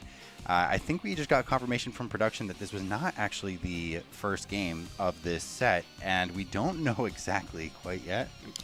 Oh, it was actually the first game. Okay, so Santino here is going to have the chance potentially to adjust. Now, Incineroar is going to go for the Protect. I think that Earthquake and Thunderbolt is potentially barely a roll that it might not KO this King Gambit, so maybe we see something like a Kowtow crit. Could bring him back in the game. Let's see Earthquake going into that. Oh my gosh, that is way too much damage, this Garchomp. And Will-O-Wisp is going to go into the King Gambit. It's going to miss. Let's see what this King Gambit decides to go for. It's going to be that Kowtow Cleave. How much damage is it going to do? Just a little bit over half. And rough skin damage taken on the King Gambits. And just click Earthquake again, right? Sucker Punches should it not? It might be a roll to knock out. I think with a critical hit, there's a chance that it could actually knock out this Garchomp, but I wonder if there's a way for Michael to even completely avoid that. He does have Volt Switch on his Rotom, and Sucker Punch going into the Garchomp, not going to be able to get the KO, but I do think Volt Switch would be able to finish it off, and the Garchomp getting the chance to attack, go for that Earthquake, will just pick up the double knockout, and it looks like Michael Kelch will be winning this first game with the duel of the Gengars. Yeah, so Michael Kelch winning this pretty convincingly, but we also have to note and make sure people understand that this was a speed tie to really cause this momentum swing so abruptly, right? It wasn't something that if the Shadow Ball on Santino's end were to go first and maybe KO the Gengar, I think this game could have been completely different. Game 2. What's the adjustments if you're Santi? Do you play that Gengar mirror match, or do you try to actively avoid it, seeing as though that it really comes down to a coin flip. I don't know that either of them went just for the Shadow Ball into each other. If Santi maybe not chose to not even target, I feel like in some ways maybe they're trying to capitalize on what may look like an obvious double protect. But we're very late into a very long tournament where players have kind of been fine-tuning their ability to make plays like this. And in some cases, maybe you don't need to worry necessarily about losing your Gengar right away. It's more just about positioning for your Garchomp into the next board. And I think that the way the players right now are covering for those scenarios, it does make sense that it's not necessarily just that 50% chance and gambling the game on that potential speed tie turn 1. In some ways, it's taking the opportunity to check whether that's the case. They didn't really need to double protect in order to even scout things out. But also, you're right. It might have been Santi, in fact, going for a Shadow Ball as well. Who knows? Maybe one of these Gengars is also trained to be able to survive that attack. I don't know exactly how many EVs you need to do that. But you never know. I feel like with bulk, it can go like that. Yeah, that's fair. I think now, if I'm Santi, though, I think I still actually leave my Gengar, but probably have like maybe a King Gambit leave to kind of deal with the opposing Gengar, just have maybe Sucker Punch pressure. We saw that on the end of Michael DeBesta, he decided to lead his Gengar, and I want to believe Rotom Wash. And I think if you're able to probably bring King Gambit, there's some games that you could play. You could probably double protect first turn and see if you could scout out or protect on the opposing Gengar's end and then go for like a Sucker Punch Shadow Ball play into the opposing Gengar. I think that could be beneficial because it either forces you to go for disable or go for a switch. So I think I would like to see that maybe. But you know, these are the top 8 players currently. They know better than me. Let's see what they decide to pick here. We're going to see leads just in a moment. It's going to be Ninetales and Aegislash, a complete switch from Game 1. Michael Kush opting for that Ninetales and Aegislash, and we're going to see Gengar and King Gambit, like I mentioned, on the end of Santino. So great adjustment. This is exactly what I wanted to see. What's your thoughts so far, Justin? So I think that you bring up a great point about with the pressure of King Gambit's priority would have been excellent into a Gengar lead, but it looks like Michael maybe was playing a little bit of 4D chess here and saying, I'm going to get ahead of that. I have Sacred Sword on my Aegislash. Let's present a threat into both your Gengar and the King Gambit right away.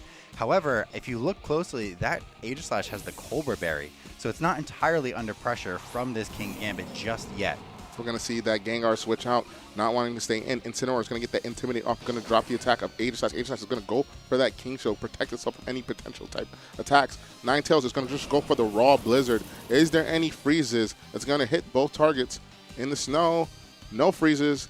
It's going to just see a Kowtow Cleave straight into that Aegislash. But we do know you don't want to play those games with a Defiant Mon. That attack is going to drop, and that attack is going to raise. Yeah, and back in the day, we had Bisharp to throw out attacks into the Aegislash, and that move would actually drop your attacks 2 stages. But now, because of the change where it's only 1 stage, the Defiant targeting that Pokemon right now actually gives it a boost. You're not really getting anything there, letting the King Gambit get away with something like that. So definitely a great turn there from Santino, looking like they are positioned very well to start this game off.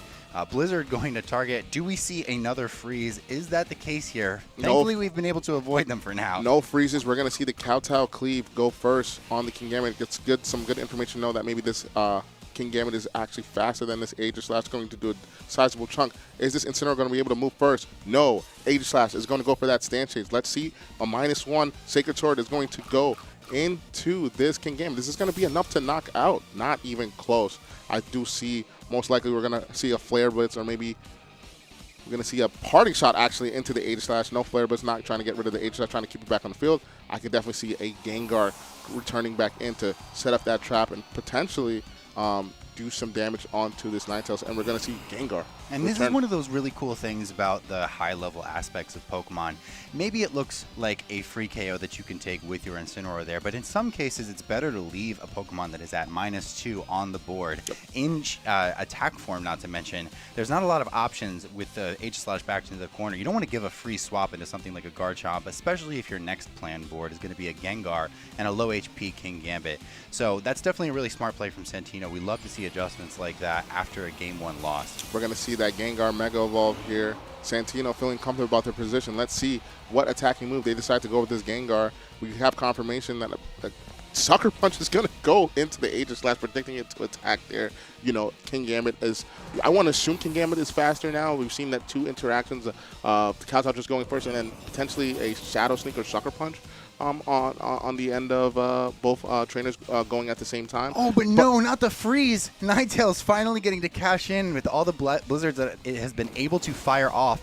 Now, on Michael's side, it is a Focus Sash Ninetales, but we know that there is that 30% chance for Sludge Bomb to poison. Does it activate? That would be crucial, and there it is. That Ninetales, unfortunately, is not going to be able to hang around on this turn.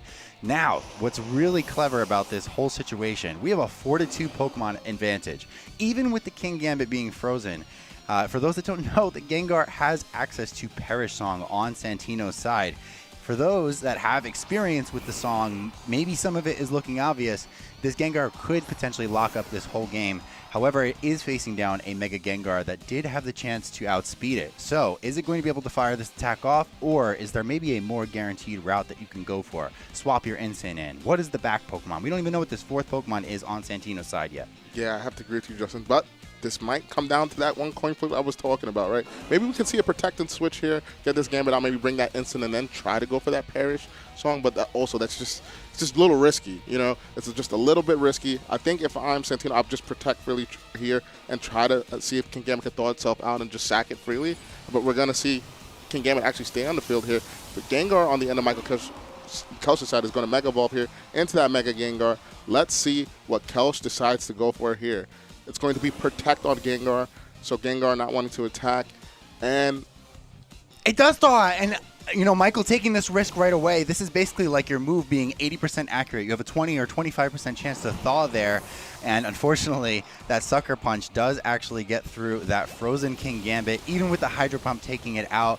No Mega Gengar, it's just Rotom Wash. That Perish Song win condition that I just talked about becomes much, much more likely here, and I think Michael is very, very keenly aware of that. They click the forfeit button. They're ready to go to a Game 3. What an incredible match. That was a little bit more rife with the unsavory elements of Pokemon. Sure, we have some freezes, we have some Sludge Bomb poisons, but sometimes there's justice. That thaw happened very, very quickly, and honestly, it's on Michael. The fact that he took that risk, that King Gambit would stay frozen, he didn't play around it. That's what happens. That Sucker Punch took his Gengar as a result.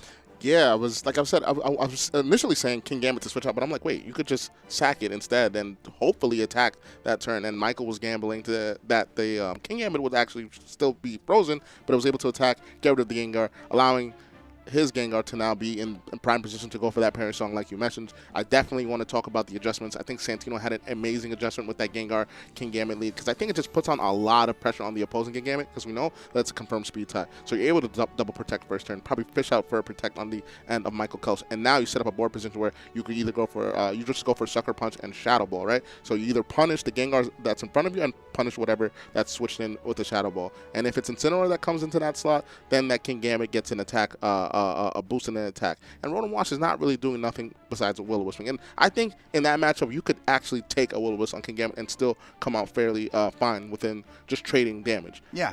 Absolutely, and you know it's funny because that Will-O-Wisp is there. One of the few moves that will thaw you out if you are frozen. So at that opportunity, you can't go for it. Just take the KO on the King Gambit. But one thing I really want to point out there is that Santino had some excellent gameplay around that Aegislash. It may even be labeled somewhat closer of a mistake on Michael's side to have let that King Gambit go for a Kowtow Cleave there into the King Shield, because then it just put it in such a better position. But Santino able to position around that Aegislash lead, keep it low, keep it at -2 attack after that parting shot, leaving it on the board in a very important moment. All very cool stuff. I wonder how the information that the trainers have garnered is going to impact this Game 3. Already we're seeing some adjustments because these leads are different. Garchomp coming full front. That Scarf Garchomp is going to put immense pressure onto both Pokemon, hitting it for super effective damage with that Earthquake. With that being said, I still think there's counterplay on Santino's end to mitigate the attacks that of this Garchomp with that Incineroar protect switch play on either side. I deem it being pretty fine. But Michael Kelch is a great player. He probably realizes that Santino knows he's in a bad position, and he could capitalize off this by going for maybe an Earthquake plus Hydro Pump into a slot that he thinks is switching out. But we should definitely be seeing a Pokemon switch out, and that is that King Gambit. It's probably going to be the Incin here. Incin will immediately offer you some Intimidate support, but I don't know that this Gengar needs to risk anything here. There is the chance that you get double targeted. You're not threatening a KO with your Mega Gengar on either of these Pokemon. just stay in a good position. Does Michael call this out? It's a pretty telegraphed instant swap in. Both players are going to trade here. As we're going to just see this raw Earthquake -1. It's still a guard chomp, and it's still a frail Gengar. Actually, Gengar takes it pretty decently, though, being at -1. We're going to just see a Sludge Bomb straight up into his Rotom, trying to get as much damage as possible. Rotom is going to eat that Citrus, get some health back. Let's see what Rotom decides to go for. It's going to be that Hydro Pump, like I said, calling out that switch, saying that, yo, I know your Kingambit doesn't want to stay in here. I know that you need to bring in your Incineroar. I know you need to get my Gengar's attacks that down. And Michael, being Michael, punishing that, and we have a 4-3 situation in the favor of Michael Kelch. And now what's cool, I think Ninetales can come in here. You can protect your Gengar. Pretty favorable position. You just get that Blizzard off. There's no risk of a Rock Slide Flinch or anything of the sorts. Garchomp, if you're going to run a Choice Scarf set, it's not uncommon for them to run bulk. I don't know that they can run enough bulk to survive a Blizzard from a Ninetales, even though it does have a little bit more of a pitiful special attack stat. Again, we can kind of scout out some of the plays that look obvious here, but what does that mean for a Kingambit endgame? How much damage does it need to hang around with? And obviously, if Michael is looking towards that Mega Gengar endgame, is that something that you need to consider, especially with these last couple moves that you might be making? We're going to see Gengar here go for the Protect, not wanting to take any Earthquake damage. Let's see what Ninetales decides to go for. It's going to be it's going to be that Garchomp being Scarf, going for that Earthquake. This should do a little bit of damage to this Ninetales. Ninetales not known for its defenses, but being in snow boosts its defenses. Actually, you can see that take it really, really well. Blizzard is going to knock out this Garchomp here and do some damage into that Rotom. And now we have a tied situation, 3-3. Rotom almost down to half health, and we are just fighting for the board here. It's a non-stop battle here, Justin. So Rotom being able to go for this Volt Switch here, kind of maybe knowing that Hydro Pump wouldn't get you what you want in terms of damage into that Ninetales. Yep. I don't think that double up ever gets a Ninetales, just especially not the ones that don't have Focus Ash, where you gotta assume that they have some type of bulk, right? So not actually revealing that it is Mega Gengar in the back, not yet at least. Aegislash going to hit the board. There's no longer a Incin to offer any type of Intimidate support. I don't even know that it could survive a Shadow Sneak from this position anyway, but I gotta say, I like Michael's position a lot here. This Rotom does not look like it is under threat, and even with a Freeze Dry, if it does target this Rotom, maybe it doesn't get there. I mean, there's never Melt Ice on this Alolan Ninetales. It's probably got enough sauce here. I wouldn't be surprised. There's a crazy read that Michael may be looking towards here. Is this Gengar going to swap out? Is Santino Tarquino going to be able to actually call that? The Sacred Sword into a potential Kingambit is not 100% guaranteed, because you do have the Chople Berry to protect yourself. I don't know that would even win the game, but it does look like an attractive read to make. I like that play a lot. I also think a very safe play is maybe Shadow Sneak and Will-O-Wisp just to cover that switch as well. I think it's a lot safer. But like you said, Gengar switches out. So let's see if this trainer decides to capitalize off it. We saw that he capitalized earlier off that instant switch. Let's see what they decide to go for. First, it's that Blizzard. Hopefully there's no freezes on the end of Michael Kelch to ruin his plans. No freezes at all. It's going to be that Will-O-Wisp, like I mentioned, into the checkmate and the stance change of Aegislash. Let's see what target they decide to go for, and that's the Ninetales. I'm not mad at that play. Predicting the switch is fine, right? You wanted to call the Kingambit coming out here, and if I'm Kelch and I'm so far I've been getting the reads right, that's not a bad play to make. And just getting rid of the Ninetales too. I do like your play, Sacred Sword, and maybe going for an attacking move with Rotom makes sense, but I still think you're pretty much fine in this position if you're Michael Kelch, right? You just change your stance here, maybe go for a double protect, calling the protect on Gengar's and potentially just going for a Shadow Sneak onto that opposing Gengar. No, and even through the Will-O-Wisp miss, that wasn't that devastating. I think that Michael was kind of just keenly aware that if they got this Ninetales off of the board, you're going to force the Gengar back in, even if it switches out. Its best option there is maybe going for a double protect, but this game is far from over. There's a lot of mind games that we could maybe see. And sometimes in these situations, it's really cool for players to be ambiguous. I don't necessarily want to play telegraph to my habits. Maybe I'm just going to do something off the wall. This is where players really, their back is against the wall. They have to do something that will catch their opponent off guard. So we're going to see the King Shield. Sucker Punch is going to fail. Sludge Bomb is going to go into the Rotom Watch and knock it out. So now we are both down to the last two Pokemon for these trainers. Two trainers having their tournament on the line. It's going to be that Mega Gengar, that regular Gengar at full health that will Mega Evolve this turn. But we do know that Michael Kelch's Gengar did faint to a Sucker Punch. This is a terrifying endgame. what looked like a really strong and commanding position for Michael now is actually at risk. All he needs to do on Santino's side is go for a protect and maybe fire off his Kowtow Cleave into the Aegislash. If it's faster, which I believe it is, we saw it outspeed the Incen, and King Gambit's a little bit slower. I think that you can take that Aegislash out after some chip in the Blade form, even through the Cobra Berry, and then you have King Gambit versus a Gengar in the end game. I don't know if the Aegislash is ever going to be able to get an attack off into the King Gambit. It's the one way that they would be able to win this game. And there's only one way to find out. Gengar immediately going for the disable, going to disable this King Gambit Sucker Punch here, not allowing him to use that move. It's going to be the Shadow Ball going into that Gengar. Is it going to knock it out? Yes, indeed. There's Michael Kessler's only left with one Pokemon, but this one Pokemon has not attacked yet, Justin. Where does this Aegislash target? It's going to be, wait, first it's going to be Kowtow Cleave for. So it was faster. Yes. So yes, it was.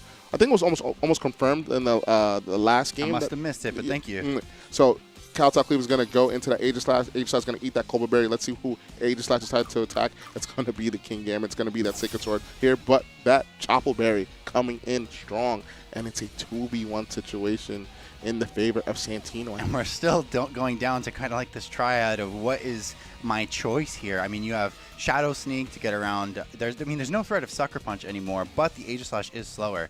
If you go for a King Shield, you do not drop the attack even if they kowtow into the King Shield, because it's a Defiant Pokemon. Yes. So I think that there is an actual guaranteed way to win here for Santino. But I am, again, surprised to see that Mega Gengar would have had the advantage on the speed, and it went for a Disable to prevent a Sucker Punch. Getting around that Sucker Punch, you let your own Mega Gengar lose its speed tie, or kind of throw away the speed tie that you won, and then Mega Gengar took the KO there. So now, finally, Santino does take that KO onto the Aegislash, and this will be a 2-1 victory for Santino Carquinio, and we are moving on to top 4. What a spectacular match. Well, yeah, very spectacular, man. Great adjustments on the end of Santino. That Gengar King Gambit is what I wanted to see in that game, too. I think it was just super strong, and I think you have multiple options into Michael Kelsey's team, and we've seen that, Like, we're going to take a look at this instant replay here. We're going to see the Mega Gengar, Mega Evolve Gengar showing how strong it is in the biggest Pokemon tournament of all time. And I believe this is the same turn that the speed tie occurred, where we saw the interaction of Santino's Gengar Mega Evolving first, but Michael Kelsey's Gengar moving first. So good information to find out from these trainers. Kowtow Cleave going into that Aegislash, going to drop the attack by 1 stat, but going to raise the attack by 2. Sacred Sword going into this King Gambit. Chople Berry King Gambit has been proven time and time again why it's one of the best sets to use on King Gambit, and showing us in this top 8 setting. Sucker Punch going into that Aegislash. King Gambit being faster in this set was so powerful, Justin. So powerful, being able to move first, just basically nullifying everything that Aegislash wants to do. And that Blizzard getting that freeze onto this King Gambit, but not mattering too much because King Gambit was allowed to move the turn prior, and the turn next, and that was a big boost in Santino winning that game too. Yeah, and I really got to give a hand there to Santino for the adjustments that they made. I think that Michael really played to their best outs in that game 3. However, in that last situation where you have Gengar v Gengar, King Gambit, and a Cobra Berry Aegislash, the speed ties are a factor. The Sucker Punch mind games are a factor. Everything can pretty much get knocked out, I would say, I guess, except for Aegislash and the King Gambit with the Cobra Berry intact. But it's so funny. Both Pokemon were carrying super effective move berries in that last game, and both of them came up. Had Michael actually gone for that Shadow Ball into the Mega Gengar on Santino's side, they might have had a chance to win that game. I actually think it might have been a lot more favorable for them too. And it's just crazy that it all came down to that. So much was happening in that last, couple of turns. And it gets so crazy. And after a long day, I know, especially over on Michael's side, they're on the European end of things. I think it's midnight for them right now. Michael Kels also just played in Prague. And just played in Prague. I'm pretty sure he's either playing on a train or in a car right now. Yeah. On his way back home. What a Pokemon master. What a Pokemon trainer. What a Pokemon player. And honestly, we got to give a hand to them. What an incredible run. It's definitely no small feat to make top 8, one of the biggest Pokemon tournaments of all time. Santino, however, going to be moving on to top 4. We've seen some really big finishes from Santino in the past. I mean, this is somebody that went into a tournament of, world champions and incredibly talented players and came out on top, even beating the final boss that they had hidden at that invitational event. And let me tell you, Pennsylvania, It's got some really powerful Pokemon players. Ain't nothing better than New York, my brother. Or New Jersey, the Oh, yeah, tri-state true. area. Tri-state is tough. We can band together. We can agree Yeah. that tri-state, very tough. Yeah. And honestly, I don't know that was the last player that was from that region. Actually, I think they may be. But Rogov over representing on the West Coast, going to be that top 4. We also see Samuel Thompson moving forward and Corey. I want to say Corey Corley, Samuel Thompson, Rogov Malvia, and Santino Tarquino. Is how you pronounce it? I believe Tarquinio. If we're getting this wrong, Santi, please Santi. DM us. Santi you can for sure. lash us. I'm so sorry about this, and I'm sorry, man. Santino, what an incredible match. I like that we're gonna see Rogov and Santi play in that matchup. That's next. gonna be a set to watch, man. Michael Kelch versus Santino was already great. Now we have Rogov. Do we? You know where Corey is from? No, I have no. I don't clue. recognize that name. I don't know. Well, I'm excited to find out. I mean, sometimes when we get these team sheets up, we can actually look at the flags, but some people also don't include them. So Corey Corley, not a name that I recognize, but excited to see that they made this top 4. I don't remember exactly what team they had either. yeah, that was just some good Pokemon there, man. I just love seeing great players make great plays and great adjustments as well. I really just want to just go back and piggyback on how Santi adjusted in that, just not wanting to play those Gengar games like I mentioned. You don't want your tournament line to just be on a 50% chance depending on who moves first. And I think that it was a mature decision to lead Gengar King Gambit. Very just seasoned player kind of thing. Like, okay, like I could play a game where you're forced to either lose your Gengar by turn 1 or 2 and or switch out. And I think that I was in agreement in the adjustment. I really like that a lot on the end of Santi. All right, and I think right before we move into any of our top 4 matches, we are going to give you a quick little break here with Skraw. I think we're going to have to figure that one out. So we're just getting a little bit more information on our players. And before we go to, I think, Skraw, we are going to just kind of take a look here. I think we're figuring out which match. All right, Skraw, take it away, please.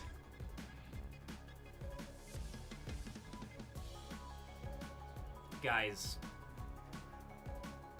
what is going on in this tournament?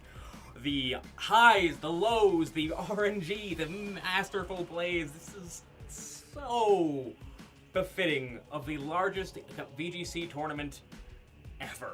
We just saw somebody who has beaten a bunch of world champions in a row, and a person who has gotten top 2 and top 4 at Worlds in a row fight it out. And that wasn't even our finals.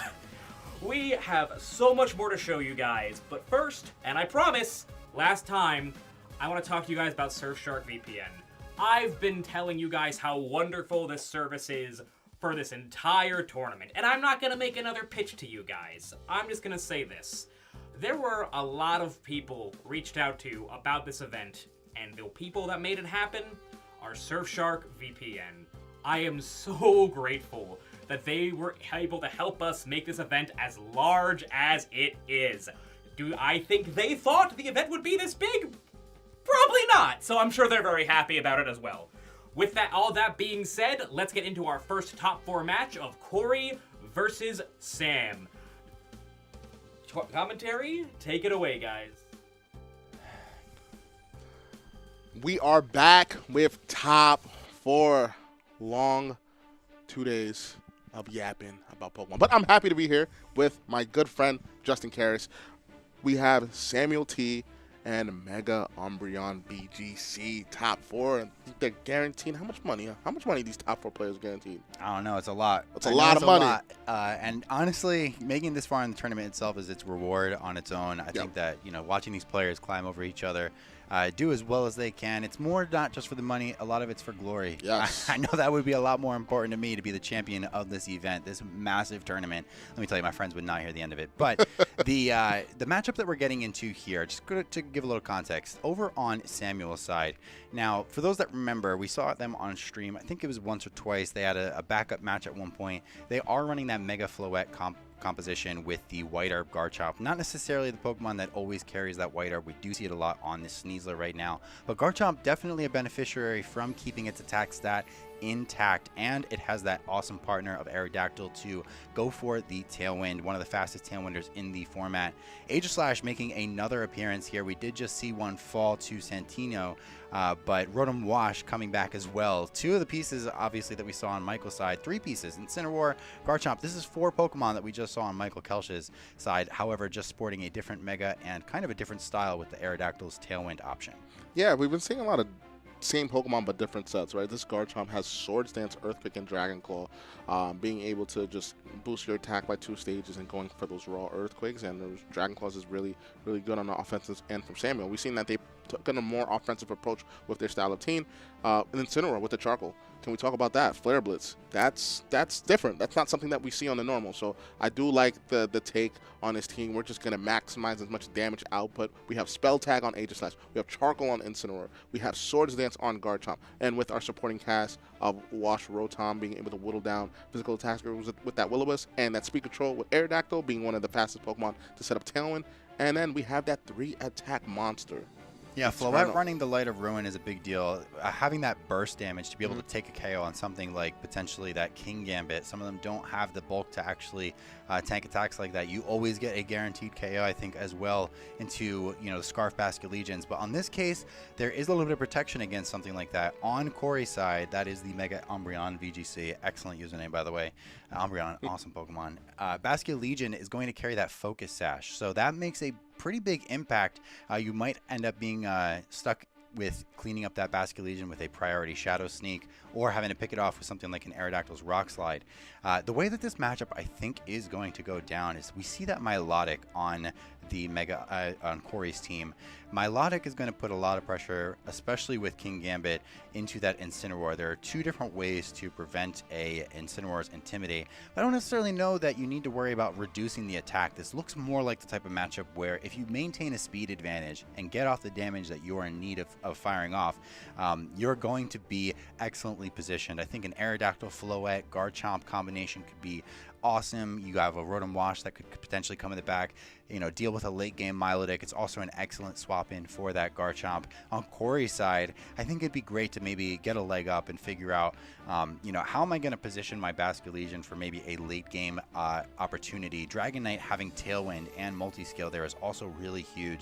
Dragonite not going to have that fast Tailwind option like Aerodactyl, but it would be able to do something like match a Tailwind, or stagger a Tailwind, as we would say, where one player is going to go for their Tailwind first. Maybe you stall a turn by protecting or by pivoting around, and then you go for your Tailwind, so that way you come out on the end of it with maybe one one extra Tailwind turn at the end. Yeah, so the team that Mega Umbreon VGC is using, Corey, is very similar to, I believe, what the Japanese player Anya has been using on their streams. That I've been watching, actually, a lot of Anya's streams, I believe, and they've been using this concept with Mega Frostlass with the Dragon Fang Dragonite. I think he popularized that item on it, and we were talking about it earlier. Dragon Fang Dragonite being able to KO Garchomps. It's huge. I think it's really, really huge, and it could come up in this set, Justin. Yeah, I think especially with Multi-Scale, you can kind of tank any damage that the Garchomp would throw at you. And as we see with the Swords Dance, this Garchomp does have Swords Dance and Dragon Claw. That could be dangerous. So Multi-Scale is going to be a very important thing to keep intact. And Dragon Fang, being able to kind of counter and get that KO is a big deal. That's kind of where this Incineroar would come in most, I believe. I think that Incineroar being able to nerf that damage from Dragonite, prevent it from getting that one-hit KO, depending on the Garchomp's training, of course, would be huge. But it's scary to do that if there's Milotic or potentially a King Gambit in the back. 2 of the Intimidate deterrents are on the team of Corey. If I am Samuel, I'm very cautious about bringing in this Incineroar, especially in the game 1 setting. I know I'm not leading that thing. I know for sure one or the other is going to be led, but it's just a matter of who Corey decides to bring here. I think both have merit, right? I think Milotic being able to Icy Wind and bring down the speed stats of Aerodactyl and others and friends, and taking away that White Herd could be potentially really, really good. I do like Mega Frostlass here. Also to note, this is a singular Mega team on both ends, so it's going to be just Mega Frostlass on the end of Corey and Mega Floette on the end of Samuel. A lot of people were saying from the last VR results that, Floette is done and Floette is not good. Fraudulent. Well, you know and I know that was never going to be the case for this Mega Pokemon here. Absolutely not. No, I think that Pokemon has way too many stats for it to be bad. And I also think that with Fairy Aura, it's just one of the more powerful abilities that Megas get access to.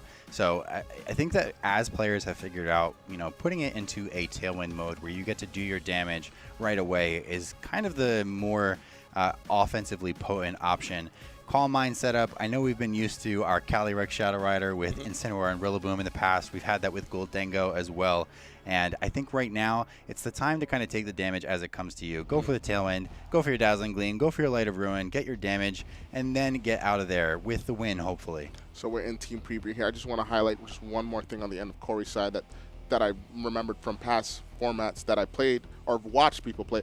Justin Ramirez. Let's talk about double water on a team. Double bulky water, right? Interesting. You're talking Collinsville. Collinsville, yes. 2020. Yes. I know ball. And Rotom Wash on the same team. I know a little ball.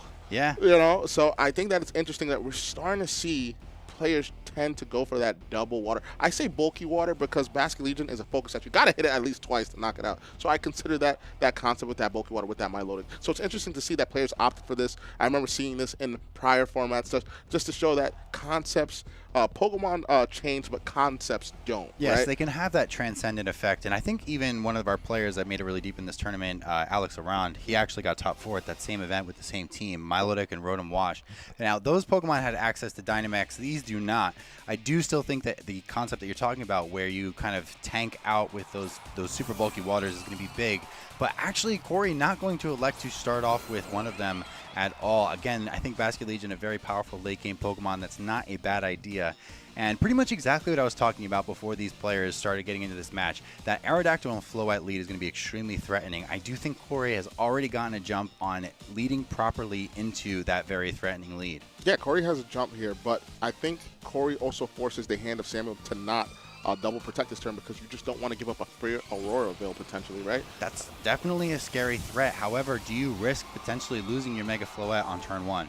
I don't know. This is top 4. Let's see what these trainers decide to do. We're going to see Mega Frostlass here drop the snow on the field, and Mega Floette going to Mega Evolve with that Omni Ring. I'm excited to see what these trainers decide to go for. Does Corey go for the Aurora Veil, or does he just go for the Fake Out Blizzard? Let's see what these trainers decide to do. It's going to just be the Protect on the Aerodactyl. If I expect Aerodactyl to Protect, I'm most likely to see Floette to Protect, but it doesn't. We're going to just see Fake Out straight into the Aerodactyl, not wanting it to get up a Tailwind, and the Aurora Veil, like I said. But Samuel, knowing better, I'm not going to give you just a free Aurora Veil. I'm going to get some damage along the way, and let's see what Samuel decides to go for. It's going to be that Dazzling Gleam. That was a very, very hard call out. Keeping your Aerodactyl sash intact, saying that I know exactly what you're going to do. You're going to click Fake Out into my Aerodactyl. You're going to go for the Aurora Veil. I'm going to get the maximum value that I can on this turn. And now Aerodactyl is still well poised to be able to go for a Tailwind, maybe a Light of Ruin, even through the Aurora Veil would get this Sneasler, and what should have been an immediate check, or in some ways maybe even a shutdown to this Floette. Now this Sneasler is facing the threat of being knocked out. Also being knocked out by that Dueling, but we're just going to see a straight up Tailwind. Tailwind's going to boost the speed of this Floette. Floette should be moving first. It's going to be that Light of Ruin, but it's going to avoid the Frostlass. This is a big miss. Blizzard is going to go and hit the opposing Pokemon. Aerodactyl is going to be brought to its sash. Floette's going to take about 3/4 of its health left here. Let's see what this Sneasler decides to go for. It's going to just be a straight up Dire Claw into the Floette, just getting rid of it. So Floette not being able to go for that Light of Ruin, potentially maybe knocking out this Mega Frostlass here. Maybe not actually, because I think Mega Frostlass has good special defense, and being stacked on upon that Aurora Veil might have actually withstand that hit. But who knows? We will never know until the next game. Yeah, it depends. I think how bulky that Frostlass is. It did take that Dazzling Gleam chip, and if I'm trying to measure a little bit of the damage calculations here, a single target, it's probably almost twice as powerful. It took 60 HP. Yeah, I think that Frostlass would have gone down to that Light of Ruin. Aerodactyl, however, not getting that KO and not pinning down that Frostlass means that the Aerodactyl is at its focus sash, which is a little bit more dangerous. It's not as threatening without the ability for it to tank 1 KO here. Sneasler would obviously go down to a dual wing beat even through that Aurora Veil should it connect, but Rotom Wash now coming in. It's a little bit of an interesting choice. I wouldn't be surprised to see a Will-O-Wisp come out here. trying new to the damage potential of that Sneasler. This looks more like a forward-thinking turn. Where is my Rotom going to be helpful in a turn or two from now? It needs to be on board so that I can threaten maybe an endgame Basculegion. We're going to see that Aerodactyl here go for the Rock Slide, going for maybe a flinch possibility. Hydro Pump is going to go in the Sneasler. Is this enough to knock out? No, Sneasler tanks that pretty well. The Sneasler seems to be maxed out on bulk. Blizzard going to break through from a possible flinch, going to knock out this Aerodactyl here and just do some little chip to Rotom. Let's see what this Sneasler decides to go for here. It's going to flinch. It's going to flinch. It decided to not move there, Lorcia, and honestly, Incineroar coming in here, a bit of a scary option. This close combat has not been fired off, and the Sneasler does carry that White Herb, so you are basically gifting your opponent the speed advantage here. But what choice did they have? This is their last Pokemon. Rotom and Incineroar, even with the Tailwind option, is now staring down the barrel of a Sneasler that could take out either the Rotom or the Incineroar. There is not a Tropial Berry over there. And instead, we're just going to draw attention to our Sneasler. This is a threat that you don't need to worry about right now. Let's stall out some of that Tailwind and let's set up our actual endgame win conditions here. Yeah, Sneasler is going to get that free Tailwind up because it consumed that White Herb, resetting its stats. Now putting on immense pressure to the Incineroar slot and the Rotom slot with that close combat. Who do you decide to target here? If I am Corey, I think as long as Incin cannot protect, I'm going for that CC 110 times out of 10 into the Incineroar slot because it's a free slot to the target, right? Rotom can potentially protect. So Guaranteed KO. Guaranteed KO. We're going to take it. So we're going to see that one hit knockout, Justin, into that Incineroar. And let's see what the Frostlass decides to go for here. Frostlass maybe just going to go for a Shadow Ball. Sorry, it already attacked. Thunderbolt into the Sneasler, going to knock it out. I actually don't know that it attacked. Frostlass didn't attack. The Sneasler was able to go first there. My mind is all messed up with the speed interaction. Unburden. It's throwing everything off. So now this Rotom is going to eat a Blizzard for its troubles. I think at least one silver lining here that is going for Samuel Thompson is that they were able to at least see maybe the third Pokemon that is going to hit the board here. In a best-of-3 scenario, information especially is king. You probably already know your team's matchup. You probably already know what your Pokemon are capable of doing, but you don't know exactly what your opponent is going to do into you. So, as we talked about, in that mid-game situation, going to the Rotom here does make a lot of sense to position for a late-game Basculegion if you had maybe a little bit of support from your other pieces. But unfortunately, we didn't see that Light of Ruin connect. Frostlass was stuck on the board, damage just started getting thrown all over the place, and that Sneasler survived a turn to be able to go for a Dire Claw. And once Floette was off the board, it was a lot more difficult for the Rotom Wash and Incineroar to close this game out.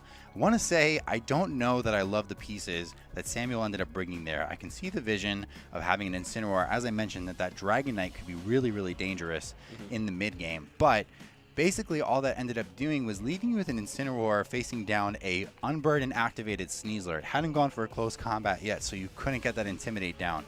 And it kind of benefited them in the mid-game. Yeah, but you know what? I think it was just unfortunate situation for Samuel. The first turn was fire. Getting that call out, right, maximizing that turn as much as possible was really great. Turn 2, the Light of Ruin missing really did damper on the trajectory of the game, right? Not being able to get rid of the Frostlass and just allowing Frostlass to just go for attacks, bringing that Aerodactyl to Sash was unfortunate. But let's take away the positives. We learned a lot of information. This Sneasler, if you paid attention to the interaction between Sneasler and the Frostlass, Frostlass went first, meaning Sneasler is probably heavily invested into maybe an HP or defense stat instead of its speed. So knowing that, you should probably understand that Dual Wingman will never knock out the Sneasler. They may also be speed time. So I think they're both at the exact same speed stat. So Aegislash here now in this game 2 scenario, going to hit the board. This is a piece that I wasn't entirely sure about bringing, not in an early game here. However, with the way that Frostlass worked in that last game, I don't think it's a bad idea at all. Aegislash matches up excellently into this Frostlass, and seeing it hit the board makes me more confident that this is a very smart bring here. Yes, but one thing about this Aegislash is not carrying this Sacred Sword here to hit this King Gambit. So King Gambit is actually sitting really comfortably as well. Yeah, it's true. It would even be able to live this Light of Ruin should that be the option here with the Aurora Veil. I think that Frostlass is kind of showing what makes it so special here. Even if you aren't getting offensive value out of it, keeping all your other pieces in very bulky, good positions is a fantastic thing. King Gambit just going to go for Protect, not going to even risk this Light of Ruin. Does that mean that Frostlass is attacking or just setting a Veil? I think Aurora Veil is pretty safe, just trying to get behind those, just getting behind the veil, not trying to take as much damage as possible. We're going to see the Light of Ruin go into that King Gambit slot like you mentioned. It would have withstand that hit with that Aurora Veil. We're going to see the Stand Stain onto the Aegis Slash. This Aegis Slash attack this Frost Slash here. It's going to be that Poltergeist going into the Frost Slash, attacking that Frost Slash. Is Frost Slash going to go down here? Yes. It does. Even through Aurora Veil. Spell tag Aegis Slash, showing why it's one of the it's a critical hit, and that's why I would think that that's something that you should live, especially with the Aurora Veil boost and the Ice boost. But unfortunately, we're just going to get a little bit of a extra help from the 1 in 24 chance. So critical hit going to take out that Frost Slash. Sneasler going to hit the board. Floette did not, in fact, get any damage off on that last turn. King Gambit blocked it with a Protect, but I don't think King Gambit is under threat of being knocked out now. No, I think that Corey has a pretty safe play. I mean, just going for Fake Out and Kowtow Cleave, just getting that attack boost. If King Gambit decides to, the Aegis Slash decides to go for a King Shit Heal, dropping its attack stat by 1, but raising it by 2 would be really good. And if not, then the the Aegis Slash here could just switch out, but we're not going to see a switch out on the end. We're just going to see Floette Protect here. We'll just see a straight up Dire Claw into the Floette. And let's see who moves first. It's going to be that Aegis Slash going for that Poltergeist into that Sneasler through the Aurora Veil. Let's see how much damage this does. It's going to do exactly about half damage here. And we're just going to do a Kowtow Cleave straight up into the Aegis Slash, knocking it out, bringing this game down to a 3v3 situation. Dude, that Aegis Slash going down right here looks a little bit dangerous. Aurora Veil is up. It's an interesting choice to maybe only try and get that Aurora Veil as your Mega Evolution option. It's really all you're trading here. But Garchomp coming in, Sneasler no longer has that threat of a Fake Out pressure. Is this a good position? I feel like, going into Garchomp, definitely going to help you out here. There's also the potential that there is an Aerodactyl in the end game to maybe give a speed advantage. I'm trying to think about what happens in like a 2 or 3 turn sequence. You can take the damage that's available to you, but Garchomp probably not going to be able to get a guaranteed KO on this King Gambit. We know that Earthquake doesn't do enough. We're going to see that Rotom Wash come in for that King Gambit here. We're going to see Garchomp go for the Earthquake, going to move first, attacking the Sneasler and the King Gambit. That speed, that interaction, Garchomp moving first, I want to say that this Sneasler is heavily invested in that HP and maybe probably defense. Underspeeding Jolly Chomp, but outspeeding Adamant so that way you can live. That might be the case. Yeah, so, Earthquake being able to knock out the Sneasler, this is a very important information to go into this potential Game 3, and even just this game in general. There's just a lot of information wars going on that both trainers finding out and figuring out, speeds, interactions between the Aegis Slash and the King Gambit here. We just found out that Garchomp is indeed faster than a Sneasler, meaning that you could assume that the Sneasler is invested heavily in bulk. And yeah, I think this is a very interesting position. 3v2 situation. We're gonna see this King Gambit here go for Protect, not wanting to get attacked. This Basket Illusion is carrying this Focus Sash, so it has to be attacked twice. I think Earthquake is definitely a smart call here. I wouldn't be surprised to see maybe a Will-O-Wisp, but you may even just be able to close the game out if you get a Thunderbolt off into this Basket Legion. Let's see, it's gonna just be that last respects going into that Rotom, going to just one hit. Knock out this Rotom, getting rid of it. Wow. Justin. I don't think that this, a lot of Floettes do not run too much speed. There's plenty of them out there that are on the slower end. If this Basket Legion is max speed and it outspeeds this Floette, this could be very, very dangerous. I don't know that a Light of Ruin would get this King Gambit. There is also the potential that you double up into this Garchomp with something like a Sucker Punch and Aqua Jet. I'm terrified of how this could play out. This might be tournament point for Samuel Thompson. Is Corey going to be able to close this out is the question. Floette going for the Protect. Let's see what Corey decides to go for. It's going to be the Sucker Punch into the Garchomp. Does he follow up with the Aqua Jet? We're about to find out. Garchomp's going to go first with the Earthquake. It shouldn't knock out this Basket Legion here, so I think Basket Legion is probably just going to go for either a Liquidation or Last Respects into that Floette slot here. I think that this was one of those situations where you kind of had to coin flip. They're probably throwing that Last Respects into the Floette. Yep. As we saw, the Sucker Punch did do a good heap of damage to the Garchomp. You can leave it in Aqua Jet range after you take out the Floette if they choose not to Protect. But Floette does get that Protect call right, and now Garchomp versus this Basket Legion. If you do get this Floette, you outspeed it with something and then go for the Last Respects. I don't know that you can still have enough to KO. I think that the Garchomp is going to just barely get there, and it has just enough in the tank. We are actually going to see Samuel take this game and bring it to a Game 3. Game 3. Here we go. Game 3 of top 4. This is what we want to see at home. This is what we want to see on the casting end of things. We want to see great playing. Pokemon players playing great, and this is what we're seeing, right? Display of greatness, and I love the information that was shown to everybody. There's so much interactions that happen. Let's talk about it. I think game 2, I had mentioned that Sneasler seemed to be bulky, right? Yeah. But it was confirmed with that interaction between Garchomp and Sneasler because Garchomp normally doesn't outpace a Sneasler. So can you highlight that? Can we talk about that for a little bit? So that was very interesting. I want to say, too, that the Poltergeist crit early on prevented a late-game Frostlass from being a factor. But the Sneasler being slower than that Garchomp at least took a couple things off the table. One, you don't have that damage in like a close combat or a Dire Claw, which really mattered. That Yes. King Gambit could have been able to take a Sucker Punch KO right there, and then you can leverage Basculegion's Focus Sash to go for that Last Respects into Floette. That would have been almost a guaranteed lock. Instead, Basculegion, instead the Sneasler was actually slower than Garchomp. You can't bank on all these Garchomps being adamant and bulky. It's really early in the meta. Some people just like to do that 252, or not 252 anymore, that 32 attack, 32 speed, go as fast as you can, abuse Garchomp's fast speed stat, and then that's where it really came up, that Sneasler ended up getting knocked out first. And looking at the team sheet, right, you see Swords Dance. I want to say, like, it's kind of fair to run Jolly Garchomp, right, if you get boosting your attack stack with Swords Dance. So I think this is not a bad way to run Garchomp. Very interesting, and it's showing why it's very powerful in this set here. And we're going to go to a game 3. Both these trainers have to make their final decision. Their tournament run is on the line, Justin. I know. What do we do for leads? How do you circle? If you're Samuel, what do we do here? So we saw in the game 1 that the Aerodactyl lead wasn't exactly the option that would get you through. Sometimes you don't have enough gas in the tank if you're in offensive Tailwind mode to get through something like an Aurora Veil and a bulky Milotic or a bulky Sneasler, a bulky King Gambit, bulky Basculegion. There's bulk for days on this team. So instead, we're seeing Samuel opt for, the more defensively inclined offensive pieces on their team. This is kind of a stalwart offensive position. You have an Aegislash out on the field. You have a Floette. Both of these have pretty good bulk investment here. And now they're facing down Pokemon that both, there's like this weird zigzag. One of my friends, Solarweb, would love to use the word orthogonal here, where you can target super effective damage into the Floette with a Dire Claw or a Shadow Ball into the Aegislash, but I don't know that either would get the knockout.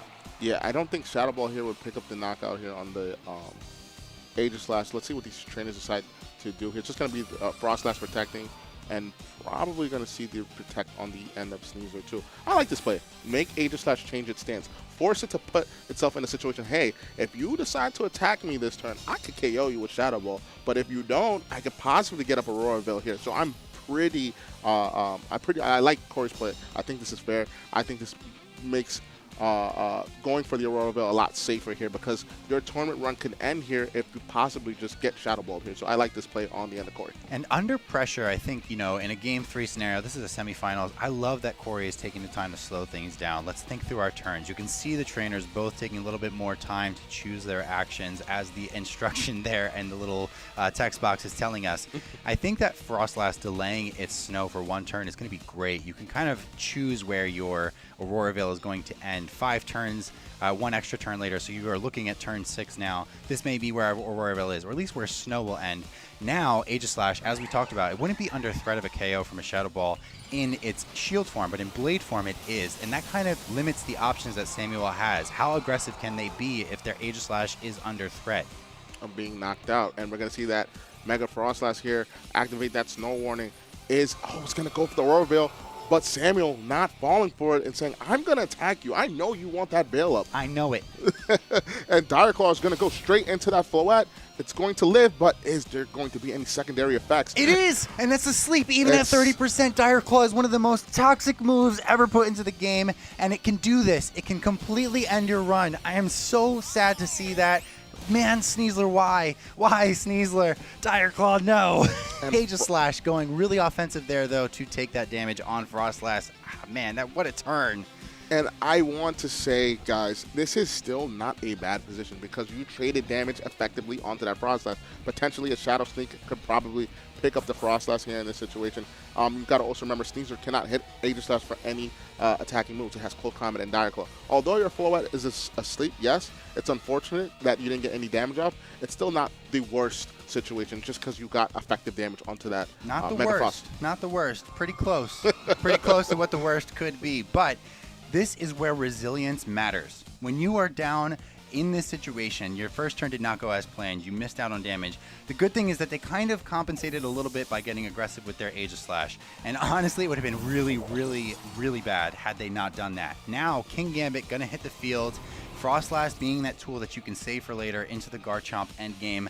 What does the Sneasler even have the chance of doing here? It's going to go straight for that close combat here, going to get that White Herb activation, going to get that speed. What a very, very smart play on the end of Corey. But the King Gambit comes in. This is almost like a checkmate to the Aegis Slash here, because Aegis Slash, unfortunately, is not carrying the Sacred Sword to hit this King Gambit. So King Gambit right now is sitting pretty comfortably, depending on what Samuel decides to switch in here. Yeah, Garchomp definitely the clear option. I think that it's not just about taking these Pokemon out on the field. Let's again think in multiple steps here. King Gambit has Aurora Veil protection. Frostlass is an endgame tool that will likely be paired with that Basculegion. This is a scary position. How do you navigate something like this? Is the King Gambit going to take any damage into the Garchomp? Is it going to risk going for a King Shield onto that Aegis Slash? It's not even really a risk anymore, right? Because that King Shield is potentially going to give it attack boost. What do you do with this position? I think it's dangerous for Samuel, but there are options. So Justin, I like Kowtow Cleave into the Aegis Slash, because nothing can really go wrong in this situation. King Gambit protects. I really liked Kowtow Cleave in the Aegis Slash. Reason being is that you could boost your attack stat by 1, right? Because your attack stat drops by 1 and gets raised by 2. And that could possibly put your Garchomp in range of CC and Sucker Punch potentially, right? I really would have liked to see that play, but we don't, but it's fine. I think that you're still capable of making plays like that, because it's like I said earlier, that King Gambit is almost a complete checkmate to that Aegis Slash. There's leverage here. I think that the idea there from Corey, it may have looked a little bit odd, but if you don't get rid of this Garchomp, and you just, call out a protect from this Aegis Slash, if it stays on the board, that Frostlass comes in, it's still under threat from that Shadow Sneak. So now this play is completely on the table. Do they split their damage? I've seen that happen to set them back just a little bit, but now Garchomp going to take that close combat. Will Earthquake get the KO in response? I assume Sneasler goes down here. How much does King Gambit take? Let's see if Sneasler does go down. King Gambit takes about half damage. But does King Gambit follow up with a Kowtow Cleave into the Garchomp or into the Aegis Slash? Let's wait and see. It's going to be the Kowtow Cleave into this Garchomp, getting rid of it and bringing this down to a 2v3 situation here. 2v3 is the call, and unfortunately, I don't know that there is going to be enough gas in the tank here. Rotom Wash is probably the case for the last piece. We did see them bring in Cineroar at one point, but Rotom does likely have to get off a Will-O-Wisp into, I want to say that King Gambit. You want to throw a Will-O-Wisp into the Basculegion. This is where the Focus Sash item is proving extremely lethal. You have Last Respects damage. Even if your King Gambit goes down, you outspeed everything on the board and could potentially kind of put this entire game on your back. Yeah, there's multiple plays Corey could go for, potentially go for maybe a Last Respect, Sucker Punch into Aegis Slash, could just double protect here and kind of see, have that Aegis Slash switch stances and force Samuel to gamble here. Rotom Wash, also, what do you do? Do you Will-O-Wisp? Do you attack? We know that Last Respect last time, I think it needed 2 knockouts on the end of Corey's end to go for a full knockout onto that Rotom. So there's a lot going on here. I don't know, man. There's a lot. What are you thinking here? I think that you probably have to target down this King Gambit. You don't need to risk any damage out here with your Aegis Slash, but Last Respects, just 1 boost is all it takes. Aegis Slash is going to be down for the count. Now it is Rotom versus the world. And even if you do take the King Gambit here, you would only be powering up that Basculegion. So smartly, Samuel is kind of, working around that. Let's try and get this Basculegion off the board. But unfortunately, it's looking a little bit too late. This Rotom does not have the bulk to survive this onslaught. Kowtow Cleave going into Rotom. This is looking like the writing on the wall. Corey is going to probably take this at 2-1 here, because the Basculegion is indeed faster than this Rotom. Focus Sash Basculegion is showing why it's so strong, forcing opponents to target it twice. Last Respects is going to go into Rotom and knock it out. Corey is moving on to our finals of the Grand Champion Festival. Sneasler, Dire Claw. Yeah. For those of us that have played Legends Arceus, we have been rewarded. Now, I want to point out that, this is part of the game we play. Dire Claw is a very, very powerful move when it gets those secondary procs. But that was an excellent matchup. I think that they played phenomenally in pretty much every game. And, as much as Samuel did to position smartly, they did get that critical hit that made a big difference in game 2. So RNG, again, kind of a little bit of a circle of life moment there. I just have to throw my hat off to both of these players here. An excellent match. We got to see a game 3 and a top 4 scenario. They're moving on to the finals, and we've talked all weekend about how powerful Frostlass has been and what a showing it has had at this tournament. I am not surprised to see it in the final here. Not surprised to see it in the finals. It's been seeing great success in the ranked battles portion with a lot of Japanese players and a lot of American players as well, adopting it on their team, either with just a singular mega or a dual mega. Corey has opted just for the singular mega, and it's still showing why it's really good. I like the pacing from Corey game 3. Game 3 was really amazing on pacing. Turn 1, forcing that Aegislash into that, changing its stance and forcing it to be either knocked out or get damage off.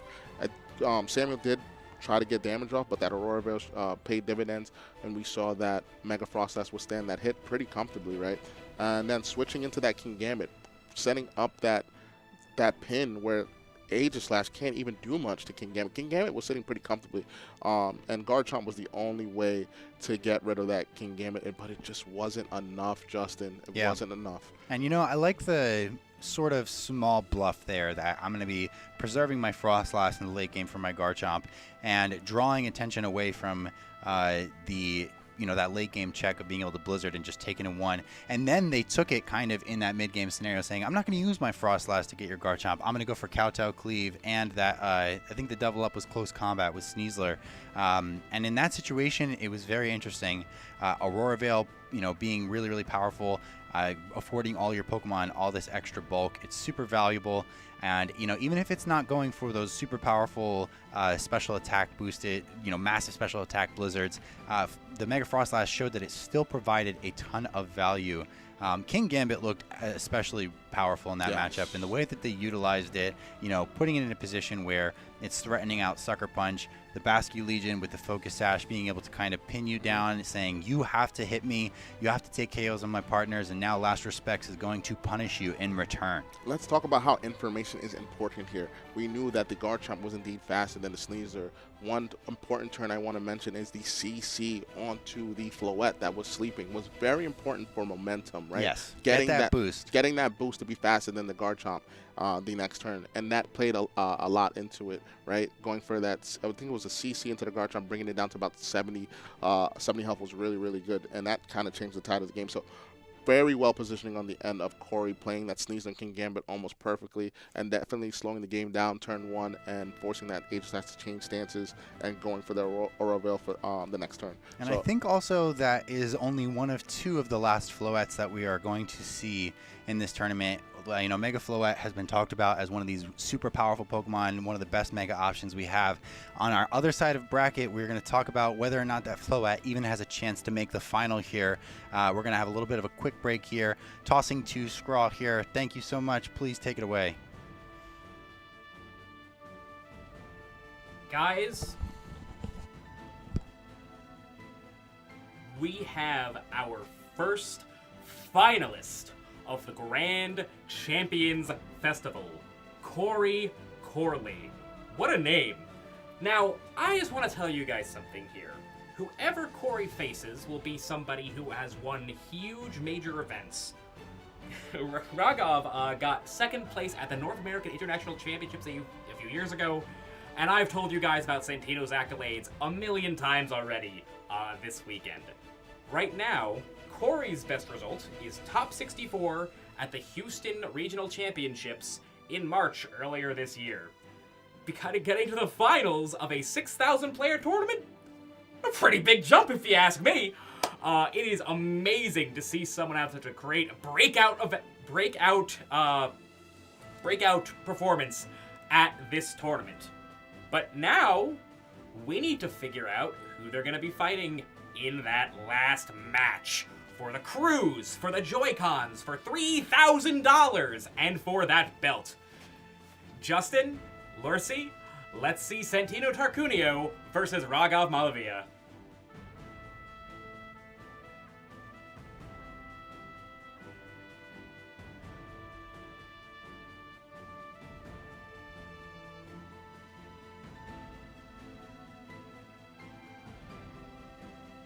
to get a finals berth. On the other side of that matchup, instead, is Mega Gengar, showing once again that it has been one of the biggest, baddest Megas since the beginning of the Mega Evolution power. I guess the ability to even Mega Evolve has been introduced. Yeah, I'm excited to see Raghav. Raghav's been part of the scene for centuries. He's also Unk status. That's really cool to see. And we have Subsanti, I think a newer player, been playing for about maybe 3-4 years. I want to say COVID. Did they start during COVID? I'm not too sure. I think 6 or 7. 6 or 7. Oh, wow. So yeah, I would say I would put it on that status. So time two strong moves players. very quickly. Yeah, time does move pretty fast, Justin. But two strong players nonetheless. Regional champion level of quality play here from these two players. Mood Hive Man, also known as Raghav, is going to be running the Charizard Wire that we saw and the Eternal Floette dual megas with Garchomp, that Dragon Fang, Scale Shot, Earthquake, and Stomping Tantrum. Very interesting set. King Gambit, we're just seeing King Gambit everywhere, Justin. Everywhere. Every strong team currently is running that King Gambit set. And Sandy's going to be running that Gengar, that pesky Gengar with the Ninetales and Sneasler, Dragonite, Ensign. I love to see Incineroar. I'm so happy that Incineroar is having a very good tournament run. I thought that Incineroar, looking at the day 2 usage stats, I'm like, wow, it dropped a lot. It did. It did drop a lot, right? It did. I think it's a very hostile meta for Incineroar, so this is, again, maybe its last chance to get in on the other side of the bracket. Again, I think that, Raghav's team is a little bit similar to what we just saw from Corey, barring the fact that it is a double mega team, or not Corey, on the other side of that, sorry. Samuel's team. So, maybe we might see a little bit of similar gameplay, a little bit of the same sequences here. The interaction between Sneasler and Basket Legion and King Gambit has been pretty much the core of what this metagame has looked like. And the Megas almost seem kind of like a sideshow in some cases. But the way that these players have both utilized their Megas all weekend, maybe we'll flip the script on that. Yep. Funny enough, what do you think the Mega on Raghav's end? What Mega of choice do you think? Or do you bring both? Because you could technically bring Eternal Floette. It still has decent stats outside of Mega. What do you think? I think the best Mega in this matchup right now is Choice Scarf Basket Legion, actually. As we know, Mega Gengar does not like to face down that faster last respects. The most complimentary piece, and what's funny, the reason I point out the Basque part is that you don't want to bring your Charizard in the matchups where your Basket Legion needs to shine. I believe that maybe is just a personal preference. So if I had to make a guess, I would expect the Floette to be the Mega of choice here. However, I don't know about the other pieces. We saw on Samuel's side last game that the Aerodactyl mode could be pretty easily countered with Sneasler and a Snow option. But, not being Aurora Veil, I don't know that that's exactly going to be the same exact game plan. Aerodactyl did get benched in that second game. If these players have any of the same ideas here, it may end up being a Basket Legion-led charge or end game with Floette maybe starting things off. We're going to see our questions being answered here on Leads. Santino versus Raghav. Two strong level players duking it out here in the semifinals. Sneasler, King Gambit on the end of Santino, and King Gambit and Mega Basket Legion. Mega Basket Legion on the board. I don't want to give anybody too many nightmares that maybe that's something that gets dropped in a DLC patch or something, but Basket Legion, one of the coolest things about it, it can lead so comfortably into Sneasler and not worry about it. The only problem is Sneasler brought its best buddy, acting as a bit of a wingman there. Sucker Punch offers a huge threat to Basket Legion, one of the better counters to this anti-Sneasler lead. We're going to just see Fake Out into the King Gambit, not wanting King Gambit to move here. What does Basket Legion decide to go for? It's just going to be a raw flip turn into that. Sneasler doing well over half. Basket Legion is going to switch out on the end of Raghav here. Let's see what Pokemon he decides to go in. Is it going to be Aerodactyl? It is. Aerodactyl is going to come in, but is Aerodactyl going to lose its potential sash here? No, it's just going to be a Kowtow Cleave. It's going to do over half as well. So, I don't know.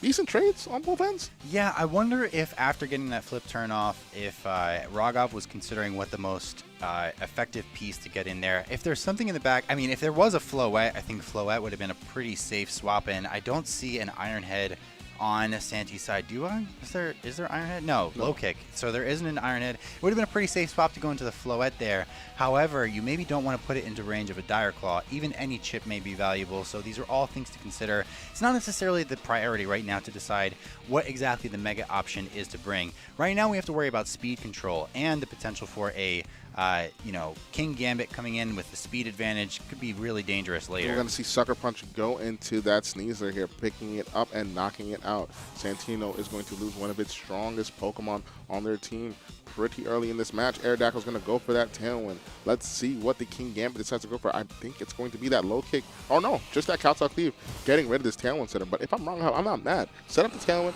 get the Pokemon out, and get a free switch into one of your sweepers. Yeah, getting the free switch there is interesting. Sometimes as a player, I find it scary to maybe take out the Tailwind setter, especially Aerodactyl, where it's not going to do that much damage. But it's okay, I think, especially if your own Tailwind setter is going to be coming into the next board. Now, King Gambit on Rogov's side has been putting in a lot of work. For the fact that it was able to kind of take on this Sneasler is interesting, but I don't know that it's going to match up well into a Chople Berry and Multiscale right now. So yeah, I think if I'm Rogov, I think this is a pretty fine position, right? Having your King Gambit out, being able to go for maybe a Kowtow Cleave and maybe an attacking move onto the Dragonite is going to be fairly safe here. We're just going to see a double protect here. Oh, sorry, not a double protect, a protect on the end of King Gambit. We're going to see a Kowtow Cleave go into the Dragonite, breaking that Multi-Shot and the Dragon Claw into that charge right here. So scouting out for the protect on the end of King Gambit. Now putting pressure on the end of King Gambit. Rogov playing perfectly here that turn. Yeah, and I really love the way that they drew attention to their Charizard. That was definitely the obvious play, I think. And the protect on the King Gambit, it's fearing maybe a powerful attack from a Sun-boosted Fire-type move. And instead, Rogov is going to leverage that pressure, get that protect off, and take the opportunity to chip that multi-scale. Now, King Gambit with Heat Wave and Kowtow probably would be able to get the KO on that Dragonite. This is an excellent way to utilize your last turn of Tailwind. We're going to see the Charizard Y on the end of Rogov. Rogov is going to activate his Omni Ring, going to get and set up that Drought. Let's see what these trainers decide to go for. I could potentially just see a Heat Wave and Kowtow Cleave into this King Gambit slot. It's going to be the Extreme Speed. Is this going to follow up with a Sucker Punch? Are you banking on a knocking out the Charizard here? This is going to be a bulky Charizard, able to withstand both hits pretty comfortably. Heat Wave is going to land on both targets, KOing this King Gambit. Are we going to see a follow-up on Kowtow Cleave? Surely we do, and it's going to be a 3v1 situation in the favor of Rogov. Yeah, this was really, really beautifully played. It didn't look like Aerodactyl coming in there was great for the end game, but it turns out with Charizard in Tailwind, you have just enough gas to get through pretty much all the pieces that Santi had put on the board. That 2-turn sequence of Protect into Heat Wave and then Kowtow Cleave was really, really beautiful. Also stalling the Mega Evolution so that way you don't have to worry about that Ninetales coming in. If they do swap it in, you then kind of have that pressure of Mega Evolving on that turn. Now, it isn't over yet. This Ninetales does potentially have the ability to get some freezes. That is always a win condition that can turn things around. However, there might also need to be some critical hits thrown into that mix because I don't know that King Gambit would even need more than 3 turns to be able to thaw out and win the game. Instead, Charizard just going to pick up the KO and win that game 1. Yeah, Rogov showing how strong. Every time we've seen Rogov on stream, they've been dominating in their sets, and I love to see that from a regional winner and an international finalist as Rogov. Like, an amazing player, been playing for over years, and time again he shows why he's one of the top players in the BGC scene currently. You know, Rogov has always been a player that's impressed me, particularly when you mentioned that international finalist thing, because it's not just that they've made it to the finals of international, they've made it to the top 8 of multiple internationals. They've gotten top 4, I think, twice. They've gotten to finals once, and that's just, being able to show up at that international stage is really, really difficult. If you don't know, the people that go to internationals are really, really good, and they come from all over the world. So now in an online setting, you've made it all the way to the semifinals of this event. This is the time to kind of, flex your experience. This is where you know what you're doing. Santi, of course, no slouch, has experience at that top level, playing against incredible players. Fortunately, though, I don't know that plan that they came up with worked in game 1. Yeah, what's also good about having Rogov showcasing his dominance and how strong he is the fact that he's a content creator as well. With the Battle Room, they showcase how well they, their meta takes and, just ladder battles, and they're just expressing themselves, and you could learn from them as well through all the content that's out there. Very good play on the end of Rock Hop. We're going to go into this game too, though. Let's talk about the adjustments. If you're Santi, how do we capitalize on turns better? I think that the Dragonite was a great idea in the mid game, and unfortunately, there is no way to kind of guarantee that you aren't staring down the barrel of something like an Aerodactyl and a Floette. That may be a gamble that you take. Let's maybe start out with the Dragonite, try and get that speed control. I wouldn't think that that's a bad idea at all. But instead, we're just going to kind of use that pressure that we had in Game 1 into this Basket Legion. Both players are revisiting these leads.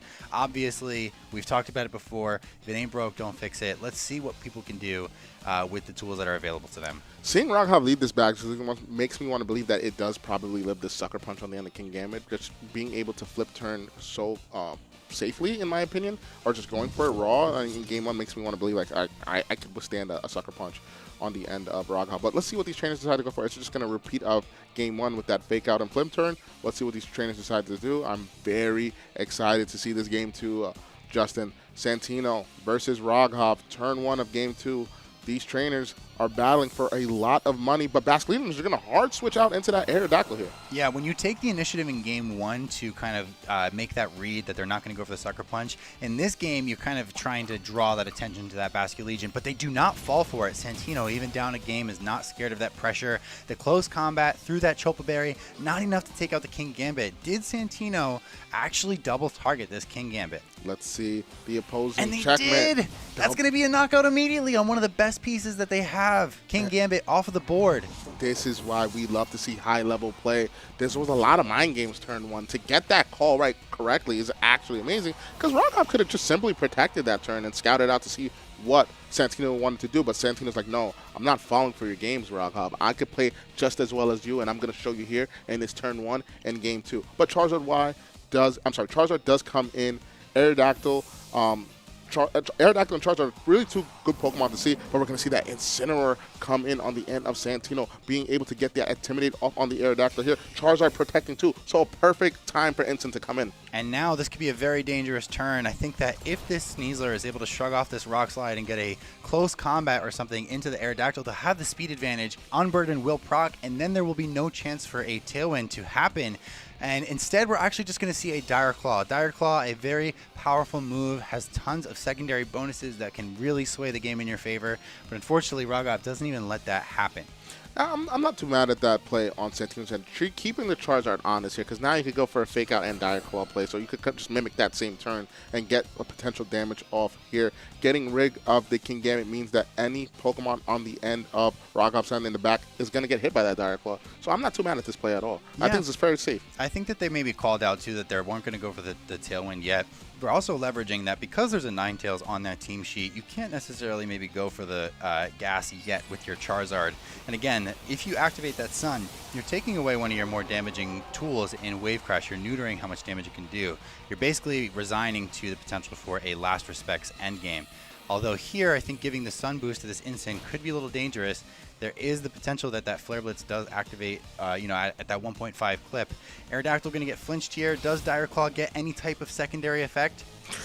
We're going to see the paralysis onto the Charizard. Is Charizard going to be able to move? Yes, it does. It's going to hit that Heat Wave and KO the Sneasler and do a sizable amount of chunk of damage to that Incineroar. So a pretty solid turn for Rock Hop, barring that paralysis on the end of Sneasler with that Dire Claw. I don't know that it'll matter too much yet, because that paralysis is not going to get shrugged off by Tailwind. I think, the fact that Dragonite is the Pokemon that comes in here for Santino, that means that they don't have Ninetales. They're not going to be able to turn off this Sun at all.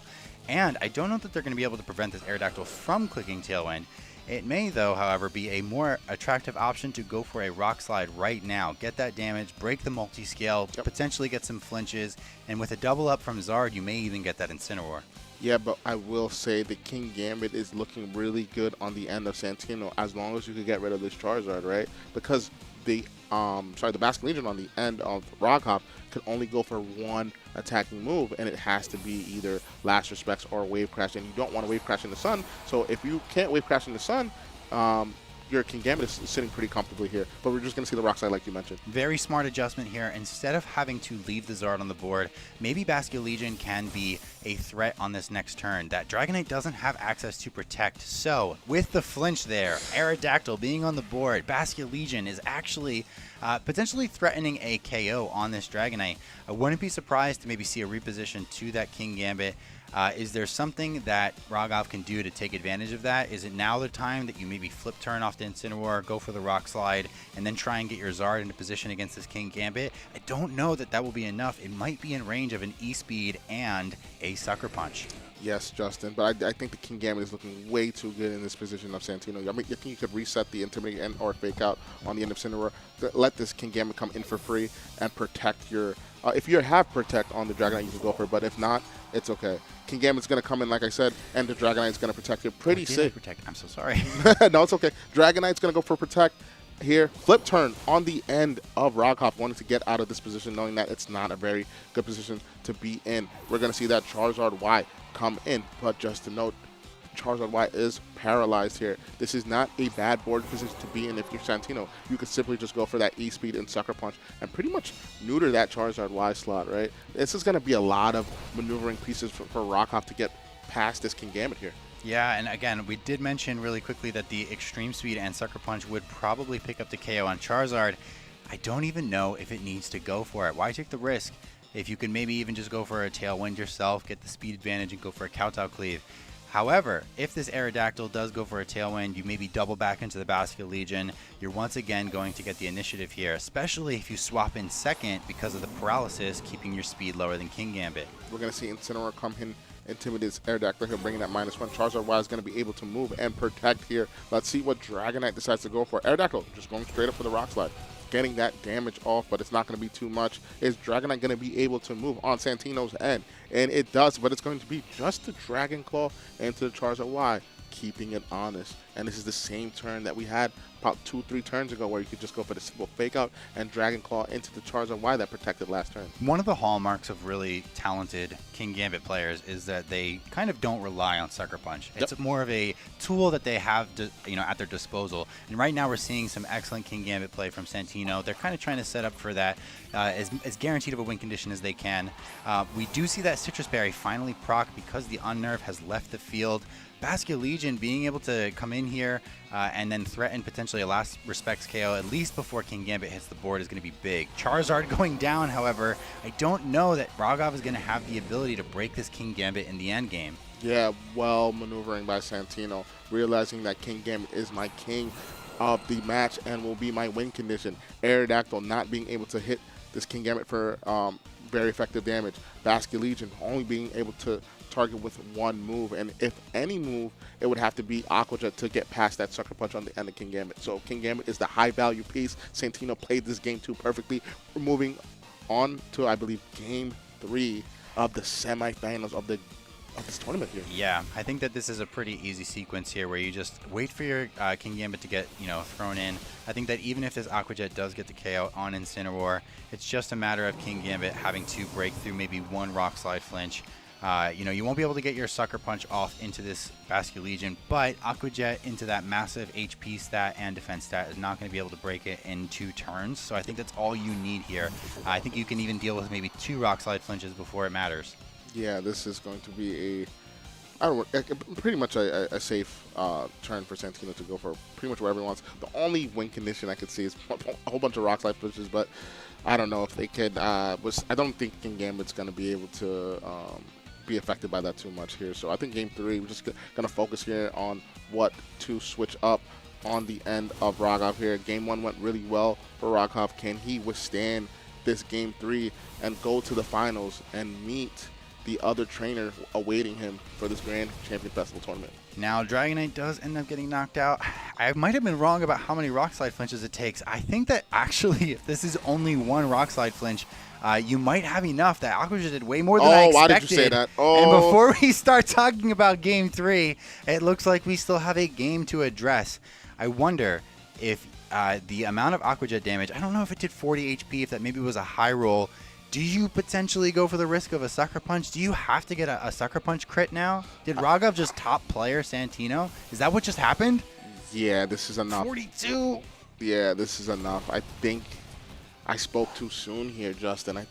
I think that Santino might have just lost off that. But wait, Kowtow does go onto the Basket Legion, so now we're in a Sucker Punch situation. Does Sucker Punch pick up the knockout on Roghov's Aerodactyl? I selfishly want to see a game 3, so I'm hoping he can get there. I'm sorry to both of our players. It's just been such awesome, maneuvering. It'd be cool to see how they do this last round of chess back and forth. What are the checkmates? I don't know if King Gambit is going to be able to get there. Also, there's always the chance, too, that Aerodactyl can stall out the Sucker Punches. You only have 8 chances to do that. We did see a Sucker Punch, I think, already, so I wonder if it's at 7. Correct me if I'm wrong, if anybody's in the chat telling us no. I wouldn't be surprised to see it get the KO, but I wouldn't be surprised to see it miss. Yeah, I don't think King Gambit went for any Sucker Punch. It should be at 7 currently. Let's see if Sucker Punch can land. It's going to be the Sucker Punch it lands. Does Aerodactyl withstand it? Long 3 hit points, but does the Rock Slide hit? And it does. And that's going to be it. And unfortunately, all it took was 1 Rock Slide. Rogov kind of knew in the back of their pocket. I think that was probably all it was going to take. Rock Slide once again showing why it's one of the OG, most powerful, most broken moves ever. Dire Claw maybe trying to claim its throne, trying to show off in that last round, but Rock Slide not going to let its spotlight be stolen. Man, Justin, I think I'm just too honest. I think flinches can't happen, and it does, and that just brings me back and win the set 2-0. I really thought that Santino pretty much had it, but when there's a Rock Slide, there is a way, and we saw the way there with that flinch. And in plenty of different games, there are luck factors. Sometimes you have different damage rolls on, in FPS. In card games, we have top decking, which is a very common occurrence where, I have this one card out of maybe 40 that are left in my deck that will win me this game right here. So it's not uncommon for people to either draw luckily or roll their seeds better. So a Rock Slide flinch not out of the realm of possibility. It's one of the highest flinch chances left, barring a Serene Grace user. So unfortunate to see that be how Santino ends their run, but I am super hyped for Rogov. They have been an excellent player for the majority of their career. As we talked about, at that international level, they always bring it, and there has been a massive international cast in this event. So to see them make it into the finals, I am beyond not surprised. What's less than not surprised? Is there an inverse of flabbergasted? He was supposed to make it here. It was like he was destined. Yeah, there you go. Destined. Destined. Excellent. Yes. Yeah. So shout outs to both trainers. Santi played remarkably. Yes. I think the adjustment game 2 was pretty fun, right? I think that, playing very safely, getting that fake out, Dire Claw, they saw a safe end game, but it all got ended by that one flinch, Justin. Yeah. And that's all it takes sometimes. And we're going to see just an instant replay here. Sucker Punch, I'm thinking extreme speed into that Charizard. We're going to see the bulk on that Charizard, withstanding that hits and firing back a Heat Wave, picking up the knockout on the King Gambit and bringing down that Guard Chop down to some half health here. And yeah, I think, wow, what a set, man. This was so good. I love great Pokemon. Kowtow Cleaver's going to go into this Dragonite here on this replay and knock it out. I believe this was game 1.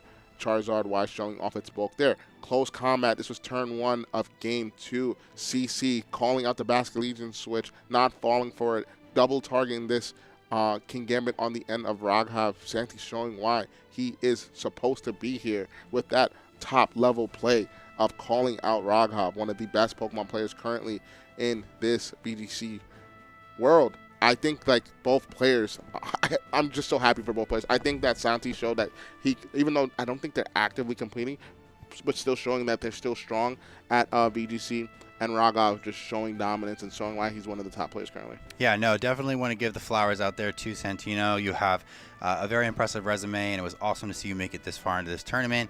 Pennsylvania represent as well, and honestly, again, it's tough to have to deal with that being the way that your tournament ends, but I'm sure throughout the course of this tournament there have been many situations where a Rock Slide flinch could have been it, or a Dire Claw could have been it, and that's kind of just the game we play. I think that one of the cool things about this game is trying to find a way to kind of circumvent that.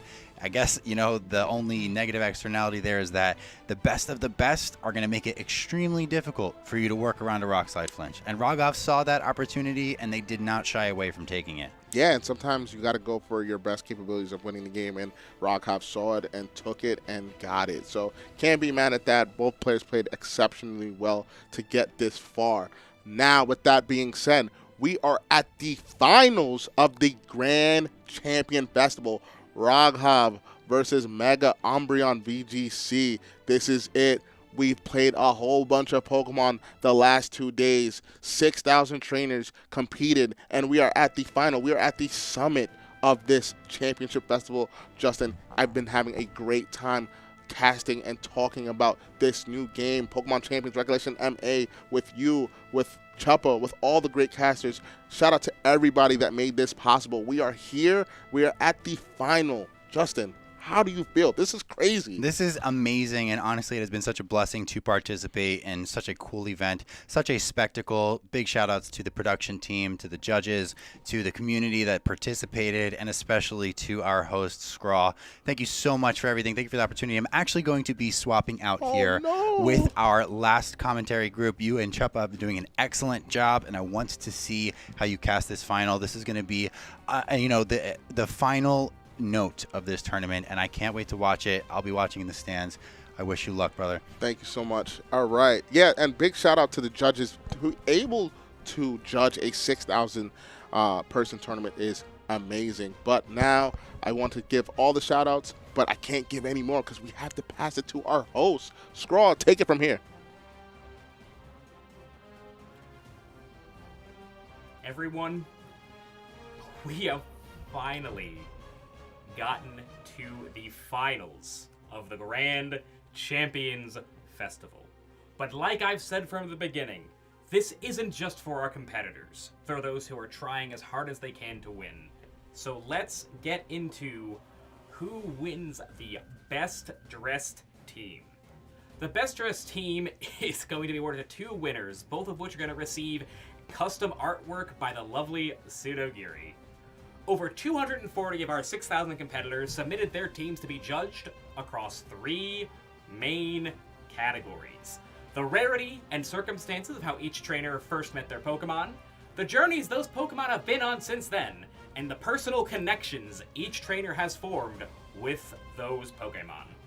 There have been so many amazing stories shared over this weekend, from people's very first Pokemon to ones captured with friends, and even some that have traveled across the world with their trainers. Before announcing our 2 finalists, let's look quickly at a couple of special honorable mentions. Seaside Pokemon shared the story of how Indiana, the loyal Houndoom, helped them pass the time during the COVID-19 pandemic. Skybro showed off a full mono bug team led by a shiny Mega Beedrill he caught all the way back in Pokemon Heart Gold. And JR Ninja told tales of walking Cloudburst the Great League Go-Getter far and wide as Pokemon Go pushed them to remain active during tough times. Every single submission showed that the connections our battlers have to their Pokemon can run so much deeper than just their damage calculations and stat spreads. But I like that a lot too.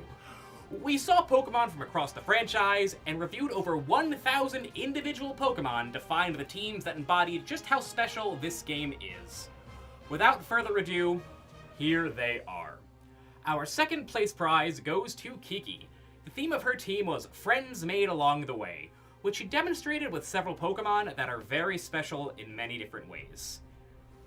Ribbon, the Milotic on her team, originated from the New York Pokemon Center distribution and had been received an in-person trade at the Knoxville Regional Championships in 2024, before traveling all the way up from Generation 3 on the Game Boy Advance to the Nintendo Switch, while also collecting every ribbon along the way in battle towers and Pokemon contests to earn the Ribbon Master.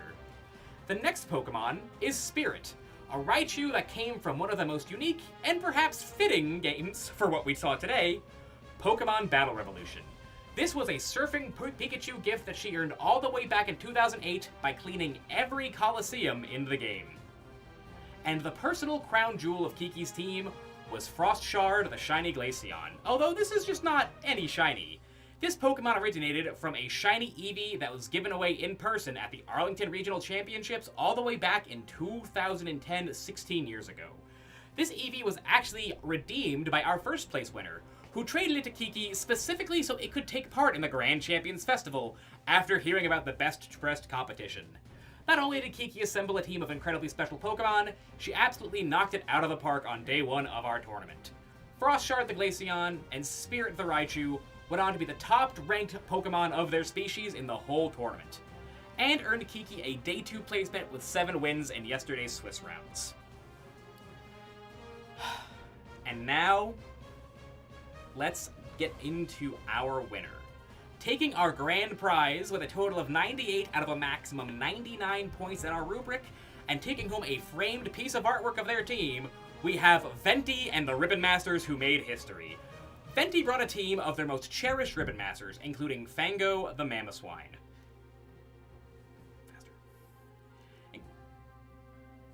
who is the first ever shiny Shadow Piloswine recorded in history.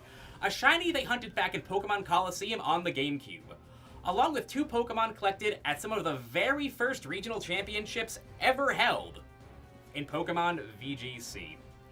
Venti brought the brother to Kiki's Glaceon, a Pokemon that's been cherished since it was received at the Arlington Regionals all the way back in 2010, and waited all this time to show its grit as a Pixelate Sylveon. Sylveon was definitely the strongest evolution we saw in our event today. To help keep other Pokemon in check, they also featured a shiny Melodic from the first ever recorded VGC event all the way back in 2009. All of the Pokemon they brought with them carried special memories with friends, and even special memories of their mom bringing them to events across the United States. Fenty, congratulations on winning the Best Dressed competition. Now, let's get into our grand finals. We had over 6,000 players in this competition. Now we are down to 2. We had 3,000 Sneaslers registered for this event, and now we are down to 2. These players are competing for $3,000, a trip across Spain and Italy, custom Joy-Cons, a custom-made championship belt. I do not think a grassroots game has ever had stakes quite as high as this. Chuppa, Lorcy, let's get into the grand finals of the Grand Champions Festival. Let's get it. We are finally here. We are in the finals. Roghav versus Mega Umbreon VGC. This is it. 6,000 competitors, over 6,000. And now we're just down to 2. Down to 2. This is it. All the money, all the glory is on the line, Chuppa, of winning the biggest VGC tournament of all time. The clout that comes with this is crazy. And Josh, you have to remember, this isn't just the money we're talking about. Jacob's last speech reminded me, it's not just the money, it's also the belt, it's the cruise around Spain and Italy, sponsored by some of our Italian friends. I think there's really just so much on this. You know, it's incredible to get to finals of a tour like this, but you want to be able to say, I won the 6,000 person tour. Not I got second, not I had a good run. It's 1 out of 6,000 is what both of these players are trying to display on their resume after this next set. All I gotta say is that YouTube video is going to hit. Whoever wins this tournament, Roghav or Mega Umbreon VGC, whoever decides to take this tournament is going to have a great time on social media after this event. That's how much I'll say. But nonetheless, I'm so happy to be in the finals here, casting with you. I think that you are very knowledgeable. Let's take a look at these 2 teams one last time, Chuppa. Let's talk about it. What Megas do you like? What do you think is going to be brought on Mega on VGC side? What do you think is going to be brought on Roghav side? These trainers are 17-2 on the end of Mega on VGC, and Roghav is 18-1. 18-1. Chuppa, have we seen that before? 18-1. That, I think that's setting a record because there's not really anyone that's played this many rounds before now. Yeah, super impressive records in play from both of these players. I think in like, really for both of them, like I was in the other room watching you and Justin cast these top 4s, and both these players played phenomenally, and those top 4s really earned their victories. And it's going to be interesting that this is another matchup where I feel like Roghav's Charizard is one of their absolute star pieces, you know, has potentially a good matchup against that Froslass. However, it's going to be another matchup against this kind of Dragon Fang Dragonite, which can actually be a little bit difficult for that Charizard to get through. Actually, there's definitely a lot of the same faces that Rogov was fighting in the previous round on Mega Umbreon's team, isn't it? Yeah, could you see the Eternal Floette being brought on the end of Rogov here in this matchup, barring that the only Pokemon that hits it for super effective damage is that Sneasler? Do you bring... That's actually very tempting. I think in some ways it could be better than the Charizard. It's sort of just a question of like whether you want to give up Charizard's better matchup against Frostlass. I'd say that's probably a better matchup for the big fire and flying type. But I think outside of that, yes, Floette is very tempting. I think this could actually be, that's a great call out. A Rogov really getting rewarded for that dual Mega decision. I think both of them are absolutely viable. Like, let's say this goes to 3 games. I would be surprised if we didn't see both of those Megas brought at least once. What about you? Do you think you'd give the edge to either player in this matchup? Man, they're both been playing. To get to the finals alone is just amazing, right? I really like the way that Rogov has been playing so far. We've been streaming him a ton. I haven't seen any really crazy mistakes on the end of Rogov. I think he's playing almost perfectly, right? And also with Mega Umbreon VGC, they've been playing really, really well with that Frostlass here and that double water on the Basket Legions and the Milotic. I can't call it, Choppa. I just can't call it. I just want to get into game 1. I want to hop in. I want to see these two trainers duke it out for the money, the ship, everything that was included by the end of Skraw BGC. Just a one big shout out to Skraw BGC for hosting, taking the time to get this event started. Our judges for actively judging every round and doing what they need to do to progress each round and to get here. We've had a great weekend of Pokemon. Casting side, this has been a phenomenal experience, but now everything comes to an end, and shortly we'll be crowning one of out of 6,000 competitors to be the champion of the Grand Champion Festival. Yeah, I think both of these players have just been playing so phenomenally. Like I said, I think Mega Umbreon especially was pulling out some really interesting plays in that top 4, doing things like close combating a low HP Floette to activate their own Wider, get rid of that, vulnerability to things like Poltergeist and the process. And Rogov, on the other hand, just played a really surgical game against Santino. It's not that it wasn't without some luck elements from things like Rock Slide, but on the other hand, it was still just a strong game. Sometimes you are going to rely on luck, and it is a skill to kind of find the best ways to use that luck to your advantage. 100%, and finding that win condition. Rogov, although the writing was on the wall, and I also said that Santi was about to win that game, but Rogov said, nope, I see something. Something could happen, and I could still bring this game to the finals, and they did. That Rock Slide flinch was unfortunate, but it is what it is. It's Pokemon. It happens, and it just happens to the best of us at times. But this finals here, I'm Rogov. That Floette is super tempting, Choppa. I'm looking at it, I'm like, it's not bad to hit, 5 out of the 6 Pokemon for good effective damage, especially with that Fairy Aura ability. But also, you can make a case for that Charizard here, fighting for that Weather War. There's multiple options, being able to hit that Solar Beam into that Milotic as well. I think Charizard Y and Eternal Floette hit this Milotic for pretty good damage, so I can see either or brought here.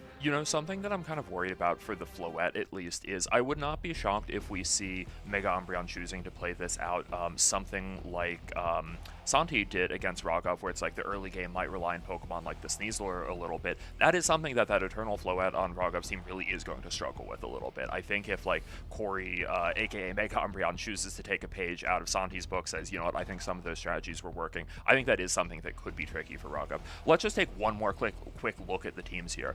On the left-hand side, we're going to see Rogov using a team of Charizard Y, Aerodactyl, Eternal Floette, Kingambit, Basculegion, Garchomp. Well, on Corey's side, it's going to be a Frostlass, Kingambit, Sneasler, Basculegion, Melodic, and Dragonite. So tell me, Josh, do you think this matchup is going to play out very differently to how we just saw the previous top 4 game go? Yes, I think it's going to be pretty different.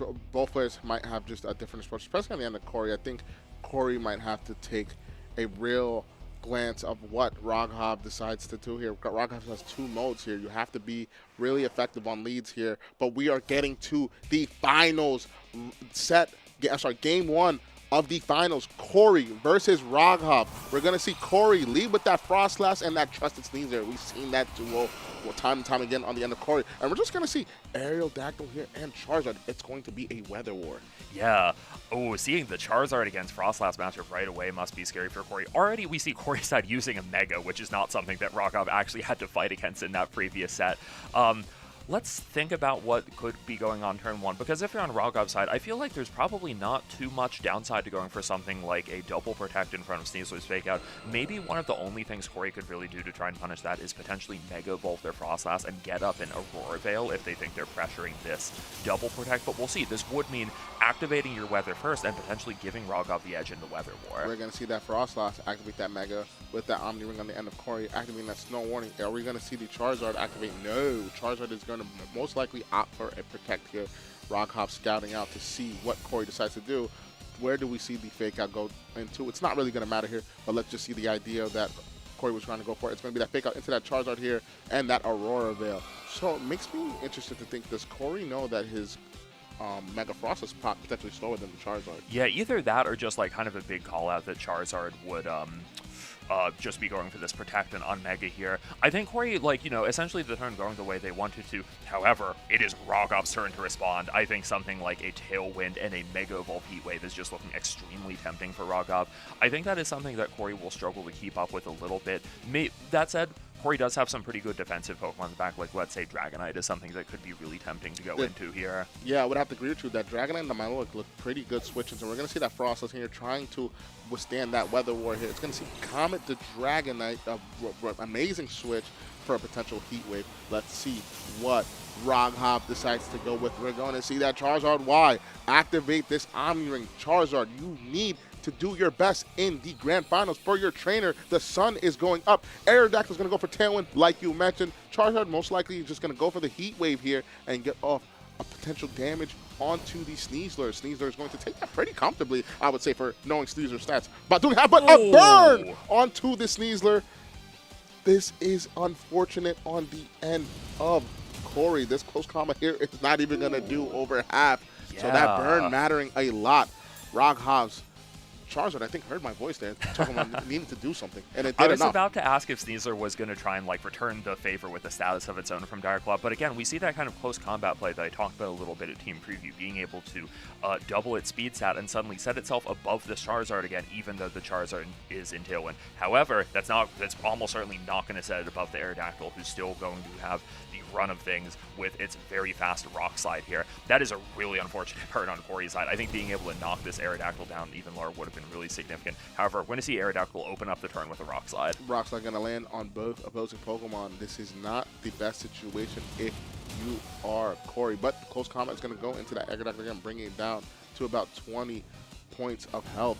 Heat Wave is going to land, double Rock Slide, double Heat Wave land there, but the Aurora Veil is paying dividends here. Dragonite just eating up all the attacks. Is Dragonite going to be able to attack this turn? It's going to be able to. That Dragon Claw is going to do over half damage into that Charizard, doing a great sizable chunk of damage, but let's talk about how unfortunate that burn matters into that Aerodactyl. Like, you would have been able to take away that Aerodactyl that turn if you did not get burned, but Charizard being able to get that burn chance, Basket Leaf comes in. This is not a bad position. Yeah, because think about that that second close combat into Aerodactyl. You don't have the knockout, but you do still have an Aerodactyl that's in range of Dragonite's extreme speed. And I think that's really the reasoning behind the second close combat. Corey is threatening 2 knockouts here. We're just going to have to see if they choose to take those moves like Aqua Jet or Extreme Speed aimed at the Aerodactyl. Aerodactyl going to switch out, not want to get hit by potential Aqua Jet and or Extreme Speed. Garchomp is going to come in. Double switch. It's going to be a revolving door Pokemon on the end of Rockon. Kingambit's going to come in. It's going to be able to withstand Aqua Jet and or Extreme Speed pretty comfortably. It's going to be that Aqua Jet going to that Garchomp, breaking that Focus Sash on the end of Basket. If Corey has it, this is looking really good for Rockon here.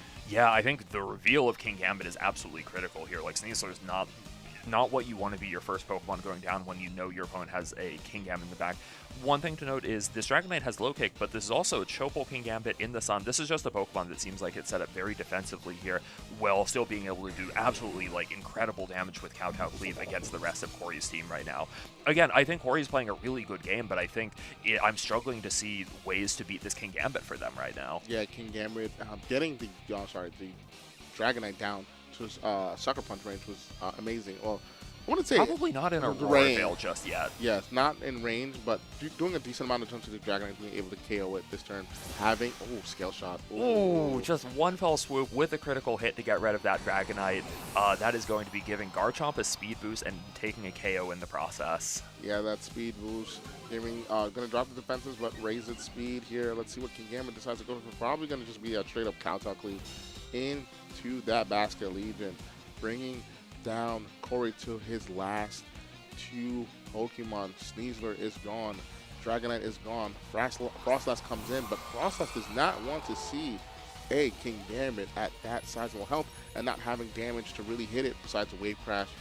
Yeah, the Wave Crash is the only way you can hit it. Yeah, and we have to remember, Rogov still has that Mega Evolved Charizard Y in the back who's going to be able to set up Sun as soon as it comes in. I think knowing how out of position Garchomp is with that Frostlass under Tailwind, yeah, this might even just be something like Charizard Y coming in, knowing it might be taking a lot of damage here, but I think reducing the accuracy of Blizzard and the damage of Wave Crash at the same time to enable your Kingambit is exactly what we need to see. Aqua Jet doing pitiful damage to this Kingambit here. Blizzard, I mean, it still hit, but can you freeze this Kingambit? That's the only way I think that you could come back in the scenario.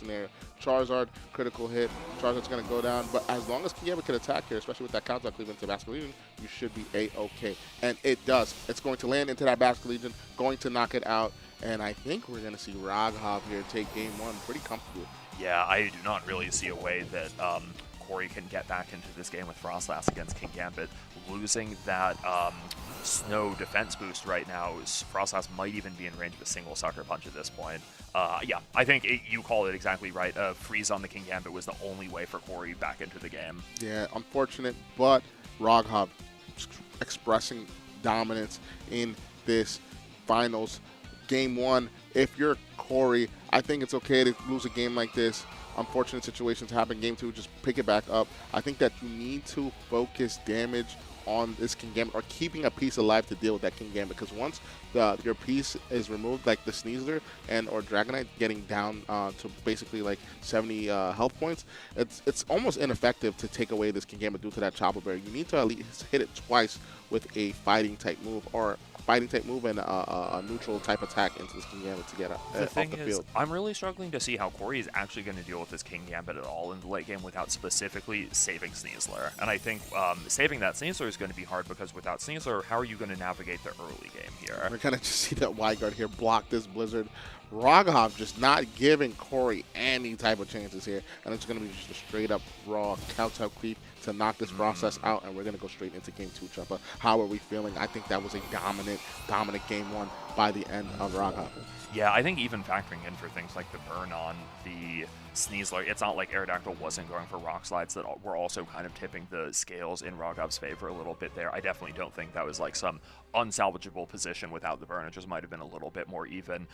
One other thing I want to talk about in that game was I think it's very clear the reasons why Raghav would want to consider the Charizard instead of the Floette here. It looked absolutely essential for play against that Frostlass, in addition to kind of weakening the Basket Legion's Wave Crash and making Kingambit even more of a late game centerpiece than it would be otherwise. Yes, and that bulk being able to withstand a lot of hits. I think that you're right.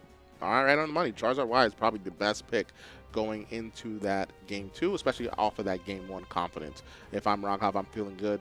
Charizard Y is going to be my main mega and utilize the same pieces as well. But let's talk more about Corey.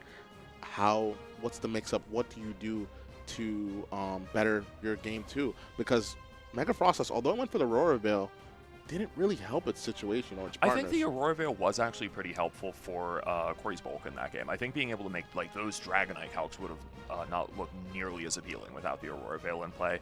One other thing about that Aurora Veil, though, is like Corey actually had to make a pretty specific play on turn 1 and get it right. Like, let's say, I don't know, if you got a fast Frostlass and Raghav has a slow Charizard, and Raghav actually did choose to Mega Evolve turn 1, you wouldn't even be getting that Aurora Veil off. So I think even if the early game looked okay for Corey, it's not like it was okay for free. They had to make a specific play to make it happen. Well, this is going to be game 2 of the finals. Corey's tournament is on the line. Raghav fighting for that belt. Corey decides to leave with Sneasler and Dragonite, and we're going to see Charizard and Aerodactyl on the end of Raghav. So a switch up on the end of Corey. Yeah, this is really interesting. Choosing to keep, Frostlass, if it's here at all, is going to be in the back, just potentially setting up that Snow later in the game, and saying that the early game is going to be more focused on this Dragonite and this Sneasler instead. Very Aerodactyl actually forced to leave the field right away. Aerodactyl not wanting to stay on the field. King Gambit is actually going to come in. Interesting switch up. Charizard Y activating Aragov, activating the Omni Ring, bringing that route onto the field. This Sun is going to take over. Does it? Let's see what this Charizard decides to go for here. The harsh Sun comes out, fake out into the King Gambit. King Gambit not being able to move, but it couldn't move either way because it was switched in. Heat Wave, raw, straight up into this Sneasler and Comet the Dragonite. Let's see what Dragonite decides to go for. It's just going to be a Tailwind. But interesting enough, is this Sneasler in Sucker Punch range? I'm not so sure. This Sneasler looks like I can tell that that's max HP trading on the Sneasler. I think the Sneasler might be bulky enough to take one. The Kingambit's a really interesting swap in here in front of like Corey's 2 fighting type coverage Pokemon, but maybe Raghav saying like, hey, I think Sneasler's going to be able to come in safely here, and I do want that Sucker Punch pressure now.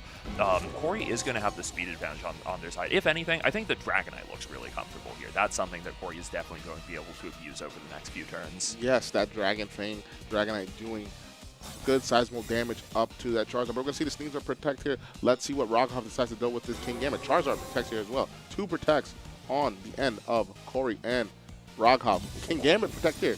Just Raghav just scouting to see what Corey decides to do. Wasting a turn of Tailwind. I'm not mad at that. Low kick goes into the protected King Gambit slot. And now decisions have to be made and turns have to be played. I wonder which player got the better end of that exchange. Like, if anything, I think Sneasler going for a Protector is potentially a way for Corey's side to scout out what Raghav was going to do. Both of Raghav's Pokemon will potentially go down to a double up from Corey's side. Now Corey has the gate wide open to choose whether to take that double up on one of these Pokemon. King Gambit swapping out. Raghav not wanting it to take any damage. Basculegion comes in.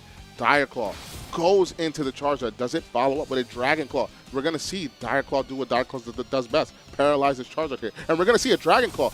Corey doubling up and getting rid of this Charizard here and bringing all the momentum on its side. After seeing that Dire Claw damage, I was not too sure Dragonite was going to be able to follow up just because that Dire Claw. I think the Sneasler might be trained a little bit on the bulky side, did less than I expected, but Dragonite knowing to finish it off. The Basculegion swap in there is also really interesting. I think Raghav kind of hoping to bait Corey into going for those fighting moves onto the Gambit and potentially flanking both of them. I think could have been a game-losing mistake for Corey, but not falling for Raghav's trap there. Now we have Basculegion and King Gambit on the field, and there's only going to be 2 more turns of Tailwind on Corey's side, right? Or 1 more turn of Tailwind on Corey's side. And also to note, this Basculegion on the end of Raghav's is scarred and cannot protect. Corey does have a safe attacking move into the Basculegion, but does the King Gambit protect here? Who knows? Let's see what these trainers decide to do. If I'm Corey, I'm feeling good. I got the Charizard off the field. I pretty much won the weather war without bringing weather in. Sucker Punch is going to go into that Sneasler and knock it out. It is enough to pick up the knockout. A critical hit. It might have mattered due to that bulky Sneasler. But let's see what this Dragonite decides to go for. Is it going to be the low kick or the Dragon Claw? Dragon Claw straight into the Basculegion, doing a good sizable amount of damage. Last Respect goes into the Dragonite. Only 1 knockout? Yeah, not quite enough to get a knockout on the Dragonite yet. However, Basculegion's still really not unhappy with this position. One of those ghost types that's going to be immune to an extreme speed from Dragonite. So Dragonite does not have a way to stop another Last Respect from coming out. However, Corey does have 2 full health, unrevealed Pokemon in the back, and they are going to be able to choose whoever they want to send in to deal with this King Gambit and Basculegion. Oh man, that Sucker Punch crit might have mattered a lot. I know, it's so hard to say. Yeah, because we know that we saw in prior sets that Sneasler was very, very bulky, right? I think it undersped the Garchomp in the semifinal set against the Garchomp. That is a really slow Sneasler. That means that there's a lot of bulk invested. So I think potentially, you know, Raghav running this Choppleberry King Gambit here, not having the boosting item on there. I think that's Frostlass coming in. This was not exactly the switch-in that I expected to see in front of these 2 Pokemon that both have like super effective coverage for the Frostlass and can potentially go after it before it's even attacking. Oh, this is an interesting switch. I think Last Respects here could do enough. I think with the Snow up, I want to say Frostlass would be able to take one of those, but I'm not sure. Basculegion is a very, very strong Pokemon. That is true here. It's only time to find out. Frostlass is going to activate on the end. Mega Frostlass is going to activate with the Omni Ring on the end of Corey's. Does Frostlass decide to attack? Let's see what Corey decides to do here. The Snow is going to be set. The Last Respects into the Dragonite. No protects on any sides of this field. Does Frostlass go for the Blizzard? Are we fetching for a freeze? No, it's going to be the Aurora Bell here. Losing your Dragonite and now having this King Gambit be fully activated to go for a potential Kowtow cleave into this Frostlass is going to be detrimental, but it's not even going to do over half damage. The thing is, I have a feeling like that might be enough to leave Frostlass in range of something like Last Respects from this Basket Legion now. I think I have to wonder if Aurora Veil or Blizzard would have been better there to like actually take a knockout on this Basket Legion, maybe even fish for a freeze on the King Gambit. Corey's last Pokemon is going to have to put in a lot of work because remember, Rockov still has this full health Aerodactyl sitting in the back that has just been, you know, kind of warming the bench for this game. But if Corey has King Gambit, we still have a game, I think. If King Gambit's able to come in and put Sucker Punch pressure onto the Basket Legion side, that could be good.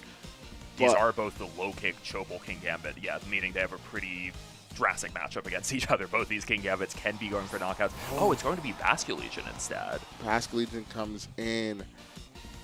Focus Sash Basket Legion against King Gambit. This is looking really tricky. I think this, the King Gambit on Rogov's side continues to look really strong for us. I'm not sure if it's entirely over for Corey, but again, things are looking very tricky right now. Things are looking very tricky, but if anybody can pull it off, is somebody that got to finals of a 6,000 tournament. Let's see, Basket Legion, I believe, went for the Aqua Jet. It's going to just be a last respects into Frostlass, knocking it down. Knocking it out. Ooh, Corey's down to his last Pokemon here. Let's see what this King Gambit decides to go for. It's just going to be just a Kowtow creep, and I think we have our champion, Choppa. This is looking really slim. Corey, I don't know if Aqua Jet could withstand dealing damage to King Gambit at almost full health at Basket Legion and an Aerodactyl in the back. I think it's safe to say that we do have our champion, our 6,000 plus tournament champion, a phenomenal player.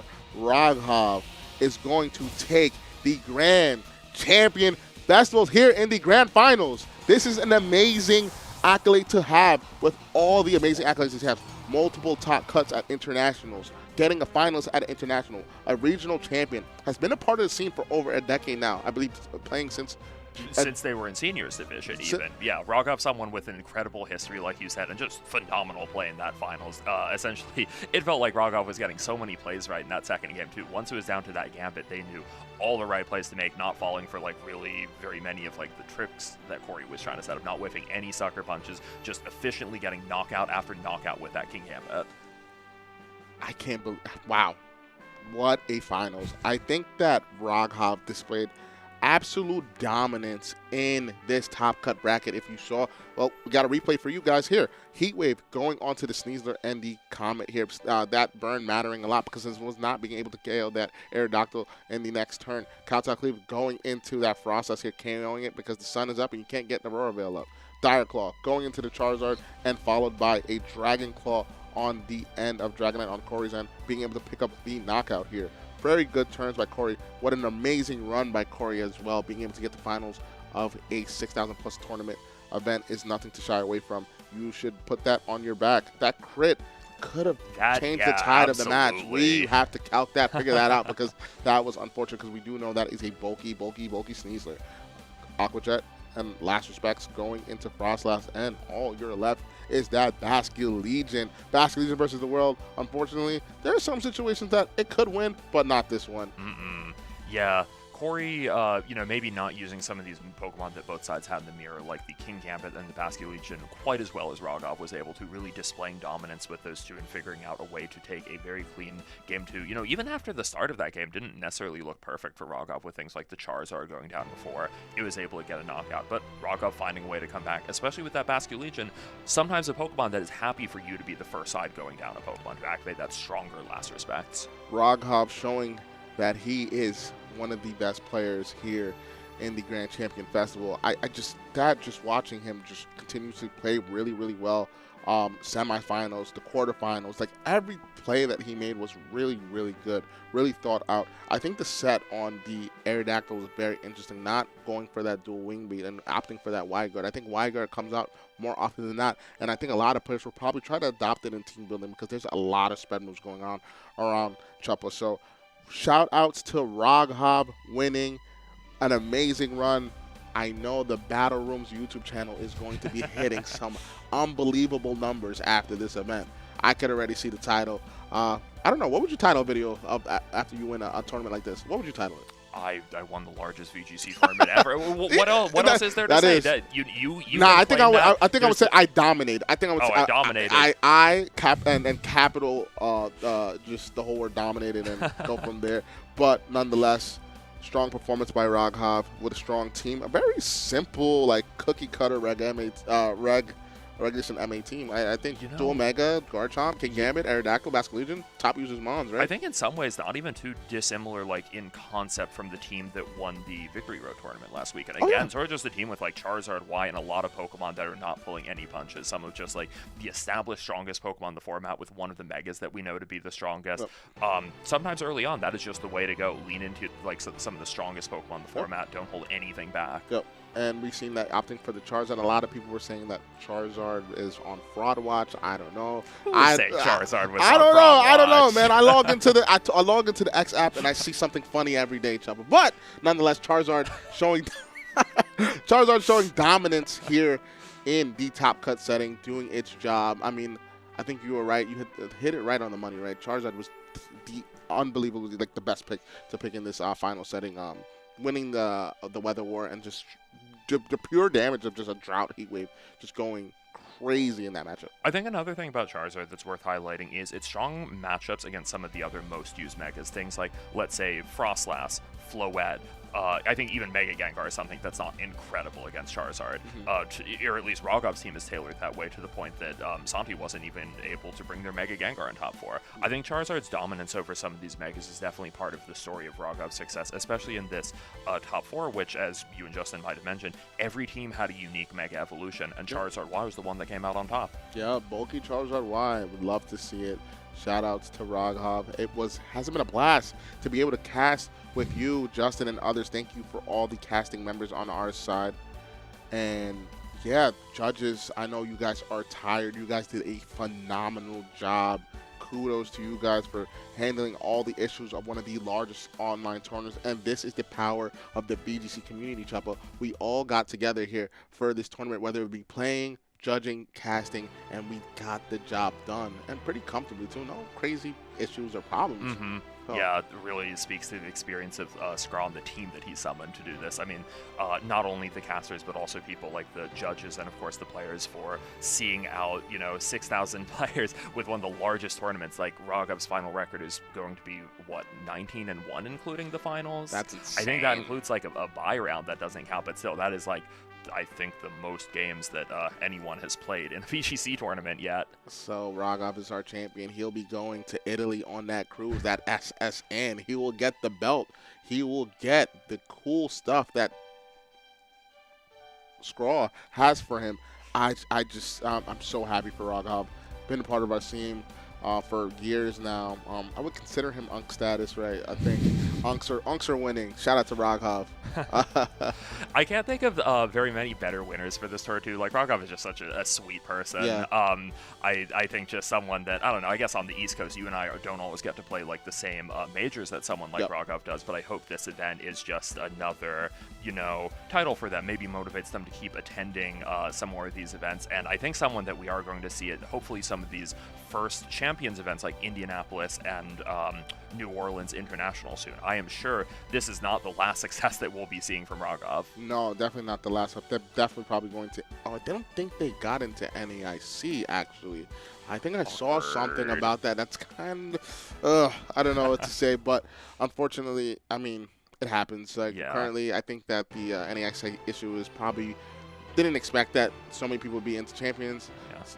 Multiple factors probably led to that, but besides the point, Raghov is still a dominant player and probably qualified for Worlds if I'm not mistaken, more than likely, right? I think it would also be really nice to highlight Mega Umbreon's success here. Just a player that I think before this, it sounds like they'd achieved something like maybe a top 64 at Houston Regionals recently, something very respectable like that. I do not think that is on the scale of getting second in a tour like this. No. I think this is like, in some ways, a more, breakout success for them than it is for Raghov. And again, a player that I'm sure this is not the last we'll see of them. I hope to see more participation in not only online events, but live events, continued success, whether that's going to be with Frostlass teams like this or anything else.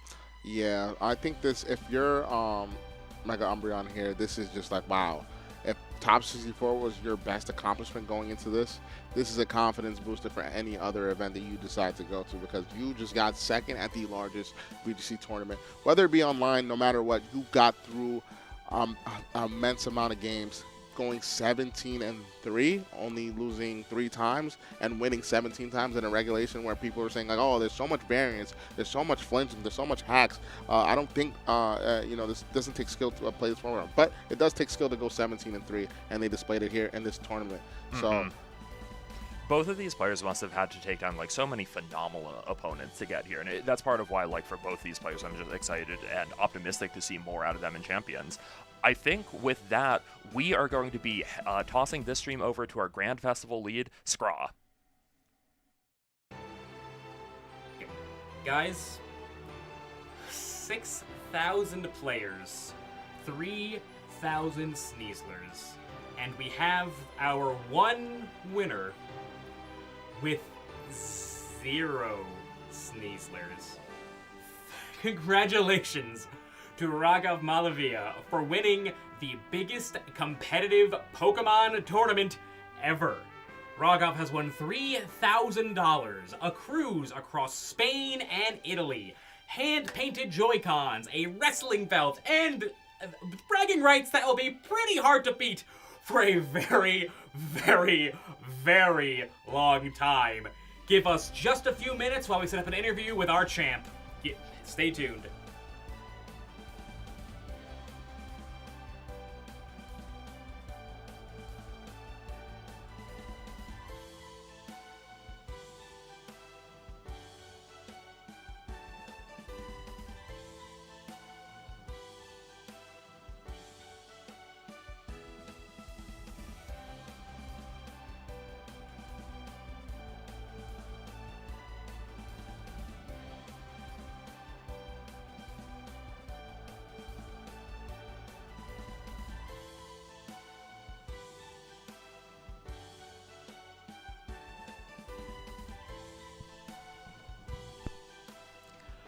Guys, we're done.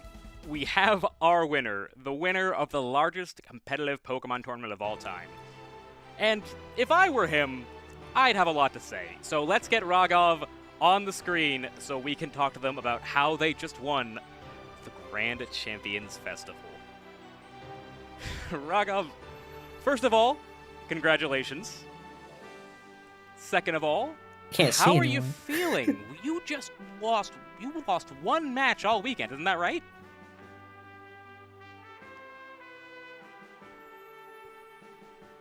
Raghav. First of all, Raghav, can you hear me now? Yes, I can hear you now. Okay, perfect. I can't hear you. This is great. This is great. Someone at the finish line. Second of all, so I'm just gonna ramp until we're told that you can hear me. All right, Raghav, we should be good now. Tell me, how are you feeling? You just won the biggest VGC tournament ever. I can't even describe it. Honestly, I'm just so happy. I didn't feel like I was in a good place Pokemon-wise. Like, I was kind of down on myself, but I just feel like every round I was feeling more confident and stuff kept going my way. So dude, I can't believe it. Like, I skipped the cup for this, and I'm glad I did. Well, the prize is a little bigger than a cup, unless the cups in California are different than what I'm used to. So let me ask you this next, Raga. So we had 2 Pokemon on our radar to be the Mega Evolutions to beat. Mega Charizard Y and Mega Floette. Nobody in this tournament went into this weekend thinking they had a bad matchup into those 2 Pokemon. And yet, what are the 2 Mega Evolutions on your team but them? So why don't you talk to me about that? I mean, I'm sure you played multiple people whose whole goal was to beat those 2 Pokemon. Yeah, so this is really first and foremost the Charizard team, and I feel like a lot of the answers in the current metagame are Rock Slide, right? Like, Rock Slide's everywhere. So the idea was kind of that Wide Guard Aerodactyl paired with Charizard is honestly really, really hard to stop. And honestly, this format, even though it is like very centered around Mega Evolution, the other Pokemon on my team are just as good. Like, you're telling me Basculegion's not better than like 90% of the Megas? Like, that's the real Mega, right? And with Floette, no one can beat Floette. Like, that guy's so busted. Like, he was like the 6th Pokemon on the team, honestly. I just think fairy coverage is really, really important. But really, it was just everything working together in unison, right? That wide guard, having just other options, enabling Basculegion, Garchomp, and Tailwind. Yeah. Okay, great. And now something I want to point out here, Raghav, is I feel like something people have been talking about a lot, especially folks that weren't used to Mega Evolution, is how, and I feel like there were very good players like trying to hammer this into people's heads, that there is not a reason to delay your Mega Evolution. And yet, with your Mega Charizard Y, there was multiple games where you were able to swing the tempo just by delaying that Mega Evolution by just one turn. Is that something you expected to be doing so often this weekend? Definitely. I honestly think with the release of Champions, they're really emphasizing Weather Wars. And when you're using a Mega that has a weather ability, you always have to be thinking about that. So delaying your Sun so you can set it up next turn. I actually got in the finals. I clicked Aurora Veil turn 1, and I was like, wow, okay. You've got some bravery. But yeah, I think it's a really important skill to have, understanding what the stakes are. If you Mega now, they could switch in their Pelipper. They could, they could delay their Mega. I played a lot of Tyranitar, and I had to make sure that I, preserve my Sun for the end game. Mm-hmm. Absolutely. And again, Tyranitar, a Pokemon whose, job it is, basically, to beat Mega Charizard Y, and you did not let him. Now, something that you might not be aware of, I don't know how much of the coverage you were watching, is the metagame breakdown going into Top Cut. The Pokemon that has been climbing up and up and up and up and up on the usage charts, Sneasler, actually fell down to second place, and King Gambit was the most used Pokemon in our Top Cut. What do you have to say about that? Does that surprise you? Is that something you expected? It's not like super surprising. I think there's a pretty clear trio of best 3 Pokemon in Sneasler, King Gambit, and Basculegion. And it makes sense why you see them all on the same team a lot. It's kind of a roulette where like they all kind of beat each other. So I totally get it. King Gambit just defiant, makes Incineroar. It's not even top 3 in my opinion, So I think it makes sense. And it's funny you mentioned that, because in the Top Cut, we saw Incineroar go down to, I think in day 2, we saw Incineroar go down to the 6th most used Pokemon, all the way down from 3rd at the start of the... But even the fact that it was 3rd is not something people would have expected going into a low-power format where we knew Incineroar was legal. So I think this tournament is... it's a lot of data, that's for sure, for everybody going into the Indianapolis Regional Championships at NAIC only 2 weeks later. So, Raghav, are you going to those events? Are you going to be able to ride this momentum into another finish? Or is this kind of a, well, guess I'll wait till Worlds now situation? So I haven't actually secured my Worlds invite yet, and I wasn't able to get into NAIC. I tried 2 times, and I couldn't get in, so a lot's riding on this indie trip. I am going to LA as well, but we don't have to talk about that, different format. But yeah, I'm going to be going to those 2 events, and honestly, I'm feeling a lot better now. I was getting really stressed, but this is a huge confidence booster. It's going to be hard to think any kind of lack of confidence is anything but in your own head for a while after this result, especially once we get you those prizes. If you're going to Indy, I'll do a little shoot out of it. I'll bring everything with me, and we'll just do it all in person. Now, Raghav, I want to tell you something in confidence. You know what the one thing about this event I really regret is? Not sure, dude. It's that after I announced this tournament, there were so many people that said how excited they were and how much they wished they could play, but that they didn't own a Switch, and they were waiting for the mobile release of the game. So, right. I decided we need to do something about that. Look at this.